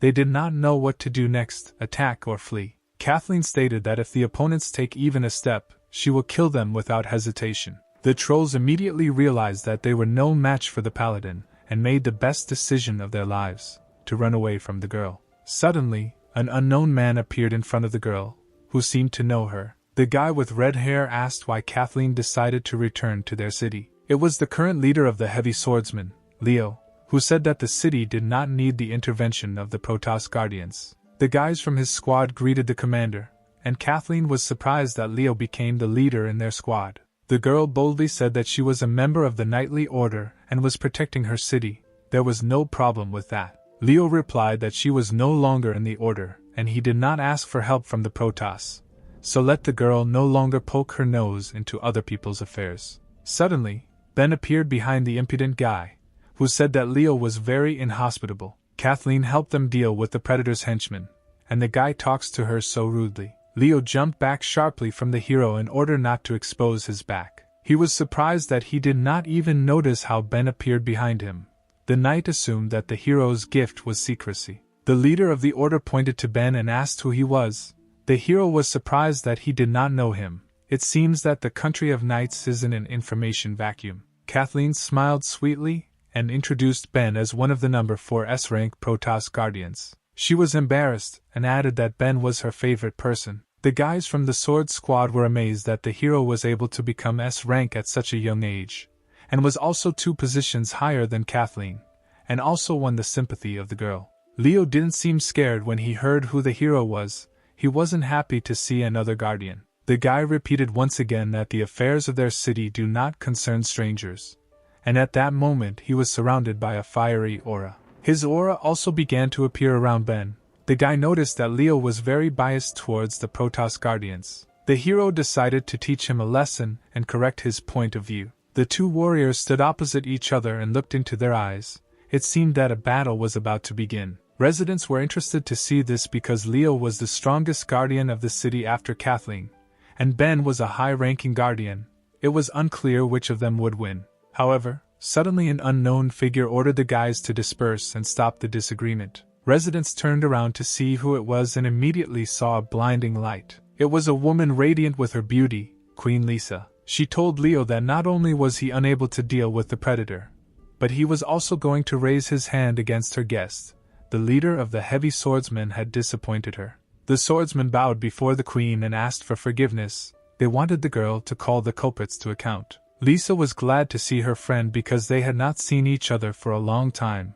The queen offered to go with her and tell her what was new at the Protoss court. Suddenly the queen became embarrassed and said that she wanted Ben to come with them too. The heroes still looked at Leo and said that he was sorry, but apparently they would not fight today. Before leaving, the guy added that if the knight had a desire to fight, he would come at any time. The heroes headed to the palace. Ben asked how the queen knew his name because their city was closed to information. Lisa got excited and replied that she just guessed. One of the swordsmen noticed that Queen Lisa had spent many years in the palace, and today she suddenly appeared for the sake of the Protoss Guardians.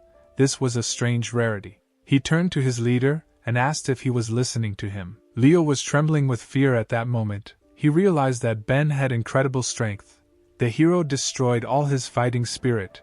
He did not believe that there could be such a gap between the head of the knights and the guardian of the Protoss.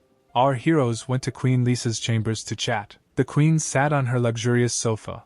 Ben looked out the window, and Kathleen changed her clothes. The hero was the first to start the conversation. He asked Lisa if they were often bothered by predators lately. The girl was surprised by the guy's question and replied that recently there have been more and more of them outside the city walls, but they do not pose much of a threat.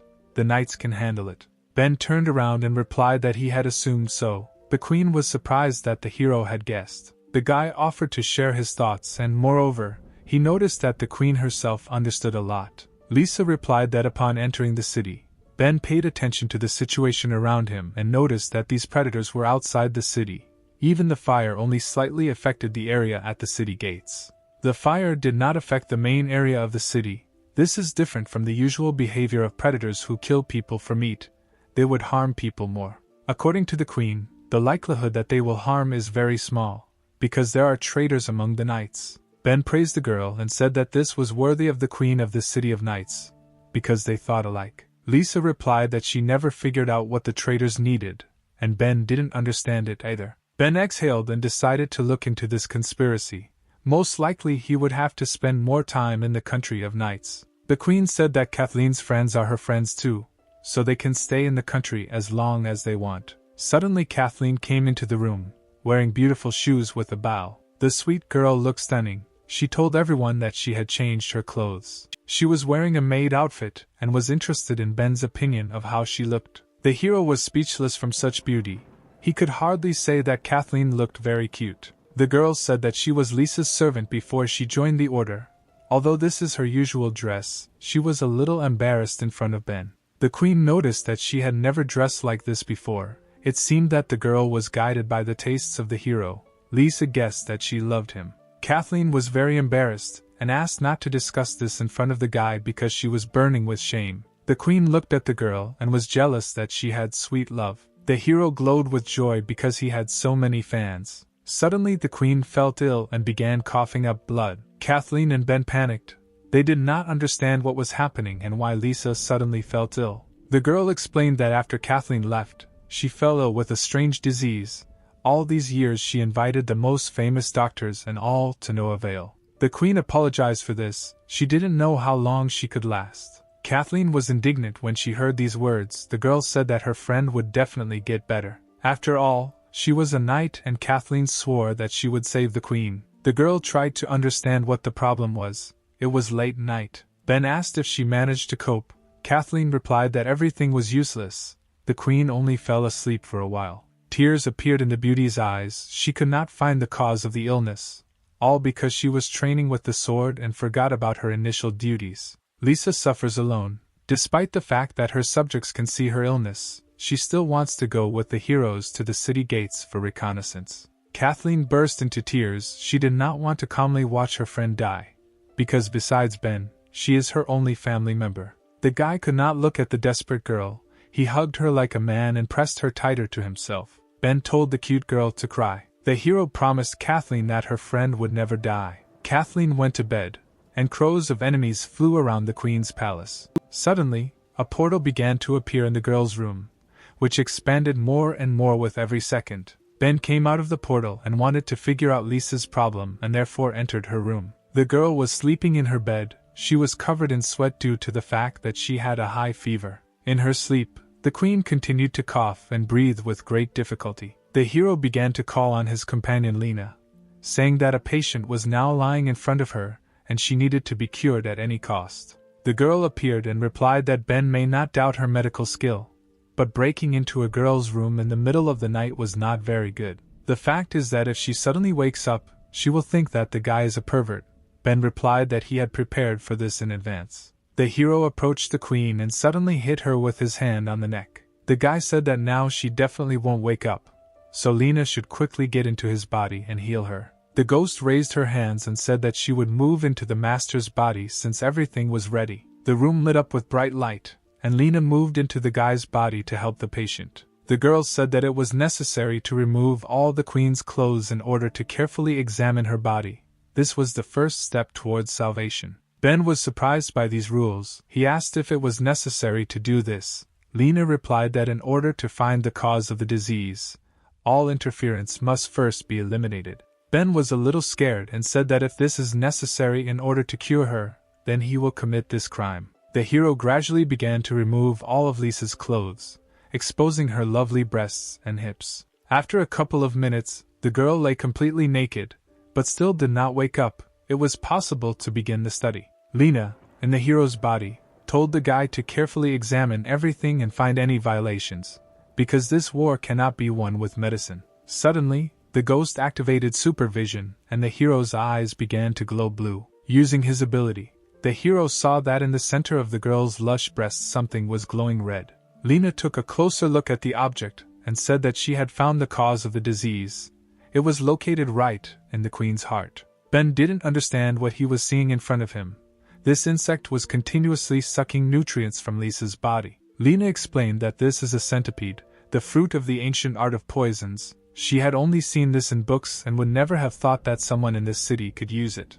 Although there was a lot of harm from this creature, it was curable. You just need to suck it out with your mouth and the cause of the disease will be eliminated. Ben was surprised at the method of eliminating the centipede and understood that now he would need to kiss the girl.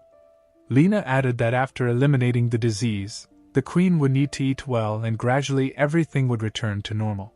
The hero was a little embarrassed. He thought that the girl was now unconscious and would not know anything about the kiss. The guy still saved her life. Ben approached the queen and kissed her on the lips, trying to suck the insect out of Lisa's body. Suddenly the hero felt a centipede. He sucked it and understood that now everything would be fine. The hero finished his kiss and spat out the cause of the disease into his hand. Ben squeezed his hand and the insect burst. The hero thought that being a ruler is not so easy. The guy swore that he would find the one who betrayed the queen, because he wanted to help not only Lisa, but also Kathleen. The hero coped with the illness and left the queen's room, leaving her to sleep peacefully. Ben went out into the courtyard and decided to take a walk. The crows that flew around the palace were watching him. One crow with bright red eyes croaked loudly and flapped its wings. The hero noticed this and said that he immediately realized that something was wrong. Ben turned sharply and pointed at the bird, saying that he had been watching it for a long time.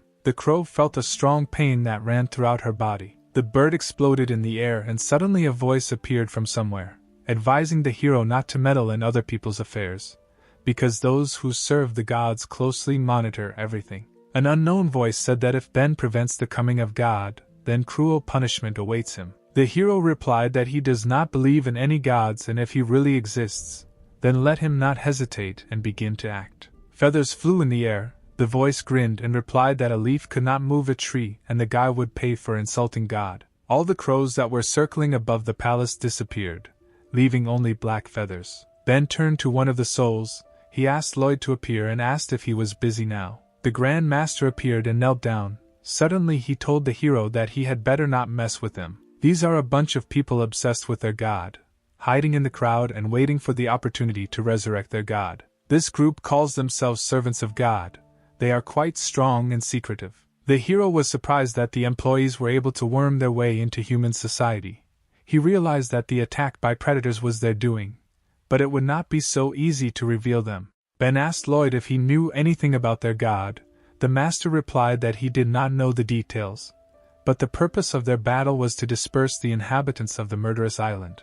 The old man had an idea why they did it. The god these people were talking about was the original predator sealed on the murderous island. Ben thought about the words of the Grand Master. He noticed that Lloyd wanted to do the same thing as them. The hero assumed that the Grand Master was one of them, but the old man got scared and said that this was not so. After all, these servants betrayed humanity. They want to awaken the original predator only for the sake of serving him. Lloyd raised his head and said that he had no such goals, he just wanted to subjugate his power. The hero said that although the old man had become a ghost, he still remained impudent. The Grand Master apologized and replied that in fact, before meeting the Master, he had never lost, so he was a little arrogant. Ben exhaled in disappointment, and replied that the Grand Master knows how to flatter, which made him embarrassed and thanked the guy. The hero thought about Lloyd's words and came up with a small plan.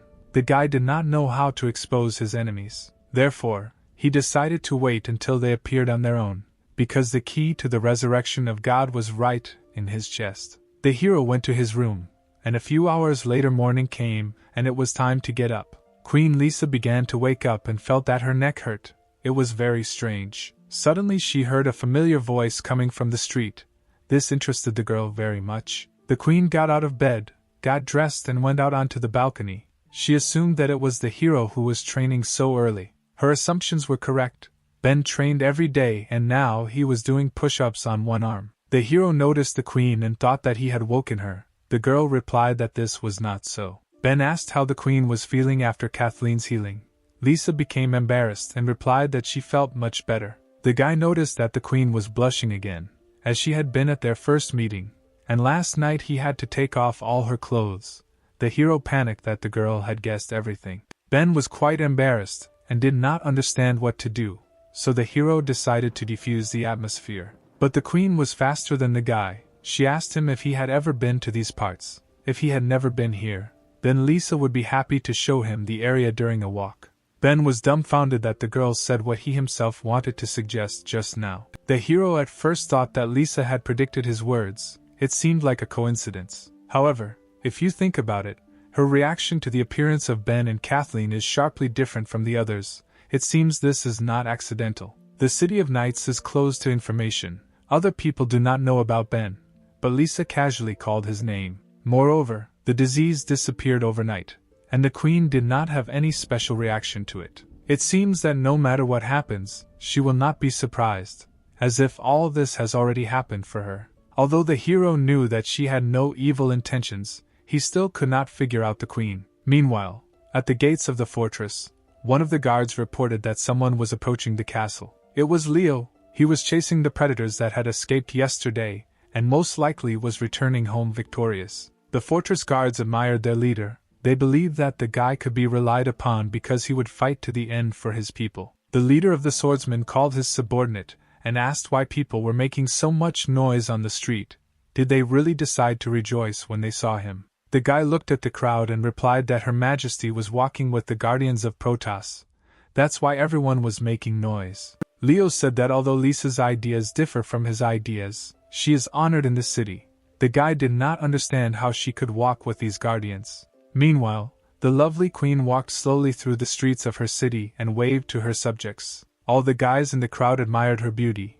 Her Majesty did not appear in public for a long time. Residents also noticed nearby the past leader of the Knights, Kathleen, and the guardian of the Protoss, Ben, who defeated the predators yesterday. Kathleen became embarrassed and said that her friend felt better overnight.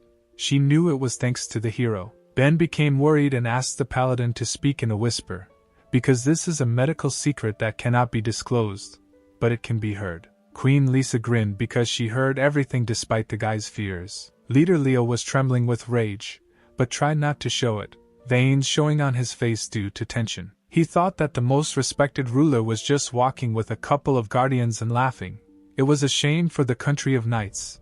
Leo was worried about the greatness of his city. Suddenly the red-haired guy met the gaze of Ben passing by. The hero, as if nothing had happened, raised his hand and greeted the one with whom he wanted to fight yesterday. Ben's equanimity amazed Leo, and the patience inside the leader of the knights cracked. Meanwhile, the strange crows reappeared and flew to the place where the queen was walking with our heroes. It was not for nothing that Kathleen was the leader of the knights. She immediately noticed that the birds looked suspicious. Suddenly Ben put his hand on the fragile girl's shoulder in order to draw her attention to him. The hero asked the paladin to protect her friend.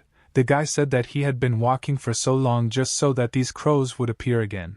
Now he would take care of them. Queen Lisa continued her walk with Kathleen, and Ben went to the local tower. The hero was at its peak, and around him there were souls subordinate to him. He decided to give them a new task. The guy instructed the trolls with the strongest sense to find the master of these feathered creatures. The troll souls understood the order and immediately fled in different directions. Each soul ran to different sides of the city to search. Some were searching in the city, and others were outside it. One of the trolls wanted to prove himself to the master. He was sure that he would definitely find the target first. The soul was confident of its victory because he had the most powerful sense of smell, so no one could bypass him. Ben watched his minions and thought that if predators were considered deities, then it would be interesting to see their strength. One of the troll souls rushed into the dark forest. His sense of smell did not fail him, and he smelled something. The smell led him to some remote suburb of the country of knights, around which crows circled. The splashes of the water shimmered beautifully in the moonlight, and someone's clothes were hanging on one of the balconies. An unknown girl with blue hair emerged from the water. It was Silena, the 12th servant of the ancient god. The girl was swimming in the lake when she suddenly felt something. In a distant archway a figure of a spirit appeared, watching the girl. The troll was glad that he had finally found his goal. His master needed this unknown person. However, Selena also noticed the uninvited guest and looked in his direction. Suddenly her eyes glowed red. She didn't want to be discovered. The spirit instantly exploded. Now he will not be able to tell Ben where his enemy is. The girl wondered why the predator troll was blue. It was quite unusual. Suddenly, someone from behind Selena said that these predator trolls were his collection. A portal appeared above the girl's head, from which the guy's voice said that she would have to reimburse part of the collection that she had broken. Ben emerged from the portal and advised Selena to give him her soul. The girl got to her feet and began to shout at the hero because he killed her crows, so they are even. Ben didn't listen to the girl because he understood something.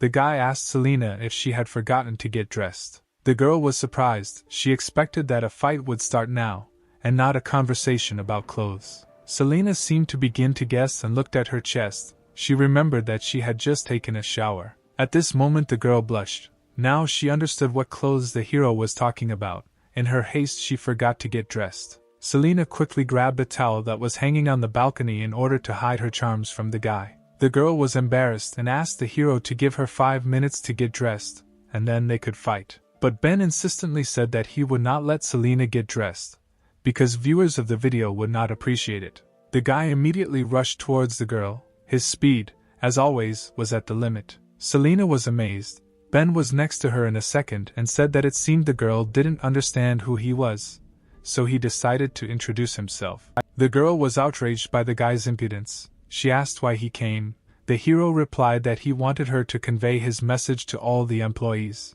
Suddenly, Ben began to rise into the air, and the water that was under him began to fly away in different directions. Selena trembled. She noticed how the water splashed under the hero as he took off. Moreover, even the water in the lake changed color. It was a superhuman force. The hero said that he is the guardian of Protoss number 4, Ben, the Lord of Endless Darkness and the Gift of Light. If the servants want to resurrect God, then they need him, because the key to the seal is in his body. Therefore, the hero invited the servants of the ancient god to try to take the key from him. Selena was shocked. She thought that the guy was just Lisa's assistant, but it turns out he has the power to resurrect God. The girl panicked. She understood that the hero was too strong to fight, and this was not the limit.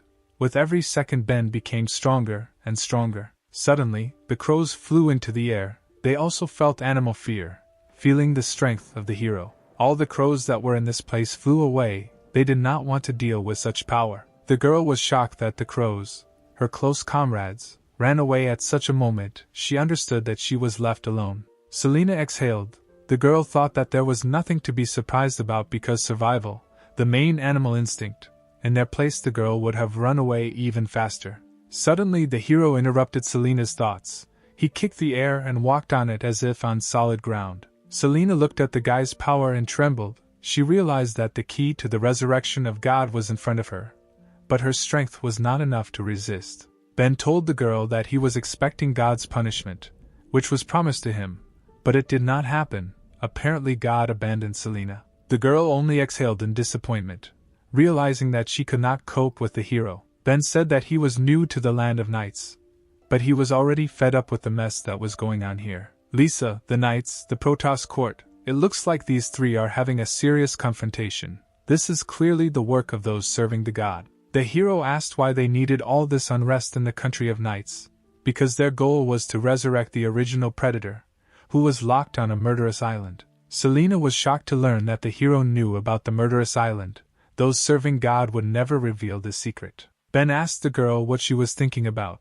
Because he asked a question, Selena replied that it was useless to waste energy on interrogations, because she was not spineless. Even if God is not with her now, she still will not betray what she believes in. The hero began to be annoyed by the girl because she was adamant in the face of absolute power, and pink stripes began to appear from the stone in the guy's chest. Ben decided to use one of his powers, lecherous poison, to get Selena to talk. The girl immediately blushed. She did not understand what was happening to her, and why she felt a weak electrical discharge in her body. Selena was aware that she was not dressed, but she was very hot. She had never experienced such feelings. Meanwhile, in the thicket of the forest not far from the heroes, someone appeared. Electrical discharges were heard. The arrow of the unknown guy was filled with power. He pointed his bow at the girl and said that her faith in God was too weak, because she allowed herself to be deceived too easily. An unknown guy said that Selena is not worthy of a place in God's servants,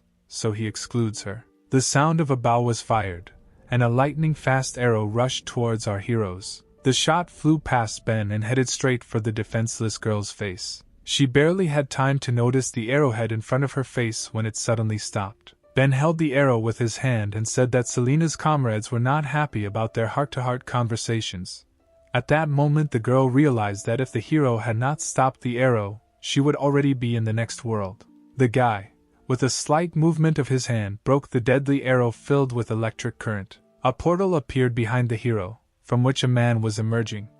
Ben ordered Lloyd to find this shooter. Ben turned to the Grand Master, and added that the old man should bring his soul to him. The hero returned Lloyd's body and his weapon. The old man said that he would carry out his master's orders. The Grand Master immediately headed into the thicket of the forest to complete the task. Lloyd thought about how his master gave him the body and returned the staff, but he could not repay him with anything. It was his first time fighting on the side of his master, and he wanted to win his favor. Every step affected his impression of Lloyd. Suddenly he noticed some movement in the forest. The guy who served God tried to run away from his opponents very quickly. Lloyd immediately rushed towards the stranger in order to stop him. The Grand Master instantly overtook his opponent, and said that it was he who had angered the Master, and this time he would not allow him to escape. The point is that the Master needs the guy's soul, so Lloyd can't lose. The guy who was the 8th servant of God, Jake, was surprised that the head of the king's killers, Lloyd, began to serve some boy. He wondered how much power Ben had that even the Grand Master bowed his head to him. Lloyd raised his staff and began to create a storm. He said that Jake would receive the answer to this question after his death. The Grand Master created a rune of piercing ice, and used the ability of icy hell. Instantly, the entire surrounding area began to be covered with ice. The trees and earth turned from living places into an icy desert. Lloyd suggested that God's servants had already penetrated here. Jake replied that this was a reliable shelter for God. It was their mission to recapture it. The Grand Master got angry. He told the guy not to confuse the main and the secondary. After all, the murderous island is not the hideout of the owner Jake. It is Lloyd's home. The servant of God panicked. He realized that the old man's aura had intensified after their last fight. He did not think that he would meet such a monster. Meanwhile, Ben looked at the building, which was covered in ice, and thought that Lloyd was blown away with joy after receiving the body. Suddenly his thoughts were interrupted by a girl who sneezed. Selena sat still without clothes and was trembling not only from fear, but also from the cold that was chilling her to the bones. The hero felt sorry for the girl and told her that she could get dressed. He would turn away and not look. She was surprised that the guy wasn't afraid that she might just run away while he wasn't looking. Ben turned away and replied that it was her business. If she wanted to run away, then let her run if she could. A few minutes later the beauty got dressed, the guy waited for her. The girl did not run away and allowed the hero to turn around. Ben looked at the clothes and noticed that she was hardly any warmer in these clothes than in a towel. Selena said that even though she ranks only 12th in the hierarchy of God's servants, she did not plan to betray them. Who would have thought that Jake would not give her a helping hand, but would try to kill her? The girl became embarrassed and thanked the guy for saving her. In exchange for saving her, she decided to tell him the plans of those serving God. The employees are targeting Lisa. Because she is closely connected with the protoss, she has always tried her best to unite the surviving countries. Her orders have worried the employees, so they want Lisa to fail. Besides Lisa, power belongs to the head of the Knights, Leo. He is a very hot-tempered guy. The employees secretly provoked him a little, and he hated the protoss to the core. One has only to gradually isolate the country of Knights and the servants will have an excellent chance. Ben asked why the employees were doing all this, what they wanted to do with the country of the Knights. Selena replied that they want to sacrifice all the inhabitants of this peaceful country to their god. Ben was surprised by what was said. He did not believe the girl and said that she was exaggerating. The hero asked if there was someone with such an ability to destroy an entire country. Selena replied that it might have worked before, but now it's unlikely to work, because Ben has appeared. The guy thought about it. He didn't understand why the employees wanted to do such a big thing. It couldn't be that it was all because of the love of God. Everything was not as simple as it seemed. The girl assumed that Lloyd had already told the hero everything. Even though he lives on a murderous island, he has already defeated the employees. His faith in God is not so strong. Celine didn't want to say, but the fact is that endless darkness is not needed to resurrect a god. Ben was surprised, because it was she who Lloyd was hunting for in order to resurrect the original predator. Selena said that a long time ago the goddess came to this continent after a comet. The merciful divine light distributed its powers to people. But because the power was exhausted, the divine goddess fell into hibernation. However, she did not disappear completely. Every divine gift given to people comes from her. For this reason, other servants believe that many gifted ones must be sacrificed. Then the powers will be transferred to the deity, and bring her back to life. Even if this method is cruel, you just need to bring the goddess back to life and this world, mired in pain, will be saved. Ben listened to the girl and thought that she was brainwashed, because everything she said was very different from Lloyd's story. In her words, the original predator is the Messiah. The hero told the girl that he doubted that the other employees perceived God the same way. Selena replied that in fact their views differ. Some are quite radical. It is their idea to take the path of sacrifice. However, all employees have the same goal, to bring the goddess back to life. The hero listened to the end of the story and said that now everything became clear to him. But he still had one last question. The guy asked if the centipede in Lisa's body was the work of Selena. The girl was frightened and said that this was impossible because she was only engaged in observation and was not a military servant, and besides, she was not capable of such ancient magic. Ben found out everything he wanted. He believed Selena and told her that now she could be free. The girl was surprised that such a strong enemy would let her go so easily. She thought he would kidnap her and torture her or do something naughty to her. Selena became embarrassed and asked again if the guy wanted to let her go. She thought that he would be sorry if she left. Ben said that Selena is a good person and there is no need for him to kill her. After all, she has already given out all the important information. But the hero did not want to let go of that shooter, so he jumped into the air and went in search of him. Finally, the guy called the girl a crow and said that they would see each other again soon. Selena was embarrassed and couldn't understand how she could come up with such a stupid nickname. Meanwhile, in the forest, the battle was coming to an end. Jake was bleeding and realized that he was not Lloyd's opponent. The difference is actually huge, and the guy will never be able to defeat the master. He is not able to resist him, and this is not even because his strength has run out. The point is that Lloyd is just playing with him like an animal with hunted prey. Suddenly, a voice behind Jake asked the old man if he had played enough. Ben told Lloyd that he was in a hurry. Lisa and Kathleen were still waiting for him. The Grand Master replied that the body that the owner gave him was beautiful and that's why he couldn't resist. Jake was horrified because he didn't even notice how the guy came. He could always rely on his killer sense, no matter Lloyd or Ben, but he still couldn't feel anything. The guy realized that apparently everything would end here. But as soon as the goddess was resurrected, she would provide them with a painful death. The Grand Master asked his master to give him another chance. If he concentrated, he would deal with the enemy in 10 seconds. Ben replied that he would watch his performance. The guy asked not to disappoint him again. Jake began to cry. It was humiliating for him that they wanted to kill him in 10 seconds. He gathered all his last strength and jumped, trying to attack the heroes. The guy shouted that he was the 8th of God's servants, and not a small fish for whom decisions could be made. Jake's arrows, which contained his energy, flew towards Lloyd with lightning speed. However, none of them reached their target, because the old man was too fast for the guy and his attacks were slow for him. He said that he would now show Jake what real speed was, and began to run at such a speed that it was impossible to follow him. Jake understood that this was the end, because he could never compare with the Grand Master. The old man stopped behind the guy and said that he was still a small fish for whom others decided. After these words, the old man hit Jake in the back with his staff, and blood poured out of the guy's mouth from the force of the blow. Lloyd quietly cast a piercing ice spell. At that same second, ice appeared from the staff and pierced the guy's body through and through. It was a real snow burial. Jake died instantly and his job as the 8th employee was over. Lloyd turned to his master and asked how much time had passed.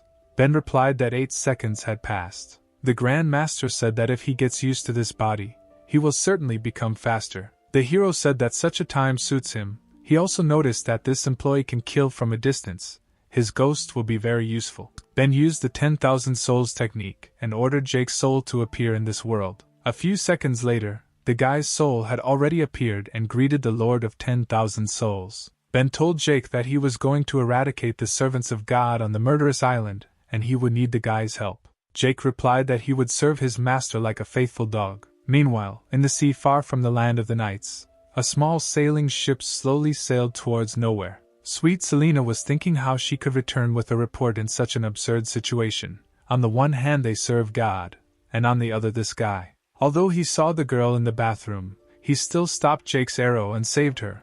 Although he seems a little cruel, he did not harm her. Everything was too confusing and Selina decided that she could not give him away to the employees. The girl looked into the water and saw some strange picture that appeared on her. In it, she was sitting on the bed, and Ben was next to her. She told him that if he saw her body, it would be fair if he showed her his. Selina blushed and couldn't understand what kind of mess was going on in her head. She began to worry about being caught in this form. Now her mysterious image was destroyed. Suddenly the girl heard a female voice behind her, who told her that she was very excited. A beautiful girl with a fish tail swam next to the ship. This was the 6th servant of God, the mermaid Ariel. She wanted to know what kind of affair Selina had in the country of knights. Selina told the mermaid about what happened in the country of knights, however, with minor edits. Ariel was surprised that Master Lloyd showed up in the city and killed the 8th servant of God. Perhaps he wants to declare war on them. The mermaid noticed that the master had not appeared for a long time. She did not think that he would show up now, and even declare war on the employees. He was a serious threat to their society. Ariel may not have loved this hot-tempered Jake, but for the sake of resurrecting the goddess, they should not refuse to cooperate with him. The girls said that they had no other choice and they needed to ask the head to take on this matter. Selina was surprised that the head was on the murderous island. Ariel confirmed that she was here. The time for Selina's task had come to an end. The head of the god's servants will come here to make sure that the plan to resurrect the goddess is successful. Suddenly, the mermaid's fin glowed with a bright light and began to turn into delicate legs. The girl told Selina not to worry, because she would go with her to the head.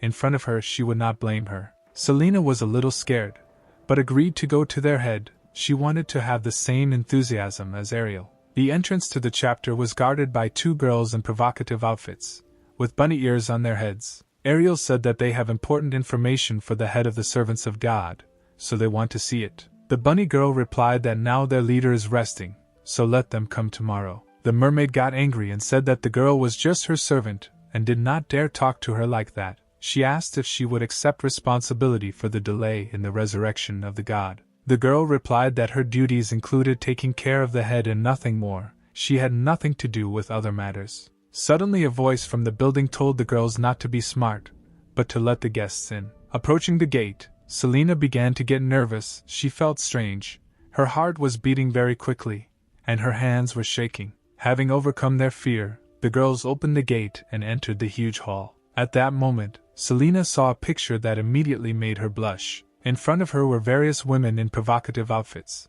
with a collar and chain hanging around their necks. The head kept all these girls on a leash and had fun with them. She told Selena and Ariel that they invaded her chambers in the middle of the night. The girl was a succubus named Daphne. She said that she was not having fun and asked the guests to join her. The girls got scared and said that they didn't come for that. They came to report that Lloyd wants to take revenge on those serving God. Daphne was not surprised that Selena and Ariel were in such a hurry to get to her. It turns out that Lloyd showed up again, but the succubus was prepared for this. Suddenly the girl reached into her ample chest and pulled out a small jar. This bottle contained the blood of their goddess. It could give them unparalleled power. Selena did not believe her eyes. She did not understand how their head entered the tomb. Daphne looked at the bottle and said that in any case, she had already taken it out, so it would be better to give it to the girls. The bunny girls who were on a leash could not believe that they too would receive a part of this treasure. The succubus opened the jar and began to pour the blood onto her feet, saying that her subjects were taking good care of her, so it would be logical to reward them. However, Ariel and Celine still had to work hard to gain power. The succubus poured out all the blood and now her feet were in this sacred liquid. She told the girls that blood had spread all over her body. Therefore, if they want to get the power of the goddess, they need to lick the head's feet so that not a drop remains on them. Ariel didn't want to do this, because she is the 6th employee and will not lick someone's stockings, but Selena thought that their head was a pervert in a strange outfit. Daphne leaned over and asked what the girls were thinking about. Did they really not like the blood of the goddess, or did they not like the legs of the succubus? Ariel tried to avoid answering. She said that the fact is that they are not military personnel. The blood of the goddess is a most valuable treasure, and it would be better to give it to someone who needs it more. The maids were shocked that the mermaid refused the head. Apparently she still does not know the consequences of refusal. Daphne stood up from her throne and her aura began to appear around her. The girls trembled and realized that she was angry. The head approached the employees and said that what she hates most in life is when she is refused. Those who do this do not live long, so she gives one more chance. Daphne inspired fear and horror when she appeared before her servants.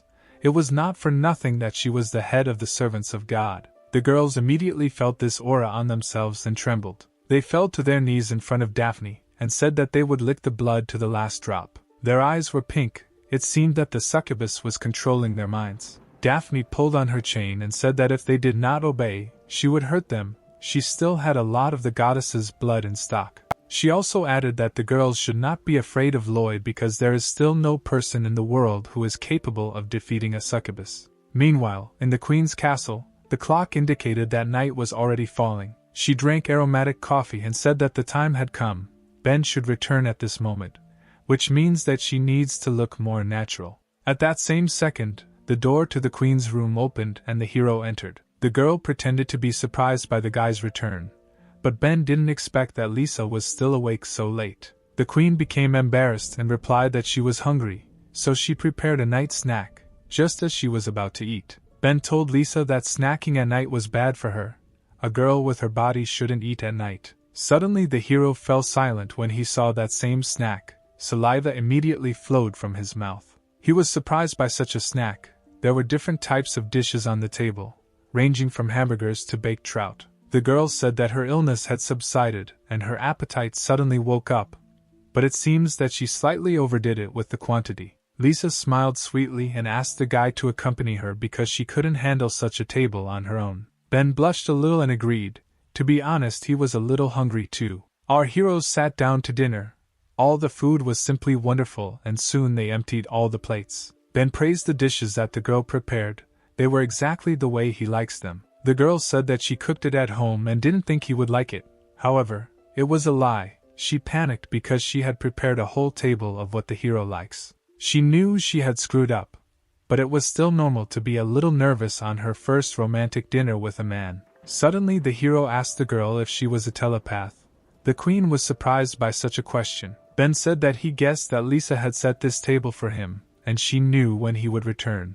Besides, she had mentioned his name before. This cannot be guessed with the help of intuition. The queen repented and said that nothing could be hidden from the guy, but she did not hide it on purpose. In fact, her true gift is not telepathy. Queen Lisa can see the future. Ben couldn't believe his ears. He didn't know that this was even possible. But in theory the abilities could be absolutely anything. Judging by the girl's words, she can know about everything that will happen in the future. Lisa replied that this is not entirely true, she can only see what is connected with her. As for other people, this is not in her power. Although it's hard to believe, as soon as Lisa falls asleep, her consciousness is transported to any day in the future, no matter tomorrow, the day after tomorrow, in 3 days, in 3 years or in 5 years. She has already lived in a dream countless times. It's a pity, but as soon as she gained the ability to see her future, any surprises disappeared from her life. Ben said that this is a really cool ability, but knowing the whole scenario in advance can lose all meaning in life. Suddenly the hero realized that if the girl can see the future, then she probably knows about the secret treatment. The queen blushed and replied that she knew in advance how the guy would cure her. Her neck still hurt a little. Ben was shocked. He hoped that this night kiss would remain a secret. That's why she was embarrassed when she first saw him. She already knew what he would do to her that evening. The queen reassured the guy. She said that he shouldn't be embarrassed because in the end he did it to save her. Lisa should only thank the hero. Ben assumed that since she could see the future, she knew for sure that the servants of God were secretly targeting her. But it was unclear why she was still inactive. The queen said that this is all because of the butterfly effect. Any action different from the future will lead to huge changes in life, so you need to be careful. Moreover, if she had taken action against the employee conspiracy, Ben would not have cured her in this way. The hero did not understand why the queen surrenders for the sake of an illusory future and endures pain for years. It is not worth it. However, the girl didn't think so. She said that it was worth it. After all, in a dream she saw the most beautiful future, so she can withstand everything. The hero thought. He was wondering what the future should be like for Lisa to be so obsessed with him. Suddenly the guy asked the queen if she supported the unification of the Protoss and the kingdom of knights. The girl was surprised that the guy knew this part of her life. The hero replied that a spying crow told him this. In truth, Ben thought the same thing. He wants to stop the tyranny of predators in this world so that no person will have to rely on force. He wants to help Lisa fulfill her dream, so that the country of knights, women, Protoss, as well as still unknown tribes of survivors will unite into one, completely changing this fragmented world. The queen said that this was impossible, because she had worked for this for many years and nothing had happened. And most importantly, in the future of her dreams, her dream never came true. Ben got up from the table and said that the future from the dream has not yet become reality, which means they still have a chance. You can't live in the future all the time. Queen Lisa panicked. There was no such conversation in her dreams. She did not understand what was happening. Ben noticed this reaction and told her that she had already talked about it, about the fact that any of her actions different from the future may change it. They used the threat posed by the original predator as an opportunity to unite all countries. Meanwhile, on the murderous island, the head of Daphne noticed that the goddess's blood had begun to act. Divine power spread throughout the girls' bodies. The succubus liked it. Now they are the most faithful warriors of the goddess. Meanwhile, on the mountain where the country of women was located, everything was quiet and calm. Eric still sat and guarded the entrance to the country of women as he was ordered. Suddenly a portal appeared in front of him, and the guy thought that he finally had a job. Ben and Kathleen emerged from the portal. The hero noticed that Eric was working hard and praised him. Suddenly, the former Bloody King stood at attention and said that his brother and his fiancée had returned. Working for their peace of mind was an honor for him, and not at all difficult. Ben was surprised that he was called brother. Probably the other brothers taught him that. Kathleen was embarrassed by the fact that she was called a bride in front of Ben. It was so awkward. Eric let the guests through, and our heroes entered the country of women. Suddenly Kathleen noticed something and asked Ben to look where she was pointing. Ben was shocked. He couldn't believe that this was even possible. High above the land of women stood a huge statue with its arms spread wide. It was a life-size statue of Ben, on which it was written that the hero of Mount Shu was depicted here. Ben understood that a monument had been erected in his honor, but he did not understand what kind of hero Mount Shu was. The heroes followed further into the country. Residents noticed Ben and began to gather in a crowd to look at him. The girls were very happy to see the hero of their country. They thought that the guy was much more handsome than on the monument. Dear ladies wanted the hero to stay in the country of women forever. If not for him, they would have come to an end. so everyone wants to see him every day. Suddenly, the heel of one of the most beautiful residents of the country appeared in the air. Her breast fell onto the hero's hand when she grabbed him. Such forms were hard to forget. It was Lillian, the leader of the country of women, who was happy that her boyfriend had finally visited her. The girl said that she missed Ben very much and could not sleep at all without him. These words made the guy embarrassed. He didn't know what to answer. Suddenly Lillian grabbed his cheeks and pulled him towards her. The girl was worried that the guy had lost a lot of weight. She assumed that Lisa had treated him poorly in the land of nights.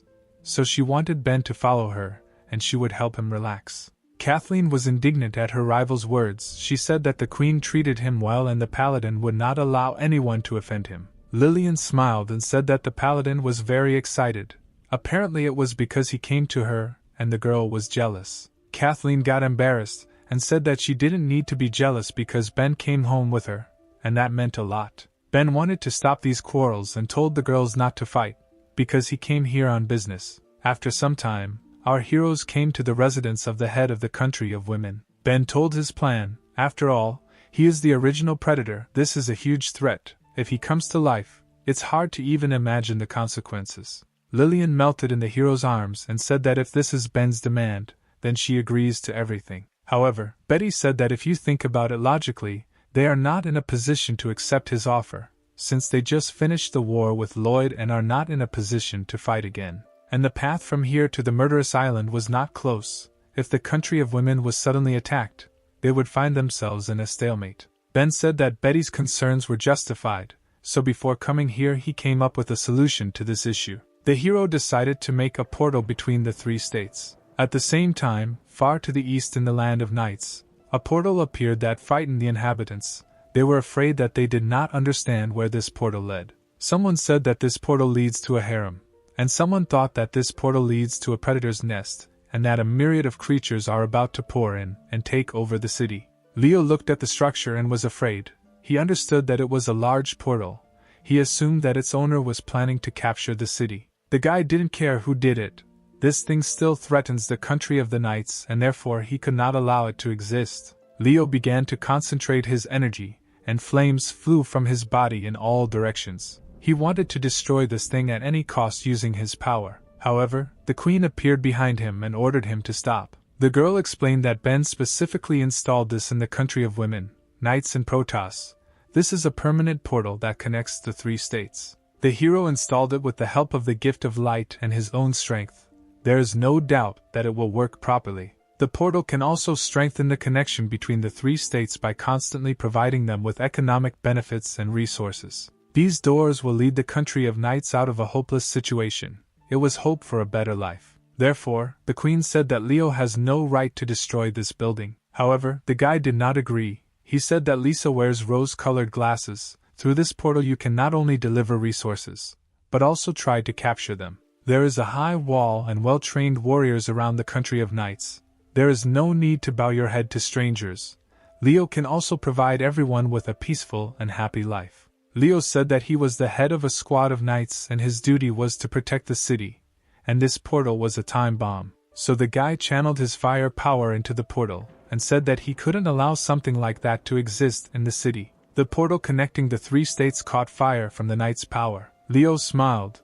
Madness overtook him, and he was confident that he had protected the city with his power. However, his subordinates did not think so. They thought that their commander had gone too far and began to openly disobey the queen. Lisa was very unhappy. She said that Leo was unworthy of his position. The guy seems to have begun to forget that the ruler of this city is Lisa, not him. Suddenly, all the fiery magic that had accumulated around the portal dissolved into thin air. Leo couldn't believe his flame was reflected.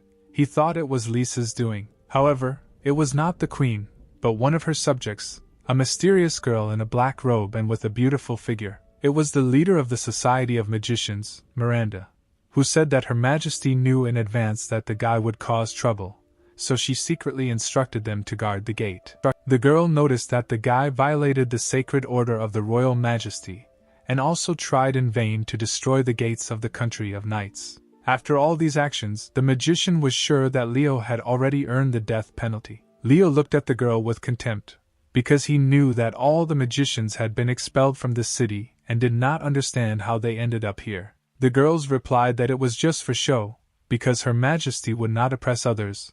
They were the Queen's most loyal servants, an elite group of night witches. Leo became angry that Lisa had locked herself in her room all these years and had little or no interest in politics, while in fact she was secretly building up her power. All her actions before were just a cover. The guy underestimated her management of the city. The Queen said that since the guy defended the city for a long time, she was not going to execute him. However, his time as the head of the Knights is up, so he can be free and can leave the city. As for the new leader of the Knights, the Queen has already decided who to put in this place. The new leader will be Kathleen. This time Leo did not disobey the order and left the city of Knights. He wandered around the outskirts of the island, where he was attacked by a squid, which he easily defeated. The guy was furious that he had given his all to the service, and the Queen dared to deprive him of his position. She is just a woman. Sooner or later the city of Knights will be destroyed by her hands. Suddenly, near where Leo was, a female voice spoke to him. The girl said that the guy killed her beloved pet, and she doesn't know what to do with him now. It was Daphne who noticed that the guy was a knight, and assumed that he had been thrown out. In any case, he should be held accountable for his actions. Therefore, the head of the servants of God invited him to become her dog. From such words Leo fell into a rage and asked the boorish woman if she was looking for death by coming here. The succubus rushed at the fighter, and told this bad boy not to talk to her in such a tone. The girl instantly overtook the former knight, and covered his mouth with her hand. Daphne pushed him to the ground and sat on him so that he couldn't move. The girl told Leo not to even think about resisting, because no one dares to refuse her, and for the fact that he was rude to her, she would have to punish him thoroughly. Daphne waved her hand and was about to give him a loving slap. Leo was shocked by such humiliation. He could not afford to get a slap in the face from some woman. The succubus hit the guy. This blow contained the love magic that the girl possessed. Leo could not believe that he, the most powerful knight of his city, was humiliated by a woman. But he did not feel shame. On the contrary, it seemed that he liked it because the succubus was charming. The guy had never felt so happy. It seemed Daphne had overcome him. Leo could not understand what magic the girl possessed, and what she did to him. Daphne raised the chains that were already chained to the guy and said that the training was going well. Now he needs to call her his mistress. Leo obediently knelt down and called the succubus mistress. The girl liked it. She said that her 8th employee was dead and invited Leo to take his place. The next day, in the Protoss Palace, the heroes discussed something with Count Dracula. The Count said that uniting 3 states against the murderous island is really a great idea. Since the original predator exists, it must be destroyed. Kathleen was glad that the Viceroy had no objections. Apparently Ben's plan was a success. However, Graf said that their plan is not perfect. Such a big event will greatly affect all 3 countries. In this war, Count Dracula will be the commander-in-chief. This time he wants to be personally present on the front line. In addition, it is necessary to invite reporters to broadcast the battle live. This is a good chance to glorify the Protoss Guardians. The Viceroy decided to send all S-rank and A-rank Guardians to demonstrate the power of the Protoss to the whole world. Kathleen did not understand why the Count was thinking about authority. Because for the first time in history, 3 countries united. Ben understood that Dracula wanted to strengthen his position through this operation, because he believed that the hero was a threat to his position. The guy understood that uniting all 3 countries into a single organism would not be as easy as he thought. 10 days later, the combined forces of the Protoss, the country of women, and the knights moved into battle. Ships and airships emerged from the portal to attack the murderous island. Count Dracula was on one of the ships and commanded the troops to go to the island. Elite troops of sorceresses from the Mages Guild also went into battle. The leader of the Magicians Guild, Miranda, ordered her subordinates to show their fighting spirit. They needed to not disgrace themselves in front of the inhabitants of the country of women. The leader of the sword battalion noticed that someone had joined them. She said that they, the heroes of their country, invited by Ben, would never disgrace him. A detachment of fighters from the country of knights also did not want to lose face. For them, this war was a matter of the authority of their queen. Therefore, the deputy commander of the knight detachment ordered his soldiers to show their knightly spirit. Ships from 3 countries were approaching the murderous island. On one of the ships was the entire squad of S-rank Protoss Guardians, among whom were Count Dracula, Joseph, Michael and May. The TV star was already reporting. She said that right now she was facing all the mighty forces that had set out on a campaign to the murderous island. This was the first war in history when 3 states united to fight the enemy. Those serving God and the original predator hiding on the island are probably already shaking with fear. However, suddenly her attention was distracted by the strange love games of the girls. These were 2 beautiful girls with perky breasts and perfect bodies. Sif and Judy pestered Ben, who was unperturbed. Sif said that she was very touched that her lord the archangel had done so much to win back her home. So she invited him to come to her tonight so that she could tell him everything and chat with him until the morning. Judy said that it would be better to go to her because she has a very large and comfortable bed. This whole spectacle was observed by the hero's assistants, who, it seems, were not very happy. Ben's grumpy fighting harem decided that 2 girls were going overboard and fighting off their boyfriend right in front of their eyes. The guy's good fighting harem was worried that a fight would start, but Kathleen said that this happens often and there is no need to worry. Ben was not very happy with this attention and asked the girls to slow down because they were being filmed by the camera.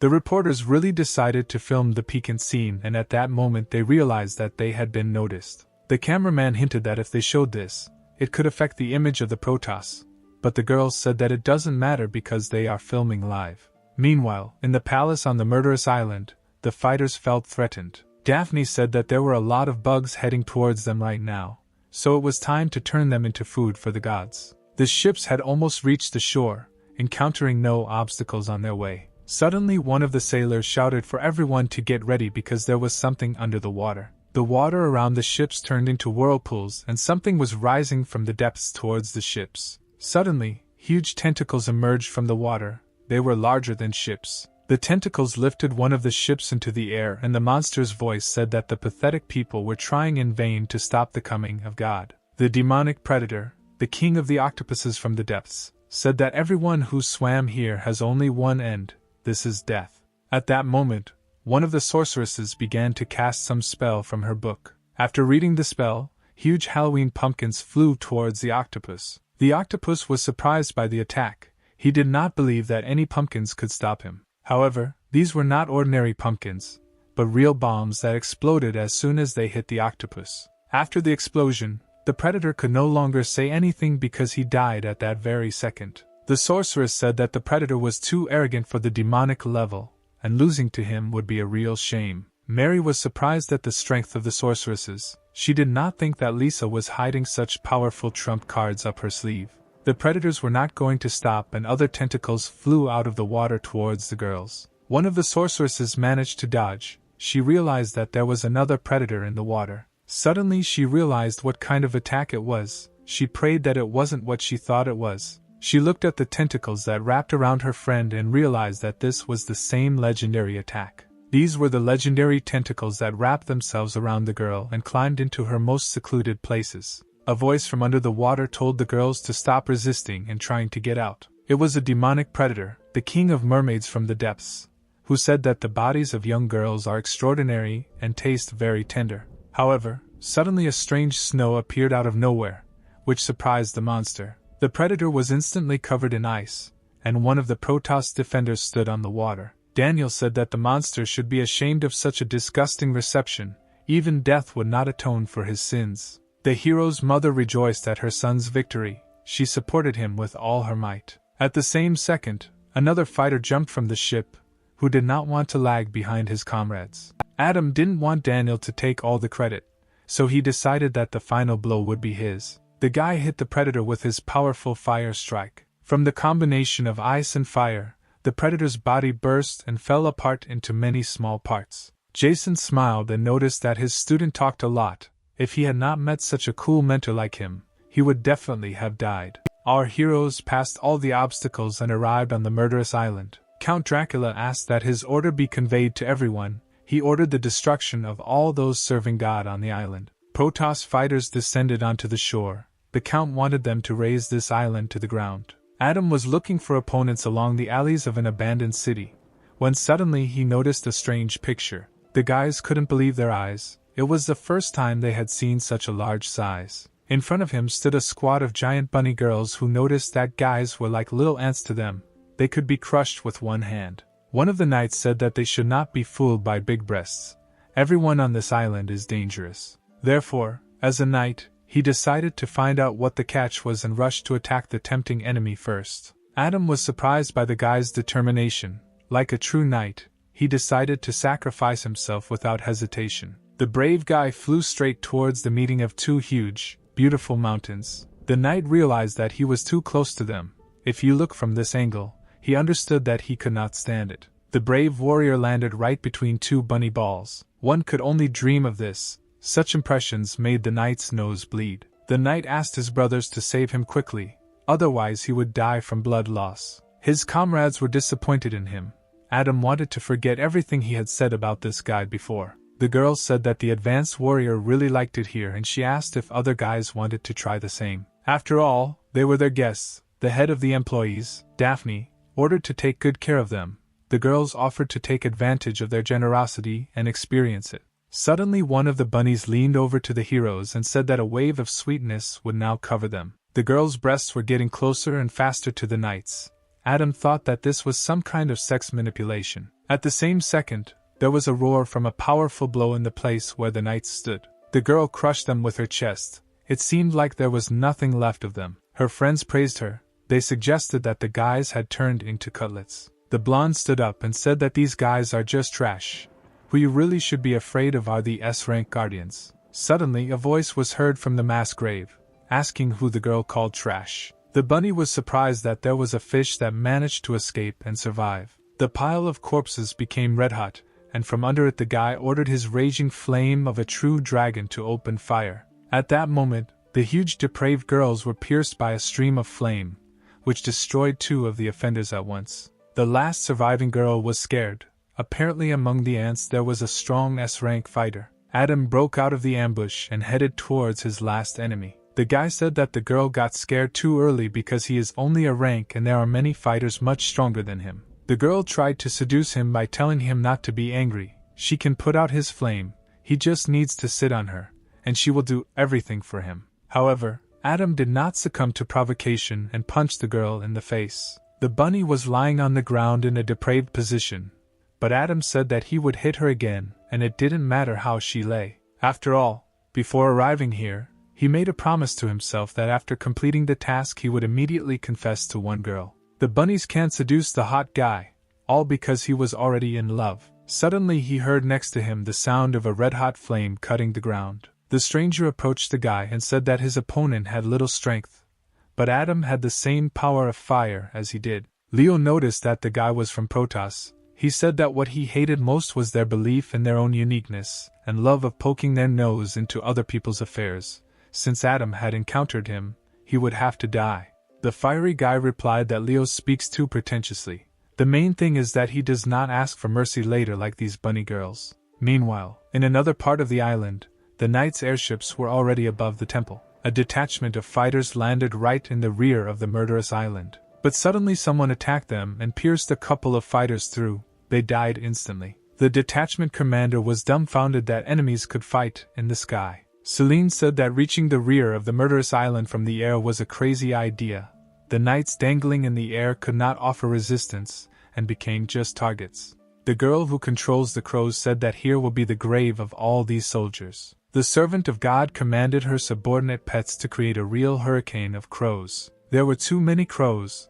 They attacked in all directions. The commander understood that if they landed surrounded by this flock, they would destroy all the knights. But suddenly the wounded guy was surrounded by a purple magical shield. It was the mages guild that came to the rescue. They created a shield around the knights that brought them down at maximum speed and prevented the crows from attacking them. The knights landed on the battlefield with lightning speed, and no one was harmed by the crows' attacks. Selena noted that they were very lucky that they managed to survive. She was wondering what they would do after landing. The knights prepared for battle. The girl told them that Daphne had given all the employees powerful powers, so they had no chance of winning. But in the sky the witches supported the guys. This battle was supposed to atone for the sins of the knights. They had to win. Suddenly a huge bird appeared in the distance. It was a black dragon, heading towards the witches. The dragon said that his guests were very arrogant.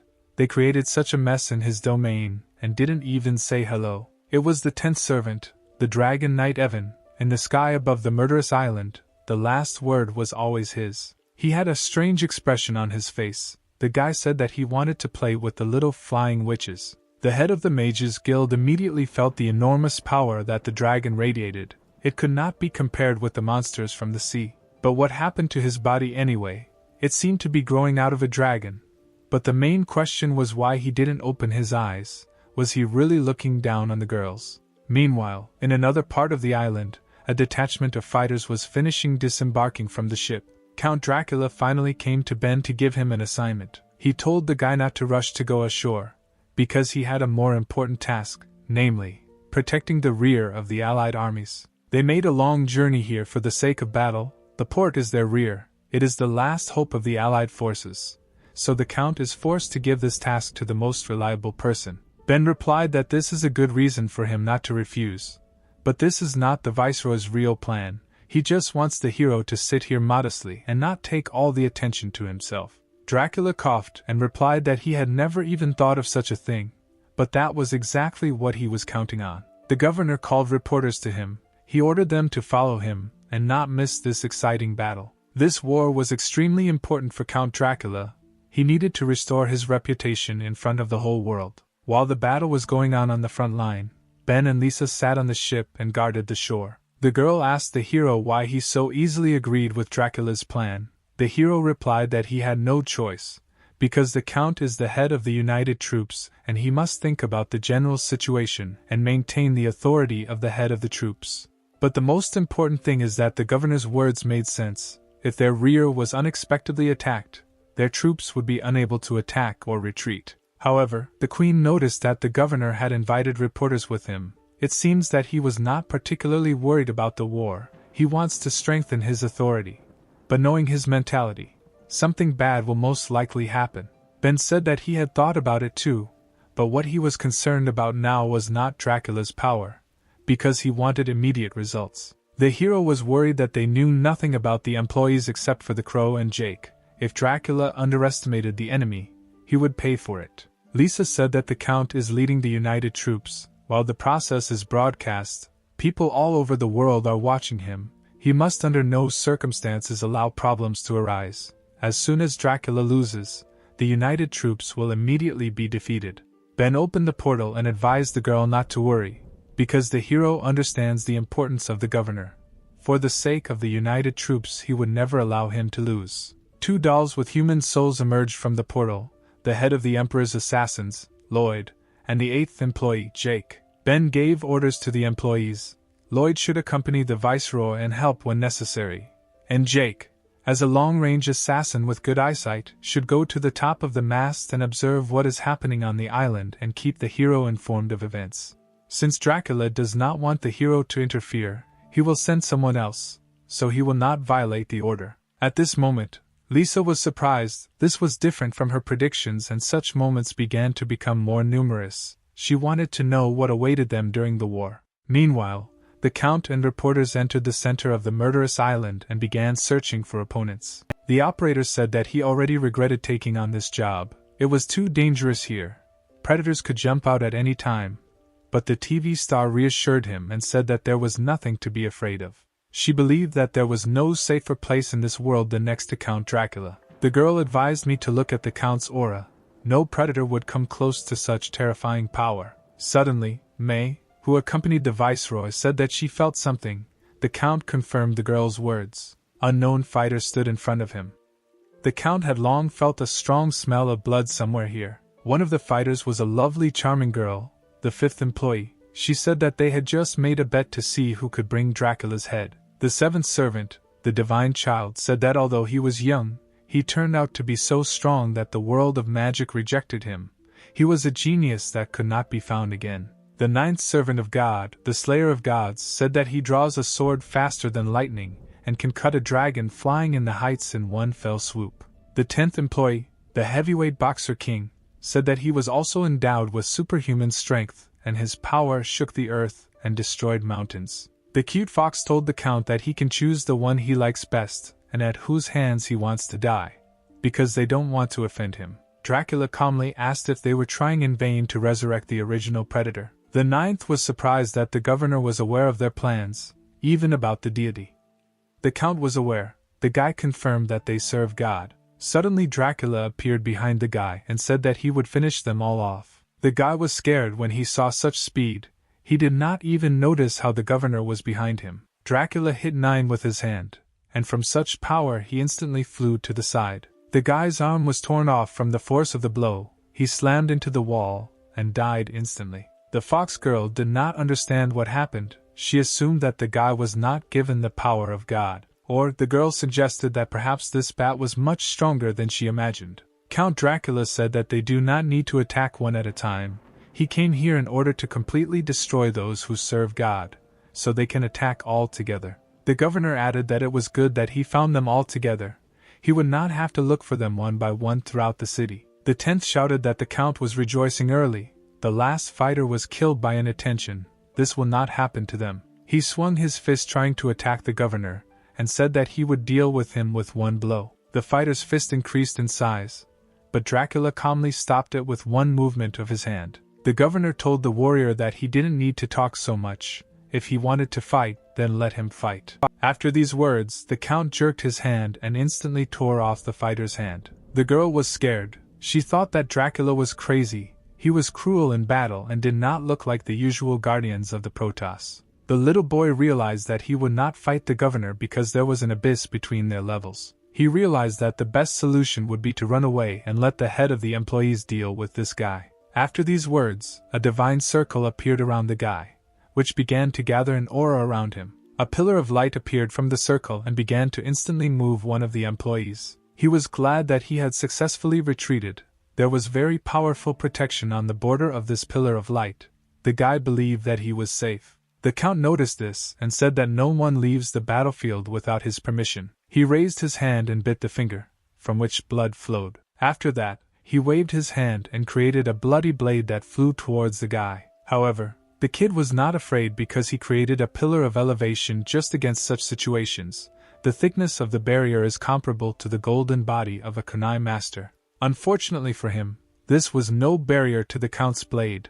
It instantly pierced the guy's head. He began to choke on blood, and before his death he did not believe that the barrier did not protect him from the enemy's attack at all. The fox turned around and saw blood pouring from the pillar of light, and then the guy's head fell to the ground. She was surprised that those 2 fighters were killed instantly. Even the barrier could not stop the count's attack, and according to the standards of the Protoss Guardians, the boy corresponded to S rank. Dracula was scary. He told the girl that she was left alone. The fox got scared and asked him to stop. She said that the person in the Protoss court who could deal with S rank in seconds should only be Kevin, who retired. The girl wanted to know who her opponent was. The man said that he was the acting emperor of Protoss, Count Dracula. The girl was horrified. She knew who Emperor Dracula was. She realized that the Empire had decided to destroy the murderous island since even he was here. The fox gathered her strength and jumped to attack the governor, saying that she was only the 5th employee and would not beg for mercy. The count only calmly watched the useless attempts to attack him. The girl gathered her energy and summoned a huge sphere of spirits. The electric sphere flew towards the count and seemed about to destroy him. However, the governor stopped her with a slight movement of his hand, like a large flying balloon. After that, he threw it aside as easily as he stopped it. The sphere of spirits flew towards the city, and everything in its path was destroyed by its power. The girl was amazed by such power. It was her strongest technique, which meant that she only had one trump card left. The fox concentrated and began to concentrate her energy to use her last ability. She began to disappear. Her disappearing technique completely hides her presence. Since the smells and sound are completely hidden, it seemed that the girl was not in this world at all. Now that she was invisible, there was no way the count would be able to find her. Dracula realized that the girl had disappeared. He could not even feel her. It was a rather unusual disguise technique. However, the viceroy was an experienced warrior. He extended his hand to use the ability. Suddenly, the corpses of the fox's fallen comrades began to rise into the air. The count said that her technique was useless and just a pathetic attempt to avoid death. The corpses slowly began to rise into the air along with all the body parts of the dead people. May was scared. She knew what technique he was going to use and did not think that he would use it. The count asked the dead bodies to allow their lives to be turned into beautiful fireworks. There was an explosion. The bodies shrank and burst, splashing the area with their blood. Some of the blood of the fallen comrades splattered the body of the disappeared fox. The girl thought it was sticky and disgusting, because recently these were her friends and now she was in their blood. The fox got angry and shouted that this was too much, because she was neat and did not expect such humiliation. Suddenly, the Count's hand, which was shrouded in bats, reached out to the girl. The man grabbed the fox by the throat. She was breathing with difficulty and coughing because of this. Dracula held the girl in the air and told her that he finally managed to grab this little fox. Suddenly Dracula's gaze rushed down. Like any man, he noticed the girl's lush breasts. He was wondering if the girl's heart was as big as her breasts or not. The man wanted to take it out and check it. However, he was stopped by May, who advised the Count to calm down. The fact is that the reporters were still filming the battle, and Dracula should have behaved more calmly and not gotten excited. The Count turned his head and looked at the reporters. In the heat of battle he forgot about them. The cameraman and TV star stood splattered in blood and trembling with fear. The girl imagined the Count to be not as creepy as he really is. Spectators in Protoss who watched the battle said that their viceroy was too strong, but it was too cruel, considering the desecration of the corpse that the Count did. Some believed that such a psycho should not lead the city. One of the girls said that all these virgins do not understand that affection towards enemies is cruelty towards oneself. The Protoss army has already suffered great losses. Count Dracula came to his senses and did not kill the girl, but simply threw her to the ground. He apologized and said that he had lost his head a little at the sight of fresh blood. This girl was from the Fox clan, so the governor decided to leave her to May. The girl did not know what to do with a prisoner of war. She had never been in such delicate situations. However, a wonderful idea came to her mind. She decided to give the fox to Ben, because he still has a lot of experience in such matters. After some time, the space around the ship where the hero was located began to crack. A portal appeared from a crack, from which an unconscious girl fell and began to fly head down. Queen Lisa was surprised at this turn of events. She could not understand why the beautiful girl was falling from heaven. Ben thought quickly and jumped to meet the defenseless fox. The guy immediately grabbed her in flight and prevented the unfortunate employee from crashing. He was wondering why he always finds himself in situations where he catches falling girls. He asked if Lisa had seen this in the future. The girl was embarrassed and said that she didn't remember, but most likely this didn't happen. Jake said that she was the fifth employee defeated by Dracula. He saw the fight with his eagle vision. The guy added that May sent her here so that the master could interrogate her. Something useful could be extracted from her. Ben put the girl on the ground and replied that he had experience in interrogation and would carry out the order. After a couple of minutes, the rope became tight. The fox opened her eyes and thought that she had died and was now in the afterlife. However, she was still alive and tied up. The girl was embarrassed that she was in such a position. She did not understand what was happening and called for help. Ben told her that there was no need to resist, because she was already in his power, and as the fifth employee she could tell him many interesting things. He has countless ways to loosen a girl's tongue. If she doesn't want to suffer, then let her tell everything now. The girl grinned and said that the hero was just bluffing. She knew that the truly strong guardians of the Protoss were already fighting on the front lines. Even the ruler Dracula was no exception. And the guy who remained on the ship in such a critical situation was just some kind of rear warrior. The fox added that it would take him 10,000 years to scare her, at which point Ben became outraged at being called a home front warrior. The girl said that they still don't have long left, so she will tell the truth. They initially lost this war. Even Dracula's personal participation will not help. She has seen his techniques, and he is indeed strong, but compared to their leader, his strength is still not enough. And not only the head, each priest from the Great Four is an unsurpassed battle master. Suddenly, a noise was heard in the sea, which the heroes heard. For the fox it was a familiar sound. Ben realized that something was approaching them, and there was a lot of it. The girl realized that it was Ariel, the purest and kindest of the servants. She was the daughter of the sea, as if she had come to save her. Jake, standing on the mast, said that they had problems because someone was watching them. Ariel jumped out of the water and said that their leader had given the order to destroy the entire fleet, so that everyone who landed on this island would leave and never return. The sea mermaid raised her hand, commanding the forces of water. At that moment, at her call, a huge whale jumped out of the water, which seemed to destroy the ship. The fox began to worry.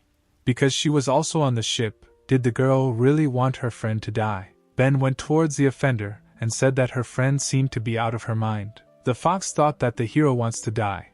If he wants to live, then the best solution would be to leave the ship and run away with her. Ben smiled and replied that since he was a rear soldier, he must conscientiously fulfill his duties. The girl shouted that now is not the time to show off. Ariel is the daughter of the sea. The ocean is in her power. In the water even she is not her opponent. Exactly a minute passed. The fox looked in surprise and did not understand what had happened. Ariel was hanging tied up just like her. The girl thought that although the guy was sitting in the rear, he had very great strength. The mermaid had some strange behavior. Her eyes were cloudy, and she moved like a lustful animal. Lisa also noticed her friend's abnormal behavior. She usually doesn't behave as rudely as she does now. She clearly must have heard her cries for help. Ben, who stood opposite the girls, told the fox that he knew what was wrong. Ariel is not who she thinks she is, because someone is controlling her. This technique will quickly suck all the juices out of her. The guy said that maybe he knows how to help her. The fox was amazed that Ben knew so much. He certainly didn't look like a homefront soldier. Queen Lisa explained that the hero is not on the front line not because he is weak, but on the contrary because he is very strong, so much so that Dracula is afraid of him. Most likely, he will be the one who will replace Dracula. He is the guardian of Protoss' rank number 4, the Lord of Endless Darkness. The girl couldn't believe that the hero was so cool because he looked completely unremarkable. She looked at Ben, who was pulling his hands to Ariel's chest. At that moment she shouted to the hero that he could not take advantage of the moment, and let go of his hands. Ben touched the mermaid, and she felt a strange feeling as if energy filled her entire body. Suddenly, pink eyes opened in the girl's mind calling her name. The head's eyes asked her why her heart was beating so fast. Was her faith in God so fragile? Fortunately for Ariel, Ben appeared in front of her and asked the head what god she was talking about. The guy looked gloomily into the employee's eyes and asked if they had met before. He picked up the chain that hung around Ariel's neck and said that the gods do not bind their followers with chains. The real Ariel asked the hero to stop. She did not understand what he wanted to do, but the hero did not listen to her. He broke the chains that fettered the girl. Finally, Ben said that let their god clear his neck and wait because he is going to meet him. Daphne's connection with Ariel was severed and she no longer felt power over her, which surprised her. She didn't understand why her heart was beating so wildly. It was like fear. The guy penetrated the divine world and broke her chain. She was wondering who this man was. He was the first who could interest her and frighten her. Her thoughts were interrupted by an unfamiliar figure who asked why her mistress was sweating so much. It was the third employee, the witch Medusa, who assumed that it was because of Dracula. She told her mistress that she could deal with him.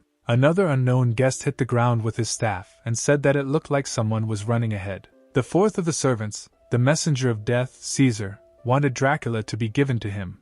Otherwise the heads of all strangers on the island would be his. Daphne exhaled and said that he could do as he wanted. The employees went hunting, but the head was still restless. She wanted to speed up the execution of the plan. She ordered the second of the servants, the living corpse of a young girl, Megan, to wake up because she needed her. The sleeping corpse slowly opened its violet eyes. The girl heard the mistress's call and asked what help she needed. Meanwhile, on the ship, Ben said that Daphne now poses no threat to Ariel. The girl greedily gulped air and thanked the guy for saving her from suffering. But she had one more small request. Her friend Selena was under the same technique. She understood that her request seemed rude, but she wanted the hero to save the Raven girl. If she had not taken her to meet the head, she would not have been in this position. The head saw that their faith had been shaken, so she applied the technique only to them, turning them into obedient puppets. Ben replied that he owed the crows so the girl need not worry. He would save her too. Suddenly the sky turned purple and the queen told Ben to look at it. She couldn't believe her eyes and asked the guy if he had seen this before. A girl unfamiliar to them rose into the sky, emitting the purest light. She raised her head and said that when the sun rises, all the fighters go into battle. Then she ordered the secret barrier to appear. A ray of light struck from the center of the island, which formed an impenetrable dome around the island on which two words were written, Sun and Moon. Lillian, who was fighting the monsters, did not understand what was happening and that it was blinding her eyes. May said that this thing looked like a magical barrier with a powerful effect. Dracula confirmed her words and added that it was the first time he had seen such a powerful barrier. It must have been created to stop him. It's a pity that they got scared so late. Dracula turned around and said that the main building of God's servants was in front of them. He wanted to destroy it. Daphne looked at the dome and said that this barrier was as beautiful as Megan. She winked at the girl and was glad that she was next to her. The second employee became embarrassed and said that she shouldn't praise her because she was very embarrassed. The sun and moon barrier has been activated, and even she will not be able to remove it. She just has to wait 100,000 days for it to automatically deactivate. Thus, the Allied army on the island was trapped, and no one could escape from here. Daphne said that this was a necessary step to resurrect God, but Megan is only half right. The most important thing is that the barrier of the sun and moon can stop the guy who makes her nervous. Meanwhile, Ben tried to open a portal inside the barrier, but nothing worked. He understood that this would not help and admired the barrier technique. Apparently Dracula wasn't the only one who wanted him to remain an indifferent spectator. The hero freed the girls and the fox said that this is Megan's barrier. It doesn't matter whether the hero uses magic or physical strength. Everything will be useless. A person cannot break it. Apparently the head has already awakened the girl from hibernation. It seems the guy has greatly angered her. Ariel noticed that this was all quite strange. Now all the Allied troops and employees were locked on the island. What is the probability that the leader wants to sacrifice all the people on the murderous island and resurrect God? Lisa said that this is just crazy. The Allied forces include Protoss, a country of knights and women, all the best of the 3 states. She asked the girls if they were sure that the leader could kill them all. Ariel said that in the past, during the war with Lloyd, 4 of their employees were on another important mission. That's the only reason they were defeated. The mermaid knew that the strength of those 3 servants was incomparable to the strength of the Grand Master, and the strength of Daphne's head far surpasses them all. If Ben couldn't enter the battlefield because of this barrier, then her hypothesis was similar to the truth. The hero examined the wall again and said that a person would definitely not be able to pass this barrier. However, he wondered if a god or demon could break this barrier. The girls were surprised by what they heard. They could not believe that the hero was capable of summoning a demon or a god. Meanwhile, in the center of the city, the battle was in full swing, and one of the employees was watching it. The skeleton said that there were a lot of people here. He praised them for coming from such a distance to attend their own funeral. The head of the Iroquois, guardian of a rank, made an obscene gesture to the skeleton and said that they had already killed all his friends. James, an A-rank guardian, said that he hates most those who only pretend to be strong. There is only one skeleton, but there are many of them. The guy told Caesar to look at the army. All the Protoss fighters were gathered here. The skeleton could not defeat them alone. The servant laughed. He said that it seems they didn't understand if they said that he was alone. The messenger of death added that he never said that he came alone. The dead magician raised his hands to the sky and a huge pentagram appeared behind him. Flying souls began to emerge from the circle in huge numbers. They looked like death in a robe. The guys realized that the harbinger of death was a summoner, and at one point they found themselves in the minority. Jenna noticed that these creatures smelled rotten. They did not look like living things. Their smell was more like undead. The king of the undead pointed his staff at the people and ordered his servants to destroy every single one of them. The dead souls rushed into battle. They were very creepy and such a huge number could not be counted. One of them tore the clothes on Eliza's chest. The girl noticed that they were very well trained. The spirits had not only good physical strength, but also magical skills, which Jenna tried to protect herself from. This summoner could create undead continuously. The girls did not know how to defeat him. Caesar just laughed as he watched the battle. He knew that in a battle with people he would not lose to anyone. After all, he, the 4th servant, the Skeleton King, alone could replace an entire army. The Protoss warriors continued to fight the monsters, Kathleen cutting them all down with one blow. Lillian, one of the strongest guards, also had no particular problems eliminating opponents. One of the ghosts approached Joseph and smelled the wild stench that came from his bag. The man grabbed the undead by the head and held it tightly. He slammed his opponent into the ground and said that no one dares to despise him. Suddenly Kathleen noticed strange things. The ghosts that she had cut began to stitch together. The girl realized that these corpses could regenerate.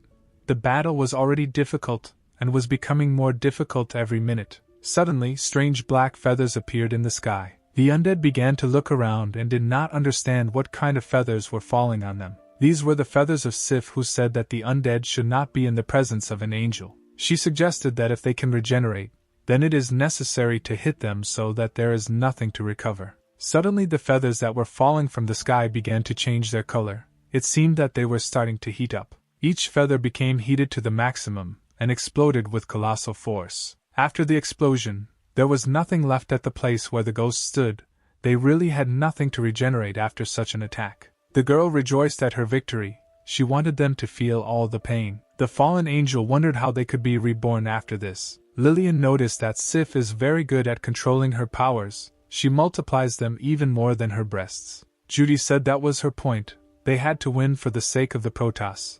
They couldn't let the employees look down on others. However, suddenly a skeleton king appeared behind the fallen angel and said that they were rejoicing early. The girl turned around and couldn't believe that this was even possible. There was an impenetrable barrier around Caesar. He was protected from any attacks. The king said that they did not see his entire army. All these undead are connected to him, and while he is alive they can be reborn endlessly. After these words, Caesar shot his beam at Sif. The girl fell from heaven to earth. Blood began to flow from her mouth, and she coughed. Sif realized that Caesar was a rather serious opponent, and she underestimated him. The girl did not want to lose on the threshold of her own home. The Undead Legion evolves with each rebirth. Strength, magical abilities, endurance. Everything made a leap in development. The longer the battle, the stronger they become. Caesar told the people that it doesn't matter how many there are, and it doesn't matter how strong they are. If all these people get involved in his legion, then they will only have one path left. They can only become part of his immortal legion through mortal torment. While the Undead Legion was resurrected again and again, the situation on the battlefield gradually changed. The Allied forces were engaged in a difficult battle with endless opponents, and their forces were running out. Jessica tried to attack one ghost, but her blade of love was useless against him. Susan also had a good time, however. She was not going to give up and threw her feathers at the enemy. She made a bunch of holes in it, but these attacks were useless. Their regeneration was endless. The girl understood that at this rate they would sooner or later be killed. Lillian understood that everyone except the S-rank hunters could no longer restrain them. Kathleen agreed and said that they did not expect that one person from the service could cause so many problems for the Allied forces. The leader of the swordsmen never thought that one day she and Kathleen would fight side by side. Lillian asked the paladin to do her a favor. She wanted Kathleen to distract the undead, and in the meantime she would take care of the skeleton of the employees. Because he is a lich, and as soon as he dies, the entire army of the undead will immediately fall. The paladin had little strength, but she told her new friend not to worry about anything. She would hold off the enemy. The two girls were surrounded by an army of undead. However, they did not want to give up and prepared for battle. Finally, Lillian said that when all this was over, she would definitely invite Kathleen to the land of women to swim in the hot springs. After these words, the head of the country of women jumped on the head of one of the ghosts in order to push off and fly closer to the skeleton. She understood that the Allied forces were mired in a quagmire, and she, as the strongest guardian, must lead the others out of the deadlock. One blow from her was supposed to decide everything. The girl gathered all her power into this attack. The blow of her sword pierced Caesar's ice barrier. It was unclear whether he would be able to break through it. At the sight of the collision, the light began to flare up. With every second it became brighter and brighter. Joseph was surprised at the light the blade emitted. The light blinded the man's eyes. The barrier began to crack and a voice was heard inside it, which said that he did not expect that there were people other than the head of the employees who could destroy his barrier. The barrier burst and slightly injured the servant. However, this was not enough to win. Lillian did not expect that the thickness of the shield would cause her blade to deflect. Suddenly, a ghost appeared behind the girl, who was ready to deal with her with his club. The undead hit the girl and her blood immediately spilled. Lillian fell to the ground and was covered in blood. She was still alive, but breathing with difficulty. Caesar stood in front of her. He explained that he could control such a large legion of undead due to incredible amounts of energy. If you add the same number of people into the battle, then still no one will surpass him, so people will never be able to defeat his legion. Caesar said that the girl's death would become a symbol of the defeat of the coalition because she was the leader of the Allied forces. Suddenly the skeleton heard a male voice behind him. It was Ben. The guy said that he had not yet joined the battle, and the skeleton had already declared the defeat of the Allied army. Meanwhile, 3 girls at the edge of the barrier stood and looked at the huge hole in it. Lisa couldn't believe that Megan's most powerful barrier had been breached. She had never met such people. It was unclear who he was, a demon or a human, but Lisa explained that Ben is the savior of the world. Caesar could not understand where the hero came from because he did not feel his presence. It was strange. Suddenly the hero instantly ran, but not towards the skeleton, but towards the girl. Ben knelt next to the wounded Lillian and apologized for not being there in time. Meanwhile, Caesar could not understand why he could not keep up with the guy's speed. The girl got up with difficulty and said that as soon as she saw Ben, she immediately stopped feeling pain. The guy began to look around the battlefield. At one end lay Sif, who was covered in bruises. At the other end he saw a wounded Judy who was unconscious. The guy stood up and said that their offender would be 10 times more painful. The king, meanwhile, realized that he had better watch the hero and be more careful with him. Ben said that they should compare which of them is stronger, if Caesar is so confident in himself. The hero raised 2 fingers in the air, and the king immediately noticed this. He instantly stepped back, for he thought that Ben was going to suddenly attack him. However, nothing happened. The guy just stood there and held 2 fingers in front of him. The king of the undead was outraged that some brat decided to play a joke on him. Ben said that he just wanted to intimidate his enemy because before a strong attack you always need to warm up. He invited Caesar to look at the result of combining the nuclei of light and darkness, at the true power of the gift of light. Suddenly, Lillian was overcome by a powerful force that Ben transferred to her using his power. Sif also felt the ability and did not understand what was happening to her. The pain disappeared somewhere, and even the wounds disappeared. Jenna noticed that not only were they healed, her body was filled with energy. It felt like her whole body was on fire, and she was about to explode. Kathleen noticed that these were the same sensations as that evening with Ben. Most likely the guy decided to share his power with them. Joseph rejoiced at this effect, his morale reaching its limit. Caesar could not believe what he saw. These half-dead people are filled with blood and returned to life like the undead from his army. Ben also noticed that this is similar to the effect of Caesar's legion. He shared his strength with others so that they would fight for him, because for him this is a mere trifle. Every person from the allied army was imbued with the power of light. Ben was able to heal everyone. Caesar was furious, because the Legion of the Undead is his invincible technique, which he has been perfecting all his life, and this guy can do absolutely the same without effort. He was still young. The king realized that perhaps Ben had the strength to compete with him. The hero told Lillian that now is her exit. She must release her inner beast and return the pain that she experienced. Ben told the girl that now she could cut Caesar down with her own hands. The girl began to concentrate energy to use the secret style of the country of women, the style of flying blades. She pushed off the ground and jumped to attack the undead king. Thanks to Ben's strength, she could rise again.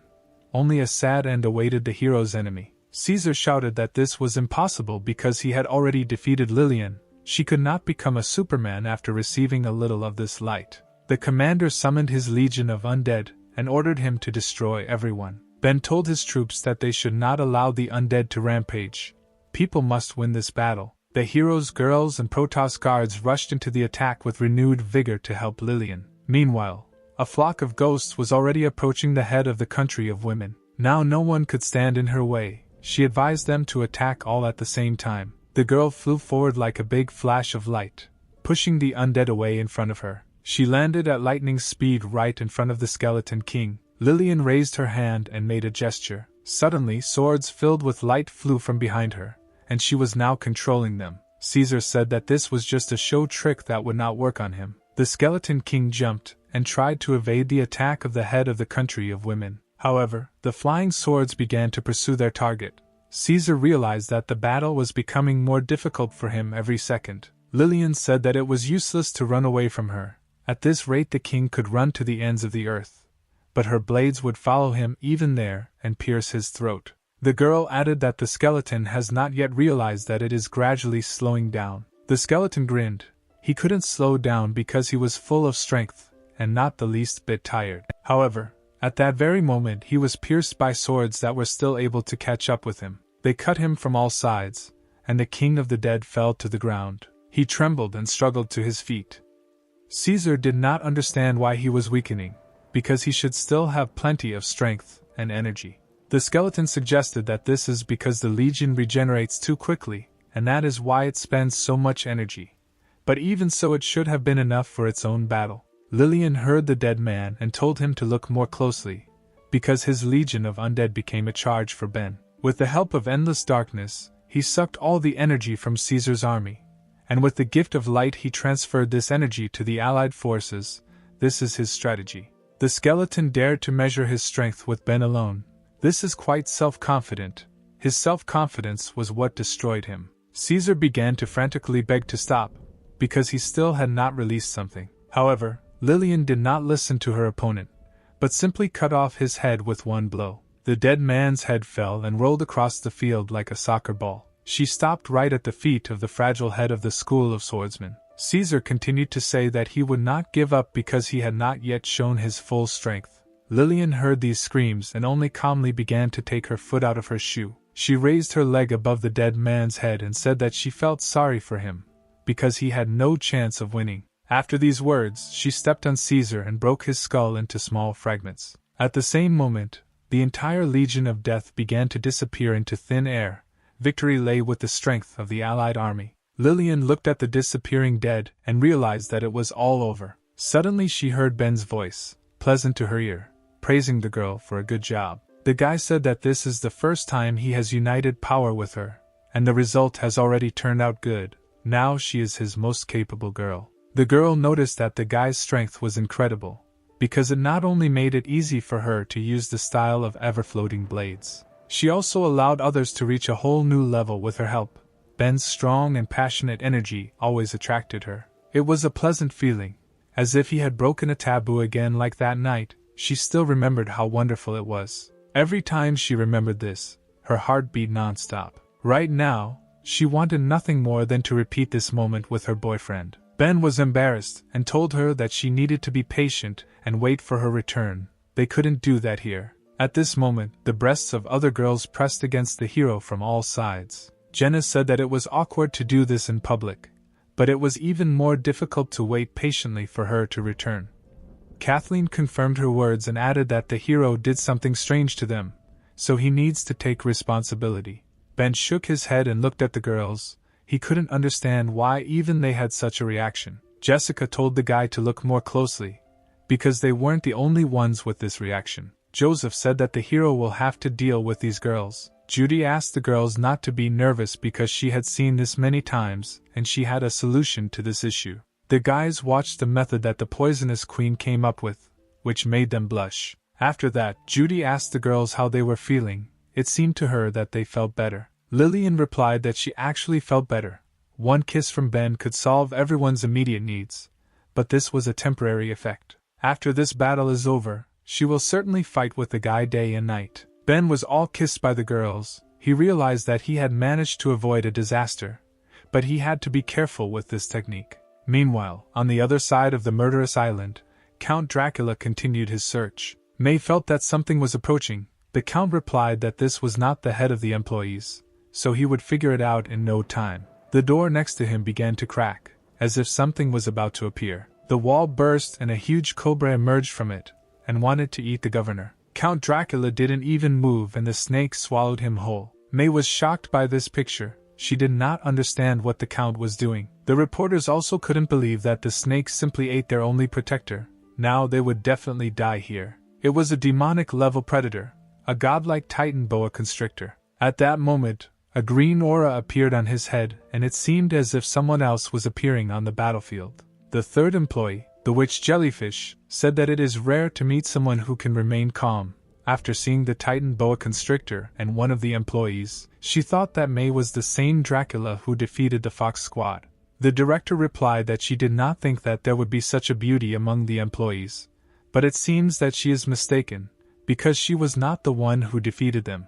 They were defeated by the one who is now heading into the stomach of the jellyfish beast, the interim emperor of Protoss, Guardian number 3, Count Dracula. Suddenly the snake felt strange sensations inside its stomach. She couldn't hold it in any longer and spat out a huge amount of bats. Medusa thought that Dracula was Batman since he could summon so many mice. The mice gathered together, and the Count appeared in front of the employee, concentrating the power in his finger to attack. He looked at the girl and said that he would take her life here and now. The governor shot at the jellyfish, but she deftly jumped back and dodged the attack. Upon landing, she said that it was not surprising that the Count could control so many bats, because he was a vampire. This is her first time fighting a creature that uses mythical abilities, but the Count had more experience in these matters. He thought that his attack was unexpected, but the girl was able to dodge it.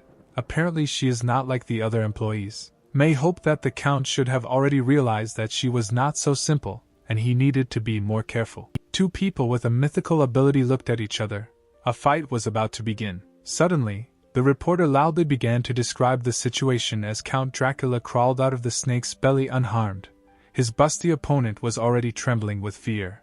Medusa drew attention to them and said that she hated noisy insects. She asked the Count to wait 1 minute. May was afraid for the people. They should have filmed secretly, and not started commenting so loudly at such a moment. Medusa went straight to the reporters and said that she would deal with noisy people in no time. The TV star was scared when she saw the enemy heading towards them. She just wanted to cheer up Dracula. The girl closed her eyes and regretted that she never had time to confess to him. The reporter opened her eyes and couldn't believe that she was still alive. In front of her stood the Count, who held back the enemy's attack. He said that the girl belonged to him. The governor added that no one would touch her except him. At that moment, the microphone fell from the hands of the TV star to the ground. The girl panicked because the Count so brazenly said on camera that she belonged to him. This confession was seen by the whole world. Usually he looks very serious, but at a critical moment he rushed forward and protected her. What is not said in words will be said in action. The TV star came up with a plan.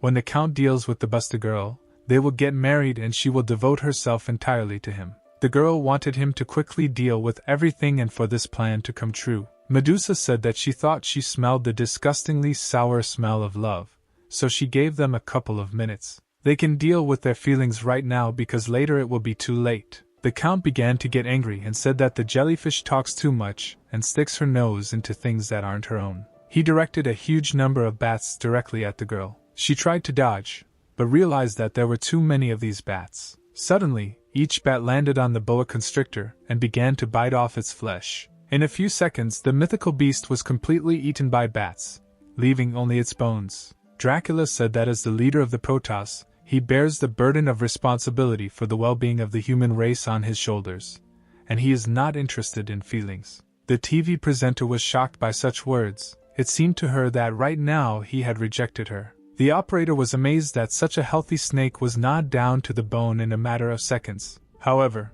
May understood that everything could not be too easy because this employee was not easy. And so it was. The jellyfish did not die and was already approaching the Count with great speed. Dracula realized that she was behind, but it was already too late. The jellyfish praised the Count's quick reaction. The girl struck the governor's body with her hand, but he still managed to jump away. The Count landed not far from the girl, but still kept a safe distance. He touched his body and blushed slightly. It seems that the governor was embarrassed by the touch of the jellyfish. The TV presenter did not understand why the Count blushed. It was the first time she had seen him like this. The girl thought that the attack had wounded him, or this busted woman used a seductive technique on him. Medusa looked at her hand and said that the sensations she experienced were similar to hers. The employee pointed to the Count and said that she understood. Count Dracula is a girl. At this moment, all the residents were shocked by such a statement. The guys thought that it was not for nothing that he wore such wide clothes. Apparently this was in order to hide his body.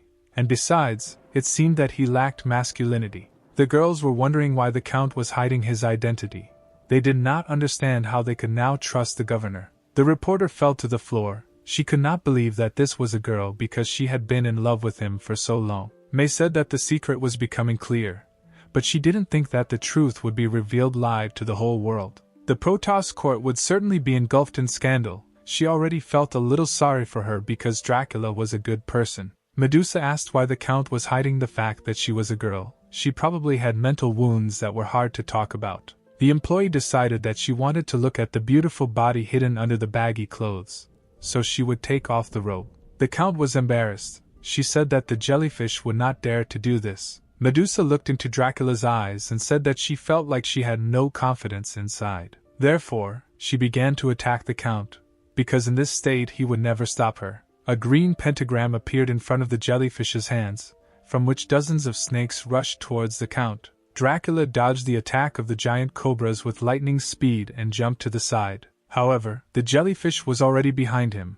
She said that such a broken state was not suitable for battle, so she would undoubtedly lose. The girl took the Count by the mantle. It seemed that now the world would know the truth. Dracula was very embarrassed, and told the girl to take her hands off him. However, Medusa did not listen. She tore the robe off the Protoss Emperor. At this moment, a refined figure appeared in front of the people. Thin waist, curvy hips, and large breasts in a red robe. Count Dracula was actually a beautiful girl who was worried that her image as a ruler, which she had built, was now destroyed. Now the whole world has seen her in this form. Now the greatness of the Protoss is gone. But she just wanted to strengthen her position with the help of this war. Dracula would never have thought that there would be such a failure. Now she has probably become a laughing stock for everyone. People in the city saw evidence that their ruler was a girl, and also so beautiful with a gorgeous body. The reporter saw that the Count was a real beauty and understood that she was no match for her in this matter. But the cameraman did not understand why Dracula pretended to be so serious. Suddenly, behind their back, May replied that it was all for the sake of reputation. Dracula cares too much about other people's opinions of her. She always tried to live up to other people's expectations and never for herself. If in this battle she accepts her long-lost self, then the trip will not be in vain. The TV presenter asked May if she knew why Dracula dressed in men's clothing. The director lit a cigarette, because the story about the Count's life that she was about to tell would be long. Dracula has an extremely rare mythical power. Initially she was supposed to become a brilliant defender, attracting thousands of glances, but in the first battle she was seriously wounded. The enemy was just a demonic-level predator, but because Dracula looked too innocent and gentle, the predator not only was not afraid of her, but on the contrary began to laugh and say that she did not look like the guardian of the Protoss.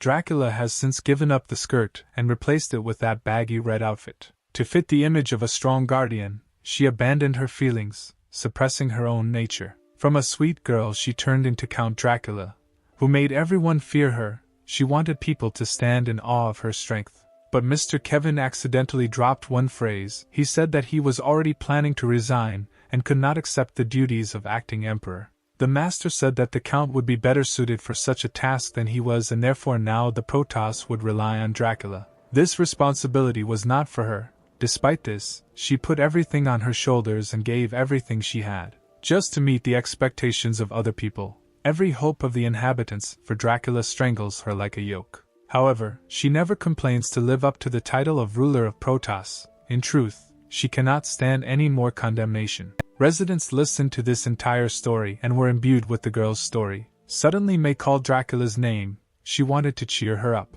She shouted at the girl not to listen to other people's opinions and to boldly be herself. May wanted her to fight this battle only for herself. The residents who listened to the story heard May's last words very clearly. Someone from the crowd decided to support the governor and began shouting for her to fight for herself. Suddenly other voices also picked up this cry and also began to shout for Dracula to fight for himself. After a couple of seconds, the whole city was chanting for the Count to fight for herself. Her aura began to appear around the girl, and she said that she seemed to hear the voices of people calling on her to fight. Medusa noticed that Dracula's breathing had evened out. It seemed that those subordinates were her friends. They helped her pull herself together. The unfortunate girl said that she had already realized that being a man is good, and being a woman is also good. Being a Protoss Lord is good, and being a guardian is good too. But she doesn't need all that right now. After all, the only thing she wants to do now is defeat her opponent. Medusa smiled and said that such an attitude makes the battle interesting. She decided to give the girl time to prepare and then start the battle. Dracula brought his hand to his chest and cut a small hole. Suddenly blood poured out of her, and her chest began to glow. The reporters were shocked and did not understand what she was doing.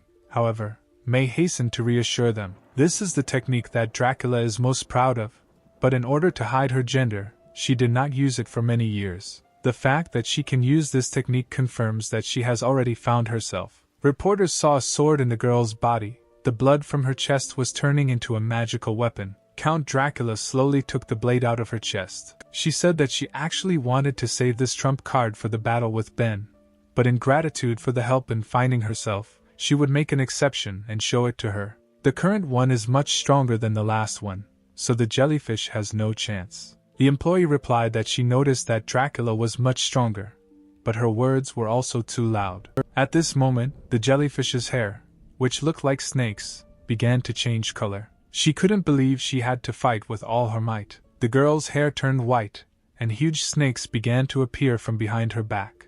The reporter continued the broadcast. She said that the employee's hair released a gigantic amount of magic. It looked like she was going to summon some kind of terrible monster. Medusa said that she promised Daphne that she would stop Dracula, so no matter how strong she becomes, the servant will defeat her. This was her strongest technique. The girl summoned a huge hydra to the battlefield. The snake was pleased with how creepy and huge it was. The TV star noticed that its size was so large that it had already blocked out the sun. She didn't know how Dracula would be able to defeat such a monster with his sword. Now the fight was in full force. The Count and Medusa were looking at each other, and no one knew what would happen next. Medusa suggested that Dracula could not even think that such a strong snake was sealed in her hair. She could only use it on special occasions. The girl added that everyone who saw her is already dead, so there is no need to be ashamed if Dracula is scared. However, the jellyfish only heard the girl begin to count. It seemed that the girl was not listening to the jellyfish, but was simply counting to 8. Suddenly Dracula said that she had counted to 9. Exactly how many heads the Hydra had, she had never seen such snakes, so the Count decided to capture her alive and transfer her to the Protoss Zoo for research. Medusa was indignant at such disrespect. At such a moment the Count simply stands and counts heads. She flew into a rage and decided that now she would not do any favors to the girl. May said that the jellyfish's breath is very creepy. Because of it she can't even stop shaking. Suddenly, Lloyd appeared from around the corner, who was watching the fight. He was amazed that the girl could control such an amazing snake. The master ordered him to protect Dracula, and apparently the time had come to act. Medusa said that now Dracula will pay for his actions. After these words, a huge hydra rushed towards the girl in red. The Count stood motionless, and simply closed her eyes in the face of danger. May didn't understand why she was doing this, because right now she had to run away. The bite of this snake would be fatal. However, the girl simply swung her sword and cut through the danger. The blow hit all the heads of the huge hydra. Dracula cut them all off with one blow. The girl stood calmly while the snake's blood poured on her, and said that such things only look scary. Medusa could not believe that the girl cut off 9 heads with one blow. She did not believe that the governor was so strong. May and the TV presenter were shocked. The director had never seen such Dracula. This equanimity is exactly like Kevin's. She couldn't believe that Dracula had surpassed his limits and taken it to a whole new level. The girl found herself behind the jellyfish and told her that she had lost. The employee just smiled and said that her death would not help her because they could not stop Mrs. Daphne. The Count replied that this was just empty chatter and began to strike with her sword. At that moment, wild pain permeated the jellyfish's body. Dracula cut all its places. The jellyfish's eyes grew dim, and she could hardly see her opponent. The girl was suffocating due to multiple wounds. These were the last minutes of her life. She closed her eyes and apologized to Mistress Daphne for not being able to stop Dracula. Medusa rushed down. She was sorry that she could not defend the honor of the employees and lost. The two girls watched as the lifeless body of the employee fell to the ground and realized that the Count had won. Suddenly the sun shone and wonderful birds began to sing around. Medusa was lying naked in some green clearing and a snake was entwined around her body. She could not understand what place she was in. The girl assumed that this was heaven and she died. However, a voice behind her told her that she was too pessimistic. It was Daphne who said that losing does not mean death, and even death only heralds the beginning of a new life. The succubus suggested looking around and looking at these bodies bursting with energy. They are all waiting for the jellyfish, waiting to become part of God with her. The girls saw bubbles around her in which the souls of all the people on the island were imprisoned. They called her with them. Daphne asked her why she doubted, if her faith had been shaken. If this is so, then most likely she wants to betray her friend. Medusa heard the word friend. She realized that Mrs. Daphne was her only friend. Her dead body began to glow, and she realized something. She wants to give all of herself to her god, friend, Lady Daphne. The girl's body disappeared into thin air, and the Count realized that it was all over. The reporter looked at the girl and thought that she was beautiful. She was scared to even look at her. May decided to immediately calm her friend down, but she said that she could handle it herself. She approached the operator and said that she wanted to explain herself to the Protoss subjects. This was supposed to help her. The girl gathered her strength and asked for forgiveness for lying to the residents. While in the post of ruler, she was unable to build trusting relationships with citizens. The residents were shocked that the previously arrogant Dracula suddenly apologized to them. The girl continued. She asked to wait until she dealt with all the employees on this island, and then immediately resign as ruler of Protoss. The TV presenter was shocked by such a statement. She did not understand why the Count wanted to resign as ruler. The fact that she was a girl was not the reason for such a decision. The reporter began to sob and said that under the leadership of Dracula, Protoss had always prospered and only she was suitable for this place. Count Dracula was surprised by these words. She could not believe that an ordinary resident thought of her like that. May said that she supported her, and the cameraman also confirmed the TV presenter's words. And besides, all the viewers thought the same. The crowd of people watching the screens in the city began chanting the name of Dracula. The girl became embarrassed and said that she was not good enough. Besides, she is not even the strongest in Protoss. How can she rule the city? Suddenly, a male voice that was approaching said that, of course, she could control the Protoss. May and the cameraman turned to see who had come. They seemed to guess who it was. Ben said that managing Protoss is not only about brute force, but a sense of responsibility to the city plays a big role. In his opinion, only Dracula is suitable for this position. The girl asked the guy why he came and whether he really thought so. The hero once again confirmed his words. After all, since his arrival, she has ruled the city, and although not all of her deeds were good, in any case, the guy was for her. Dracula always perceived Ben as her worst enemy, and he spoke words of support so calmly. The girl thought that it was in the camera and he wanted to save her reputation. She knew that with the power of a hero it was possible to subjugate the entire world, but she did not understand why he did not want to master the Protoss. She suddenly realized that she seemed to be missing something very important. No one except May had seen her in this image, but Ben was almost not surprised to see it. She suggested that he had seen her without clothes before. The hero replied that this was not so. Besides, this was the first time he was shown on TV, so he was a little nervous. In fact, Lisa had already revealed to him the secret that Dracula was a girl. He could not believe it, and now, when communicating face to face, he was speechless. Ben blushed slightly, especially since he thought she was very cute. The girl didn't know what to believe and asked if Ben was really not trying to deceive her. The guy couldn't believe that she was the same age as Kevin, because the girl looked so innocent and energetic. Suddenly, their conversation was interrupted by a purple aura that began to fill the island. Dracula realized that this gust of wind carried a lot of power, and all of it was collected in that direction. It seemed that this was the last trump card of the employees that they needed to deal with. Meanwhile, Leo was pinned to the wall with his fiery sword, which was sticking out of his heart. Adam had already begun to move away from the defeated enemy when he suddenly noticed a strange aura coming from Leo. The guy did not understand what was happening. He assumed that his opponent had not died yet. But not only did a violet aura begin to emerge from Leo, from the defeated dragon employee too, the dead bunny girls, defeated at the beginning of the battle for the island, also emitted a strange light. Even the dead predator squid gave its strength to a strange place. All the fallen soldiers on the battlefield seemed to give their energy to the island. Selena noticed this. She realized that it had already begun. Apparently the situation had become tense enough for this step. Lisa asked her new companions what it was. The girls replied that this head was collecting power from all over the island. From every leaf, blade of grass, from every corpse, from the traces of every battle, all of this will become the source of her strength.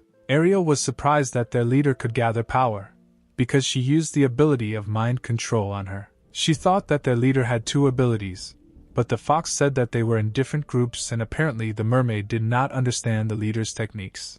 The point is that extracting power is not her ability, it is the ability of their god. Mistress Daphne seems to somehow be able to communicate with God and even borrow his power. The head of the employees looked at their opponents. She said that she thought that the barrier of the sun and moon would stop Ben, but he was able to break through. The girl had never subjugated someone like him before. He was the first to make her heart beat faster. Ben asked if she was the same head that he saw in the spiritual world, and why she appeared so quickly. Was she really scared? Daphne replied that she was just impatient to meet him. She invited the guy to rest a little in her arms. Ben refused and advised her to take it in moderation, but Dracula thought that the head was very depraved. The hero said that after killing that skeleton, he immediately suspected something was wrong, because endless darkness automatically absorbs power from everything around. But after the death of that guy, nothing happened. Now it was clear to him that this happened because of her. Realizing that she could not defeat them, Daphne absorbed his power and just wanted to stall for time. After all this power that she collects is needed to resurrect their god. Dracula was surprised that Ben found out so much information. She did not understand when the guy managed to understand all this. Daphne said that the hero's gaze frightened her, as if he wanted to eat her alive, and even at first glance he could guess human thoughts.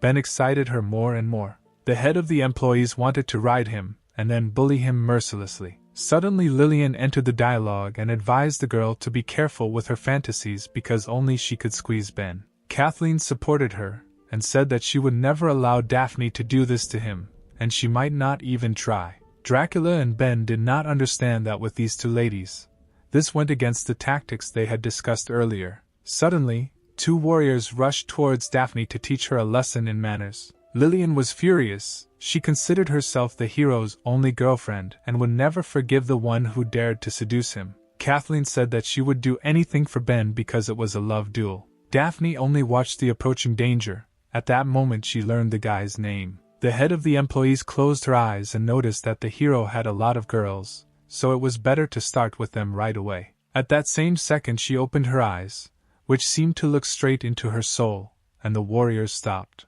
They froze in place because Daphne's spell began to influence their consciousness. Ben asked what she did to them.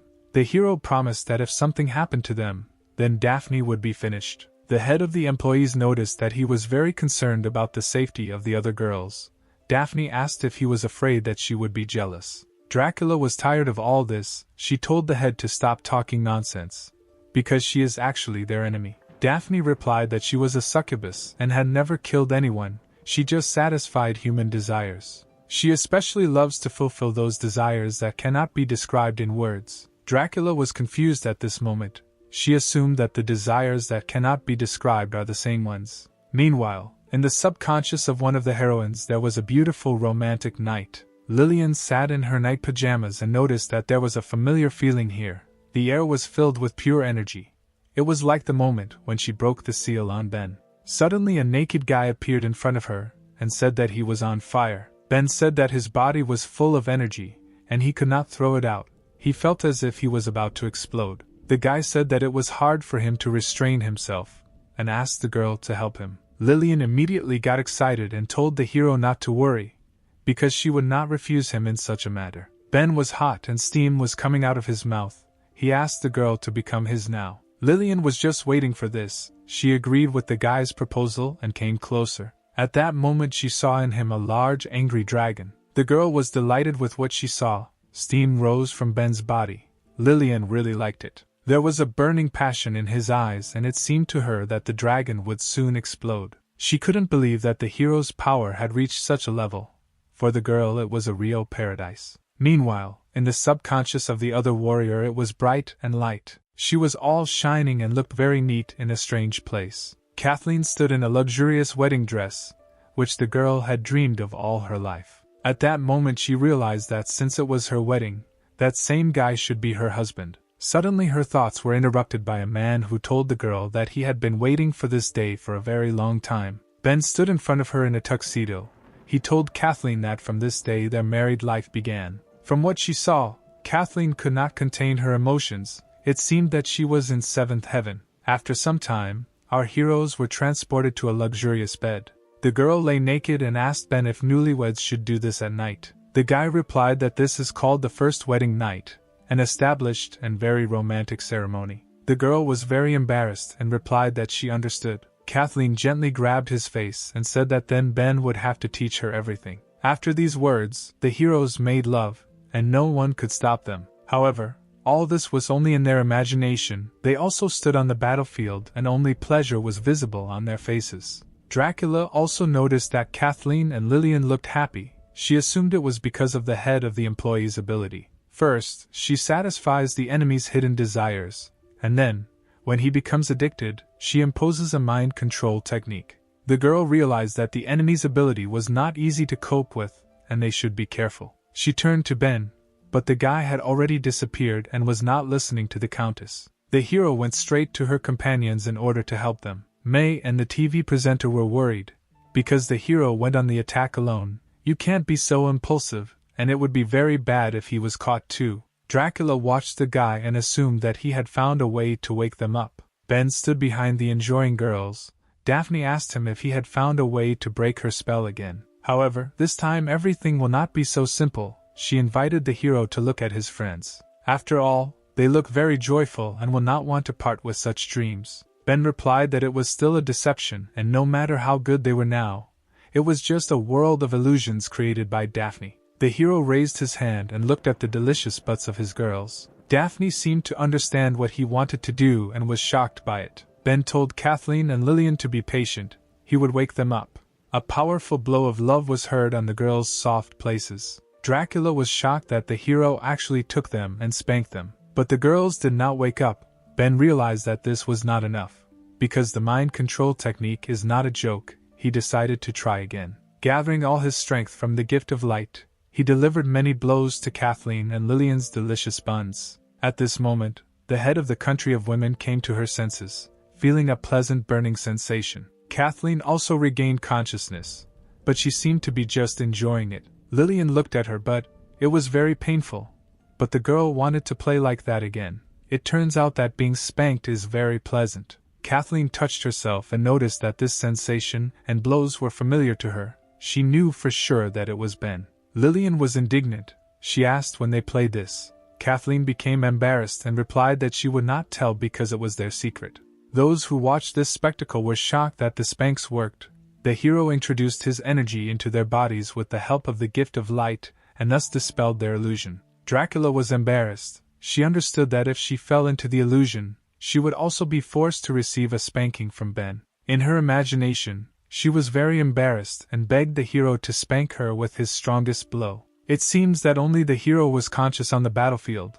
He told the girls to stop swearing because there was an enemy in front of them. He told them to wait until he dealt with Daphne, and then they would play with him as they wanted, day and night. Lillian blushed and said that she couldn't enjoy just one day, she needed 20 days. Ben was a little scared when he heard such words, but still agreed with such a statement. The head of the employees was indignant, because ruining her mind control technique twice was no big deal. But she couldn't stand flirting with others in front of her. A beautiful girl is standing in front of Ben, and he is flirting with others. Daphne could not forgive this. The girl decided to punish the guy and sent him a succubus ultimatum, a love temptation. At that moment, the hero felt strange vibrations directed at him. The hero froze in place, and suddenly his eyes grew dim. Ben fell into the trap of the head. There was a purple loving aura around the guy, which Kathleen and Lillian noticed. They got scared. The girls tried to call the hero, but everything was to no avail. Daphne said that it was useless for him to shout because this technique was much stronger than the one she cast on them. According to her plan, Ben is now in 7th heaven. Meanwhile, a chain rang in the hero's mind. The chain was tied to the collar, which was on the depraved girl. Daphne was on her knees in her lingerie and stockings, begging her master to love her. The hero looked at the chain in his hand. He realized that the succubus loves such things and apparently only gets excited with them. The girl replied that if the gentleman does not like such games, then she can please him in a different way. If the image of a slave is a little too much for him, she will easily change it. At that moment, bunny ears appeared on her head and a cute tail appeared on her butt. The guy was sitting in the company of 3 girls who promised to fulfill any wish he asked. However, Ben did not succumb to provocation and said that this did not bother him. Let Daphne try again. The head of the employees was shocked. This was the first time anyone had said such rudeness to her. Apparently the guy had an enormous appetite. But she could not show him her anxiety. Because she was, after all, a succubus and not a single man on earth could resist her. The girl said that the gentleman turns out to be a lover of exotic things. Ordinary techniques will not make his heart flutter. If she wants to satisfy him, she will have to make every effort. Ben looked at Daphne with a cold gaze and told her to act quickly. The succubus turned into first love with an innocent classmate. This form should definitely please the master. Ben also sat with a straight face and said that he didn't like it, so let him try further. The girl turned into a slutty widow, But this image did not attract the guy. The next image was of a colleague from the elite of society. This was also missed. Daphne tried different images. A military woman in a sexy uniform, a home teacher, cosplay as a 2D girl, a shy obedient maid, a slutty girl from the bus. But everything was in vain. Eventually she was exhausted and breathing heavily. She couldn't understand why she couldn't do it. For some reason her power didn't work on Ben. At that moment, the hero told her not to blame herself, because it's not about her. The fact is that the guy was already fed up with all her images. These words finished off Daphne. She couldn't believe that this was even possible. After all, Ben looks like a very ordinary man. He couldn't have time to try all her looks. Although she did not practice, she watched a lot of films. They inspired her to create those techniques. But for some reason the guy's heart did not beat faster. In her eyes, Ben behaved simply indecently. Her spell began to dissipate, and the guy gradually began to come to his senses and opened his eyes. Kathleen and Lillian were glad that he was finally able to wake up because they were very worried about him. However, they were very interested in what he did with the head of the employees. After all, the girl unexpectedly lost her spirit. At this moment, Daphne was trembling and sobbing. It seemed that she was about to go crazy. The girl considered it shameful that she lost to a man in her own illusion. It would be better if he killed her. Now she is a disgrace for the succubus. Suddenly, her crying was interrupted by the hero, who ordered the head of the servants to surrender. After all, she still won't be able to defeat the hero. He is much stronger than her. The girl began to wipe away her tears and gradually come to her senses. She said that the guy was simply immune to her charms, and he should not rejoice too early. The outcome of the battle was still unclear. Ben exhaled in disappointment, and realized that she wouldn't calm down. Apparently it was time to take action. Now the hero decided that he would use all his strength. At that moment, every warrior, overwhelmed by his strength, rushed to his aid. May was shocked to see this technique. It was beyond her understanding. Dracula noticed this pleasant golden glow. This is the power of the gift of light. She was surprised that Ben was able to already achieve this skill. All the warriors of the United Army were on the battlefield. Jenna, Leah and Jessica were determined. Michael, Joseph and Lloyd also wanted to finally deal with their main enemy. Suddenly, Adam's mentor noticed an old man whom he had not seen before and asked who he was. Lloyd replied that he was Ben's direct subordinate. It was not surprising that such a rude man as Joseph did not know him. Ben looked at the couple indignantly and told them not to fight. At that moment, Joseph hugged the Grand Master and said that if this was the hero's subordinate, then this was his new friend, with whom he would get along well. In front of Daphne was the entire army, led by Ben, all of them charged with his energy. From the resistance she saw, she fell to her knees. It seemed that this was the end of her story. Daphne realized that everything she did would be useless, no matter how hard she tried to defeat Ben. The only thing she can hope for is the God in whom she has always believed. All the collected energy had already been sacrificed to him, but he still did not answer her. The girl knew that she was chosen by God and therefore must control everything, but she couldn't understand why this was happening when she met such a strong opponent. The succubus could not understand why the Lord stopped protecting her at that moment. Ben looked at Daphne, who seemed to have gone crazy. He realized that she did not have the strength to fight anymore, and it was time to end all this. He ordered all his friends to attack the head of the employees, and the heroes rushed to attack. The girl sobbed and screamed that no one had ever humiliated her as much as Ben. She closed her eyes and accepted that her life was over. Suddenly, a bright flash appeared in front of her, blinding everyone who was near the head. Daphne slightly opened her eyes, into which a strange light was directed. She could not believe that she was still alive. It seemed to her that God had answered her prayers. However, what stood before her was not a god, but the refined figure of a girl. Daphne realized that she had already seen this ass and these snow-white legs too. It was Megan, the second of God's servants, who came to protect her mistress. Daphne asked her why she still hadn't run away. Had she really come here to be buried together? The girl asked not to worry, because she said that she would help the lady and would certainly fulfill her promise. From such words, the head of the employees burst into tears. She did not understand how Megan could be so sweet. The girl immediately blushed and said that there was no need to praise her so much because it embarrassed her greatly. While the two girls were talking, they were in an impenetrable barrier. Joseph did not understand what was happening, what kind of barrier it was that he could not break through even with his fist. Leia was amazed at such an amazing technique. Even the demonic blade was powerless. Ben said that it was still the same barrier of the sun and moon, although it was smaller than last time. Lillian asked if it would be possible to open it. The hero replied that yes, but he would have to summon a demon. The guy told them not to be afraid because he has a rather difficult character. Daphne said that the barrier would not last long because Ben would open it soon. Since Megan came here, then she must have a way to get out of here. Suddenly the corpse girl asked if her mistress remembered who she was before coming here. Megan closed her eyes and suddenly old memories appeared in her thoughts. In them, she hung chained over an unlit fire. In front of her stood people in robes who wanted to burn her. Residents shouted that Megan was at one with the predators, and she was not a person, but a zombie. If they let her go, she will harm even more people, so for the sake of the people of their village, it is necessary to destroy the evil right now. The beaten and tortured girl found it difficult to say that she just wanted to help. The elder said that if she had not brought the predators, so many people would not have died in their village. It seems that everyone agreed that it should be burned, and since no one was against it, the old man decided to start the ritual. The elder threw a torch into the fire under the girl and told this dirty creature to die right now. However, suddenly someone intercepted the torch and prevented it from falling into the firewood. Megan, who was already ready for her fate, was surprised by this. The old man asked who dares to violate the ritual, and who this strange girl is. Apparently she is looking for death here. Daphne stood up and said that the old man had just asked who was against it, so she was against killing Megan. After some time, the entire village was engulfed in hellish flames. Every resident and elder was brutally killed, some were burned alive, others had their heads torn off. Megan asked the mistress why she decided to save her because she was seeing her for the first time. Daphne replied that she would never leave such a cutie. No one would want to watch her burn. The girl was embarrassed because it was the first time someone had given her a compliment. She couldn't believe that zombies could be cute too.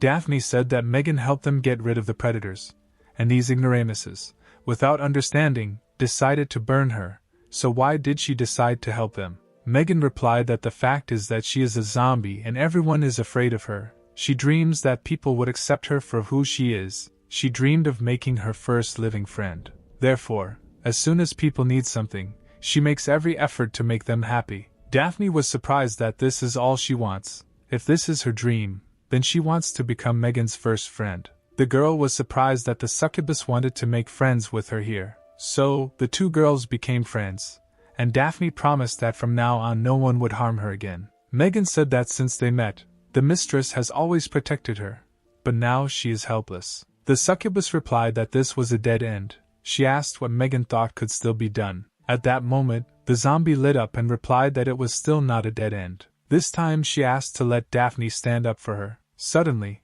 Megan began to crack and seemed to be falling apart. Daphne panicked. She did not understand what her friend was up to and asked to give her a hand. Unfortunately for the succubus, the zombie girl exploded and shattered into small pieces. Before her death, her voice was heard from the fragments, which said that she was sacrificing herself to God. She suggested that perhaps with the help of her power it would be possible to awaken a god. Daphne couldn't believe that she had done such a stupid thing, because it would be impossible to awaken a god with such a small amount of energy. The head of the employees decided that such matters should be left to the elders, although she did not know whether her energy was enough. However, this was the only way to defeat Ben, and so Daphne decided to try. This is her last move, and if she doesn't succeed, it will all be over. The girl closed her eyes and began to crack. She prayed to God for forgiveness. Daphne collected her energy to give it to God.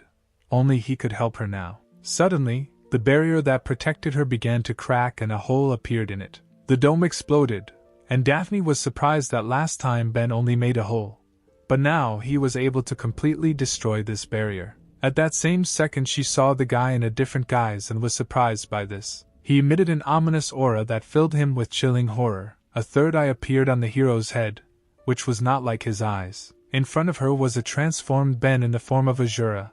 He had long hair and seemed to have matured a little. The guy apologized for the wait and for being a little late. Dracula was amazed that the hero could control the full power of the demon. She wondered where the limit of his capabilities was. Lillian and Kathleen enjoyed the spectacle. The girls noticed that with long hair the hero was no less attractive and even very exciting. Ben told Daphne to look at the result of her work.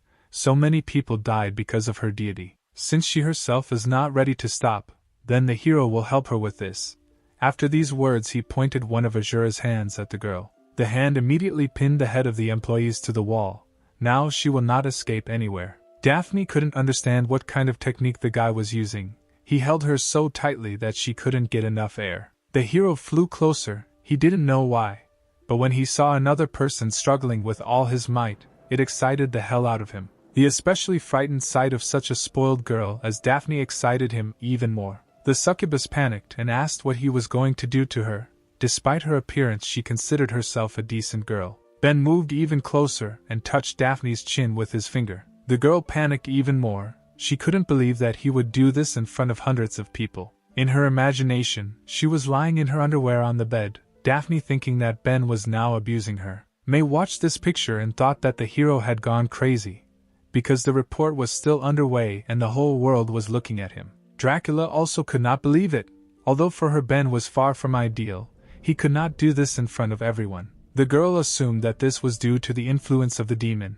His character had definitely changed, and he had lost his shame. Suddenly Ben noticed the girl's strange reaction. He had already been in such a situation, and seemed to understand something. Ben realized that Daphne was not a slutty girl, she was a virgin. At that moment, the tower to which the girl was nailed began to shine with a bright purple light. Daphne immediately understood what was happening. It was God, and he really answered her. She told Ben that apparently they would have to end there, although this was not the outcome that she wanted.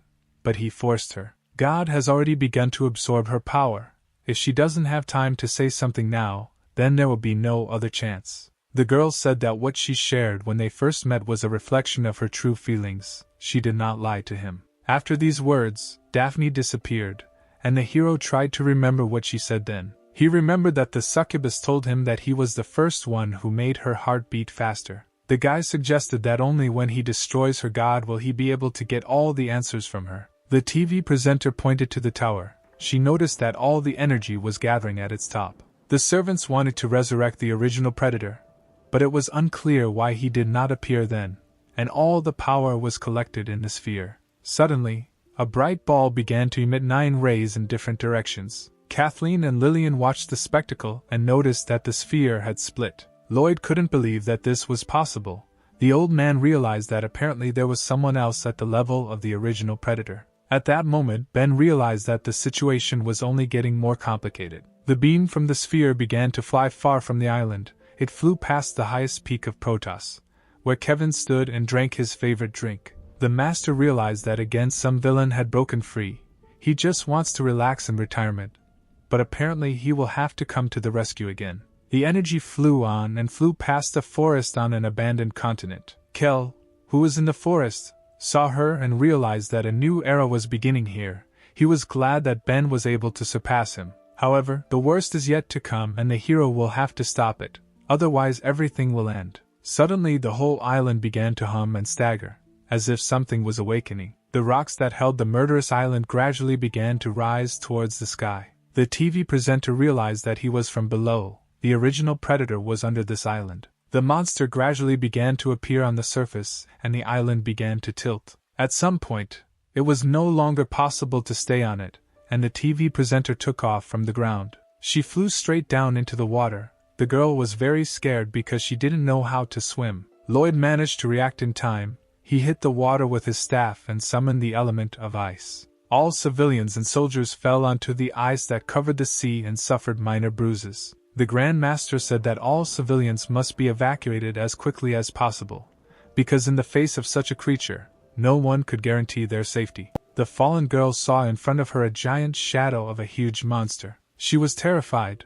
The girl could not believe that this was their enemy. The original predator awakened. He was so huge that an entire murderous island fit on his back. He asked a mortal going against God if he was ready for God's punishment. The hero replied that it seemed the creature had confused something, because he came here only to overthrow the god. Ben looked into the monster's eyes and asked him if he was ready to die again. At that moment, all the fighters of Protoss and other countries appeared in front of the monster, filled with Ben's energy. The predator recognized the power of the gift of light.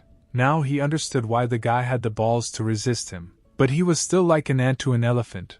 The monster opened its mouth, and began to absorb all the light energy. Kathleen realized that her energy was leaving her. She did not want to lose Ben's precious gift. Lillian said that the problem was not only energy. Her clothes were greatly reduced. Apparently he was even going to suck her in. Dracula said that resorting to such techniques was extremely low. She did not want the girls to fight naked. Suddenly 2 completely naked guys appeared and advised everyone to forget about clothes because real men have no secrets from each other. Joseph swung his fist and summoned the animal's fighting spirit to deliver his ignorant blow. Adam also did not stand aside and used his hellish flames to attack. The 2 heroes directed their power directly into the face of the monster that appeared. However, he did not feel anything. The monster said that they were 2 idiots. With their attacks they only scratched his back. The monster gathered energy in his eye. He wanted to show them true strength. A giant blue ball of electrical energy began to form in front of the heroes. Joseph shielded himself with his hand. He had never seen such power in person. But suddenly, the monster's attack was stopped by Ben, who grabbed the ball of energy with his hand. He immediately absorbed all the monster's power, and Joseph noticed that the hero was even cooler than this fish. The original predator knew what kind of power this was. He assumed that the guy was one of them. The hero said that since the whale needs energy, he will return it to him in full. Ben extended his hand and used a miraculous force that formed the same giant ball. He shot it straight at the monster, which this time already felt a powerful attack. Ben looked at the predator, and only told him to go to the bottom. The original beast couldn't believe that he couldn't resist a mortal's attack. He began to fall straight into the sea. From such a crushing force, the ice that Lloyd had made began to crack. The monster disappeared into the depths of the water, leaving behind a whirlpool.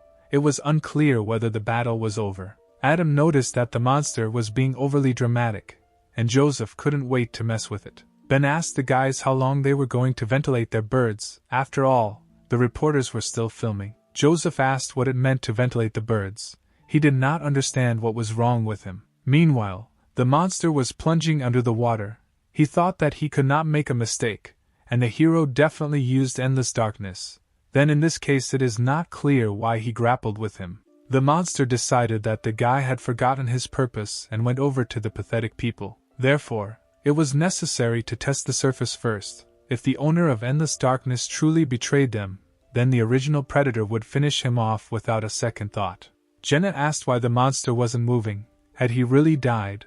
Leia replied that most likely not, and right now he wanted to do some kind of trick. Suddenly the ice on which the girls were standing began to crack. The monster's tentacles flew out from under the ice in all directions. Leia immediately realized that these were tentacles. She had already seen this technique, but this time she was not their target. The tentacles targeted Jenna and constrained her movements, grabbing the girl. Suddenly the monster spoke. He said that he felt that this girl was dear to the hero. The monster realized that they had a symbiosis, which is why Ben protects her. The hero was surprised when he heard these words, because only he, Jenna and Kevin knew about it. Ben noticed that the original predator was very insightful, but how he realized that they had a symbiosis was unclear. The original predator said that he and the Dark Core originated from a common beginning, and he also knows how to absorb energy. He wondered what would happen if he ate Jenna right now. The monster began to close its mouth, and said that perhaps Ben's destiny was to unite with the original predator.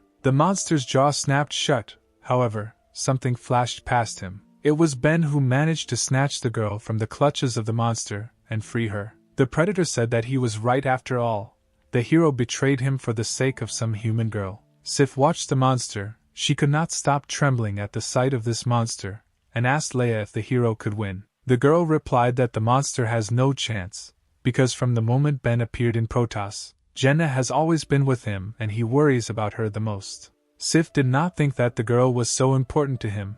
The angel decided that she was not mistaken in the guy. Leia gloomily added that this whale touched the king to the quick and that is why he is dead. Ben ordered the girl to go to Leia, and he would fry this fish and come right away. The girl replied that she would do whatever her master said. She hoped that the hero would definitely return to her. Ben smiled and told Jenna that she shouldn't worry because the guy had never deceived her. After some time, the girl left, and the hero ordered May to use the teleportation technique and take everyone away from here, the farther the better. The director was dumbfounded that Ben decided to fight the original predator alone.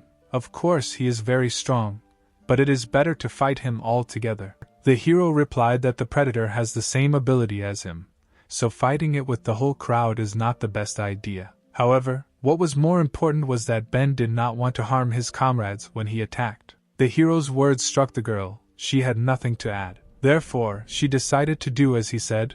May did not understand why she obeyed the guy. Apparently it was his aura. She also thought that Ben had already been reborn and was now a true ruler. After some time, all the residents evacuated, and the hero was left alone with the monster. The predator told Ben that he was not worthy of becoming the ruler of the universe if he took such a step for the sake of worthless people. The monster said that on behalf of the 10 original predators, he was depriving the hero of the right to use endless darkness. Ben replied that he did not care how the predator was connected to the primordial darkness, and he did not want to become the ruler of the universe. All he wants now is to simply kill his opponent. Ben's third eye glowed and gathered a purple aura that shone like a bright flash. The attack was so sudden that the original predator realized that he would not have time to hide. Suddenly, a huge beam shot out of Ben's eye, aimed at the monster. The force of the shot was colossal, and swept away everything in its path. The entire island on the back of the original predator was destroyed,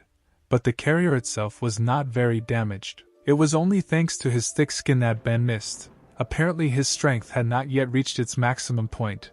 This guaranteed the monster victory. Ben was already in the face of the monster, and told him that he was very lucky once to be able to dodge. But the hero was wondering whether the monster's mouth was as strong as its head or not. The guy's third eye began to glow again and collect magical energy. The predators shouted for the hero to stop and not do this. However, Ben did not listen to his opponent, and shot him straight in the mouth. The ball rushed through the monster's body with energy, and destroyed everything in its path. When he reached the back, he flew out, cutting right through it. The monster disappeared and Ben could only watch the waves that rose from such a blow. However, the hero realized that the monster did not die because there were no energy fragments. Someone's tail had already appeared in the water, which was invisible. Ben said that first the monster pretends to be dead so that he will lose his vigilance, and then he will silently attack from under the water. The creature's actions have already been predicted, so this plan will fail. Suddenly, many whales made of water jumped out and tried to attack the guy, but Ben successfully cut them with his hand and was not injured. The hero realized that this was a false attack, but then where was the real predator attacking from? The guy tried to find him. He looked left and right, but there was no one there. This means there was only one direction left. The predator attacked him from above. The monster opened its mouth and said that Ben had miscalculated, because it was the monster who had predicted his prediction. Ben was unable to dodge, and the original predator swallowed the hero whole. He said that Ben is a fool, since the whale cannot eat the guy's symbiote. It can eat him. This is his payback for betrayal. Usually, things eaten by a predator are gradually absorbed. It doesn't take much time for the hero's power to pass to him. The endless darkness will become his. Meanwhile, Ben was inside the monster's stomach. He covered his nose with his hand because the smell was very strong in here. Suddenly, a spirit spoke to him and said that he sensed that Ben's body was damaged. Pure spirit, Lena appeared and said that her master's body was damaged by stomach acid. Although she can heal the master's wounds and resist caustic acid, she cannot restore the hero's clothes. Ben looked at himself and realized that his clothes were greatly reduced. But he didn't care, because everyone had already been evacuated and no one would see him. The hero began to wander around the monster's belly, and 10 minutes later he came across something interesting. He knew that although the whale could absorb the energy of their bodies, nothing could be done about the remaining souls, and that is why they were chained in his stomach. All the souls that the United Army had fought with were here, including the head of the servants, Daphne. Ben said that they gave their lives for these gods, and as a result they ended up here. Even if they turned into ghosts, they would still suffer. Therefore, the hero decided that this god did not deserve to be believed in. After a short amount of time, one of the souls woke up and opened her eyes. She woke up because she was no longer locked up and did not understand what was happening. Suddenly someone spoke to her. It was Ben, who asked Daphne if she was okay. The girl was surprised because the very guy she liked stood in front of her, and he was wearing only underpants from the remaining clothes. Daphne was immediately stunned by what she saw, and Ben was surprised by such a reaction. The girl fell and screamed that the hero was an exhibitionist. She did not believe that exhibitionists from black and orange sites actually existed. Suddenly another spirit stood up for her, and told Ben not to come near. Megan said that even though only her soul is here, she still will not allow her mistress to be treated rudely. Therefore, if Ben takes one more step, she will incinerate him. The guy noticed that the girl was so scared that she couldn't open her eyes,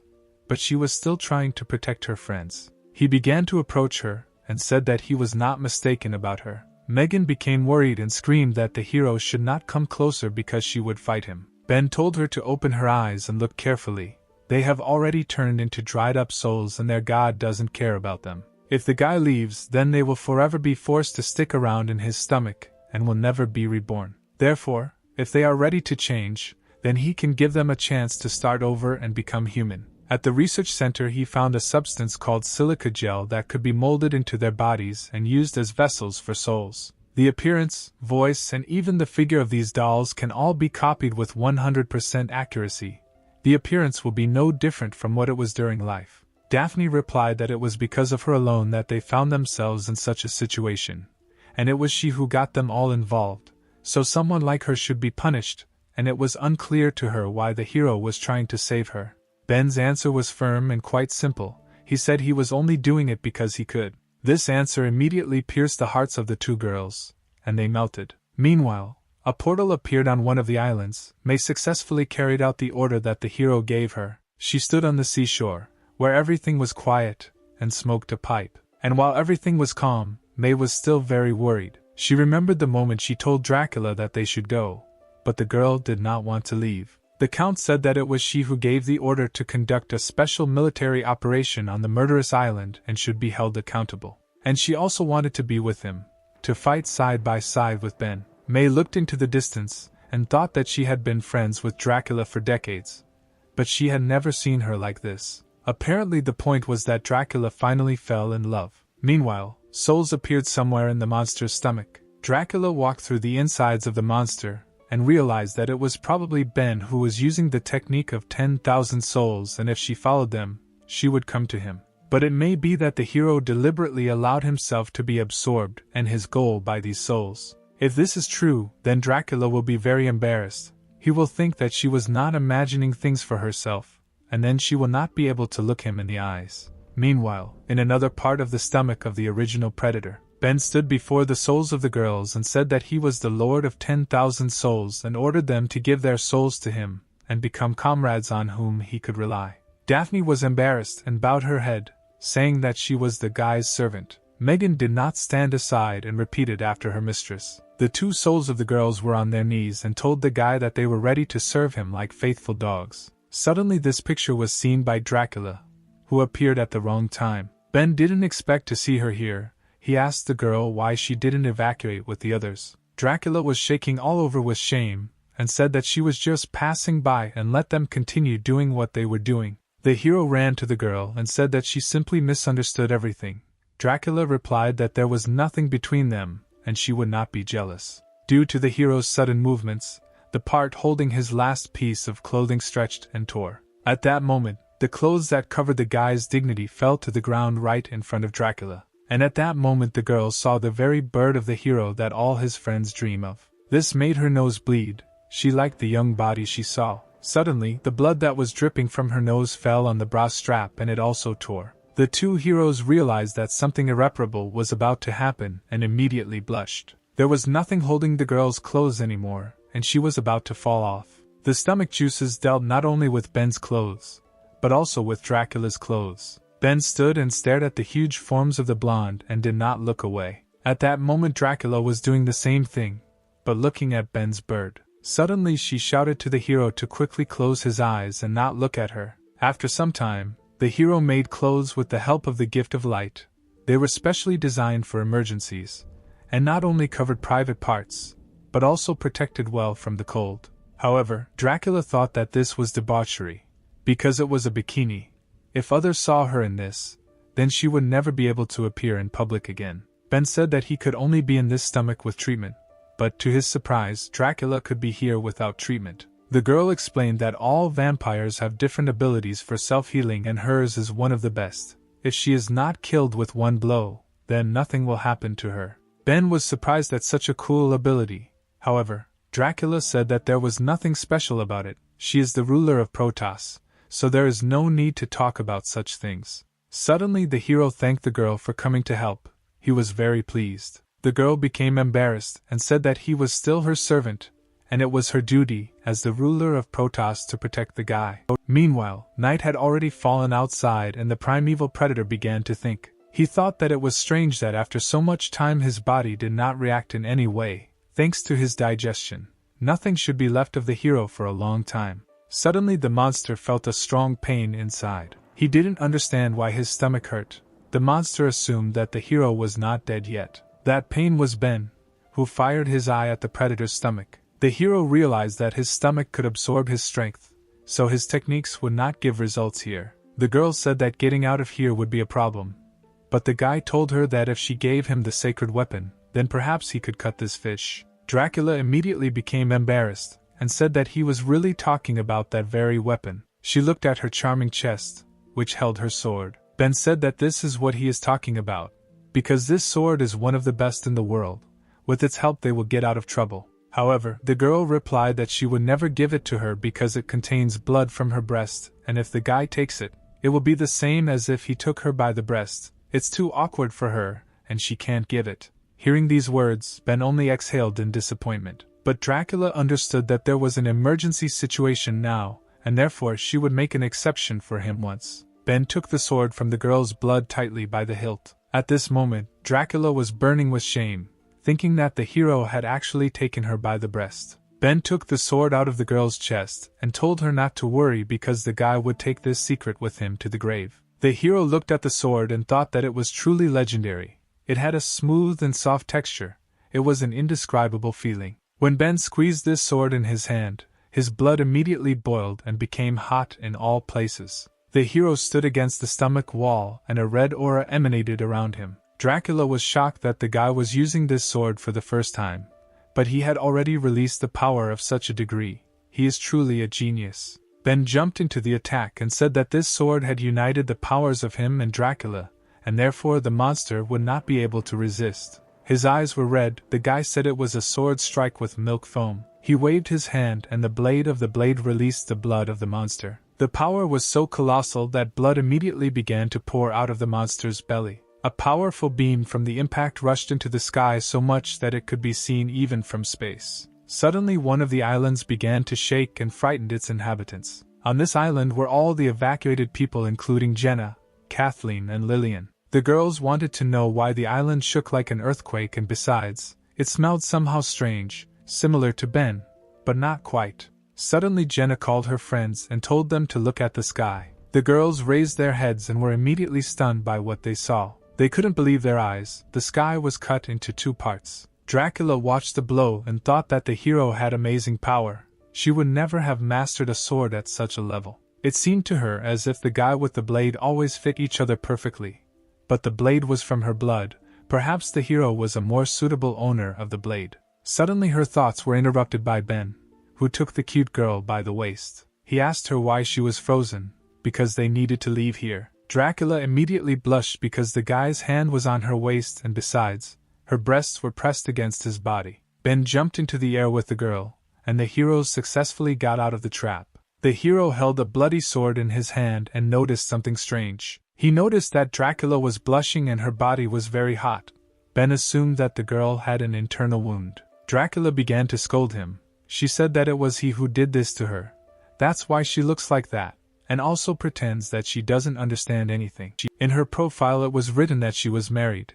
But this was only a cover. Despite the girl's age, she had never been close to anyone. Hearing these words, Ben was surprised and swallowed the lump in his throat. Suddenly, the original predator told the heroes that they were two idiots, flirting under his nose as if nothing had happened. He, the great predator, promised to finish them off in such a way that the mother would not recognize them. After all, he commands the sea and the ocean, and no one can defeat him in his own element. The monster summoned many tornadoes. The fury of the sea was ready to destroy the heroes. However, they only observed this phenomenon, and were ready to repel the attack. Ben said that this is the death throes and the predator apparently does not understand the difference between their powers at all. The hero began to concentrate energy in his third eye, as if hypnotizing the water. The predator could not understand what was happening and how the guy could stop the fury of the sea. it was impossible. Ben said that he had already told the fish that they were initially slightly different. The hero advised the predator to look around. The time had come for his death. The monster did not understand what was around him. He thought that this guy's chatter was just a bluff. However, there were many eyes around the whale, and at that moment he realized that he could not move. Ben explained that Azura's eyes block the opponent's ability to move, but now he has perfected this technique. Suddenly, every eye in the technique began to gather energy. Dracula noticed this too. She assumed that they could all attack. It was unthinkable. The hero called upon the power of the demon, and said that this is the end. Each of Azura's eyes directed a death ray at the original predator, just as Ben had once attacked with his third eye. The primeval predator realized that he would not survive this attack, but it was already too late. Each beam hit the monster's body and a bright purple glow appeared on the horizon. There was a colossal explosion comparable to the fall of an atomic bomb. The mushroom from the explosion was the same as that from it. Dracula felt this strong wave from the demon's power. This technique was simply amazing. No one should be able to resist such an attack. Ben will always solve all problems with one blow. However, suddenly the girl saw the silhouette of the original predator. The monster was still alive, but it was already cracking and splitting into pieces, ready to burst. He regretted that he had not fulfilled the order given to him by his master. The gift of light had too much influence on the endless darkness, and the guy no longer remembers its purpose at all. After these words, he exploded, releasing a huge amount of energy. Ben looked at her and thought it was somehow unexpected. Unexpectedly, the predator had too much power. The hero assumed that it was because he had absorbed many lives. At that moment, he felt that his body most likely could not withstand such power. All the enormous energy collected in the body of the original predator rushed towards Ben. His consciousness began to become cloudy because the enemy had too much energy. The guy could no longer stay in the air and his body began to fall down. He was offended that they had already won. But he would have to die like this. However, Dracula's bats managed to catch his body. The girl tried to wake him up, but then realized that it was better for him to get some rest. Ben lay all red and had difficulty breathing.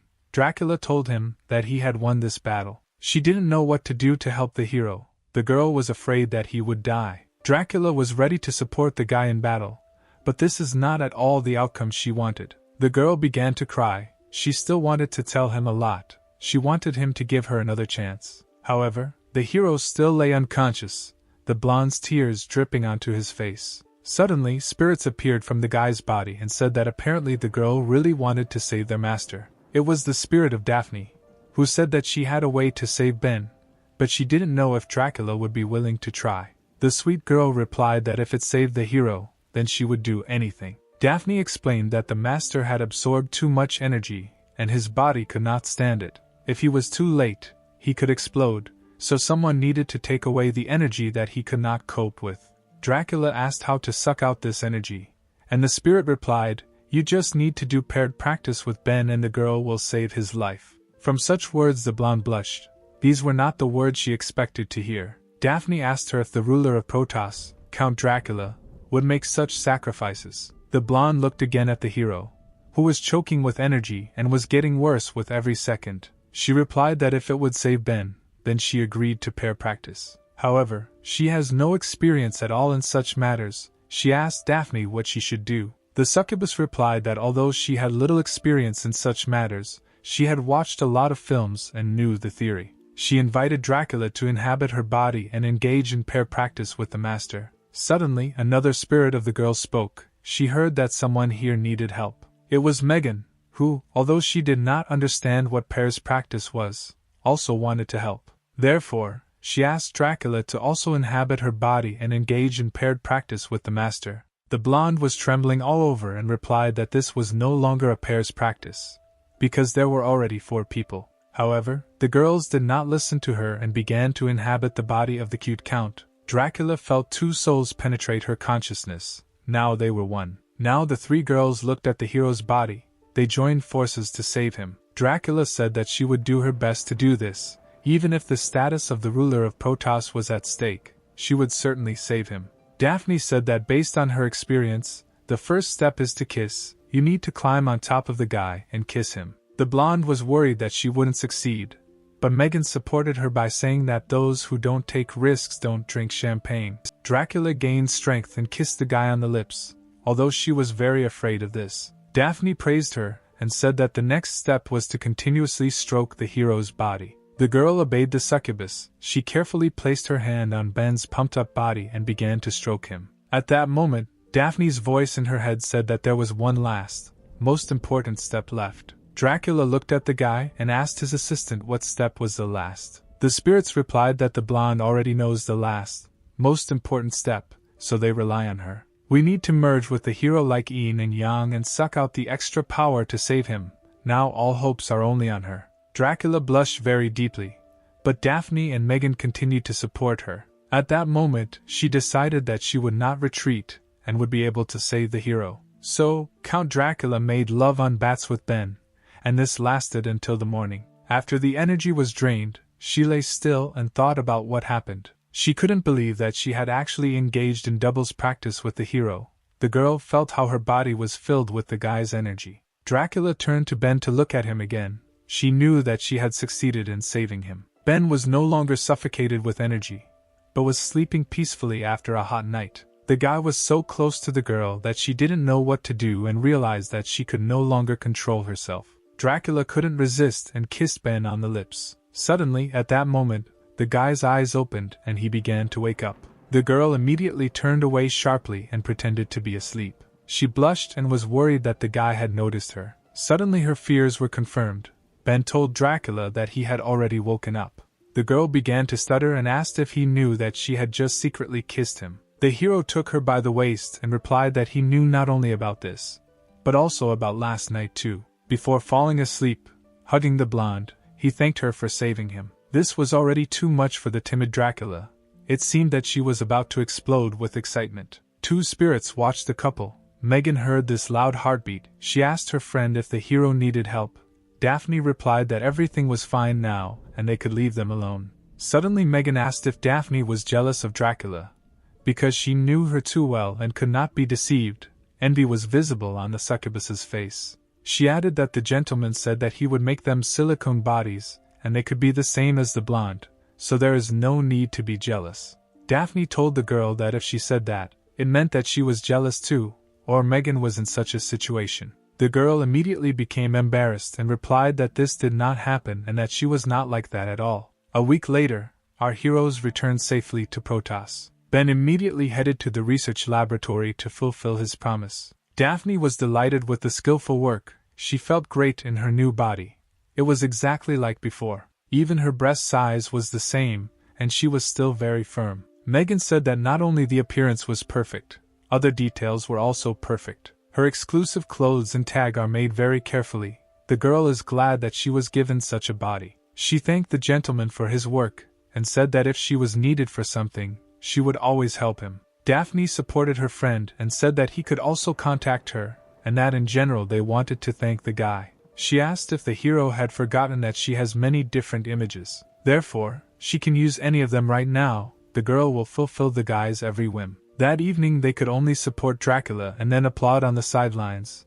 They can't wait to experience it for themselves. The two girls really wanted to thank their master for saving them. Ben asked them to cool down a bit because they had someone else to thank. At that moment, a girl working at a research institute entered the room where our heroes were sitting. It was the senior researcher and hero's friend, Sarah.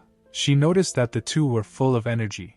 Her doll-making technique must have worked perfectly. The girls asked if she gave them their bodies. Sarah replied that it was so. However, due to some of the characteristics of silica gel, there are a couple of points that they should pay attention to. The girl took a strange book from her bag and took it out. She said that since they met for the first time, she decided to prepare them a gift that she herself composed. It was a guide to caring for silicone dolls, on the cover of which Daphne was sitting in a slightly lecherous pose. The succubus liked that her photo was on the cover. Megan noticed that there was also something on the back side. And on the back of the book was Megan, who was also in a strange pose. The girls blushed and looked with great pleasure at the management, where they looked very sexy. While the girls were looking at the textbook, Ben decided to ask Sarah for something else. The hero wanted her to make another model, a fish, a super big fish. This request surprised Sarah. She asked how big the fish Ben wanted to see. The hero replied that it doesn't need to be too huge, it's enough if it's the size of an airliner. The girl thought that he was joking because it would take a huge amount of money. Her director had already spent the budget of the research center. Ben agreed that money is indeed a big problem, but he will come up with something because he really needs this fish. Sarah answered the guy that if there is money, she will create anything for him. But she also wants to ask him for a favor and it will be fair. Ben agreed with the girl. Sarah said that although her dolls have been studied far and wide, there is one more important aspect that cannot be studied. The girl trusts Ben the most, so he must help her check this. After these words, Sarah abruptly ran to the door, saying that she had a meeting. Ben tried to stop her, asking what aspect she was talking about. But the girl didn't answer him and slammed the door behind her. Ben exhaled in disappointment, and wondered what Sarah meant when she spoke about an important experiment. Suddenly he felt that there was some strange smell in the room. Megan was also wondering what Sarah wanted to experience. But Daphne already knew the answer. She said that the researcher wanted to test their bodies and therefore Ben should help them with this. However, Ben was already tired of paired practices and wanted to just be given a little rest. Meanwhile, his girlfriends and guards were in the hero's house. Jenna looked at the strange fish in the aquarium and said that the master ordered her to monitor this creature around the clock. She needed to keep an eye on the ghost of the original predator, imprisoned by the technique of 10,000 souls. Jenna thought that the soul of the predator was connected to the soul of the owner, but he still retains his own consciousness, even ignoring the master's orders. He seems inextricably linked to the dark infinity, but is still trying to recreate his body in exchange for having his mouth opened. The fish thought that he was a great primordial predator. Countless people worshipped him as a god. Okay, they put him in a toy, so they also put him in the same aquarium with the fish. The little predator was furious because they thought he looked like a fish. This was a mockery. Leia suddenly appeared and quickly drew her blade. She put him to the aquarium and said that this evil look is incorrigible, and she wants to cut the ghost. Jenna hastened to stop her. Leia said that only for the sake of Jenna she would leave him alive for now, but if this happens again, she will dismember the predator. The fish couldn't understand what was wrong with this girl and why she was so impudent. Didn't she see his previous appearance? And wasn't she really afraid of him? Meanwhile in the palace, Count Dracula stood on the balcony and watched the beautiful night. Suddenly the girl remembered how she spent the night with Ben and what they did. The blonde couldn't understand why she remembered this picture, because she did it only to save the guy. Suddenly someone knocked on her door and called her name. The girl thought it was Ben and was surprised that the guy was looking for her in the middle of the night. She thought he was very brave. However, it was May who asked her friend why she was still awake. May said that since returning from the murderous island, Dracula has not been herself for days. Apparently on the evening when she returned to help Ben, something happened. Dracula swore that nothing had happened there. However, everything was written on her face, and May realized that something had really happened. She said that she did not want to get into their personal affairs and she had a serious conversation with Dracula. At the moment of the resurrection of the original predator, 9 rays of light appeared. May had already sent scouts to trace their location. Some time will pass before they receive the information and can analyze it, and therefore, while the Protoss does not have any problems, the girl can replace Dracula for a few days. It seemed to her that lately the Count had not found a place for himself, and that she needed to take the chance and take a vacation, have a good rest, and put her thoughts in order. Count Dracula burst into tears like a child and thanked May for existing. Her friend left, and the girl remained to watch the dark night. Suddenly someone called her, and this time she recognized the voice. This time she didn't hear it. It was Ben, who was sitting on the roof of her estate. The guy asked why she was not sleeping. He assumed that the girl was admiring the moon. Dracula replied that she had been unable to sleep lately, so she went out to get some air. However, the girl was wondering why Ben had come to her. She blushed really hard and asked if the guy wanted it again, because she wasn't that kind of girl. Ben hastened to reassure her and said that he was not here for that. He just wanted to borrow some money from her. Such a request stunned the girl even more. She did not expect that the hero would ask her for money. Some time later, after Ben told everything to Dracula, she agreed to give him money, but he needed to do something for her. She just had 3 days off, and if he stays with her for all 3 days, she will do him a favor. In Ben's imagination, he was sitting naked in front of a girl. He thought that Dracula was asking him to sell his body for money. The girl was stunned by the guy's fantasy. she said that they would not do such things. She wants Ben to just hang out with her, go out to eat, have regular dates with her. He can perceive this money as a gift from her, and is not obliged to do this if he does not want to. The guy froze at such a proposal, and Dracula thought that he did not want to go. The girl was upset and suggested that it was because she was older and Ben did not need such an old woman. Dracula told the guy that even though she was old, she still wanted to date like a young person, which seemed strange, but Ben replied that that wasn't the point. The girl said that if he didn't want to, he could refuse because she couldn't compete with such beauties as Lillian and Kathleen. The hero became embarrassed and told Dracula that she was actually very beautiful. The girl was immediately delighted by these words and hoped that the guy would go on a date with her. The hero replied that he would be happy to do so. Dracula was shocked that Ben agreed to her proposal. She thought that the guy was deceiving her. The hero replied that she should not worry, they would spend the best evenings of her life. The heroes went home. The next morning came and Ben was already getting ready to go for a walk. Jenna told the guy to have fun, and he reminded her not to forget to keep an eye on that sneaky fish. Ben went outside and suddenly someone called his name. It was Dracula, who specially came to meet him, but she was dressed completely differently. The girl was wearing short shorts and a light t-shirt. Ben was surprised by this outfit, and asked her why she was dressed like that. He hardly recognized her. The girl listened and thought that something was wrong, and she looked strange. Dracula replied that she deliberately dressed up younger for today's date, but if the hero doesn't like her, she can come back and change her clothes. Ben blushed and replied that there was no point in doing that because she already looked beautiful. The guy realized that Dracula usually looks like an imperious ruler. He could not even think that she was actually a beautiful girl. The heroes got into the ruler's car and drove off to have a good time. Ben asked what are the plans for today. The girl replied that today she wants to be just like an ordinary person. They will go to the place that Dracula always wanted to visit. However, she asked the guy not to laugh at her when they arrived. After some time, our heroes arrived at a beautiful, bright place. It was an amusement park. The girl explained that she always wanted to come here at least once, but because of her position, she was afraid of what people would say about her. The hero said that she chose a good place, because of one incident, he had also never been to an amusement park. The girl grinned and said that it looked like the guy also had a special life experience. At that moment, passers-by began to whisper. They recognized Ben and were wondering what kind of girl was walking next to him. The guy noticed this. He knew that Dracula was too worried about what people would say about her.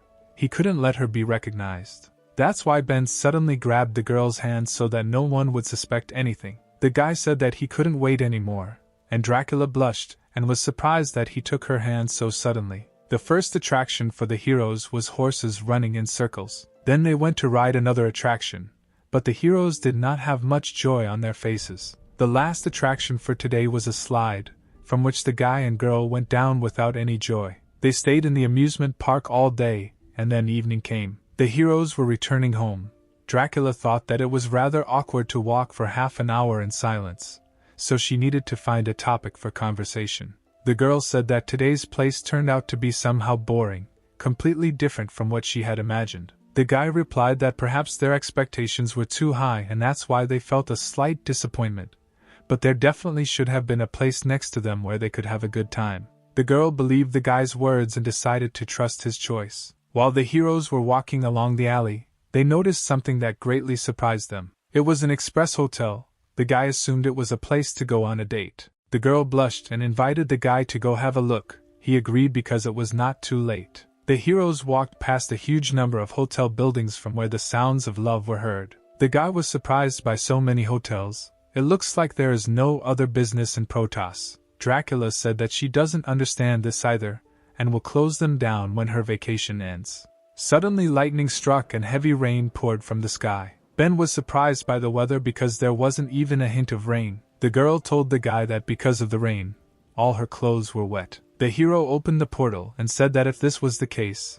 then she had better return home. Suddenly, Dracula grabbed the guy by the shirt and asked him to take his time. She said that this vacation was not easy for her, and she did not want it to be in vain. Ben heard her, and they had to rent a room in one of the hotels. The hero sat on the bed in panic. It was the first time he had rented a room with a girl, and even with the ruler of Protoss. Although they had physical intimacy on the murderous island, It was difficult for the guy to resist in such an environment. He was waiting for the girl, who at that moment was taking a warm shower after the cold rain. Ben glanced in her direction. The girl was beautiful. As always, standing in the shower, she remembered something. Dracula remembered a conversation with May, who told the girl that she was in love, and if her heart was burning with feelings, then she should pluck up courage and confess.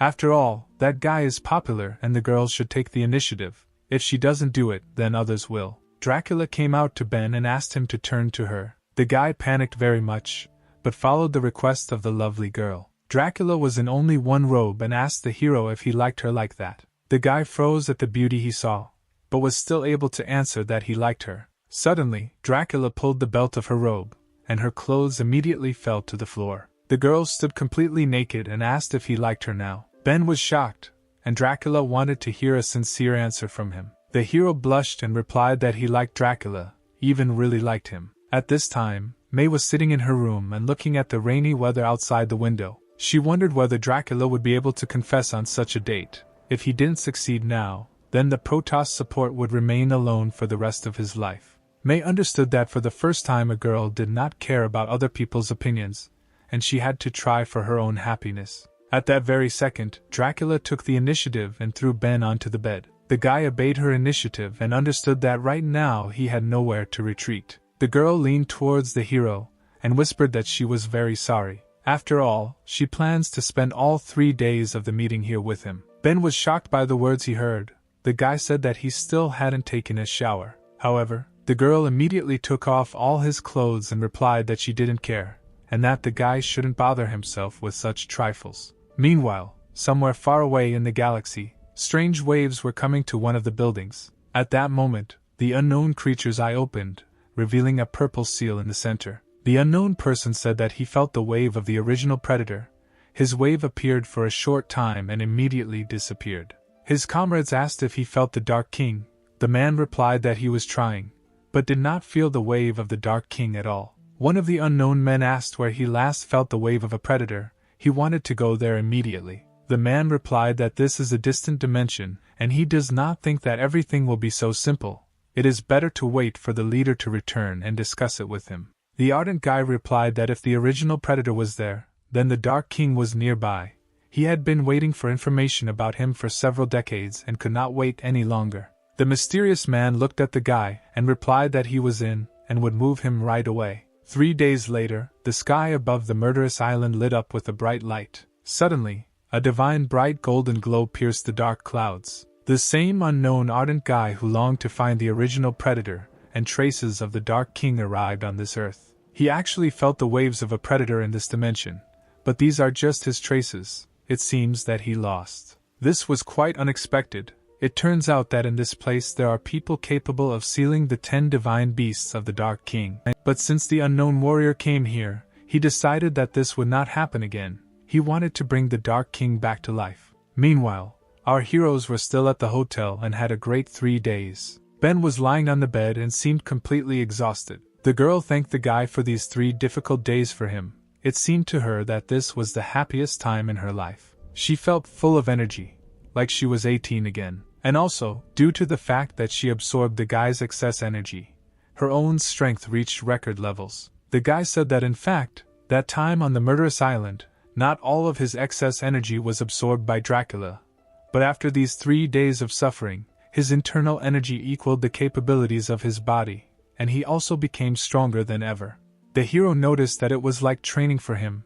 These words surprised the girl. She blushed and said that if he wanted to practice again, he should contact her. After all, Ben brought out the woman in her, and now she wants to train with him all her life. The girl put her palm to Ben's cheek. The guy panicked. His heart jumped very quickly. Such feelings usually occur in front of an enemy. Dracula leaned towards the hero to kiss him, and said that she loved him. After some time, the heroes left the hotel. A crowd of people took out their phones and could not believe their eyes. After all, the ruler of Protoss, Dracula, and Ben walked hand in hand. They behaved like a couple in love. Ben asked if it was okay for Dracula to be without glasses, because they recognized her, and now people would definitely discuss them heatedly. The girl replied that she didn't care anymore. After all, when Ben was around, she was no longer interested in anything except him. Dracula said that now this is her business, and no one has the right to interfere in her life. At this time, on the other side of the continent, the scouts sent by May finally found what they were looking for. It was a strange ball of green color that emitted a dark aura. These scouts were the head of the Witch Society, Miranda, and the guardian of the A-rank Protoss, Daniel. The girl noticed that there was a smell of the original predator here. Apparently those 9 rays are whale eggs. Daniel replied that a whale is a mammal and these are definitely not eggs. Perhaps they are the young of other primordial predators. The girl was unhappy. Although there was common sense in the guy's words, she didn't understand why he was showing off so much. Because he helped her on the murderous island, she wouldn't fall in love with him. Suddenly, Daniel ordered the girl to get the egg. They would take it to Protoss and the task was completed. Miranda was surprised that she had to do this. But the guy replied that he was neat and could not touch this dirty thing. The girl was outraged. She didn't understand why she chose such a partner who had no respect for a woman. Suddenly Daniel felt something behind his back. He thought that he must have imagined it. It was Mary who admired her son because of his indifference towards other girls. She looked after Daniel and said that she would not allow anyone to take him away from his mother. Meanwhile, Miranda had already flown up to the egg and began to cast some kind of spell. Suddenly, a huge green ball began to move and slowly flew out of the rock. The witch turned to her partner and said that she had finished. It was time to return to report. Suddenly Daniel screamed. He shouted to the girl to turn around. The girl realized that someone was standing behind her. But it was strange that she didn't feel anything and who it was. It was the Dark King's personal guard, Cody, who asked how these insignificant people dared to touch the Dark King's things. He raised his spear and told the heroes that they would not leave here alive. The man swung his spear and sent a beam of purple energy at Miranda. But Daniel arrived in time and told her not to worry. After these words the guy summoned a triple ice wall. Miranda didn't want to be left out, so she used a spell to summon a magical shield. The forces of the two heroes and the Dark Traveler collided with each other. However, their strength was not enough to hold back Cody's wave, and the pair fell to the ground with a roar. The girl apologized for dragging the guy into this. If he had not gone to save her, then Daniel would not have gotten dirty. The guy replied that now is not the time to talk about such things. After all, the defender of the Dark King had already landed in front of them. He raised his hand and immediately a green egg flew to him. Cody asked why they needed the things of the Dark King and how the one who dealt with the original predator was connected with them. The guy added that if they answer his questions honestly, he will think about leaving them alive. Miranda understood that his strength was no match for them and the two of them were not his opponents. Suddenly Daniel rose to his feet and told the girl to leave, and he would figure out how to keep him here. Otherwise none of them would survive. The guy said that if he died, he wanted Miranda to tell Mary that he had forgiven her a long time ago. At that moment the girl burst into tears and told him that he was a fool. Cody noted that apparently they were not going to answer. This was not the wisest choice. If they were looking for death, then the warrior would help them. However, unexpectedly for the heroes, a huge flash of light appeared in front of them. Cody was surprised to see a strange woman in front of him who was furious. Mary stood in front of him, who asked the Dark Guard who he decided to help. Cody said that apparently another suicide bomber came to him. However, she is strong, much stronger than these two. The Dark King's guard suggested that it was she who dealt with the original predator. However, to his surprise, a girl's blow immediately flew into his face. Mary threw the enemy aside and told him that it was his mother who dealt with the predator. The guy flew away and hit the rock, where there was a strange egg. From such a force of impact, the rock immediately cracked. A moment later, it collapsed and fragments of stones flew towards Cody. The furious mother told the guy that she was Daniel's mother, and if he dared to touch her son, then even if he were a god, she would not spare him. The heroes watched the battle, and Miranda noticed that the guy's mother was quite brave. Daniel asked his mother how she ended up here. Mary replied that she was just walking nearby by chance. Suddenly it dawned on her, and she once again understood the guy's words. The girl thought that she had misheard. Daniel had just called her mom. He hadn't called her that in years. She thought it was very sweet. Even though it was just one word, it gave her new hope. At that moment, Cody, buried alive, destroyed his prison and climbed out. He was furious. The guy had not felt the taste of a blow for a long time. This woman was able to interest him. She is strong, but she cannot defeat a predator. She is not the one he was looking for. Therefore, the guy decided that he had no reason to kill her. Cody suggested that this woman should unite, and then they could give birth to a high-quality generation. From such words, Mary became furious and the veins of anger became visible on her face. The girl told him not to talk nonsense, because he says such words and after that wants a child from her. This is insulting. Suddenly Mary beamed and said that she only needed one child and that was Daniel. Miranda was surprised by such a strong attack from the guy's mother. It seems she really loves him very much. Cody watched the transformation and noticed that this energy seemed very familiar to him. Suddenly, snow-white angel wings appeared behind Mary. In front of the dark guard stood a transfigured Mary in the form of an archangel. The girl said that she had not used her ability for a long time. Now is a good time to practice and remember her youth. Cody replied that the power of the archangel is the power of the gift of light. Now he has reasons to kill Mary. At this time, at the Protoss Research Institute, Ben and Dracula looked at the huge body of the whale. The guy told the fish that his body was already ready. The original predator was delighted. It was a model made of titanium alloy. The fish considered its new body beautiful. Ben told him not to rush things, because this body is not his yet. He must tell the guy everything he knows about Dark Infinity, and only if the hero is satisfied, he will give this body to the fish. The original predator apologized to the master. He said that no one could resist titanium armor. The predator began his story. He said that a long time ago, primordial chaos reigned everywhere, and at the same time two great deities were born. The first deity used the gift of light, and was called the Light Queen. Another deity used Dark Infinity, it was the Dark Queen. The Light Queen shared her power with all things and brought life into the world. But the Dark Queen, on the contrary, absorbed the energy of living beings and led the world to destruction. Because they were fundamentally different, the Light and Dark Queens fought repeatedly. Their battles eventually escalated into war, and this war lasted for centuries. At the last moment, the Dark Queen gave in to the Light One and her flesh was destroyed. In order for her to be able to return in the future, the 10 mythical beasts are still fighting tooth and nail to protect the core of darkness to this day. In the end, they left the Dark Infinity to find a place where there is life and feed the Dark Queen. However, suddenly something happened to stop the Dark Queen. The Light One also gave up her flesh. Gathering all her power, she used the Light Core and sealed the Dark Core and 10 mythical beasts. Due to the fact that the Light Core sealed the Dark One, their abilities became unstable and a crack in space finally opened. The Light Core flew into this world after the dark and mythical creatures. It was because of them that this dimension underwent a slight metamorphosis and predators were born. However, because of this, people also received their new abilities. Ben said that the fish had already been relieved of their duties and asked if they got here purely by accident. The fish did not understand the question.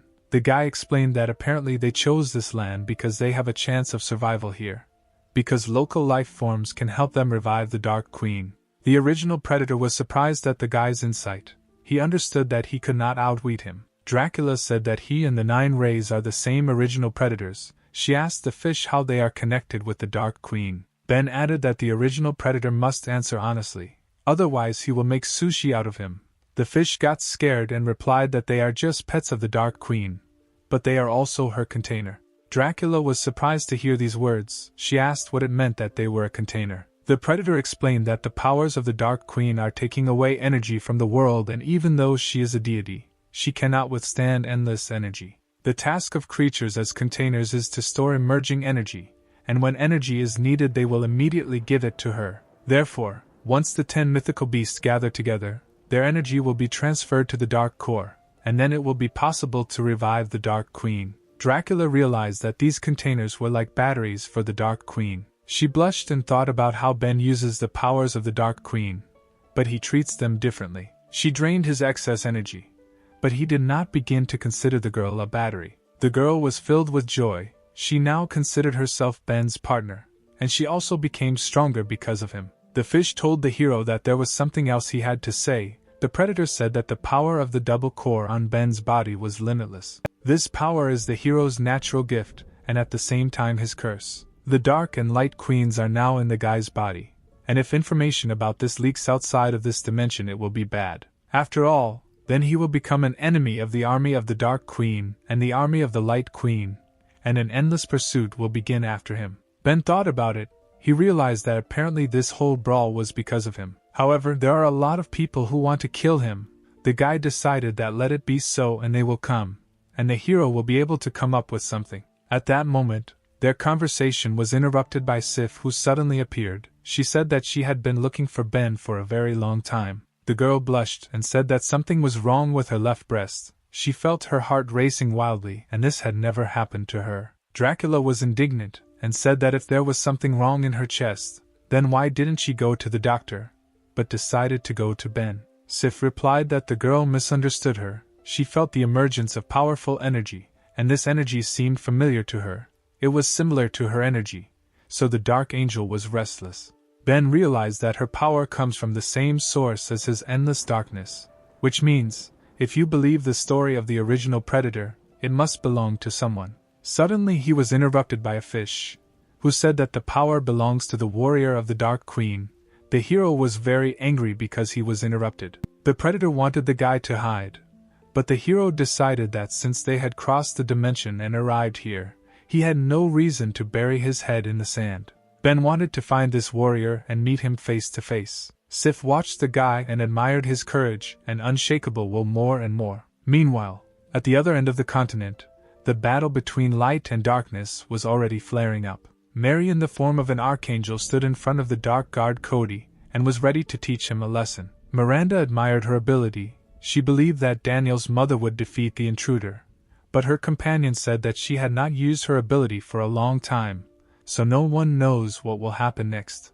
Daniel himself has never seen her use her ability to its fullest, and does not know what her true power is. Mary turned to her son and told him to watch carefully as she taught this idiot a lesson. The girl waved her angelic wing, and it immediately directed the energy of light at the enemy. However, Cody was not afraid. He knew that she was bluffing and such an attack would not work on him. A huge ball of light flew towards the dark guard. However, he was easily able to dodge it. He turned around to look at the attack and said that the girl had enough strength, but she lacked speed. But suddenly Mary appeared in front of him, who told the guy not to look around. After these words, she swung her foot and hit her heel right in Cody's face. The force of the archangel's blow was colossal, and the dark guard rushed into the ground like a bullet. Mary didn't know why, but when she first saw the guy, she immediately felt disgusted. She could no longer resist the desire to kill him, and therefore this technique would be fatal for him. Mary gathered angelic energy around her and called upon angelic rain.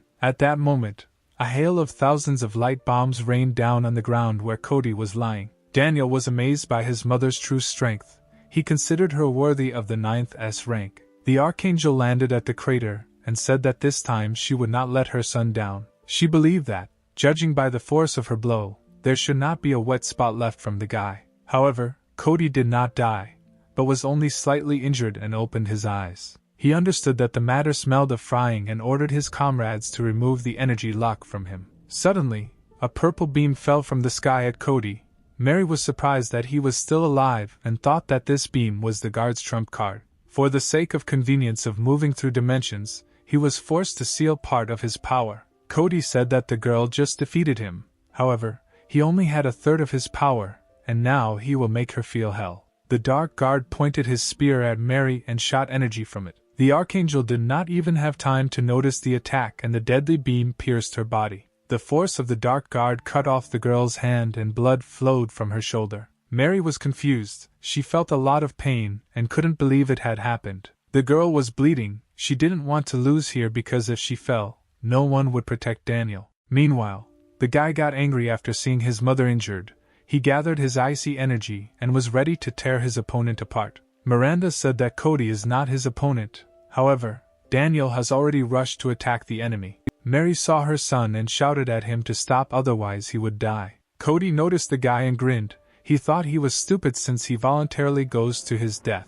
Daniel used his ability and turned the dark guard into a huge block of ice. He swung his ice scythe to deliver a final attack on the immobilized enemy. But suddenly a purple beam appeared from a block of ice, aimed at the guy. Cody's attack pierced through Daniel, causing him to stop his attack. Mary screamed when she saw her son's injury. She told Cody to leave Daniel alone. The guy hung in the air, immobilized by the beam, and his block of ice began to crack. The invincible Cody easily freed himself from the trap and said that they overestimated their strength. Even if they unite, he will deal with them with one hand. It's better to let them give their energy to the eggs of 10 mythical beasts, so they can become part of the beast and serve for the benefit of the revival of the Dark Queen. Mary was not going to give up and suddenly appeared behind the Dark Guard. She wanted to tear him apart. However, Cody was not afraid of this attack.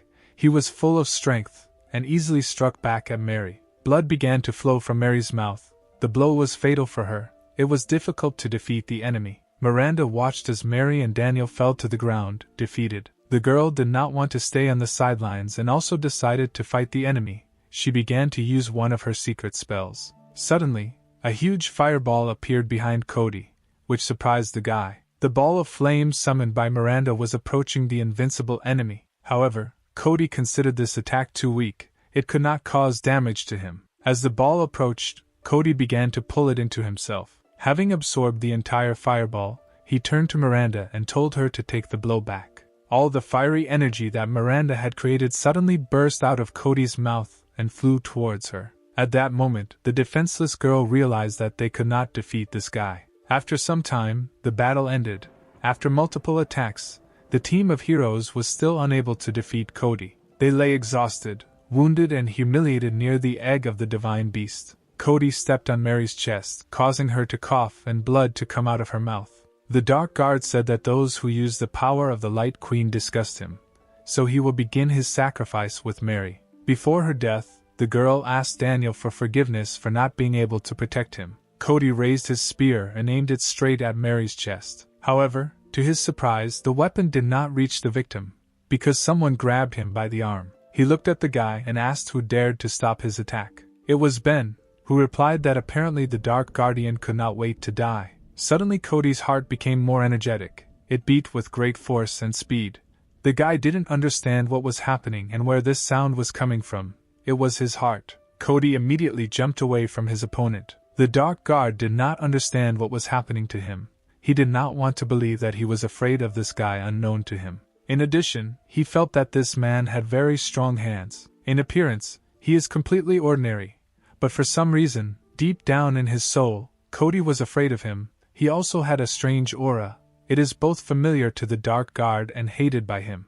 Mary turned with difficulty to her son and asked him not to die. Daniel, at that moment, lay unconscious and could not answer anything. Ben asked the enemy if he was a warrior of the Dark Queen.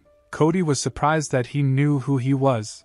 The guy suggested that it was this man who killed the original predator. Suddenly a huge whale appeared in the sky, and someone on its back shouted that they would take care of the wounded while the hero fought with this bastard. Cody looked up at the sky and was surprised to see the original predator. He couldn't believe he wasn't dead and didn't understand where these two girls were coming from. From one of them came the power of light, and from the other the same as from the Dark Queen, but for some reason they stood calmly next to each other. Ben didn't wait, and immediately jumped towards his opponent. Cody did not have time to react to such speed and received a powerful blow to the stomach from the hero. The Dark Guard did not understand where an ordinary person had such speed. From the force of the blow, Cody flew quite far and punched right through the rocks along the way. Finally he crashed into a rock and stopped. The guy noticed that not only the speed was at the level, but also the force of the impact was at its best.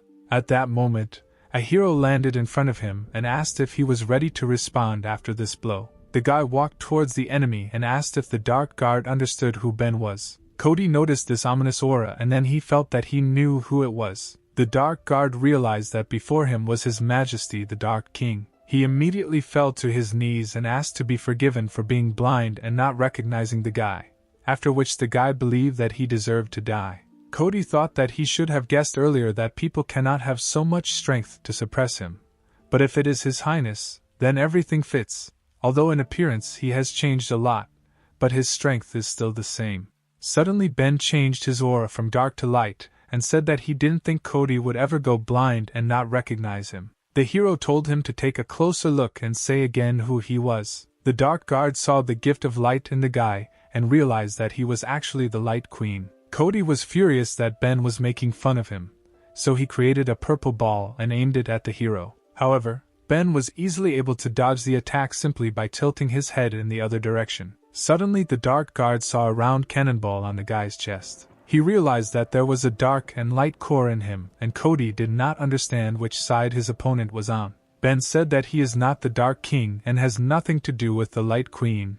He cannot take anyone's side. The hero said that he is him, an S-rank guard and protector of the Protoss. And he is also the man who will now flatten the Dark Guard on the spot. Cody was scared and thought that Ben was just crazy. Now he is using his abilities to the fullest, and he needs to be more careful. The Dark Guard waved his fist and shouted that the hero should not rejoice too early.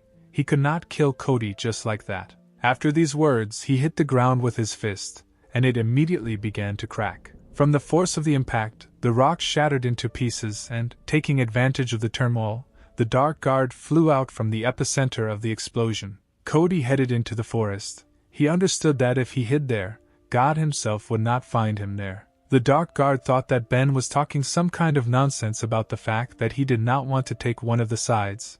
He could not alone repel the Dark Guard and the Light Crusaders. Although Cody was unable to collect 10 animals, he decided that it would be better to go back now and share the information he had obtained. Meanwhile, the dust from the explosion began to clear, and Ben was still standing in the place where Cody hit. The hero noticed that the Dark Guard did not even take out his weapon and ran away. The guy did not believe that he hoped to hide in the forest. Ben didn't want to let him get away and ordered the sword to come out. At that same second, to the surprise of the girls, a blade began to appear from Dracula's chest. The girl blushed when she realized that Ben had summoned her bloody blade. She wanted him to warn her about such things in advance. It was so sudden that Dracula felt very awkward. The blade appeared and immediately flew into Ben's hand. The guy told Dracula that her sword seemed to like it when he held it in his hand. He wanted to once again join forces with her. After these words, Ben launched many instant punches into the air. A lot of bloody energy, like thin blades, flew into the rocks. At that same second, all the rocks, trees and buildings in the area were cut into pieces. Behind one of the rocks was hiding Cody, who had not yet managed to fly into the forest. The guy turned around and was shocked by what he saw. He couldn't believe that this was even possible. Ben looked at him and said that now he understood what kind of Dark Guard he really was. He instantly found himself in Cody's face and said that he didn't need to run away anymore because now he was going to die. The Dark Guard thought that he had followed the Dark Queen for so many years and there had never been such an absurd situation.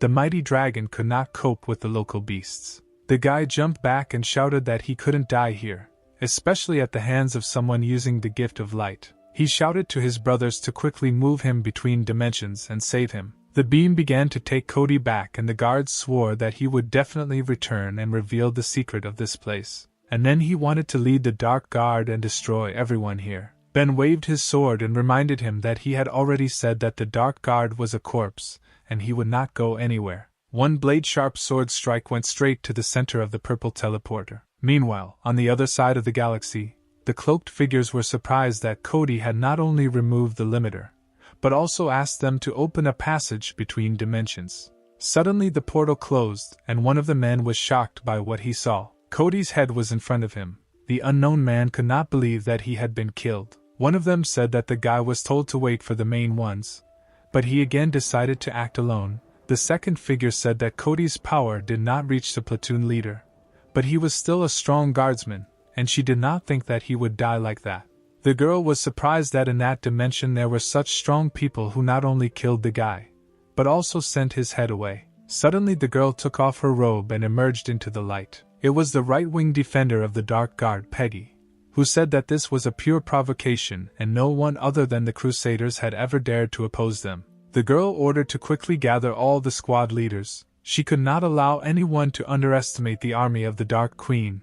When the general returned, they would enter the portal and avenge Cody. Meanwhile, Ben watched the purple energy coming out of Cody. He noticed that he had enormous power, but the hero was able to absorb it all. Dracula flew up to the guy and said that she could help him with the absorption, but Ben managed it on his own. The guy asked how the wounded were doing.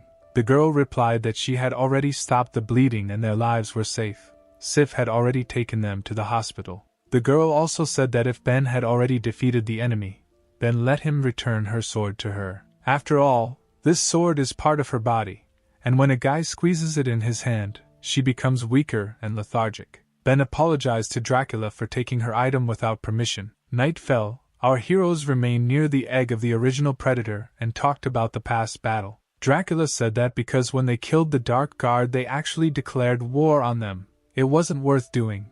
But Ben said that they had already discovered them, and whether he killed Cody or not, nothing would have changed. If they were afraid, then the Dark Army would kill them right here, and in addition the Protoss would suffer. Therefore, the guy decided to send them the head of the guards so that they would be scared, and the heroes would gain time. Dracula admired the fact that the guy thought through the plan so quickly and deeply. She asked how the hero plans to prepare. Ben replied that they need to awaken this egg and then subdue all the original predators. Once they receive their power, the chances of victory will be higher, and they will also have the opportunity to contact the Dark Queen. Dracula was surprised by these words. She did not believe that negotiations with the Dark Queen were possible. Ben replied that this was just his guess, and if they succeed they can avoid disaster. But if it doesn't work out, he didn't have time to finish because Dracula jumped up and said that she would destroy them all and no one would dare lay a finger on the hero when she was nearby. She asked the guy to tell him how to awaken this egg, and Dracula would definitely help him. Ben got a little worried and said that they needed to go to the land of women for Lillian. The answer surprised Dracula. She did not understand why they should fly to her. Meanwhile, in the land of women it was a quiet and peaceful night. Lillian was taking a bath and reasoning that many days had already passed. But for some reason Ben had not yet come for her. He promised to come in 20 days. But he is still not there, and now Lillian must play with herself. She did not believe that the guy would refuse such a thing. Suddenly, a portal appeared behind her, from which Ben came out and said that he would not refuse. The guy held a huge egg in one hand and told the girl that he had come to her right now. The girl was delighted with the appearance of the guy. He came to her at the right moment. Lillian shouted at Ben to throw this huge meatball aside because now they would fulfill his promise. The girl looked depraved. She invited the hero to swim with her in this water. Suddenly she heard another girl's voice saying that she wanted too much. It was Dracula who declared that they had not visited the distant land of women to watch the two of them take a bath. Lillian blushed. She assumed that Dracula wanted to do this threesome. Dracula was surprised that the girl could say such shameful things, but Lillian did not understand what she was afraid of. After all, she had already noticed that Dracula was not breathing evenly in Ben's direction, and the head of the country of women was not greedy and had nothing against triple bathing. Lillian said the more people the merrier. Dracula replied that this was ridiculous, because she could not share the guy she liked with another woman, and besides, the ruler of Protoss could not swim in such a small pond. However, after a while they finally took off their clothes and went swimming. Dracula was enjoying the bath. She could not have imagined that such a small body of water had its own special charm. Lillian replied that it was difficult to describe and could only be felt. She asked if she and Ben were swimming together. Dracula replied that this was nonsense, and they had gone much further. Lillian told the girl that she was embellishing because Dracula is modest and cannot do such things. Dracula was indignant and replied that she was not the same as before because Ben had changed her a lot. Ben exhaled in disappointment. He didn't understand why the topic came up about relationships again, because he wasn't here to watch them quarrel over him. The hero said that he needed a morning flag. It would attract more predators and transfer their power to the egg. This is the best way to awaken it. Lillian was surprised by such a request, and remembered that it was this thing that she took from the bird girl. After some time, our heroes finished taking a bath and Lillian led them to the totem. She recalled that to activate this flag, fresh blood is needed, so it will begin to attract predators from all over the area. Dracula said that this was not a problem for her, and used the blood rush ability. The enchanted object began to fill with fresh blood, which the girl called upon. At that moment, his scarlet aura and smell spread throughout the area. Ben praised the girls and said that now all that remains is to wait quietly. He only needs energy from these predators. No matter how many of them come, he will turn them all into nutrients. He added that if they want to fight the Dark Queen's army from another dimension, then they shouldn't rely on his strength alone. The hero not only wants to subjugate all the original predators, but also share his power with as many people as possible. He wants to give a piece of his power to Dracula, because she is a strong guardian. The second girl who will receive Ben's power will be Lillian. And also don't forget about Kathleen, who is also strong, because Ben remembered her. The girl sneezed. The guy said that they would all become stronger and form a team capable of defeating the Dark Queen. The monsters did not keep themselves waiting and the foot of a stone creature appeared in the clearing. It was a horde of rock predators who said they smelled a strong scent of blood, but in the end there were only a few people here. A demonic level predator, the granite giant, told Ben that he was so small that he couldn't even sink his teeth into him. Suddenly someone jumped towards the monster to strike him. Lillian punched the walking rock right in the face, causing it to crack. The head of the stone predator shattered, and the girl said that no one dares to call her best guy small. Dracula supported her ally and also went on the attack. The fragile girl struck with her bloody sword, which she took out of her chest. The monster behind her shattered into pieces, and the girl said that she could always rely on Ben. The guy stood and watched the battle, and then 2 unknown fighters landed on him. The hero turned his head and noticed that high-level guys had finally come to him. One of the figures with the tail said that it was not in vain that they were attracted here, because the devil's flag was located here. It was a divine-level predator, a twin cat. She asked why they lured so many predators here. Her sister, also a divine-level predator, told her not to talk to Ben. They would kill him first, and then talk. Ben answered the girls that this was a strong statement. Let them better show what they are capable of. The red cat asked the hero where he got such confidence, as if he knew that he would defeat them. Suddenly the girl fell on all fours. She decided to show the guy her strongest copycat cat attack. After these words, she rushed to attack the enemy with lightning speed. Its speed was colossal. It jumped from side to side and could not be seen by the human eye. Ben followed the movements and praised the predator for her insane speed. The white cat said that to achieve such speed, her sister trained a lot. She is the most purposeful person she knows. But more importantly, she has huge breasts, and this greatly limits her movements. But she was able to develop such high speed despite her natural gift. The red cat continued to jump around the hero, and her sister was sure that she could not lose. Suddenly, the girl appeared behind Ben and prepared to strike him with her claws. The girl thought that the guy was quite stupid.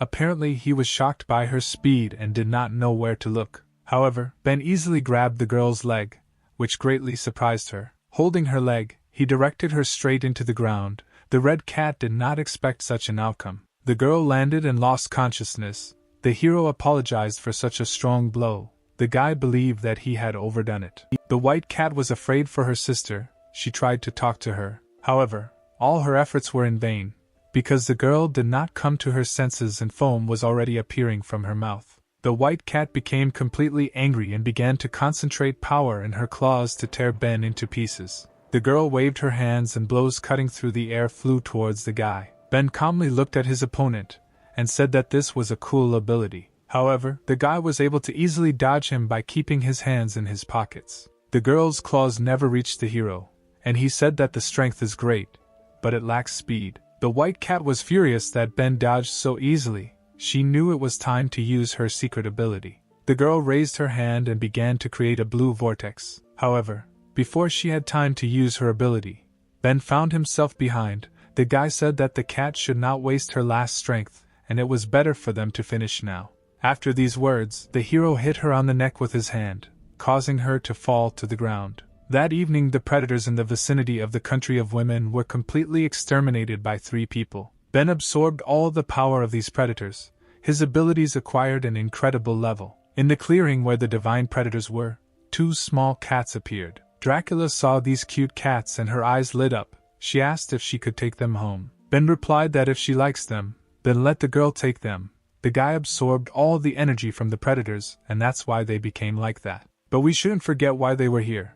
Ben turned to the egg and said that the time had come. The time has come to give energy to the egg of the original predator and awaken it. Lillian was a little worried. She asked if they let him out if he would be a problem. Dracula blushed because she remembered what happened after defeating the previous predator and said that in addition to problems, something indescribable could happen. Lillian asked why she was happy. Dracula replied that the swordswoman still wouldn't understand. Ben coughed, reminding himself, and said that it was time to start, and he needed help. The ritual began. The power was gradually transferred from Ben to the original egg. The guy said that now it is necessary to precisely control the energy.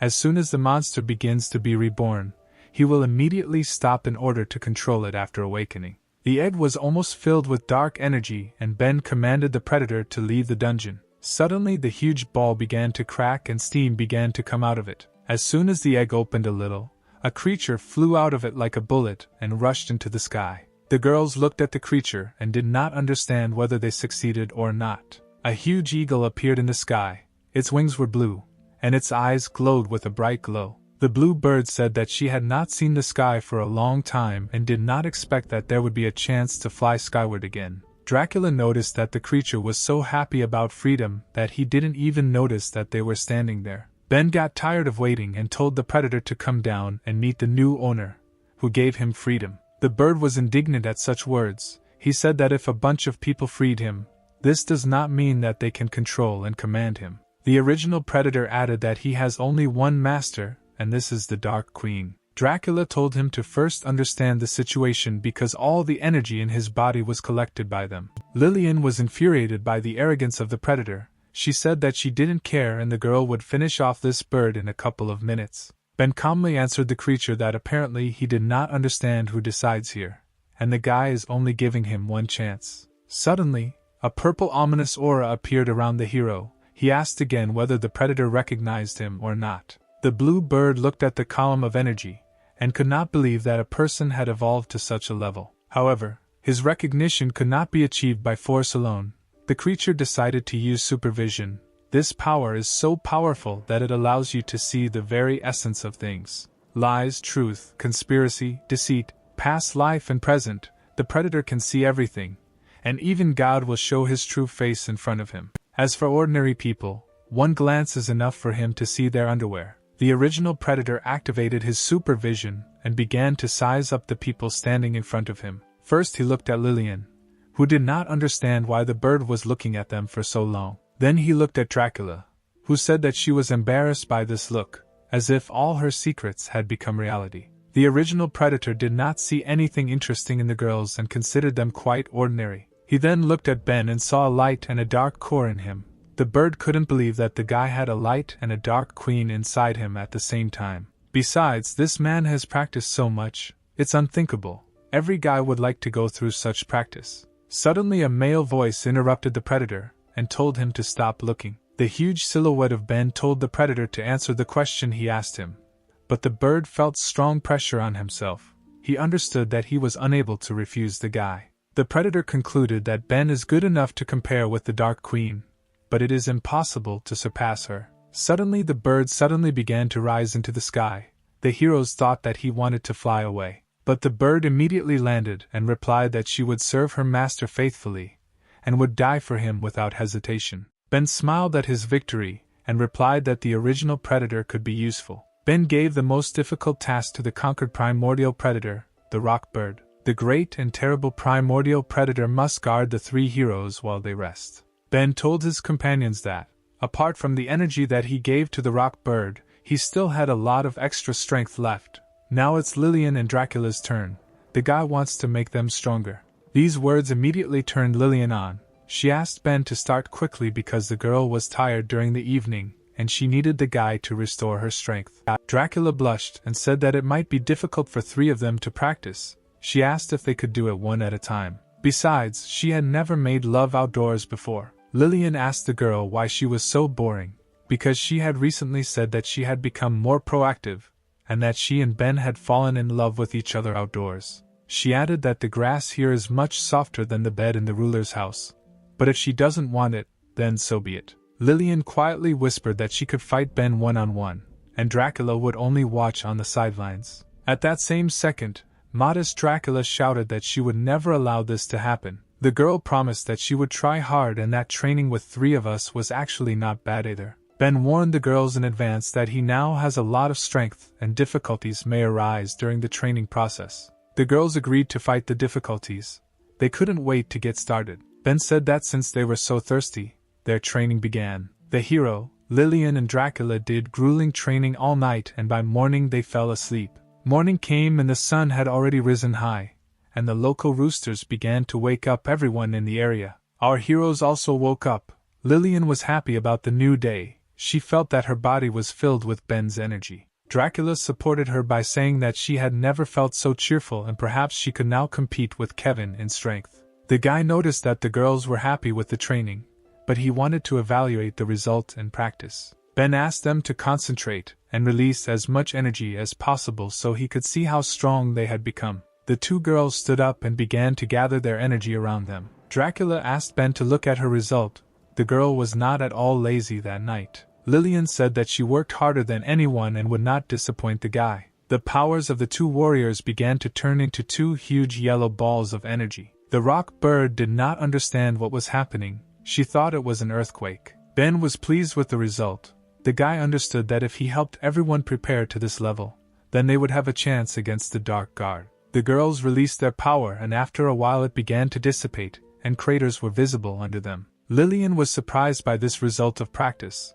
The warrior noticed that she had become much stronger again. Suddenly Dracula told her not to rejoice ahead of time. The girls smiled sarcastically because it looked like she was trying harder than she was. They stood in the center of two craters, but Dracula's was much larger than Lillian's. The head of the country of women was indignant, and replied that Dracula was initially stronger than her, and therefore it is normal that her crater is larger. However, if Ben does not like the result of the practice, then she can ask the guy for additional lessons. Meanwhile, in the City of Nights everything was quiet and calm. Kathleen sat on the roof of the house and thought that this night was dragging on too long, and it would be great if there was a person nearby with whom she could relax. She believed that there was the most beautiful view in the city because on the rock she was looking at there was a picture of Ben. The girl admired the guy and considered him truly beautiful, even though it was only a stone sculpture. Lisa suddenly appeared, overjoyed that she had finally found Kathleen. She didn't understand why the girl was blushing, but then it became clear to her when she looked at the stone statue of Ben that Kathleen had made. The girl wondered if there were people who blush in front of a sculpture. The two friends looked at the statue all evening, and Lisa noticed that it was really beautiful. It was just a stone statue, but her soul immediately felt joyful. Kathleen reminded her of what she had just said. The queen replied that she was short-sighted. Thanks to the portal that Ben installed, the city has overcome difficult times and people's lives are also getting better. Kathleen supported her and said that if it weren't for the hero, then perhaps their city would have already been occupied by those employees. Lisa also missed her boyfriend.